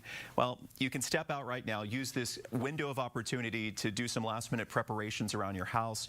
At some point, turn off the utilities. Turn the refrigerator, turn the freezer as cold as it will get. That will perhaps maximize the amount of cold air that you have in the fridge there so that your food may not spoil. Turn off your gas, propane tanks, fill your bathtub and your sinks. Conserve your cell phone battery. So crucial as we track this storm. You know, it's a fast mover, but Laura is still going to have incredible impacts around southeast Texas. Chief Meteorologist Patrick Vaughn is with us as well. We're going to have to give Patrick just a little more time to prepare. We're doing some computer upgrades at the station right now, so I'll let you know that we don't have Patrick at the moment, but we do have that visible satellite there that you saw on your screen. 25 to 30 mile wide eye as it inches and inches closer to the southwest Louisiana coast. I'm getting a thumbs up that Patrick, I believe, is ready. No, false alarm. All right, Dejanique, you're ready with some new information. We'll go to you. Once I get my mic turned on. In just a second, we're going to Dej. The magic of television. 6:03, live continuing coverage from 12 News. Dej, take it away. All righty, folks. Thank you there, Jordan, for the assist. Back to the big board here. I wanted to take a look at some of our reporters and what they've been working on. You know, once they make it into those news units, they have a little more time to start the tweeting process and just update us on what they're seeing and what they've experienced. So Jaleesa Irizarry, we just heard from her a few minutes ago. She was talking to a homeowner who was sandbagging their place and just trying to make preparations. But before then, take a look at that. You don't even see the whole structure, but if you're from Texas, I'm sure you recognize where she is. Whataburger, windows boarded all the way up. And I'm just going to play this. You won't be able to hear the sound, but as you take a look, she's going to kind of give us a little tour of the area. A few more businesses. Folks are sandbagging here. There you see, they're boarded up. This looks like it's right outside of a convenience store. This was in Orange County where we were really concerned about. We pulled our crews out of that area, so Jaleesa is not there right now, but this is as she was preparing to leave. And she just talked to some folks. This fella here decided he was going to ride the storm out and stay. Orange County, one of those areas we definitely thought would experience the brunt of what this storm had to offer. 2020 sucks is what that sign said there as folks are boarding up their windows. I think a lot of folks feel that way. You're not alone. Want to head on over to Jordan James, where he says several state agencies, along with the National Guard and Urban Search and Rescue, are gathered at Lumberton High School in preparation for the storm. They're not going out during the storm, this response and the aftermath. So they're preparing to have to rescue people, those who had to stay behind, those who ended up stuck. The crews are already in place, so help will be on the way. As we've been saying, you can call 911. It's not for sure whether or not a crew will be able to immediately get to you, but as you can see, they're making preparations so that when the coast is clear, they're able to provide as much help as possible. Victoria DeLeon, we just discussed this. We got the report from Mayor Becky Ames with newest update in terms of COVID cases. She has some proof in the pudding here. Authorized personnel only with all of the disinfectant wipes, the PPE, because people are still having to keep in mind that we are in the midst of a pandemic. One more, I want to show you 12 News alum Jordan Foster, who's now in San Antonio. He's keeping a close eye on things for us because this is one of the shelters that folks from our area are heading to. The cars just lined up, stretching all the way down the street. He says this is the reception center. People have to check in here to receive their vouchers for the local hotels. Once those hotels are filled, then those folks are going to take shelter in those particular areas where they're driving to. So, Jordan, lots of moving parts right now, but as the sun starts to go down, I think that's when we'll see things settling, because that's when those conditions will start to rapidly deteriorate. Absolutely. Already starting to see some tropical storm force wind gusts around southeast Texas. Remember the cutoff, 35 miles an hour sustained, when a lot of these departments are simply going to stop answering calls, and then you will in effect be on your own. That's what we keep telling you. There's going to be a period probably until early to mid-morning tomorrow, depending how quickly the winds subside, that you are going to be dealing with no emergency response. All right. Chief Meteorologist Patrick Vaughn with us, 6:07 this evening as we continue to track this storm. Laura may not quite be finished strengthening, and that is the scary part. We talk about the sustained winds, Patrick, of 145. The official forecast calling for what, 150 at landfall? Yes, 150 sustained for several hours. Let's say 2 to 3 hours, okay? But it ramping up. But you also have to consider the gust. Right now in southeast Texas, I'm just looking at winds. They're out of the north to northeast at about, we'll call it 5 to 15 miles an hour. I don't really see any damaging winds, but there are tropical storm force winds just now getting ready to move on in towards the Louisiana coastline, the Atchafalaya River Basin, looking over towards, looks like Houma. Has winds out of the south at about 28 miles per hour from what I can see. Limited on what I can see right now. But anyway, pretty quiet in southeast Texas. It's kind of hard to believe. There's a hurricane off towards our south and east with temperatures very warm, very humid. Nothing impacting us right now, but we are seeing a very this is just amazing. This is awesome video here. Awesome by the standpoint that it is amazing to see nature's display of power. horrible because of what it's going to do towards Cameron and Calcasieu and back over towards Jeff Davis Parish. This is a strengthening Category 4 storm. This means southwest Louisiana is going to see a catastrophic result when this comes ashore, coming up tonight, overnight, into tomorrow morning. And as you can see, a tornado watch in effect for southeast Texas and all of southwest Louisiana. This is normal for a landfalling storm.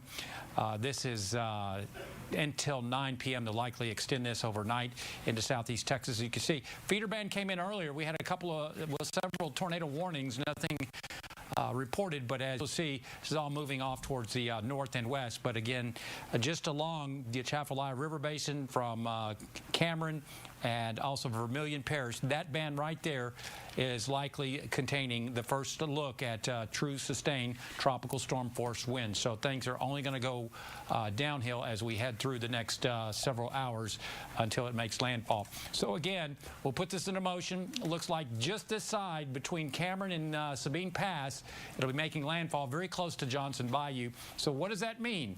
Well, it means that Lake Charles and back over towards Cameron will likely see winds sustained at 145 to 150 miles per hour. The wind gust could be 185 over there. So they're going to have tornadic winds in a cylinder or a space, perhaps maybe, let's say maybe 80 to 90 miles, maybe 100 miles wide going up. That's like a tornado maybe almost 100 miles wide moving to the northwest. Orange will probably see wind gusts around 130 is what I'm thinking. Port Arthur 120, maybe 130. Beaumont 80 to 90 mile per hour wind gusts at this point.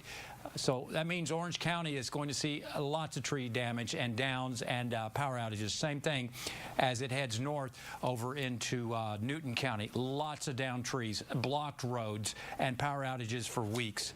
Otherwise, hurricane warning is in effect for all of southeast Texas, southwest Louisiana. No doubt about that.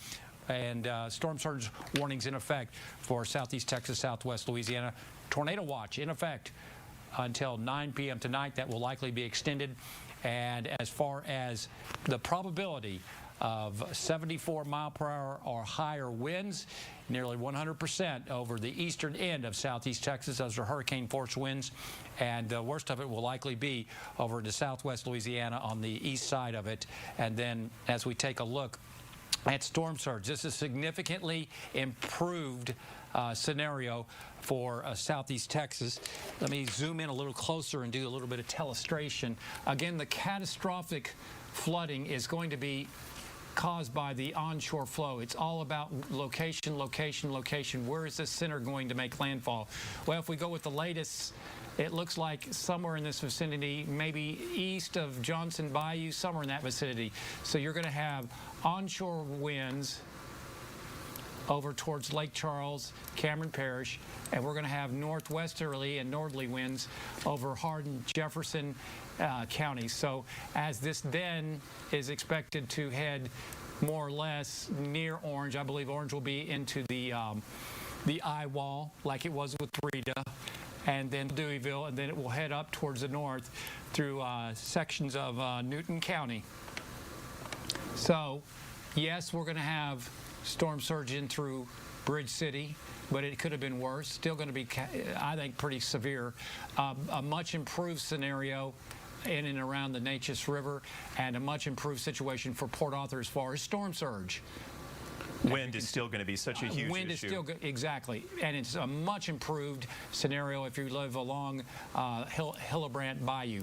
But again, this is a worst case scenario, unfortunately. And I'm just telling you, if you are not evacuated Lake Charles, Cameron, you are taking your lives into your own hands, because I believe what is going to happen is that you're going to have 15 to 20 feet of water surge in off the Gulf of Mexico, and because of the natural shape of Big Lake, that's going to go right through Preon Lake and right on into Lake Charles, back up up the Houston River and back over towards Moss Bluff, Lake Charles. And you know what I'm talking about. All the little bayous are going to go right on in to the city of Lake Charles. This is going to be And when you have winds of 180-mile-per-hour wind gusts, Lake Charles will not be, unfortunately, the same. It could be, it's just going to be catastrophic. 14 is going to go underwater. I-10 will go underwater. But again, that's off towards southeast Texas's east. Benton, Sulphur, Carlos. If you are watching us from here, you should have evacuated and still hopefully can do so. Otherwise, that's what we're looking at now as far as rainfall. Rainfall in southeast Texas, southwest Louisiana. Likely to see anywhere from between 3 to 10 inches is what we're looking at right now.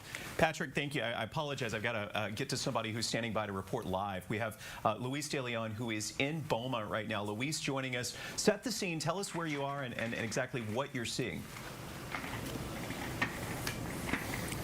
Yeah, so we got here at around noon yesterday, and we are here in downtown Beaumont now, where it really does look like things have just come to a stop. We're on the corner of Pearl and Crockett Street, of course, some very well-known streets, usually filled with people enjoying all the shops and restaurants in this area. But as you can see around town, it probably seems pretty empty, and that's because, of course, it is. Even compared to yesterday, it really is a lot more empty. Not that many cars. We've actually seen just a car drive by us not too long ago. These boarded up businesses. That's the common scene everywhere. We spent a lot of our time, though, at the seawall in Port Arthur. We talked to some residents who live in that neighborhood just behind that seawall. They tell us that several residents, about 4 of them separately, have all told us that they're going to stick out with this storm and everything. And we've talked about it before, about hunkering down for the storm and everything, listening and heeding the warnings.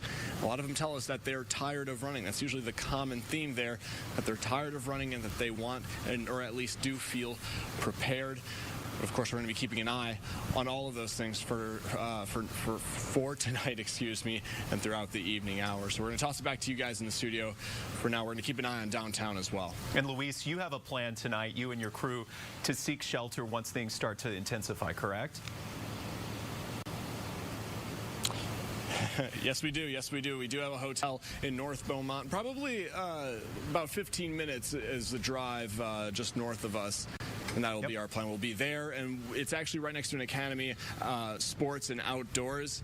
And that's exactly what we'll be kind of keeping an eye on things. A lot of open parking lots in that area. So if the winds really do pick up as they say they will, I wouldn't be surprised if we do see some debris into the night there. Yep, and hopefully you and your photojournalists will be able to seek shelter inside and maybe film through the glass or something like that, because we want you guys to be very much in a safe spot through the evening. Luis will be talking more with you through the evening. Luis is here helping us from our sister station in Austin. We thank you so much for your contributions to our coverage. Stay safe tonight, Luis. I've got new information, just getting word from Jefferson County Judge Jeff Brannick, and I want to share this. This is a verbatim text that he just shared with Lauren Hensley, saying, quote, "My commissioners are telling me that they have seen a lot of people who have not evacuated. 9 p.m. would be the absolute cutoff for people to get out of the area." He says, this is Judge Brannick, I quote, "I hope they evacuated. If they have not, I hope they will stay safe in a smaller room in their home." He thinks this is going to be a really hairy situation, the most powerful storm that he's ever experienced, concerned about the damage that it's going to cause. And indeed, we all are, even if, as Patrick was underscoring just minutes ago, the worst of the storm surges across the state line, we have these catastrophic wind gusts to particularly deal with. Really, really dangerous scenario that could still be setting up this evening. 12 News reporter Victoria De Leon is also with us live tonight. Victoria, you're up in the Kuntz area of Hardin County. What's the scene there? Yeah, Jordan, coming into town, it's a little bit of a ghost town, but we started driving down a little bit more, and we ended up at the Exxon on Highway 287 and Tiger. And get this, it's not something you're seeing all around town, all around Southeast Texas for that matter. Businesses, gas stations are boarding up, but not this gas station. They're actually planning to stay open throughout the entire night, well, throughout 10 p.m. and then reopen at 5 p.m. And they're also fully stocked inside. They have cases and cases of water bottles. People have been coming by for the past 30 minutes that we've been here pumping gas. They are the fuel. We've seen some people filling up their gallons for their generators. Some people telling us that they aren't evacuating. They're sticking it out. They are making their preparations. They're literally last-minute preparations. Others telling us that they are evacuating, but a little later because they don't want to be stuck in any traffic. So one man told me that he's waiting for his wife to get off of work, and then they're going to be hitting the road west, moving towards Houston around 7, 8 o'clock. And Hardin County Judge Wayne McDaniel actually told us earlier he's worried that maybe too many residents stayed in town. We actually also saw an ambulance earlier fueling up. Now, first responders are, of course, getting prepared. They're on standby. But again, I want to reiterate that they will not be able to come out and rescue you during the storm. They're going to have to wait until the storm passes, assess all the damage, assess conditions, and once it's safe to do so, they will be able to come out, go out and assess and rescue whoever they need it. And I mentioned earlier about the store inside being stocked, and even ice. Ice is going to be very important. Tonight, when the power goes out, they are fully stocked with ice. Here at the Exxon, again, this is Highway 287 and Tiger. So, Jordan, like I mentioned, a very rare sight to see even today, just hours before the storm hits. Of course, you know, there is a mandatory evacuation order in Hardin County as well, but these folks obviously still trying to serve their neighbors, hopefully staying safe, and hopefully they have a place and a plan. And I asked you the same question I asked Luis De Leon moments ago. You guys have a plan as well to seek shelter soon, correct? Yes, Jordan, that is correct. Here with Jordan James, now we are tag teaming this week.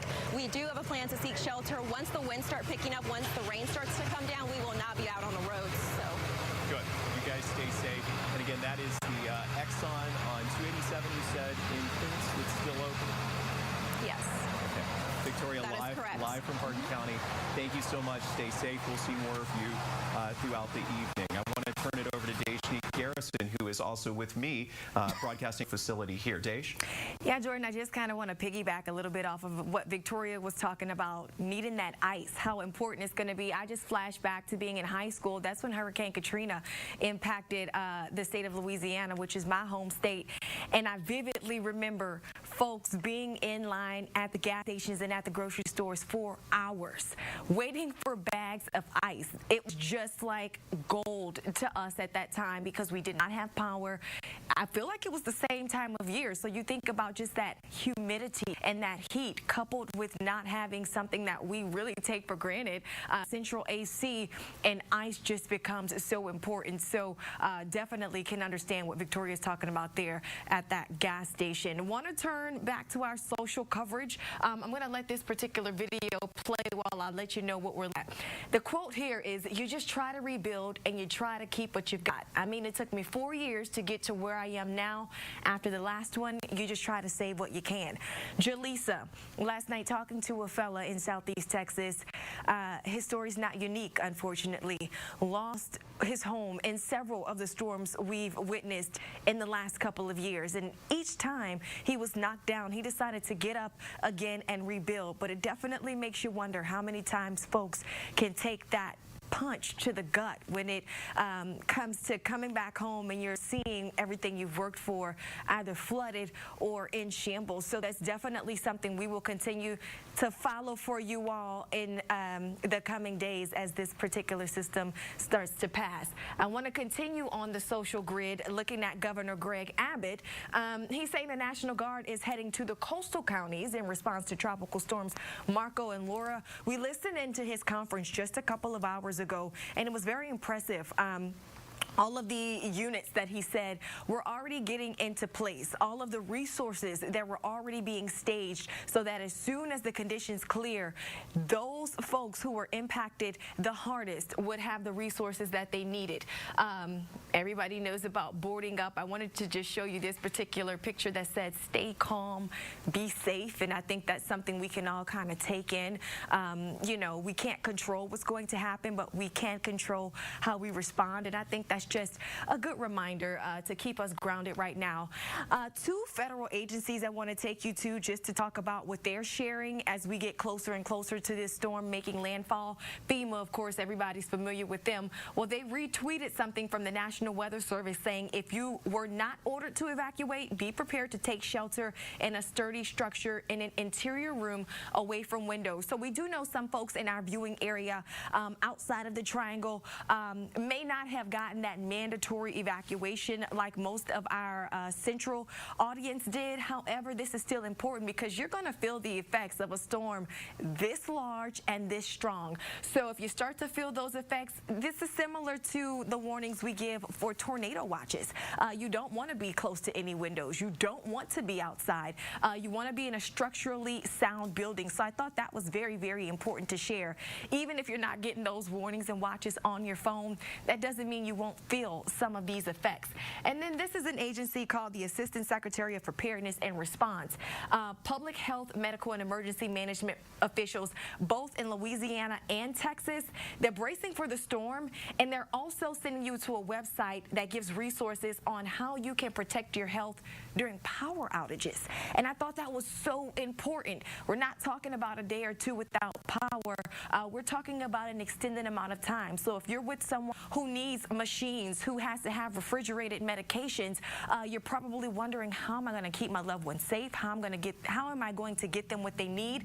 Go to phe.gov, and you can find an entire list of resources to help you get a little creative and give you some insight as to what to do to make sure you're able to stay safe during this natural disaster. So again, we're crossing our fingers, praying for the best, but you have always got to prepare for what could come, Jordan. Oh, absolutely. You know, and Lauren, I'm sorry, Dejanique, I just got a text from Lauren Hensley. Yeah. Lauren's going to be back with us on the air here in just a bit. She's been talking with Hardin County Judge Wayne McDaniel. She also, as I said, spoke with Jeff Brannick, the Jefferson County Judge.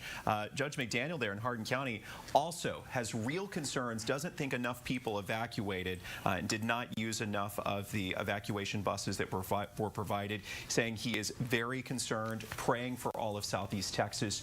Also, a tidbit that I wanted to share, I think many of us know meteorologist Jim Cantori from the Weather Channel, who is in Lake Charles, and some of the crews that are there. Dejanique, this is staggering to think about.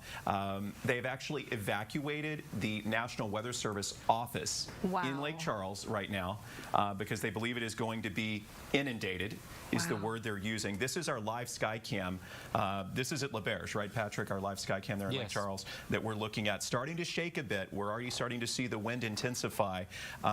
Complete inundation expected around Lake Charles. Those are the words that are being used by forecasters at the National Weather Service. Devastating, catastrophic flooding. When the meteorologists leave, you have to think about them putting their own lives on the line and saying, hey, we've got to get to safer ground. And Patrick, you know, I've been on the air here for a couple hours now, as have you, not able to watch some of the national coverage, but I hope and pray that some of these storm chasers and meteorologists from crews like the Weather Channel have said, we got to move north, we got to move somewhere, because like you said, they're at the very least they're going to be stranded. The problem is that this is going to force so much water inland that this is going to submerge I-10. That's what's going to happen. In the Lake Charles area? In Lake Charles is going to go underwater. That's how serious this is. If people have not evacuated Lake Charles, Moss Bluff, Sulphur, Vinton, back over towards, say, Carlos, you're taking your lives in your hand and risking them right now. That's how serious this is. You still have time to get out. And as we look at the wider shot, the radar there definitely picking up the outer bands of the storm. What are you thinking in terms of arrival of rain and the outer bands in Southeast Texas? Let me just point this out. It does look like it is starting to turn to the north now. The other thing is that the eye is getting smaller and contracting. That is strengthening. When the eye, it's like a skater. When she puts, if she's doing a circle, what do you call that? One of the spins? You know, when they spin on a skater. You need the camera. Okay, no, I don't do that. But what happens is that she brings her arms in and she goes faster. Right. You know what I'm talking about? That's what's happening. The eye is contracting, and the storm is strengthening, and it does appear that it may have turned to the north. It may be Cameron. It may be further to the east. but it may also be a Cat 5 when it makes landfall. They're forecasting 145, okay? So we're not that far, or 150 at landfall, so we're not that far away from a Cat 5. That's speculation on my part, but I'm just looking at radar, and I'm seeing that the eye is definitely getting smaller compared to where we... Well, let's do it this way. Let me stop this and back out a little bit. Let's see if I'm right about what I'm thinking. Let's go back the last, let's see, this probably, was this on radar 4 hours ago? There you go. Yeah, there it is. And let me go a little further in. So if this eye is contracting, that means the storm is strengthening. Did we have it 6 hours ago? No, not quite 6 hours ago. Okay, so we'll go right like that. That's a good 5 hours ago. Yep, 32 miles there. And we are at 28. 28 by almost elliptical, 28 by 25. So it is a smaller eye. So the eye is definitely contracting, and that means that the storm is going to strengthen. It can only do that, is strengthen. So that makes the possibility of a Category 5 even more likely. It is quite potential. It is still within the realm of possibility. And you know, when you're talking about a storm that, and it also appears that in the last, let me take a look. In the last, I'm looking at this information as I get it and sharing this with you. But it does look like it has turned maybe to the north, or is in the process of doing north. So the sooner we can turn it to the north, the better for southeast Texas. Absolutely. Just a couple of miles, we've said it so many times, matter. Just reading on Twitter, this is not confirmed, but we mentioned the recon aircraft, the reconnaissance aircraft out checking this thing out, Patrick. And this tweet came out about 20 minutes ago saying the surface winds have been measured to 150 to 155. So we're going to be watching very closely, as will you. The next advisory from the National Hurricane Center coming in less than 30 minutes. As you see at the bottom of your screen, sustained winds 145, ever so close to the Category 5 strength that we all fear so much along the Texas coast. Again, the latest forecast calling for this to come ashore just across the state line, perhaps even a little farther into Cameron Parish. But the storm surge there is going to be really significant and potentially, as you heard, inundating areas like the city of Lake Charles. Just to kind of reset the scene, 6:31 now as you watch our extended coverage. Please let your friends know that we are streaming on our 12 News Now app. We're also on YouTube, and we will be with you for the duration. We have set up at a remote broadcast facility to make sure that we can stay on the air despite what is going to be really, really dangerous wind gusts around southeast Texas coming tonight. Patrick, if you would rejoin us, I think they've requested you at the weather wall in the Storm Tracker Center, so I'll let you in that direction. I'm just trying to update graphics and social media. That's what I'm doing right now. Okay. But we'll go ahead and take a look at this and show you what we're seeing. Let's go ahead and do the cone real quick. This is the latest cone. Still a Cat 4 officially right now with winds of 145 miles an hour. And it is moving to the northwest, the last advisory, and that was at 6 p.m. So 7 p.m. coming in, it's probably 53 after the hour is when that comes in. I can get it. So that's about 19 minutes from now, 21 minutes from now. So that will be updated shortly. But the storm may have turned. So it may be actually a little bit further to the east. That's what we're hoping for southeast Texas standards. Or sakes, I should say. So I think it could be a little further east now, looking at radar and the radar trend and the imagery. Still anywhere between, say, really from just west of Sabine Pass, Beaumont, maybe Lumberton on up to the north. We'll likely see winds of 100 miles an hour in gusts. Obviously over towards Orange County, probably 120, 130. And then off towards the east, obviously much higher, expected to rapidly move off to the north. Now, we told you about Marco, that this was not going to be a flooder, and I told you that this, and I'm going to tell you again, Laura's not going to be a flooder in southeast Texas. It's going to move quickly. So it's not going to do a Harvey or an Imelda. Highly certain about that. What I am a little more uncertain on is exactly who's going to get what as far as wind speeds. Are you going to get hurricane force or not? And we'll take a look at that.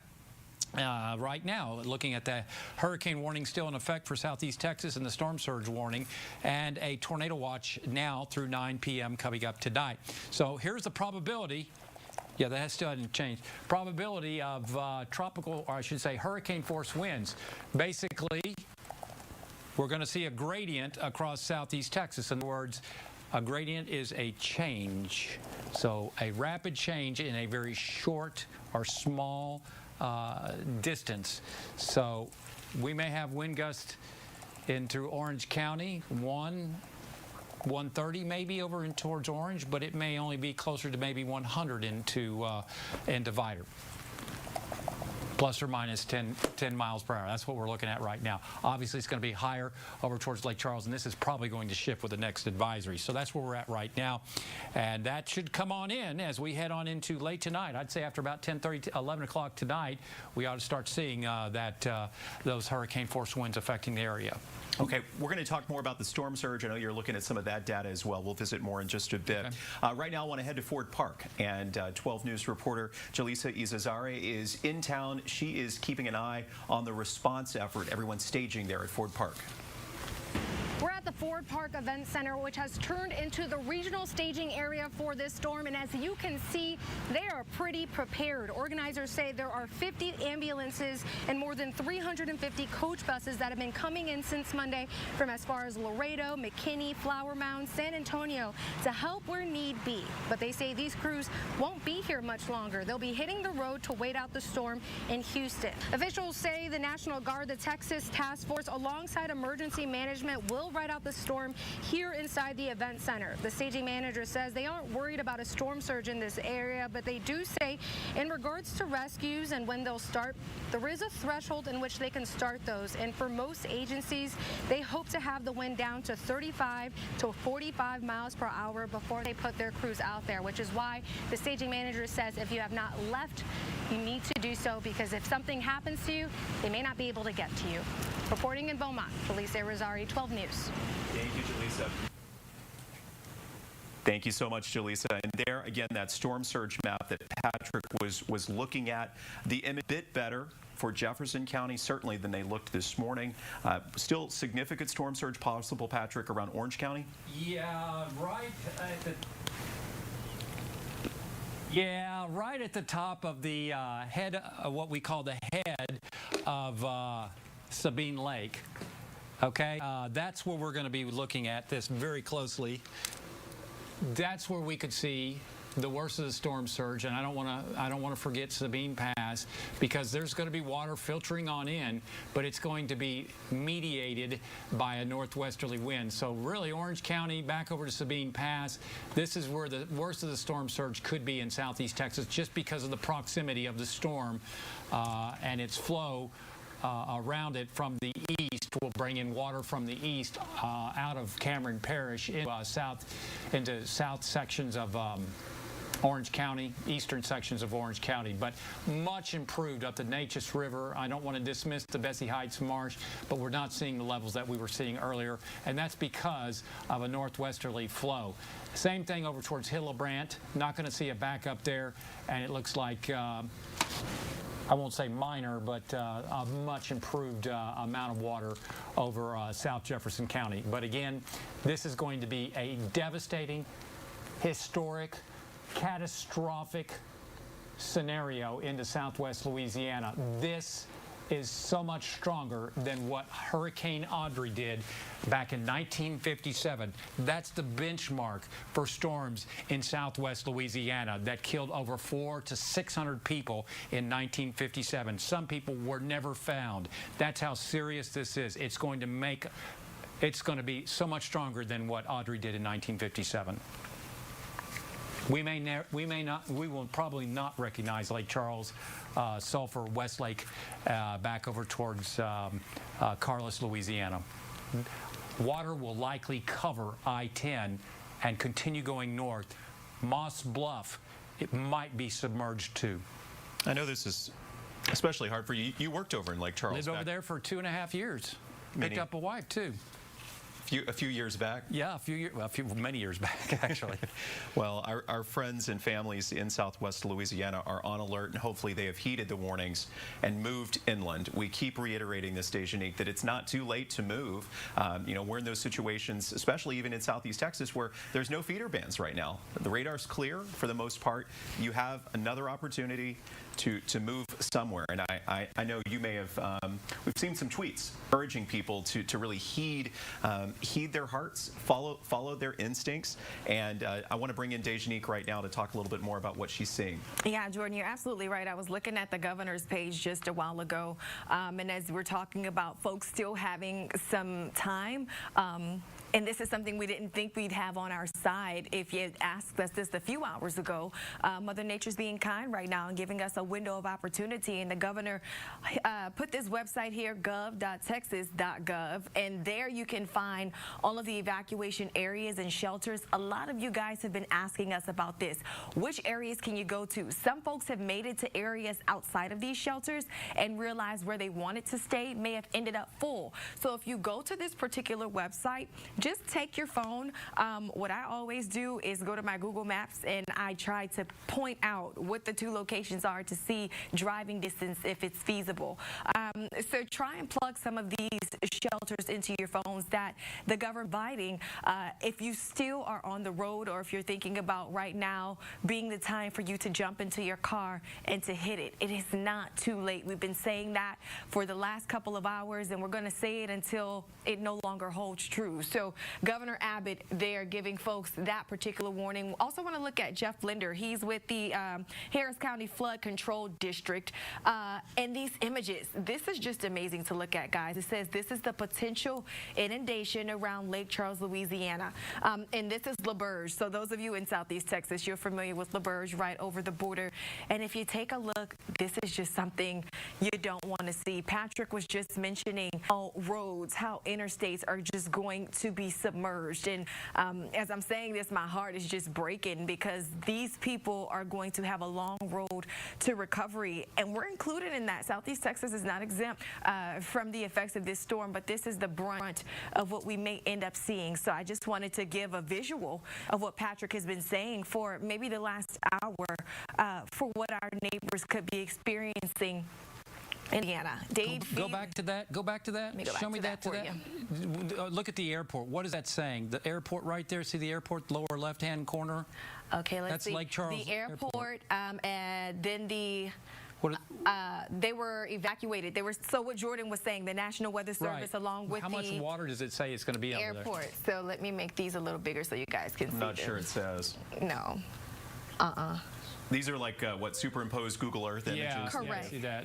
Correct. So now Brownsville is going to take over the duties for Lake Charles, because, as Jordan mentioned, they had to get out of Dodge. It wasn't safe anymore for these folks to stay in that area, given the potential of the storm surge and the effects that we could be seeing in just a couple of hours. So I'm just dreading what's going to happen, especially given this forecast that Patrick has been sharing with us. So going to go back to Dade Phelan there, kind of reiterating what the governor is saying. At the moment, Laura forecasts to reach 150 miles per hour.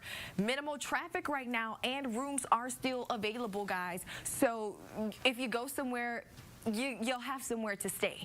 If you get out of town, it's not like you're going to be stuck in your vehicles, stranded on the side of the road. There are still rooms available according to our elected officials, so that's something to keep in mind as well.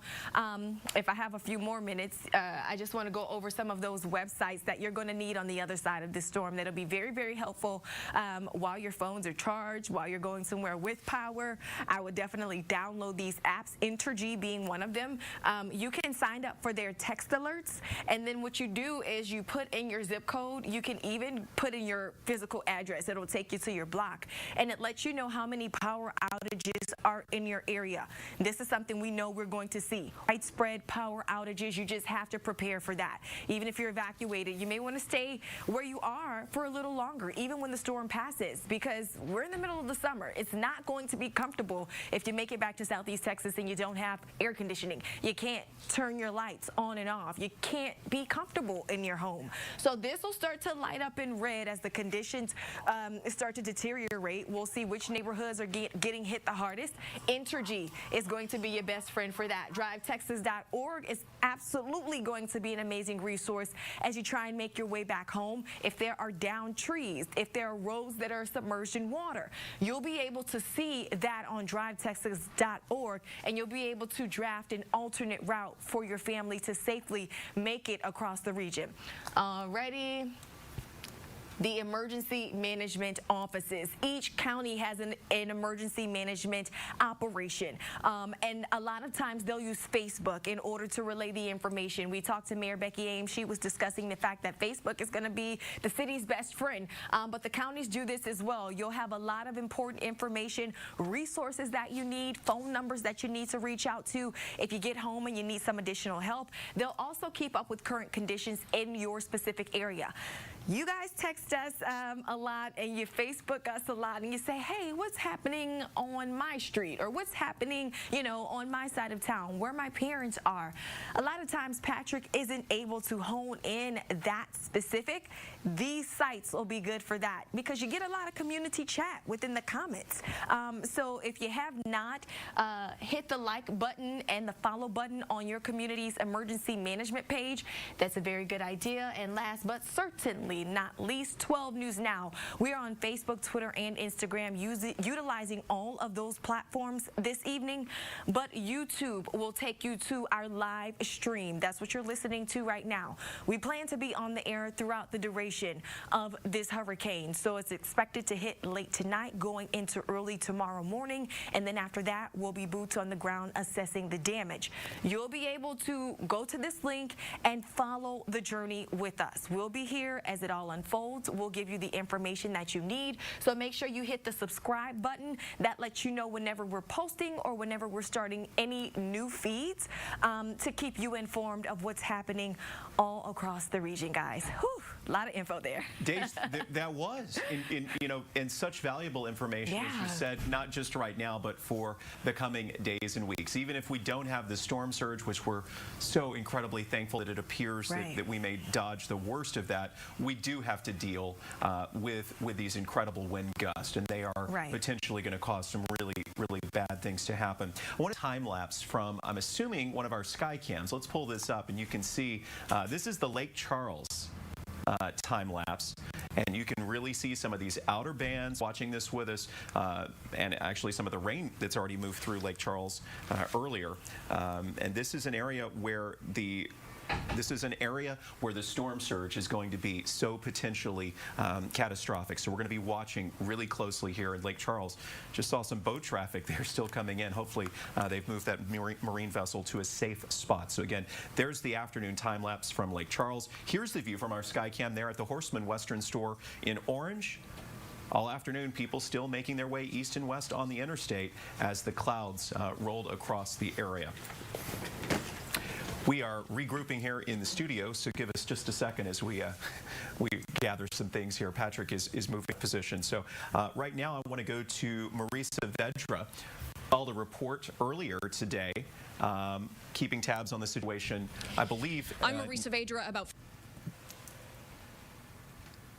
50 miles east of Houston, right on the north end of Galveston Bay. And the wind is the surest sign that Laura is on her way. Otherwise, it has been humid and cloudy for most of the day, though we did find ourselves caught in some downpours from Laura's outer bands this afternoon. When it wasn't raining, neighbors were busy boarding up their homes and getting generators to the places that they plan on riding out this storm. Even though we are a little bit more inland and away from the worst of Laura's track, the National Hurricane Center says this spot could see 70 to 80 mile per hour winds. They're also concerned about storm surge. This bay come up 2 to 4 feet. And even with all of that information, the neighbors we talked to today were in pretty good spirits. They say, having lived through Rita and Harvey and Ike, all of those past storms have told them to be ready for anything. Back to you.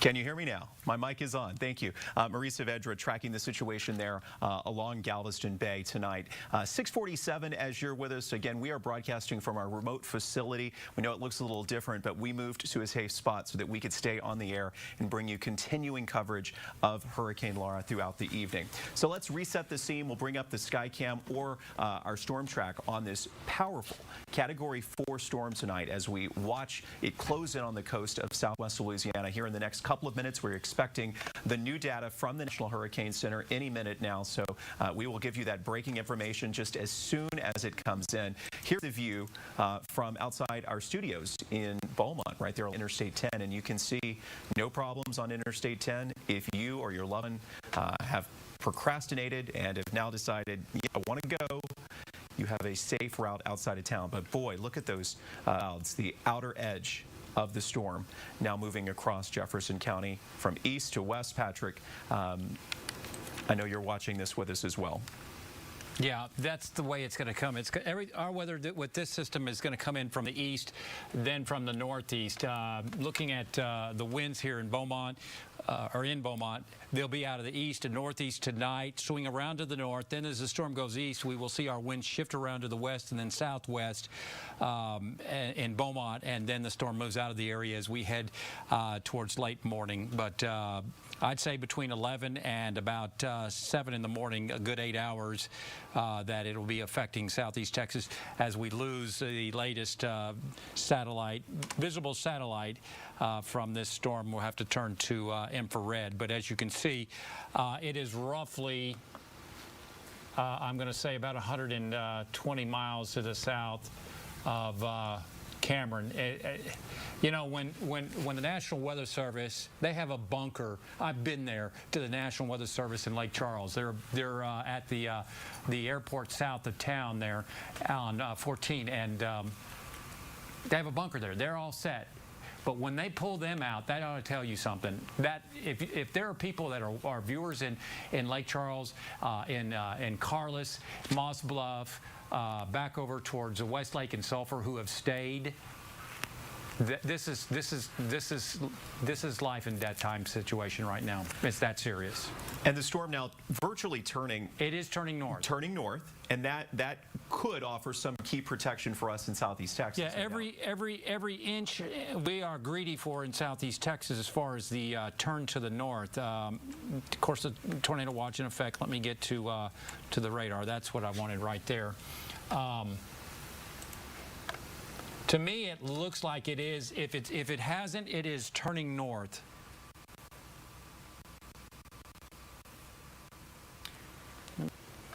You're waiting for that new data as well. We were mentioning it. It'll be down here in just in about 3 minutes. Yeah, I think it's turned north. It could go east of Cameron. That would be wonderful for us. Yes, it would. Anyway, let's see if the new data is in. Let me move on in. Nope, still 7 p.m., but the 7 p.m. data is the, well, it is just coming in. Okay. Looks like they're keeping it at 150. It is 150, yeah, okay. 150. So, again, this is breaking, folks. New information just coming in. The 7 p.m. advisory released right now, 6:51. We need to stay with Patrick for just a couple more minutes as he gets this information. Keeping this now a very powerful Category 4 hurricane with sustained winds of 150 miles per hour. Correct, Patrick? Correct. There it is at the top of your screen. You have to include the gust there, and that would be 185. Can you imagine winds of 185 miles an hour? Silence on our part because we can't. Has the cone moved at all? Behind you there? I'm seeing it the way you're seeing it. Let me see.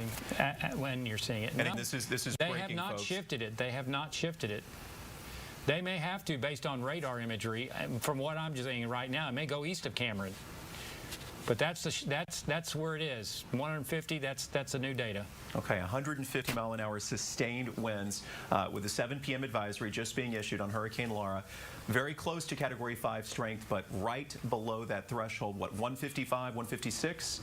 157 is Category 5. But Does it matter? Okay, so we're at 150, but you've got gusts of 185. That tears roofs off of buildings. Right. You know, and then you're not, and you got storm surge that's going to go all the way. I-10, the new beach for Southwest Louisiana, at least temporarily, will be north of I-10. That's how far the water is going to go inland. We hate to think about it. We understand we have Marcelino Benito with us. I started to say on the line, but I think we have video as well. Marcelino, let's find out where he is and what's happening. The wind and surf continue to pick up out here on Galveston Island. City officials tell me they're definitely expecting high winds, storm surge, and street flooding when Hurricane Laura comes ashore to the east of the island. People here remain hopeful that Laura will spare the island the worst of this storm's impacts. We know we're going to take a hit from this hurricane. We just don't know how hard. On Galveston Island, officials watching the Gulf and holding their breath, waiting to see what this monster Category 4 hurricane finally decides to do. If it comes back closer to us, we're going to have a storm surge that could probably inundate a good portion of this island. Right now, we're on the clean side. Hopefully, we'll stay that way, but if not, we're prepared to work with anything that happens. Mayor Pro Tem Craig Brown issued a mandatory evacuation order yesterday morning. Many listened and left. Others did not. Still out today watching the waves come in. We have told all of our residents that remain on the island that we may not be able to get emergency services to you because of the conditions that may come from this hurricane, and they have to be aware of that. If Laura makes landfall east of the island, Galveston will still see high winds. Businesses continued boarding up their windows this evening, not ready to take any chances. Storm surge remains a major concern. The mayor expects to see water in downtown streets, but is hopeful it won't be high enough to wash into businesses. We'll have water more. The winds will be coming out of the north more than they will coming out of from the ocean. And that's what pushes water out of our bays up into the city. Laura's current track is a best-case scenario for Galveston Island. Officials tell us they feel better than they did yesterday, but they know they're not completely in the clear yet. These hurricanes can make a last-minute turn, and we won't be feeling comfortable until probably tomorrow morning at sunrise. We're told the city of Galveston could start feeling some of Hurricane Laura's most serious impacts as early as 1 tomorrow morning. City officials have also instituted a curfew that begins at 8 o'clock tonight. In Galveston, I'm Marcelino Benito. Now back to you. Marcelino, they are setting the scene for us. Dejanik is with us about 5 minutes away, 7 o'clock.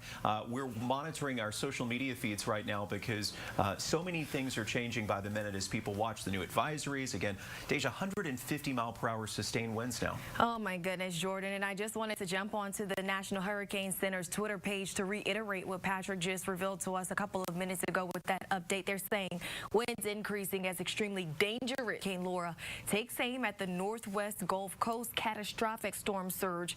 Catastrophic. You don't hear that word very often, so you've really got to underscore it and take heed. Extreme winds, flash flooding, all of that expected tonight. And we'll continue to track that as those conditions continue to evolve throughout the evening. Wanted to take a look at some of our sister stations in the area that are also covering what's happening. Anieli Ruiz out of KHOU here in Houston. Look, she's at Bucky. She says utility crews making their way to Southeast Texas. These workers, they're from Florida, and they're going to be nearby to help with cleanup. So they're kind of staging in that Houston area, just outside of that cone of uncertainty, as you will, as it pertains to the direct effects of this storm. And of course, as it continues to jog a little east or head north, as that track is showing, you're going to feel less effects on this side of the storm. So those utility crews staging, but they are going to be ready as soon as the coast is clear, fueling up, and I'm sure grabbing a bite to eat outside of Buc-ee's. Going to TxDOT. They're ready for the aftermath as well. After Laura passes, the crews are going to start evaluating the roadways for any damage, and then that's when they're going to start to remove that debris. We are anticipating a lot of downed trees because of the heavy winds that are projected. So TxDOT is already working on that. They're going to have crews from throughout the state coming in to assist, and they're telling you, as all of the other officials have been saying, continue to adhere to those mandatory evacuations. And so TxDOT's tool that I've been telling y'all about all evening. I wanted to circle back to that. DriveTexas.org. If they're not tweeting about your specific area, this is how you can find out information on your own. Palm of your hand through your cell phone. Just head to DriveTexas.org or download their app. Put in your location. It lets you get very specific with this particular app, and it gives you the current road conditions, if there are any down trees, if there are any flooded roadways, and you can take some alternate routes there. So just some updates. A lot of the crews are really preparing for the aftermath right now, because right now preparations in order to take shelter, the time is pretty much expired. You know, and Dejanique, anytime we have storms like this, these monstrous storms, it really reignites the conversation for our local officials. What more should be done to protect the upper Texas coast? And I know Anastasia Bolton from our sister station here in Houston visited with the folks in Galveston County who are especially concerned. We know how vulnerable they are. Let's see what she found out.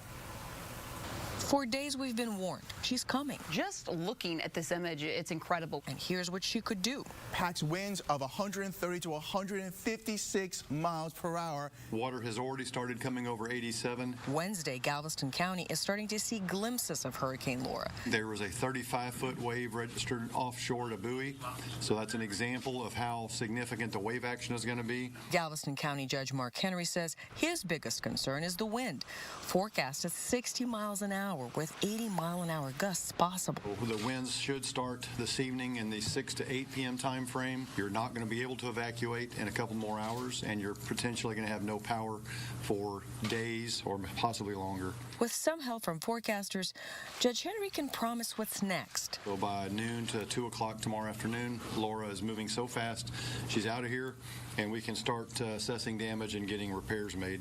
But says some folks have asked him for guarantees that are impossible to make. One of them commented, "I won't leave unless you promise me I'll come back on Friday." Well, here I could probably make a very strong hopefully promise that you could do that. East of here, I would not be able to make that kind of statement because they don't know what the damage is going to look like. We see her coming. We've been warned she's serious. And we know we'll be okay on the other side. Eventually. We've been here before. I'm Anastasia Bolton. And folks, we are now, as the clock ticks, coming up right at 7 o'clock. I'm Jordan Williams alongside Dejanique Garrison and Chief Meteorologist Patrick Vaughn as you watch extended live coverage from 12 News as we track Hurricane Laura, still on a collision course with the southwest Louisiana coast. Yes, Patrick, we in southeast Texas, we are feeling a little bit better, if that's possible, when you have a storm this strong. But every little inch to the east can help us. And it is turning, in the process of turning north-northwest. As you can see, instead of northwest, it's now moving north-northwest at 15 miles an hour. But look at this. Winds have now increased to 150 miles an hour. It's on the cusp of becoming a Cat 5, and it still may do that as it heads towards southwest Louisiana, towards near Cameron. It appears, as we take a look at radar imagery, that it is in the process of turning north, and this shows that it could go east of Cameron. Yeah, it's north-northwest. The eye is also getting smaller. You see that? Oh my goodness, this is so turned around. Anyway, our eye is contracting, and when the eye gets smaller and smaller, the winds go up. Okay, so that's what is happening with this storm. We're very close to being a Cat 5 storm. Winds are forecast when it makes landfall. You get on this side so you can see. The forecast is for it to make a landfall as we head on into overnight. 1 a.m. it should be on the coastline with winds of 150 miles an hour. That means the winds will gust over towards Cameron, Johnson Bayou, around 185 miles an hour. That means probably 130 in and around, let's say, Orange. And this is going to force quite a bit of water over towards Lake Charles. Again, 150 mile an hour winds. It'll move right over Newton County. That's going to produce a prolonged power outage because of all the downed trees that are going to come down and drag those power poles down And then it weakens in through northwest Louisiana, southeast of Shreveport, as a Cat 1 by Thursday p.m. But it's going to be moving very quickly. Let's see, that is by 1 a.m. It's going to go from there to 1 p.m. in 12 hours. That's how far it's going to go. So some good news there. It's going to hit us hard and then move out quickly. So you want to reiterate, when do you think the winds will really pick up around our area? Oh, goodness. Certainly speculation on my part, but let's see. If it's hit at 1 a.m., I think after 9, 10 o'clock, things ought to start dramatically going downhill, certainly by 10 here in the Triangle. You know, and it is a big storm, but I'm surprised, you know, we're still completely on the dry side. Yeah. Not that we're asking for rain. We want to be clear about that, but it's surprising to see the radar, you know, with the storm this close to the coast, we're still dry. Yeah. And that's going to change. We're going to get our rain. Don't think we won't. But again, every bit that we can keep this off towards our east, further east, the better we're at. Again, a tornado watch all across southeast Texas, southwest Louisiana. But again, every inch, every mile that we can keep pushing this. Let's do it this way. Every inch that we keep pushing this off towards the east is better for our area, because that means the clean side. Now look at this. Let me just stop this. This is a good illustration. All right, let me go to my other glasses so I can see. And we're going to take and look at we're going to divide this up into quadrants. All right. Here we go. The northeast side of the storm is always the worst. Do you see that? Yeah.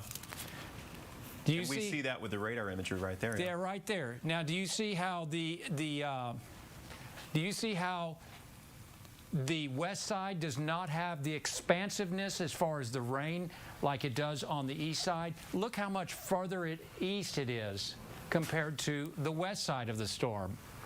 Absolutely. So that's why you always want to be on the dry side, because that also means when this center of circulation moves on land, the winds are going to be coming from the east to affect southeast Texas. So that means those winds have got to go make landfall, come around.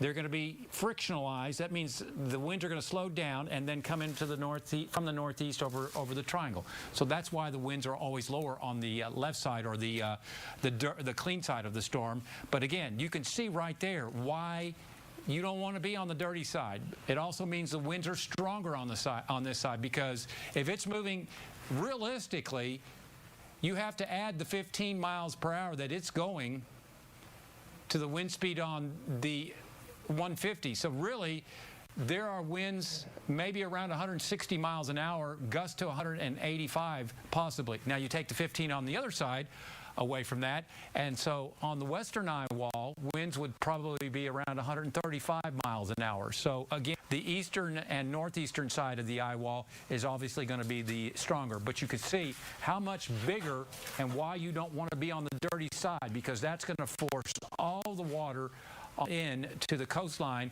but it's also going to cause winds to be lighter, and it also means lower, and it also means that winds are going to force water out instead of in across southeast Texas. Patrick, thank you so much. You know, a lot of our friends and neighbors have evacuated to places like San Antonio, Austin, also, you know, College Station and Dallas. And Erica Proffer from our station in Austin put together a look at sort of what's happening as those people arrive in places like Central Texas. Here's Erica. In San Antonio, buses of Hurricane Laura evacuees arrived early Wednesday morning to this parking lot. Austin, evacuees lined up outside the Circuit of America's racetrack. We had to go somewhere safe, and everybody wanted to go. Some evacuees were turned away until emergency management could find more space. In the Dallas-Fort Worth area, evacuees have two options: nearby Mesquite, Texas, or Knights of Columbus Hall in Ellis County. We want to do everything we can to help out here. But when you look at all of these locations, what you're seeing is a new way to respond. These are reception centers. It's places to process evacuees. The people will sleep in a nearby hotel. We have the capacity, at least for now. This response is something researchers like Christy Dahl studies. Absolutely. She co-authored a study of evacuation scenarios during a pandemic. Her report shows evacuees should go to areas with low virus transmission rates, less populated centers. Here, Governor Greg Abbott is highly encouraging folks to stay in hotels. Really, most people are being sent to some of the most populous areas, Dallas, Austin, San Antonio. Should they be having these vouchers at hotels in smaller cities?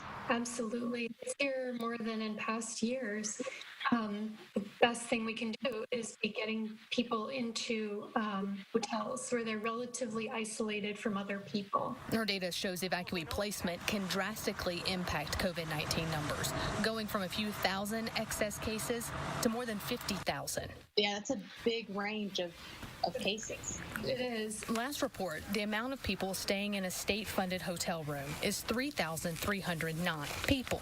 Not just a statistic. It's Texans hoping to return home to live a safe, healthy life. I'm Erica Proffer. And so much hope in the air tonight. We are feeling it. We're feeling the support from around the state. We do want to remind you to prepare. If you stayed in town, unfortunately, I can't quite see all of that. Looks like we may have a little video problem, so we'll move forward. That's kind of cut off my screen at least.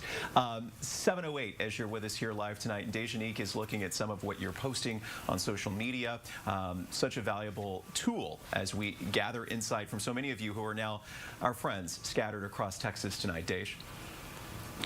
That is absolutely correct, Jordan. Okay, let me go ahead and pull that up. We're switching gears here. Okay, we are. Let me pull that up. Just a second, folks. That's a smart TV that you have. It is It does a lot. I don't know if it wants to cooperate right now. It's all good. We're looking at the radar for a second. The wind gusts up to 185 right now. This is the new advisory. Again, Patrick's been talking about the turn now that we've all been waiting for because it does protect us just a little bit more. Now moving to the north-northwest. You can see the live sweep from the Lake Charles radar site. We were talking about this. This is a National Weather Service office in Lake Charles now evacuated because of the danger from the storm surge combined with the wind. Hurricane Laura, indeed, close to Category 5 strength. Sustained winds, Dejanique, 150 miles an hour. And Jordan, we've been talking about those mandatory evacuations, pretty much pleading with folks to leave the area as we forecasted, but is now coming to fruition. A monster storm, to be quite honest, when you look at the impact that this could have, not only on Southeast Texas, but definitely our neighbors in the Louisiana area. We're just really thinking about those folks who are about to experience some life-changing conditions.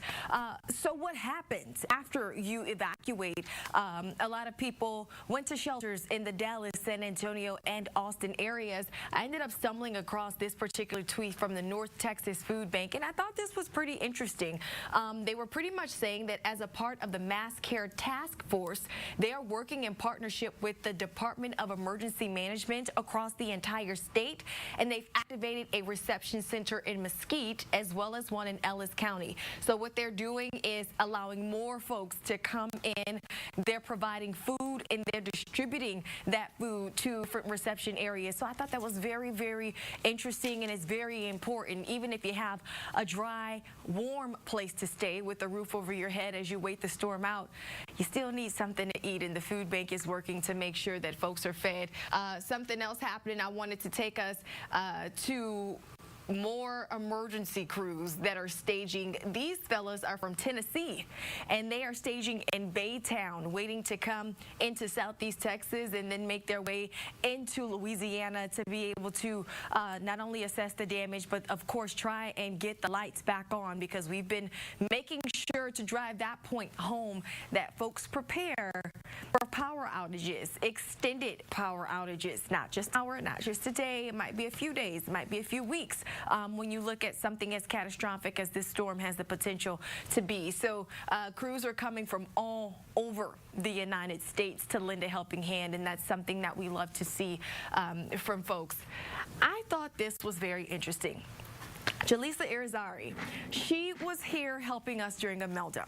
She circled back. She talked to a fella who lost his home. He lost his belongings. A year later, Mark got a visit from Jaleesa, and guess what he said? I'm going to stay here. I want to protect what I have. I want to protect what I've rebuilt. And a lot of you have said that. We've been talking about the mandatory evacuations, but we also really need to show grace for people who have been through this so many times. And this time they decided they wanted to stay and protect what it is they worked so hard to rebuild. There are so many reasons people make the same decisions that they make for their families, for their futures.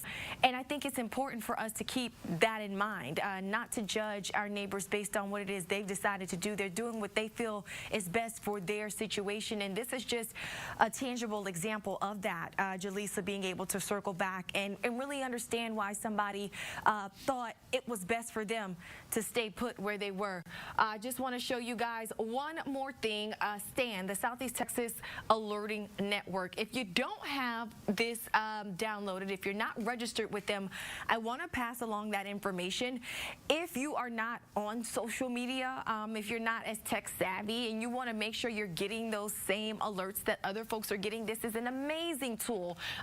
They'll send out emails and they'll send out those calls.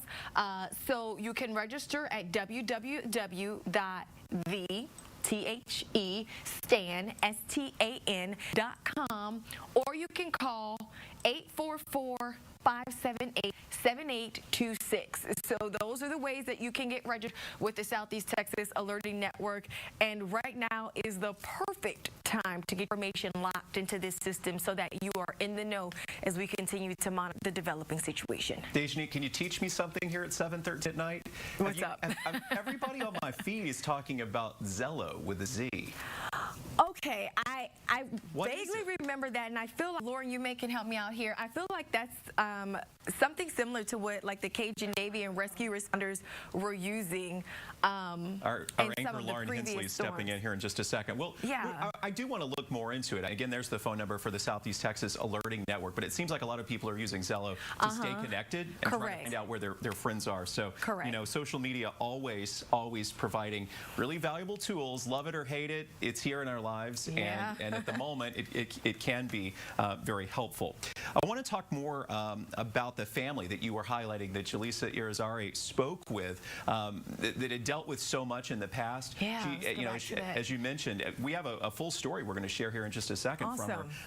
You know, this family who had heartache during Imelda, and now bracing for Laura. Let's see what Jaleesa has to say. Well, the sandbags are out and the tarp is up here on Broadway in Beaumont, where some residents are riding out the storm. And this area is actually no stranger to destruction. This is video from last year when Tropical Storm Imelda rolled through the neighborhood. We caught up with Mark Mercado again, whose home was flooded last year, and his wife had to be rescued out of a wind by boat. He says 1 year after Imelda, he feels better prepared with his sandbags and tarp, which is why he decided to stay. I mean, being prepared is the main thing, you know, and just having neighbors and looking out for each other and praying to God. I mean, that's the most important thing, leaving it in God's hands, because, I mean, that's where Mother Nature, you know, how can you prepare for Mother Nature? A mandatory evacuation and curfew is in place in Beaumont, so city officials say if you do plan to stay warm, stay inside and stay safe. Reporting on West Broadway.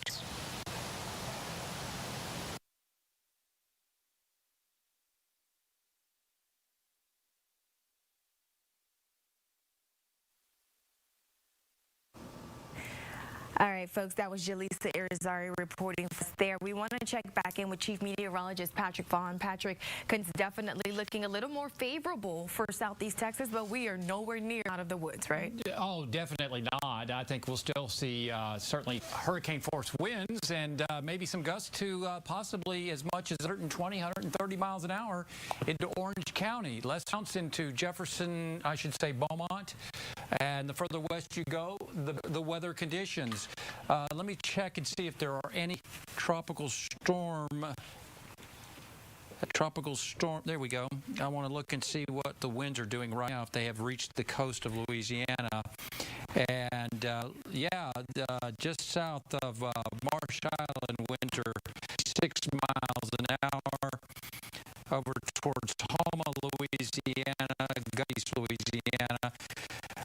So this band is not tropical winds as of yet.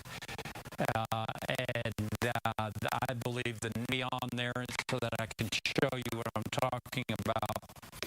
But it looks like here is not producing tropical like this one right here. And just south, 66 mile per hour winds reported right there. Tropical storm force winds right there. Probably the hurricane force winds are within the eye wall. We keep hoping that some shear will show up, and that has not done so. It's 717, 77 latest advisory to 150 miles per hour. Turn is starting to occur. So I'm thinking Cameron Parish, that this is going to make landfall. It's going to be close. It's going to be, and the strongest would be over towards Orange. And probably some gusts of 120, 130 miles. It's almost a Cat 5. You got to get to 150. So we'll put this into motion. 1 a.m. It's going to be right on the coastline. I think this is going to be pushed off to the east at the 10 o'clock advisories at 10 p.m. They may do some. They still may do some advisory week coming up at 10 p.m. There's still the potential to be that Cat 5 at landfall. Don't worry. Goes right over Orange County, and that means 30 in Orange, and Newton County. Talking probably wind gusts of 100 of the woods are in around Jasper and Newton as it heads over toward Shreveport, Bossier City area we're at. Hurricane warning is in effect. A storm. This is until 9 p.m. We're under tornado watch. Probably have to extend this as the storm is making. Let's see if this has changed. Nope, still 100% probability.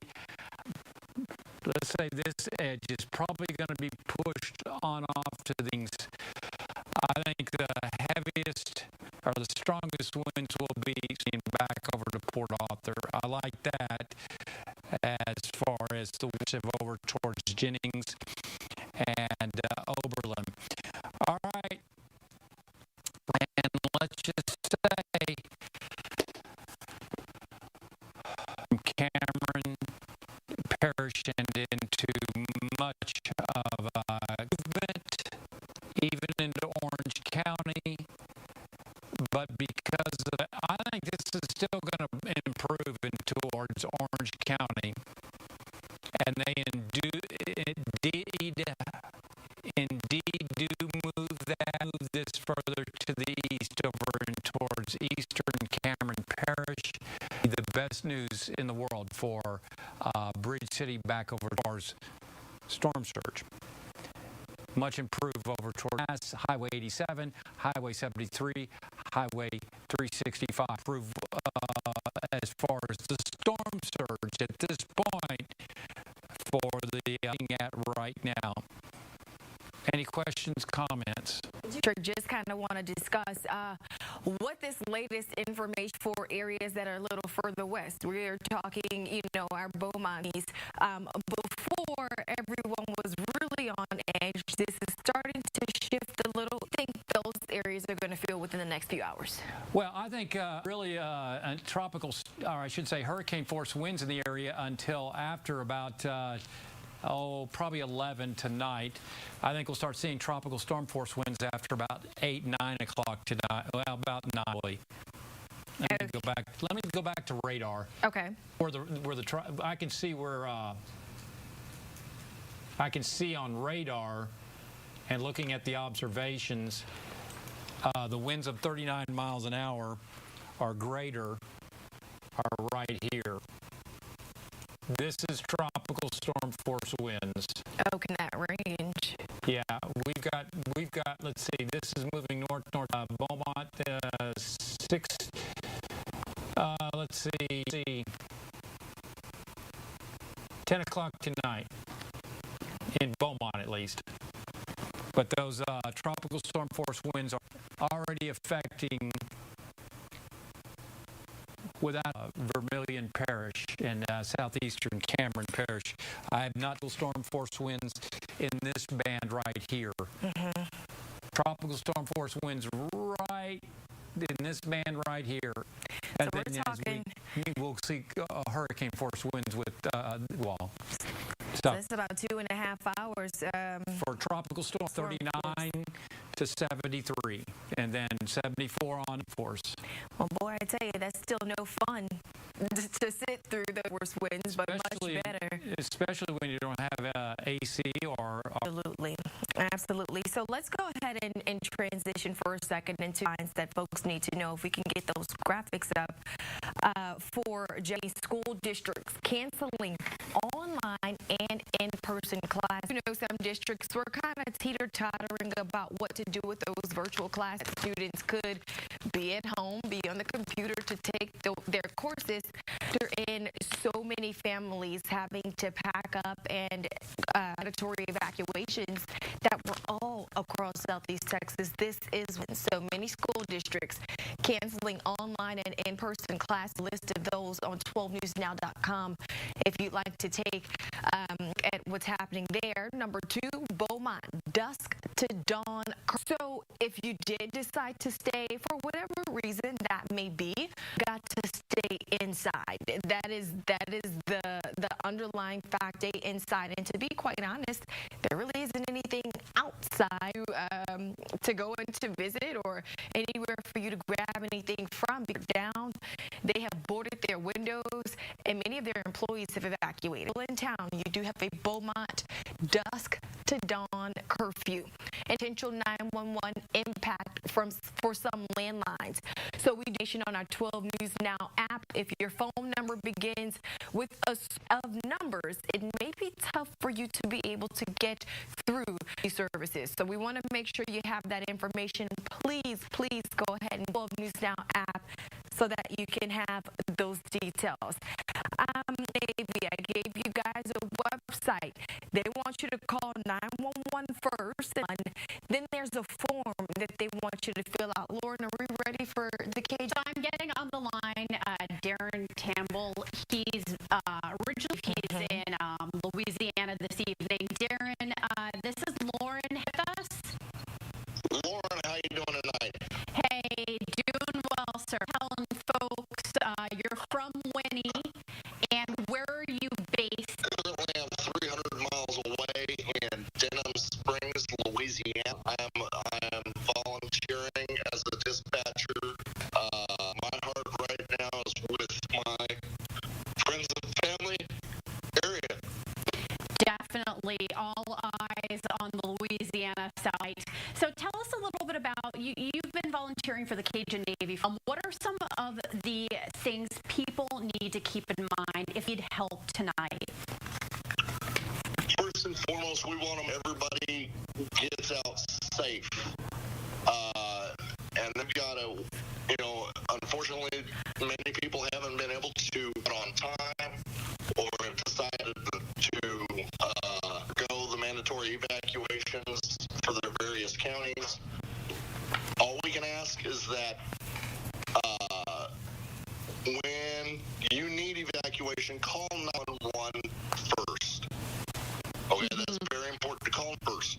If there's no answer, that's when the Cajun Navy can help. Okay, but there's a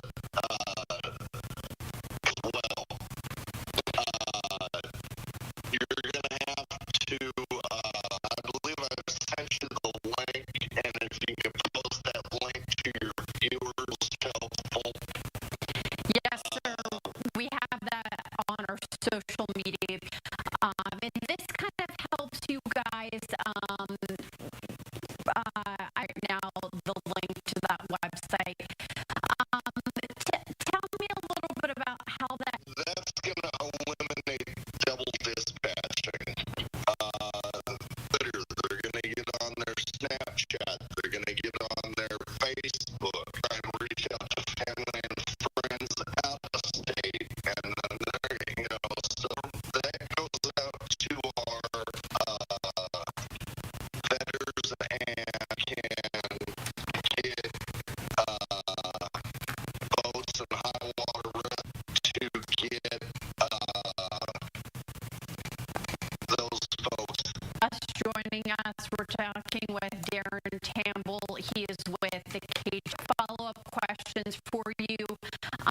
Tell me a little bit about themselves in a sticky situation and the severe weather. Again, emergency crews will not be allowed out until really moved. Well, a lot of different information models show, this many miles an hour, and it's going to be this high of water. I'm going to reiterate what I've been told and what I'm in. Right now, we're going to experience probably 150 winds with gusts above 150 breaks for hurricane, possibly going to go where that may be. Landfall is expected to reach. Right, helping people out with that time when you experience this very serious event, and help in the form of either 911 first or the Cage storm is expected to quickly pass. And kind of wrapping things up here, Darren, Zelllo. I know that the Cage Navy dispatched to the folks who need help. It's a helpful app. It's going to actually kind of bog our channel down, urging just normal folks to kind of stay off the Zelllo app so we can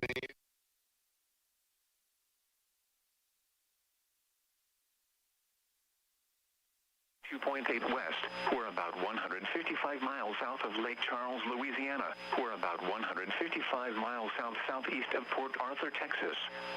Maximum sustained winds, 145 miles an hour. Percent movement, northwest or 320 degrees at 15 miles an hour. Minimum central pressure, 947 millibars, or 27.97 inches. Remember, you can hear the tropical summary at the top and bottom of every hour when there is activity occurring in the Atlantic Basin. The Dallas-Fort Worth climate summary for this evening as of 7 p.m., August 26, 2020. Today's high temperature was 94 degrees and the low 77. No precipitation fell today, which leaves the monthly total at 0.29 inches. The total precipitation for the year still stands at 33.02 inches. The normal high temperature for tomorrow is 95 degrees, and the normal low is 74. The record high for tomorrow is 107, which occurred in 1901, and the record low is 61, which occurred in 1906. Sunset tonight is at 8 p.m. Sunrise tomorrow is at 7 a.m. The current time is 7:31 p.m. Central Daylight Time. You're listening to NOAA All Hazards Radio, the voice of the National Weather Service, station KEC 55, serving the Dallas-Fort Worth listening area. The following reports of weather, temperature, and wind were made at 7 p.m. DFW Airport, mostly sunny, 80, dew point 72, relative humidity 76%, wind northeast at 17, pressure 29.86 inches and rising. Fort Worth Meacham, mostly sunny, 79, northeast at 23, gusting to 32. Dallas Love Field, partly sunny, 86, northeast at 13, gusting to 25. Arlington, mostly sunny, 90, northeast at 13, gusting to 23. Denton, a thunderstorm, 75, northeast at 7. Mineral Wells, thunder, 85, east at 22, gusting to 31. Elsewhere around the region, Wichita Falls, mostly sunny, 88, east at 18. Abilene, sunny, 94, southwest at 5. Waco, mostly sunny, 92, east at 8. Tyler, cloudy, 87, northeast at 15. Once again at 7 p.m., DFW Airport, mostly sunny, 80, northeast at 17. Now let's check on your local forecast for the Dallas-Fort Worth Metroplex. Tonight, partly cloudy. A 30% chance of showers and thunderstorms this evening. Lows in the mid-70s. East winds 5 to 10 miles an hour. Thursday, mostly sunny with a 30% chance of showers and thunderstorms. Humid with highs in the mid-90s. North winds 5 to 10 miles an hour. Thursday night, mostly clear. Lows in the mid-70s. Southeast winds around 5 miles an hour. Friday, sunny, hot with highs around 102. South winds 5 to 10 miles an hour. Heat index readings up to 110 in the afternoon. And now the extended forecast. Friday night, mostly clear. Lows in the upper 70s. South winds around 10 miles an hour. Saturday, sunny, hot with highs around 100. Heat index readings up to 110 in the afternoon. Saturday night, mostly clear with a 20% chance of showers and thunderstorms. Lows in the upper 70s. Sunday, sunny with a 30% chance of showers and thunderstorms. Hot with highs in the upper 90s. Heat index readings up to 105. Sunday night, mostly clear. A portion of this particular weather event, something that we are not looking forward to as this storm continues to strengthen. If there's any consolation as we continue to track what's happening, it has shifted a bit east. Alrighty, again, this storm has shifted a bit east.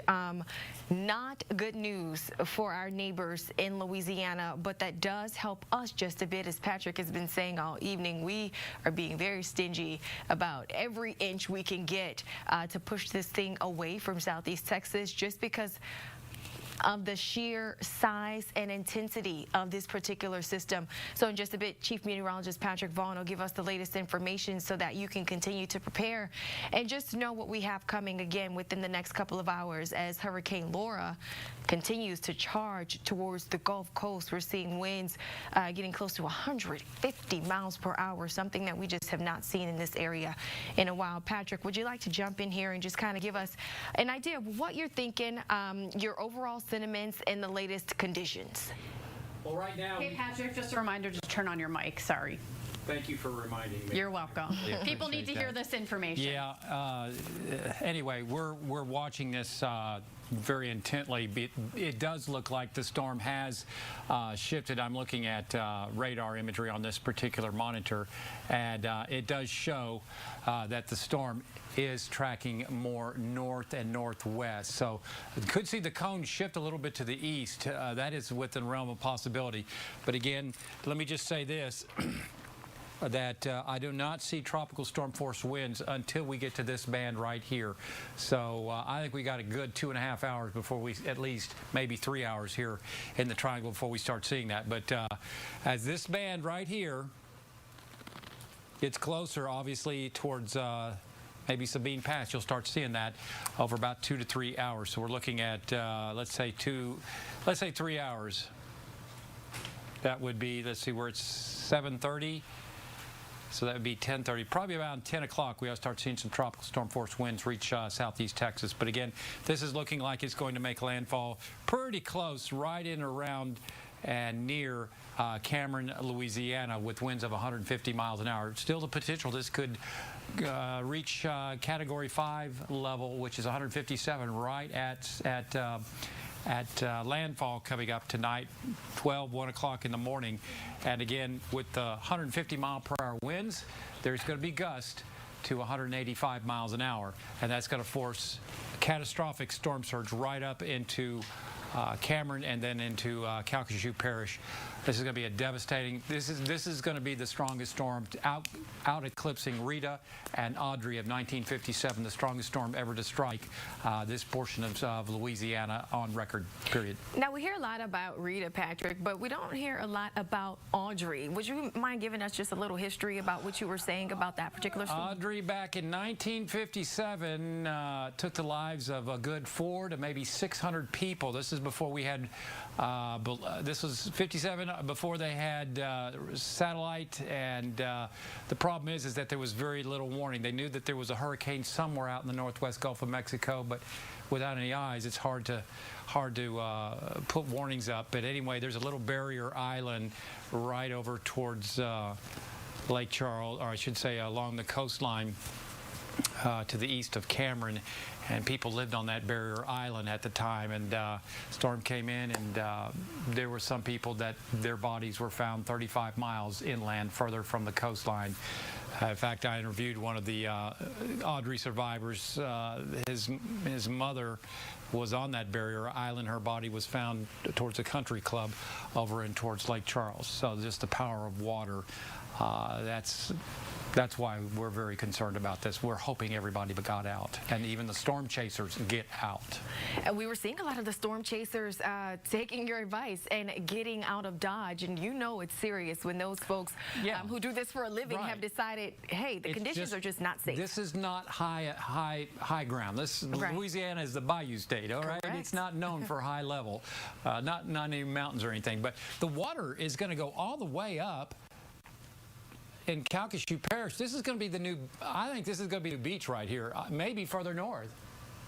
It could go up past Moss Bluff into the Lake Charles metro area. Sulphur could be submerged in spots. That's how serious of a storm this is, how strong a storm is. It's, I don't want to say obliterated, but, you know, what else can I say? It's just, you look at what you're seeing, and we just pray that everybody got out, because this is going to be a catastrophic storm, and it is going to eclipse Audrey and Rita as far as its damage and strength. I want to get to one of our viewer questions, Patrick. We take for granted sometimes, living on the Gulf Coast, growing up in the area, some of the terms that we're using during a hurricane or a tropical storm. Marissa wants to explain, or wants you rather to explain, what is a storm surge? That's something we've been discussing a lot over the past couple of days. All right, let me get my other glasses on, and let's start right here. I'm going to pause this. Okay. And I'm going to do some drawing. I like to draw. We're going to break this storm up into quadrants. Okay? Everybody know what a quadrant is? And forgive my poor drawing skills. Okay. Winds are blowing around this part of the storm this way. This is a counterclockwise manner. Storm blowing this way.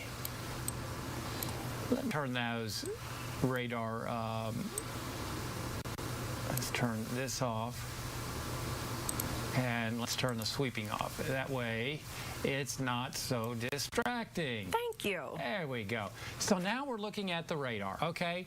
And what the deal is that the winds are blowing this way in this southeast quadrant, and they're blowing out of the west and northwest out of this quadrant, okay? So what's happening is that the water is piling up. Look how much bigger the northeast side is compared to the northwest side. Right. Okay. Now we're going to discount the semicircle because the radar is having to shoot through that and it loses energy. So it's not going to have a fair look at the southern side. So we're just going to focus on this north side. But you can see how much bigger the northwest, well, I cannot draw today. We're going to see how much bigger that northwest side is compared to the western side. Look at that. Right. Okay, and it's because of the wind. So we'll go with about right here. That extends about 86 miles. This extends about 60 miles. See the difference? It's all because of wind. The winds around this side are blowing in off the Gulf of Mexico. So that piles up water. On this side, the winds will be blowing around like this. So that takes away water from the coastline. So as the center goes ashore, say over in this area, say that's the eye at about 1 o'clock in the morning. So the winds are going to pile up water. The water is being driven by this 150 mile per hour wind. That's why you get the storm surge, because it piles up water and pushes it onshore. Now, the winds are going to be lighter over southeast Texas because those winds have to wrap around the center and then affect us. And that friction will drive the winds down. So that's what storm surge is. It's water that is pushed onshore to the right and near the center. Water onshore because of the strong winds of 150 miles an hour with gusts to 185. Very, very detailed explanation. I wouldn't have expected anything less from you, Patrick. And so, given the current standing of what we're seeing with Hurricane Laura, you're feeling like the storm surge won't be as major of an issue as it was, say, a couple of hours ago for folks in southeast Texas? That's exactly what I'm saying right now. Let me save this. And let's go look at the storm surge graphic. Okay. Because this is imperative. And again, 15 miles can be all the difference in the world as far as whether or not we're going to see catastrophe in Bridge City or not. Got it. Okay. Let me get my marker out again. The Sabine River, Orange County, eastern Orange County, and back over and towards Bridge City are closest to the eye because of these onshore winds. That's why this area is going to see the worst of the storm surge. So if we can get this eye further to the east, we will see more northwesterly winds over here into southwest Louisiana. I don't think that's going to happen right now. Right now, it'll be probably in through western Orange County and like this. But because the eye is going to be so close to western sections of Cameron Parish, that's why they will see still potential for damaging flooding over towards Bridge City and along Orange County closest to the Sabine.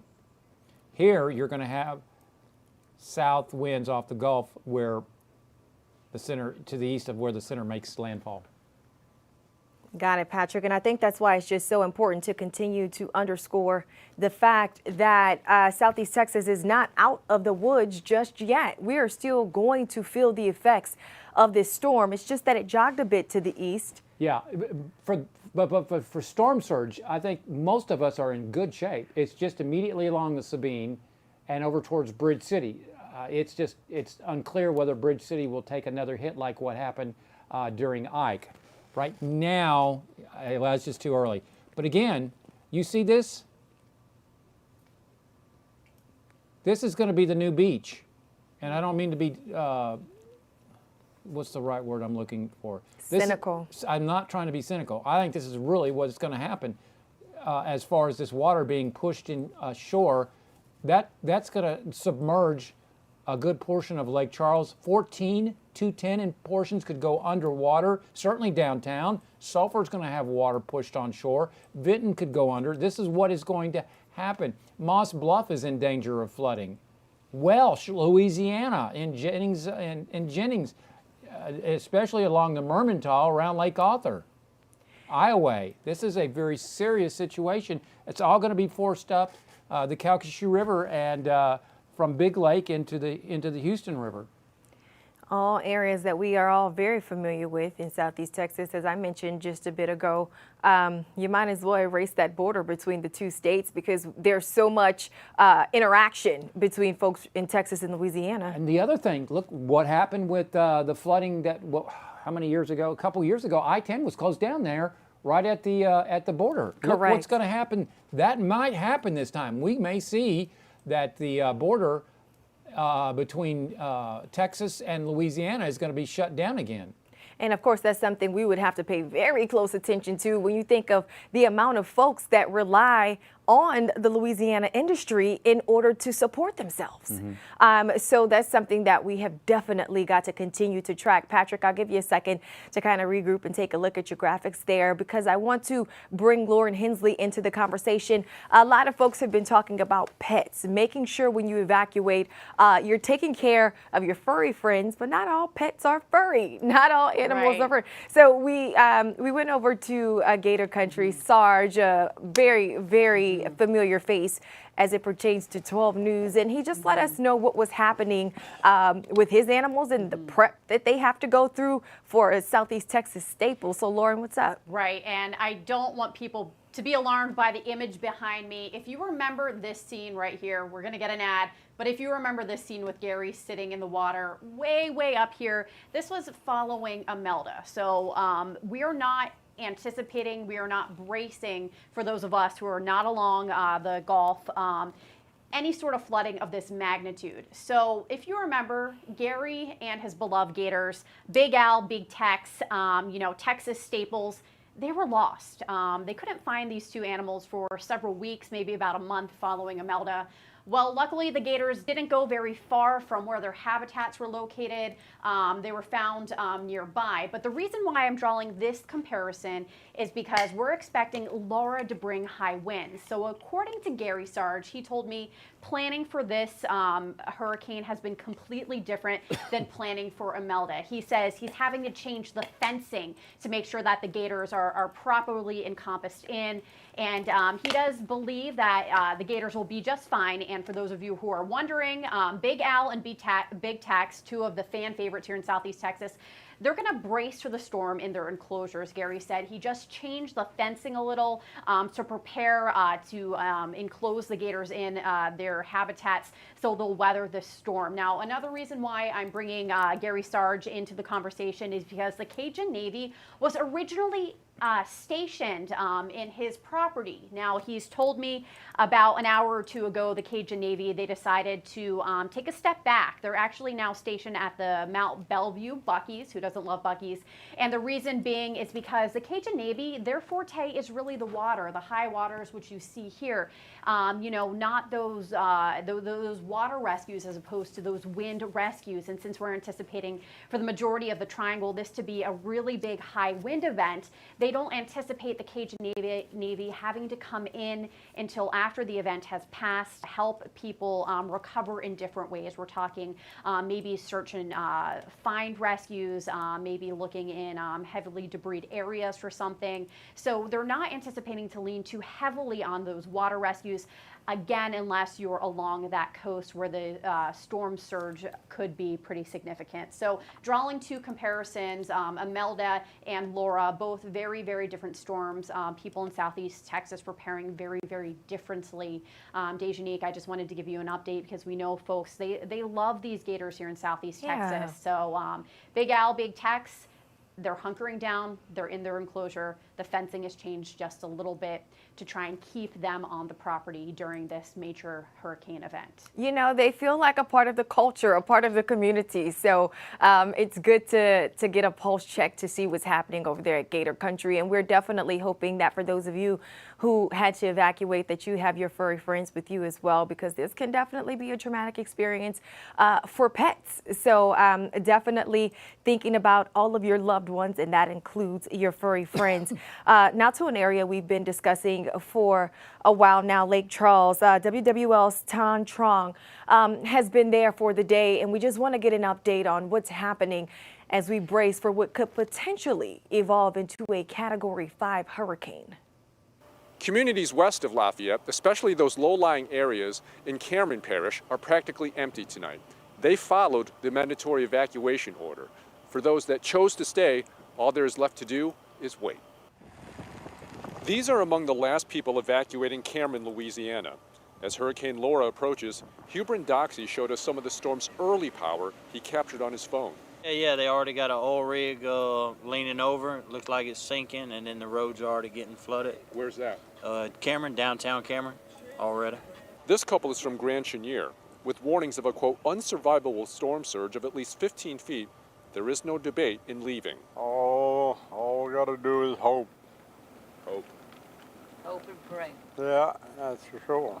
No one can get on this road down to Cameron, Louisiana at this point. Sheriff's deputies are blocking it off. The sheriff's office actually evacuated its facilities last night. They say nothing can survive the storm surge that's expected here. Moving toward Lake Charles, many homes are boarded up. Cameron and Calcasieu parishes are under mandatory evacuations. Did you see anybody else down there at this point? Very few vehicles left in Cameron. Nobody wants to stay at this point. No. Nobody should stay. I would advise not to. Sweets and Treats has been serving sugary goodness for 20 years in Lake Charles. With Hurricane Laura approaching, Judy and John Poche are securing everything in their store. They packed up the last batches of cookies.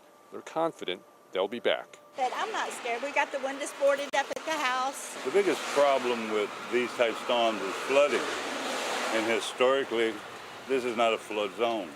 This building was built in 1908. My house was built in 1912, and they're still standing. Conditions are expected to worsen overnight and into the early morning hours. Reporting from Lafayette, Tan Trung, back to you.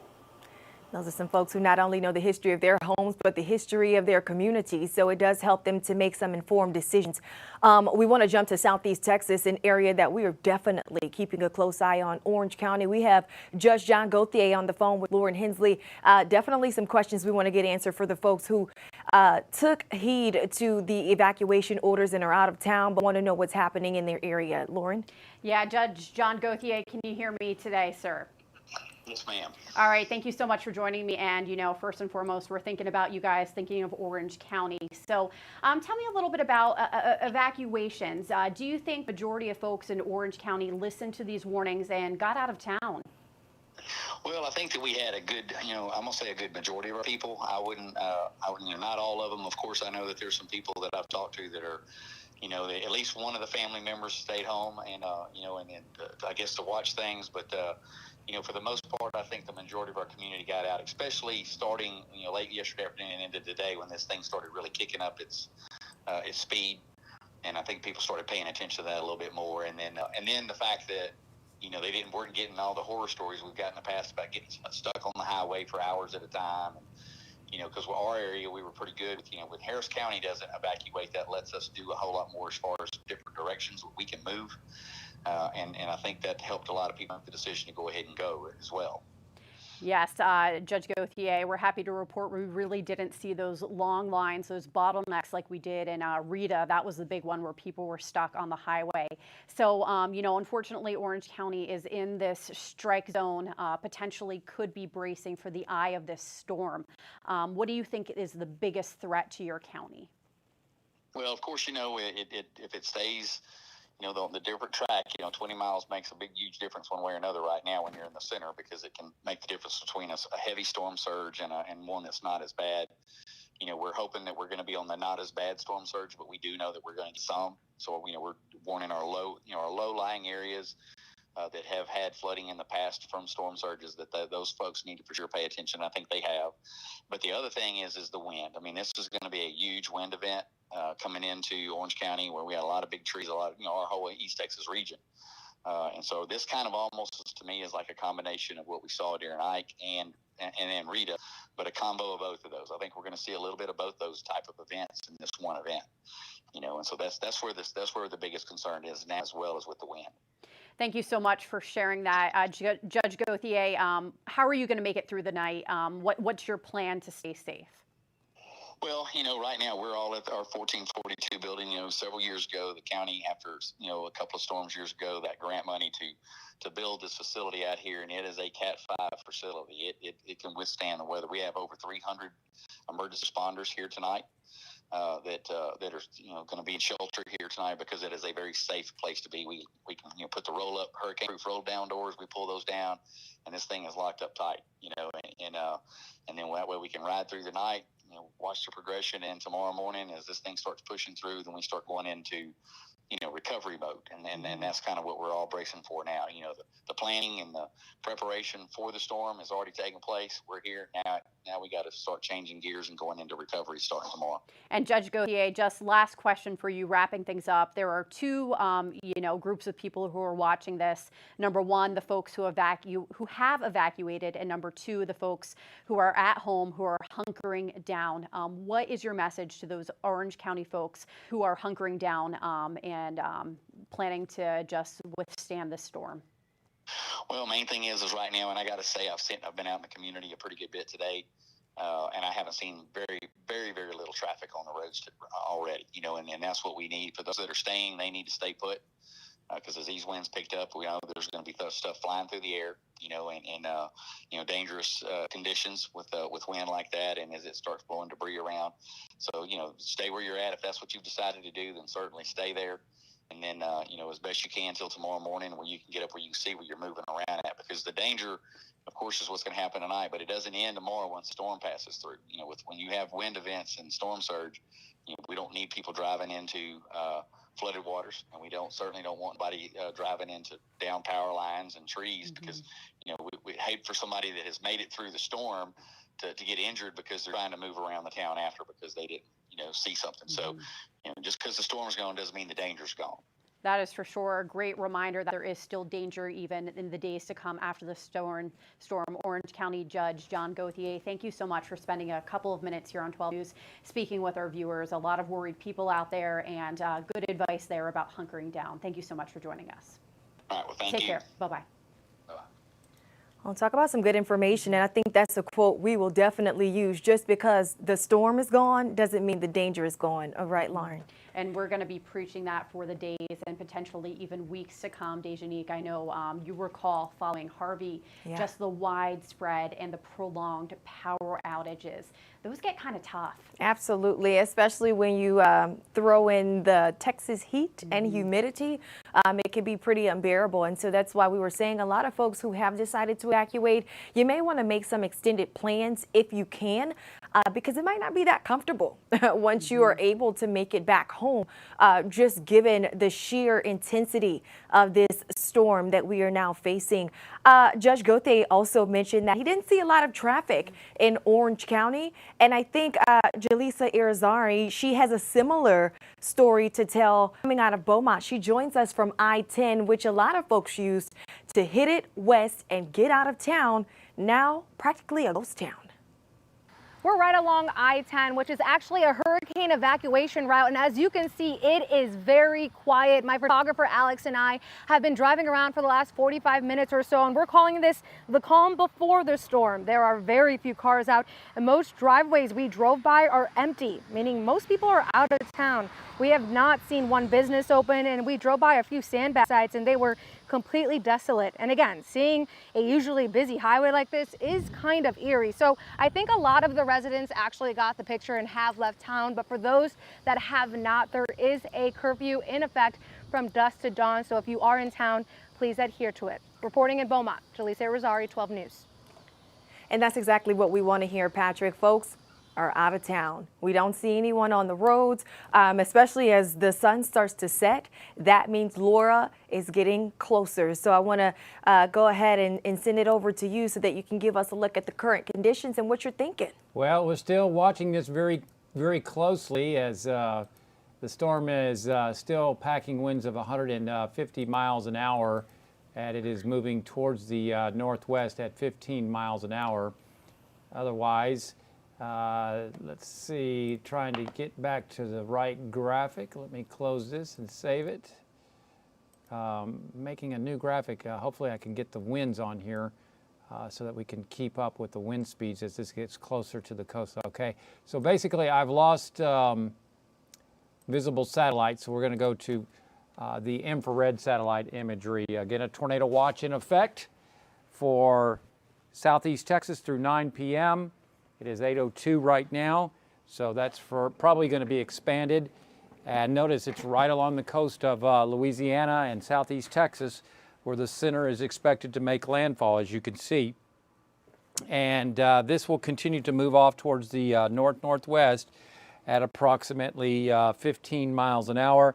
So we do think after about 11:12, this is probably going to get closer to the coastline. Otherwise, the eye is contracting, and it does appear that the storm is strengthening. Winds are at 150 miles an hour, but you have to include the gusts. The gusts are forecast at landfall to be around 185 miles an hour in portions of southwest Louisiana. Unfortunately, as we take a look at the track of the storm, hurricane warnings remain in effect, but expected, I think this is going to have to be shoved a little further to the east, which would be wonderful news for southeast Texas, worse news for southwest Louisiana. Forecast to be a Cat 4 at a winds of 150 miles an hour. Again, you have to include the wind gusts, and that would be close to about 185 miles an hour.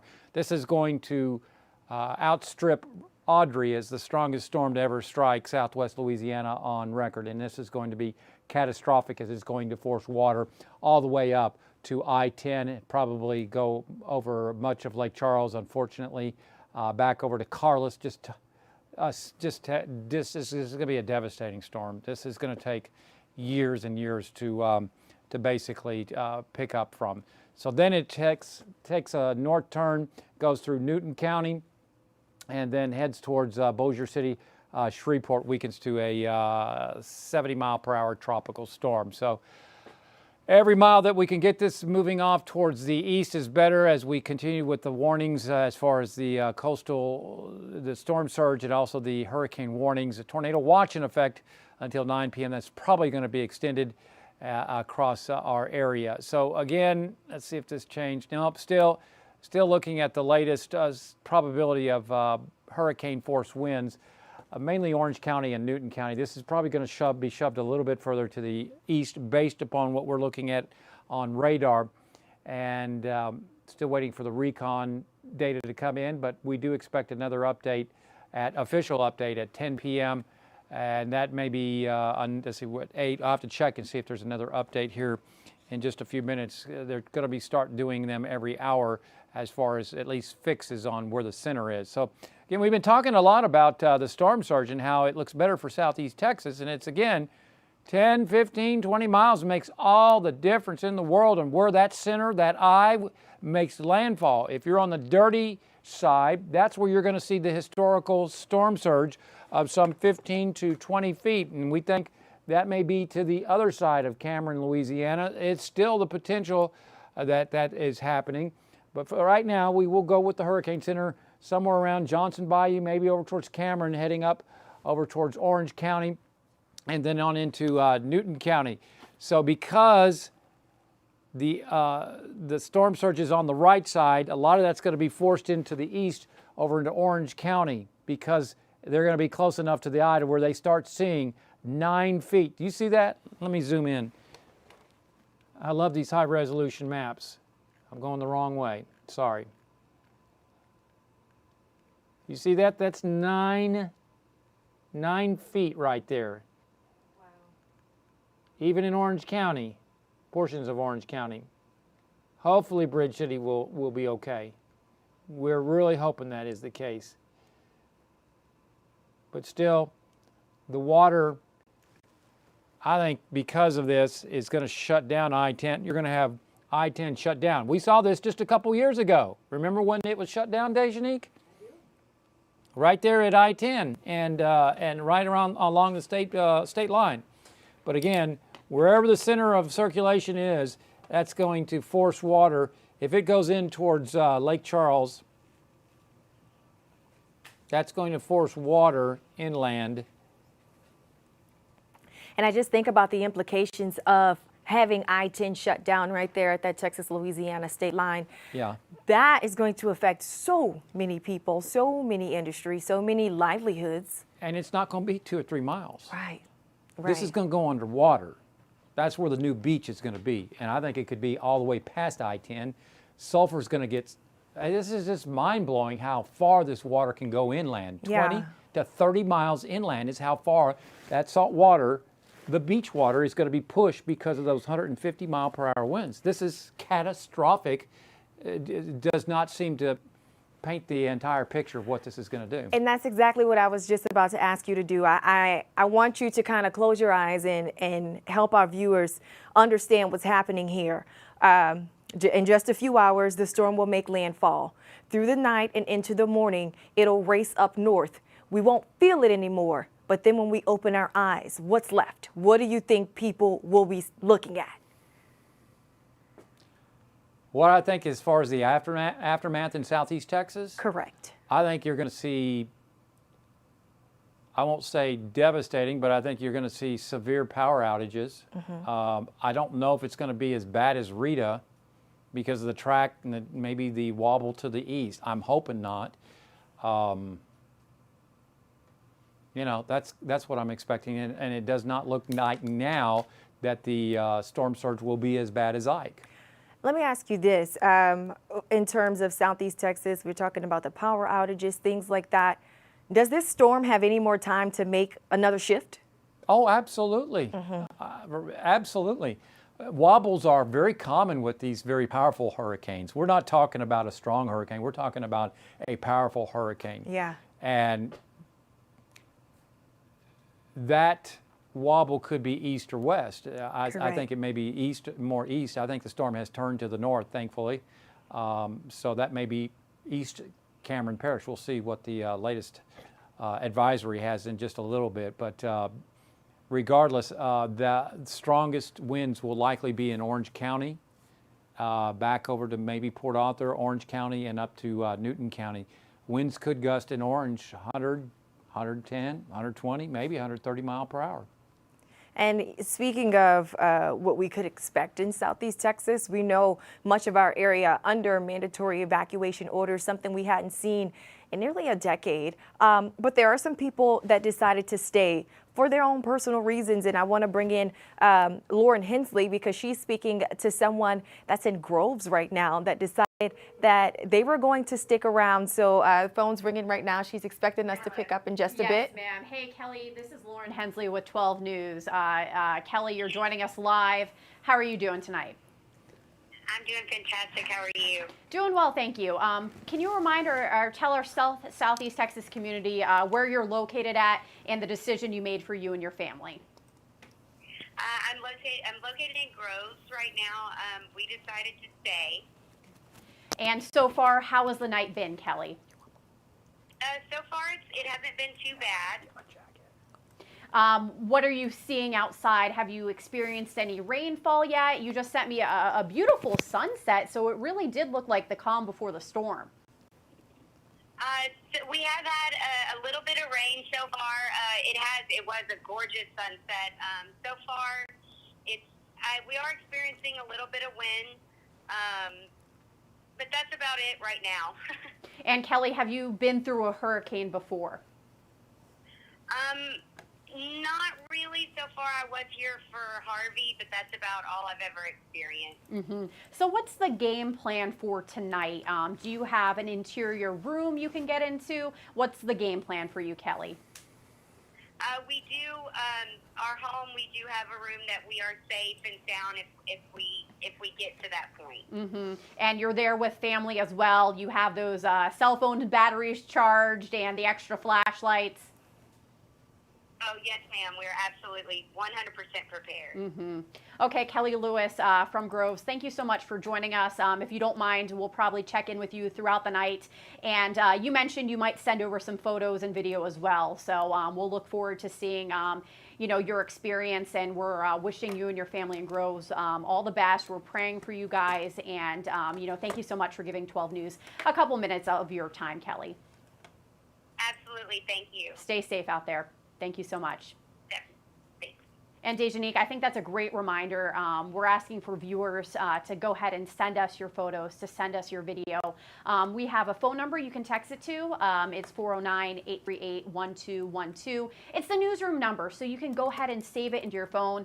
I have it saved in my phone, and sometimes it feels weird texting the newsroom, but it really is a good way for us to collect that user-generated content. And I'm going to work to get the sunset Kelly was talking about onto my social media page, because as she described in Groves, really just the calm before the storm, a beautiful day. Hard to believe that, you know, a Category 4 hurricane with winds up to 150 miles is just hours away from impacting our region. Well, you're not too far off, Lauren. Patrick was saying that the storm definitely has the capability of intensifying into a Category 5, and that's why we just are keeping such a close eye on what's happening. Even if we are being spared the brunt of the hit, there's no doubt about it. We will still feel the impacts of what's to come within the next couple of hours. It's 8:12 right now, and we're hearing in just a few hours we will really start to welcome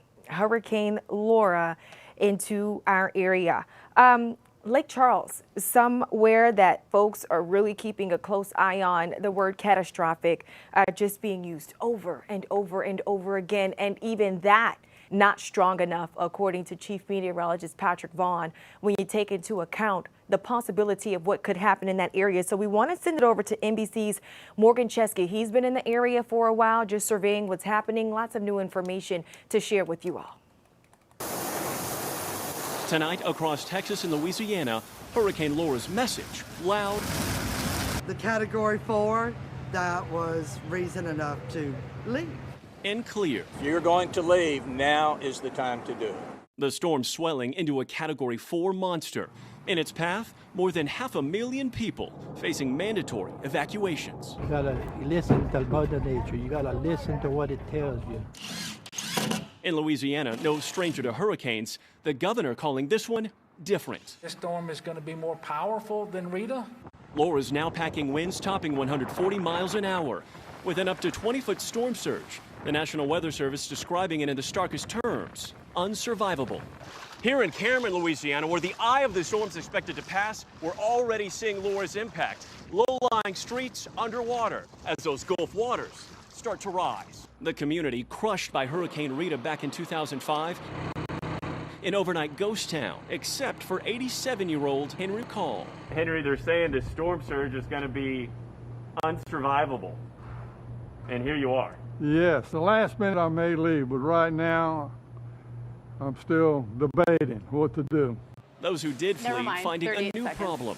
Shippers running out of room because of social distancing for COVID-19. In Lake Charles, with a precious few hours till landfall, stores are lit up, gas stations empty, as the reality of what's to come sinks in. We got mattresses if we got to climb under them, or, you know, we're just prepared for anything. Tonight, the Gulf Coast bracing for impact. Morgan Chen, NBC News, Lake Charles, Louisiana. Wow, yeah, bracing for what could be the worst in Louisiana. Chief Meteorologist Patrick Vaughn, he's been tracking Laura for us. Patrick, what are we looking at now? Are those? Yeah, I'm trying to put on here wind speeds. I think we've seen anything that. There we go. There we go. We finally got it instead of local radar. I see how to build all these graphics as we go here. So it takes me a little bit of time to that, but this is sustained wind speed. Oh, come on. Sustained wind speed. So one of the great things about our own meteorologists is build their own graphics. So that's why they know the material inside and out. And as Patrick's working on collecting that data, he's updating those wind speeds. Okay, you know, so that's a question definitely on the mind of Southeast Texans. We're getting a lot of questions about specific areas. What is this going to do in my backyard? What's it going to look like in my area? And, we try and answer those questions the best we can. So if you do have a question specific like that, please send it over to our Facebook page as well as Twitter. You guys can connect with us. We're always happy to try and answer those very specific questions as they come in. So if you're just joining us, the time now is 8:16. We are tracking the path of Hurricane Laura.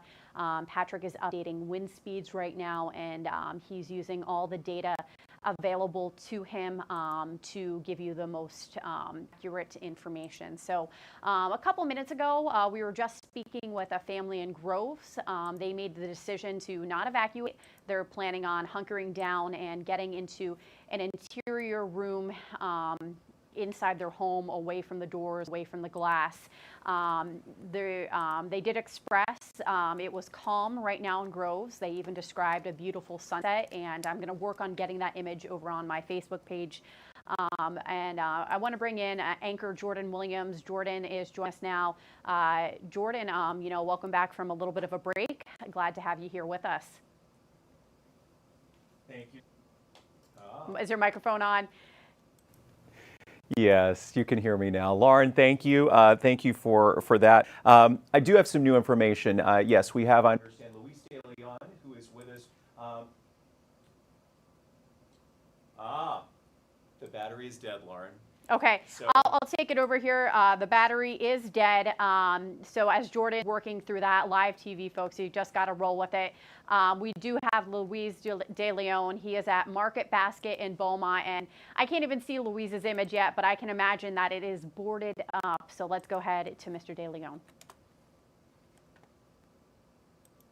What are you seeing out there?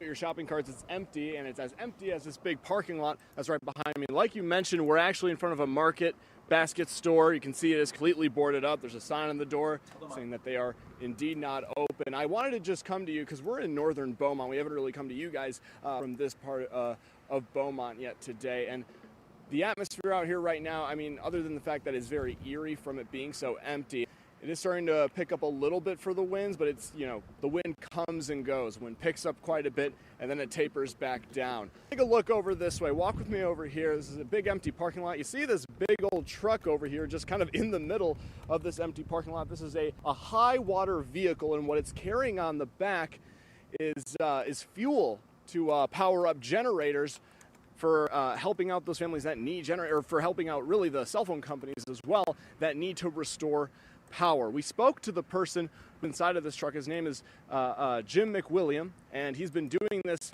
for quite some time now. He said between 7 and 8 hurricanes, really, he's been doing this. And he's actually going to be staying out here in this big old empty parking lot all the way through Hurricane Laura as it makes landfall later this evening and into the overnight hours. You can see how really patting down this vehicle is. Over here you can see there, that's really where that storage where the fuel is as well. Again, he's an independent contractor, and he's able to use this fuel to start up generators. Take a listen here to why he says it's important to be doing this.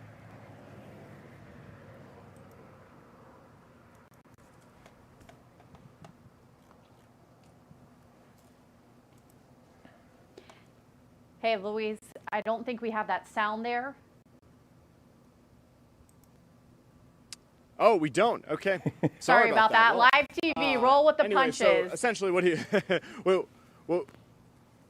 yeah, no, totally fine. What he was saying, though, is that he just feels it's important to help. I mean, really a kind-hearted man there and everything. I am being told that we do have that slot now. Just take a listen to what he told us earlier tonight. Well, you just got to help out.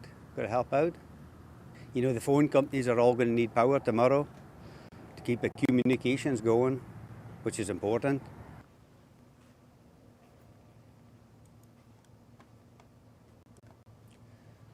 And so out here, once again, all is calm for the most part as of right now. The lights actually did turn on in the parking lot. I think Heike and I were a little surprised, my photographer behind the camera, were a little surprised to see that. We didn't know the lights would all just be staying on or if they would be turned off out of precaution or anything like that. We're right across the street from Highway 287. This is what we've been taking to get on into downtown Beaumont. You can see one truck passing there.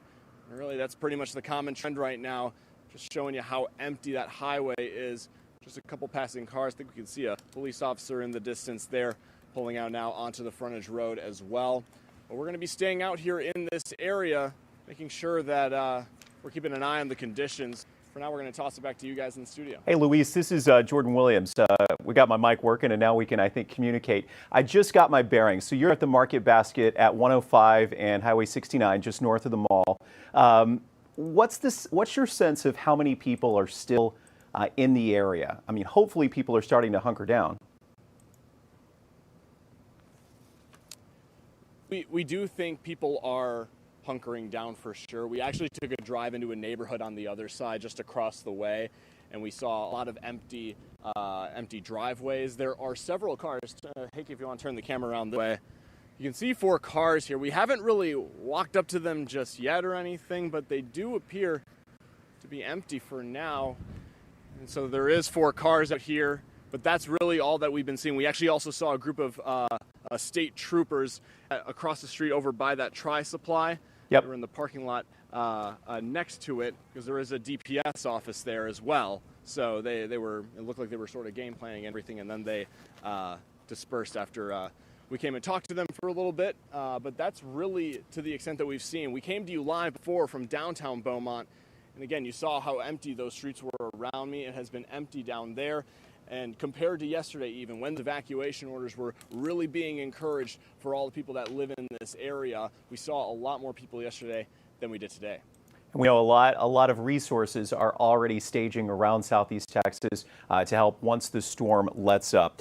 Luis De Leon for us there along 105 and 69 in Beaumont as we await the arrival of Hurricane Laura. Thank you so much, sir. Right now, I want to head up into Hardin County. 12 News reporter Victoria De Leon has spent the day there. Earlier, she checked in with us from a gas station. Supposedly, they're going to be open until 10 o'clock tonight. Let's get more from her. While stores and gas stations across our area are completely closed down and boarded up, it's a different story for the Exxon here in Koontz off of Highway 287. They're fully stocked with water inside and, more importantly, ice outside. They are planning to be open until 10 p.m. tonight, so definitely within the time frame of when we might begin to see some of those tropical storm force winds. People have been coming by all evening, some filling up on gas for their generators because they're choosing to ride out the storm. Others are filling their gas tanks before evacuating. One of the employees at the gas station says she'll be riding it out because this is just nothing new to her. We boarded up our windows, we have a generator, meets ice, so we're a little prepared for it. And again, this gas station is planning to stay open until 10 p.m. tonight, and as of right now, they're planning to reopen at 5 a.m. That, of course, is all depending on how things go overnight when Laura makes her way into Southeast Texas. In Koontz, Victoria on 12 News. Victoria, thank you so much. Just a quick update. I was visiting with Chief Meteorologist Patrick Vaughn. The 8 p.m. advisory is out. The winds remain 150 miles per hour sustained. Don't know if we have the weather graphics up that we can check out. And you can see as the eye closes in on the coast with that 7 p.m. advisory, we really saw the more northward shift. And now we're going north-northwest at 15. Again, the winds sustained at 150. Patrick, have they updated the cone? The cone. The cone has not been changed. That still remains. I think it's still a little too far to the west back, basically. I think it could come a little bit further to the east. Regardless, they still have it somewhere around Johnson Bayou into Cameron Parish is 150 mile per hour Category 4 storm, almost a Category 5. Goes right over Orange County, Orange, Texas, up Newton County, and then starts to weaken, as you can see, almost immediately after crossing the coastline. It will be a strong tropical storm by Thursday evening, 12 hours later in northwestern Louisiana. So this is going to be hauling and moving out of the area quickly. Folks are asking, and I'm telling them I'll inquire for you, what type of impact in terms of, maybe not as bad, what type of impact are you thinking this will have, this eastward shift for us here in Southeast Texas? Every inch, every foot that we can scrape and get this storm further to the east means better weather for Southeast Texas. It's still going to be, it may not see catastrophic storm surge in Southeast Texas. I still think we're going to see quite a bit of some problems along the Sabine River and in the head of the Sabine Lake over towards Bridge City and southern Orange County. Okay, it may not be Ike, but I think the winds will be everything very close to Rita. All right, thank you, sir. Patrick Vaughn, with the new assessment here, the winds sustained at 150 miles per hour with the 8 p.m. advisory. We have Lauren Hensley back with us. I want to send it over to her. Lauren,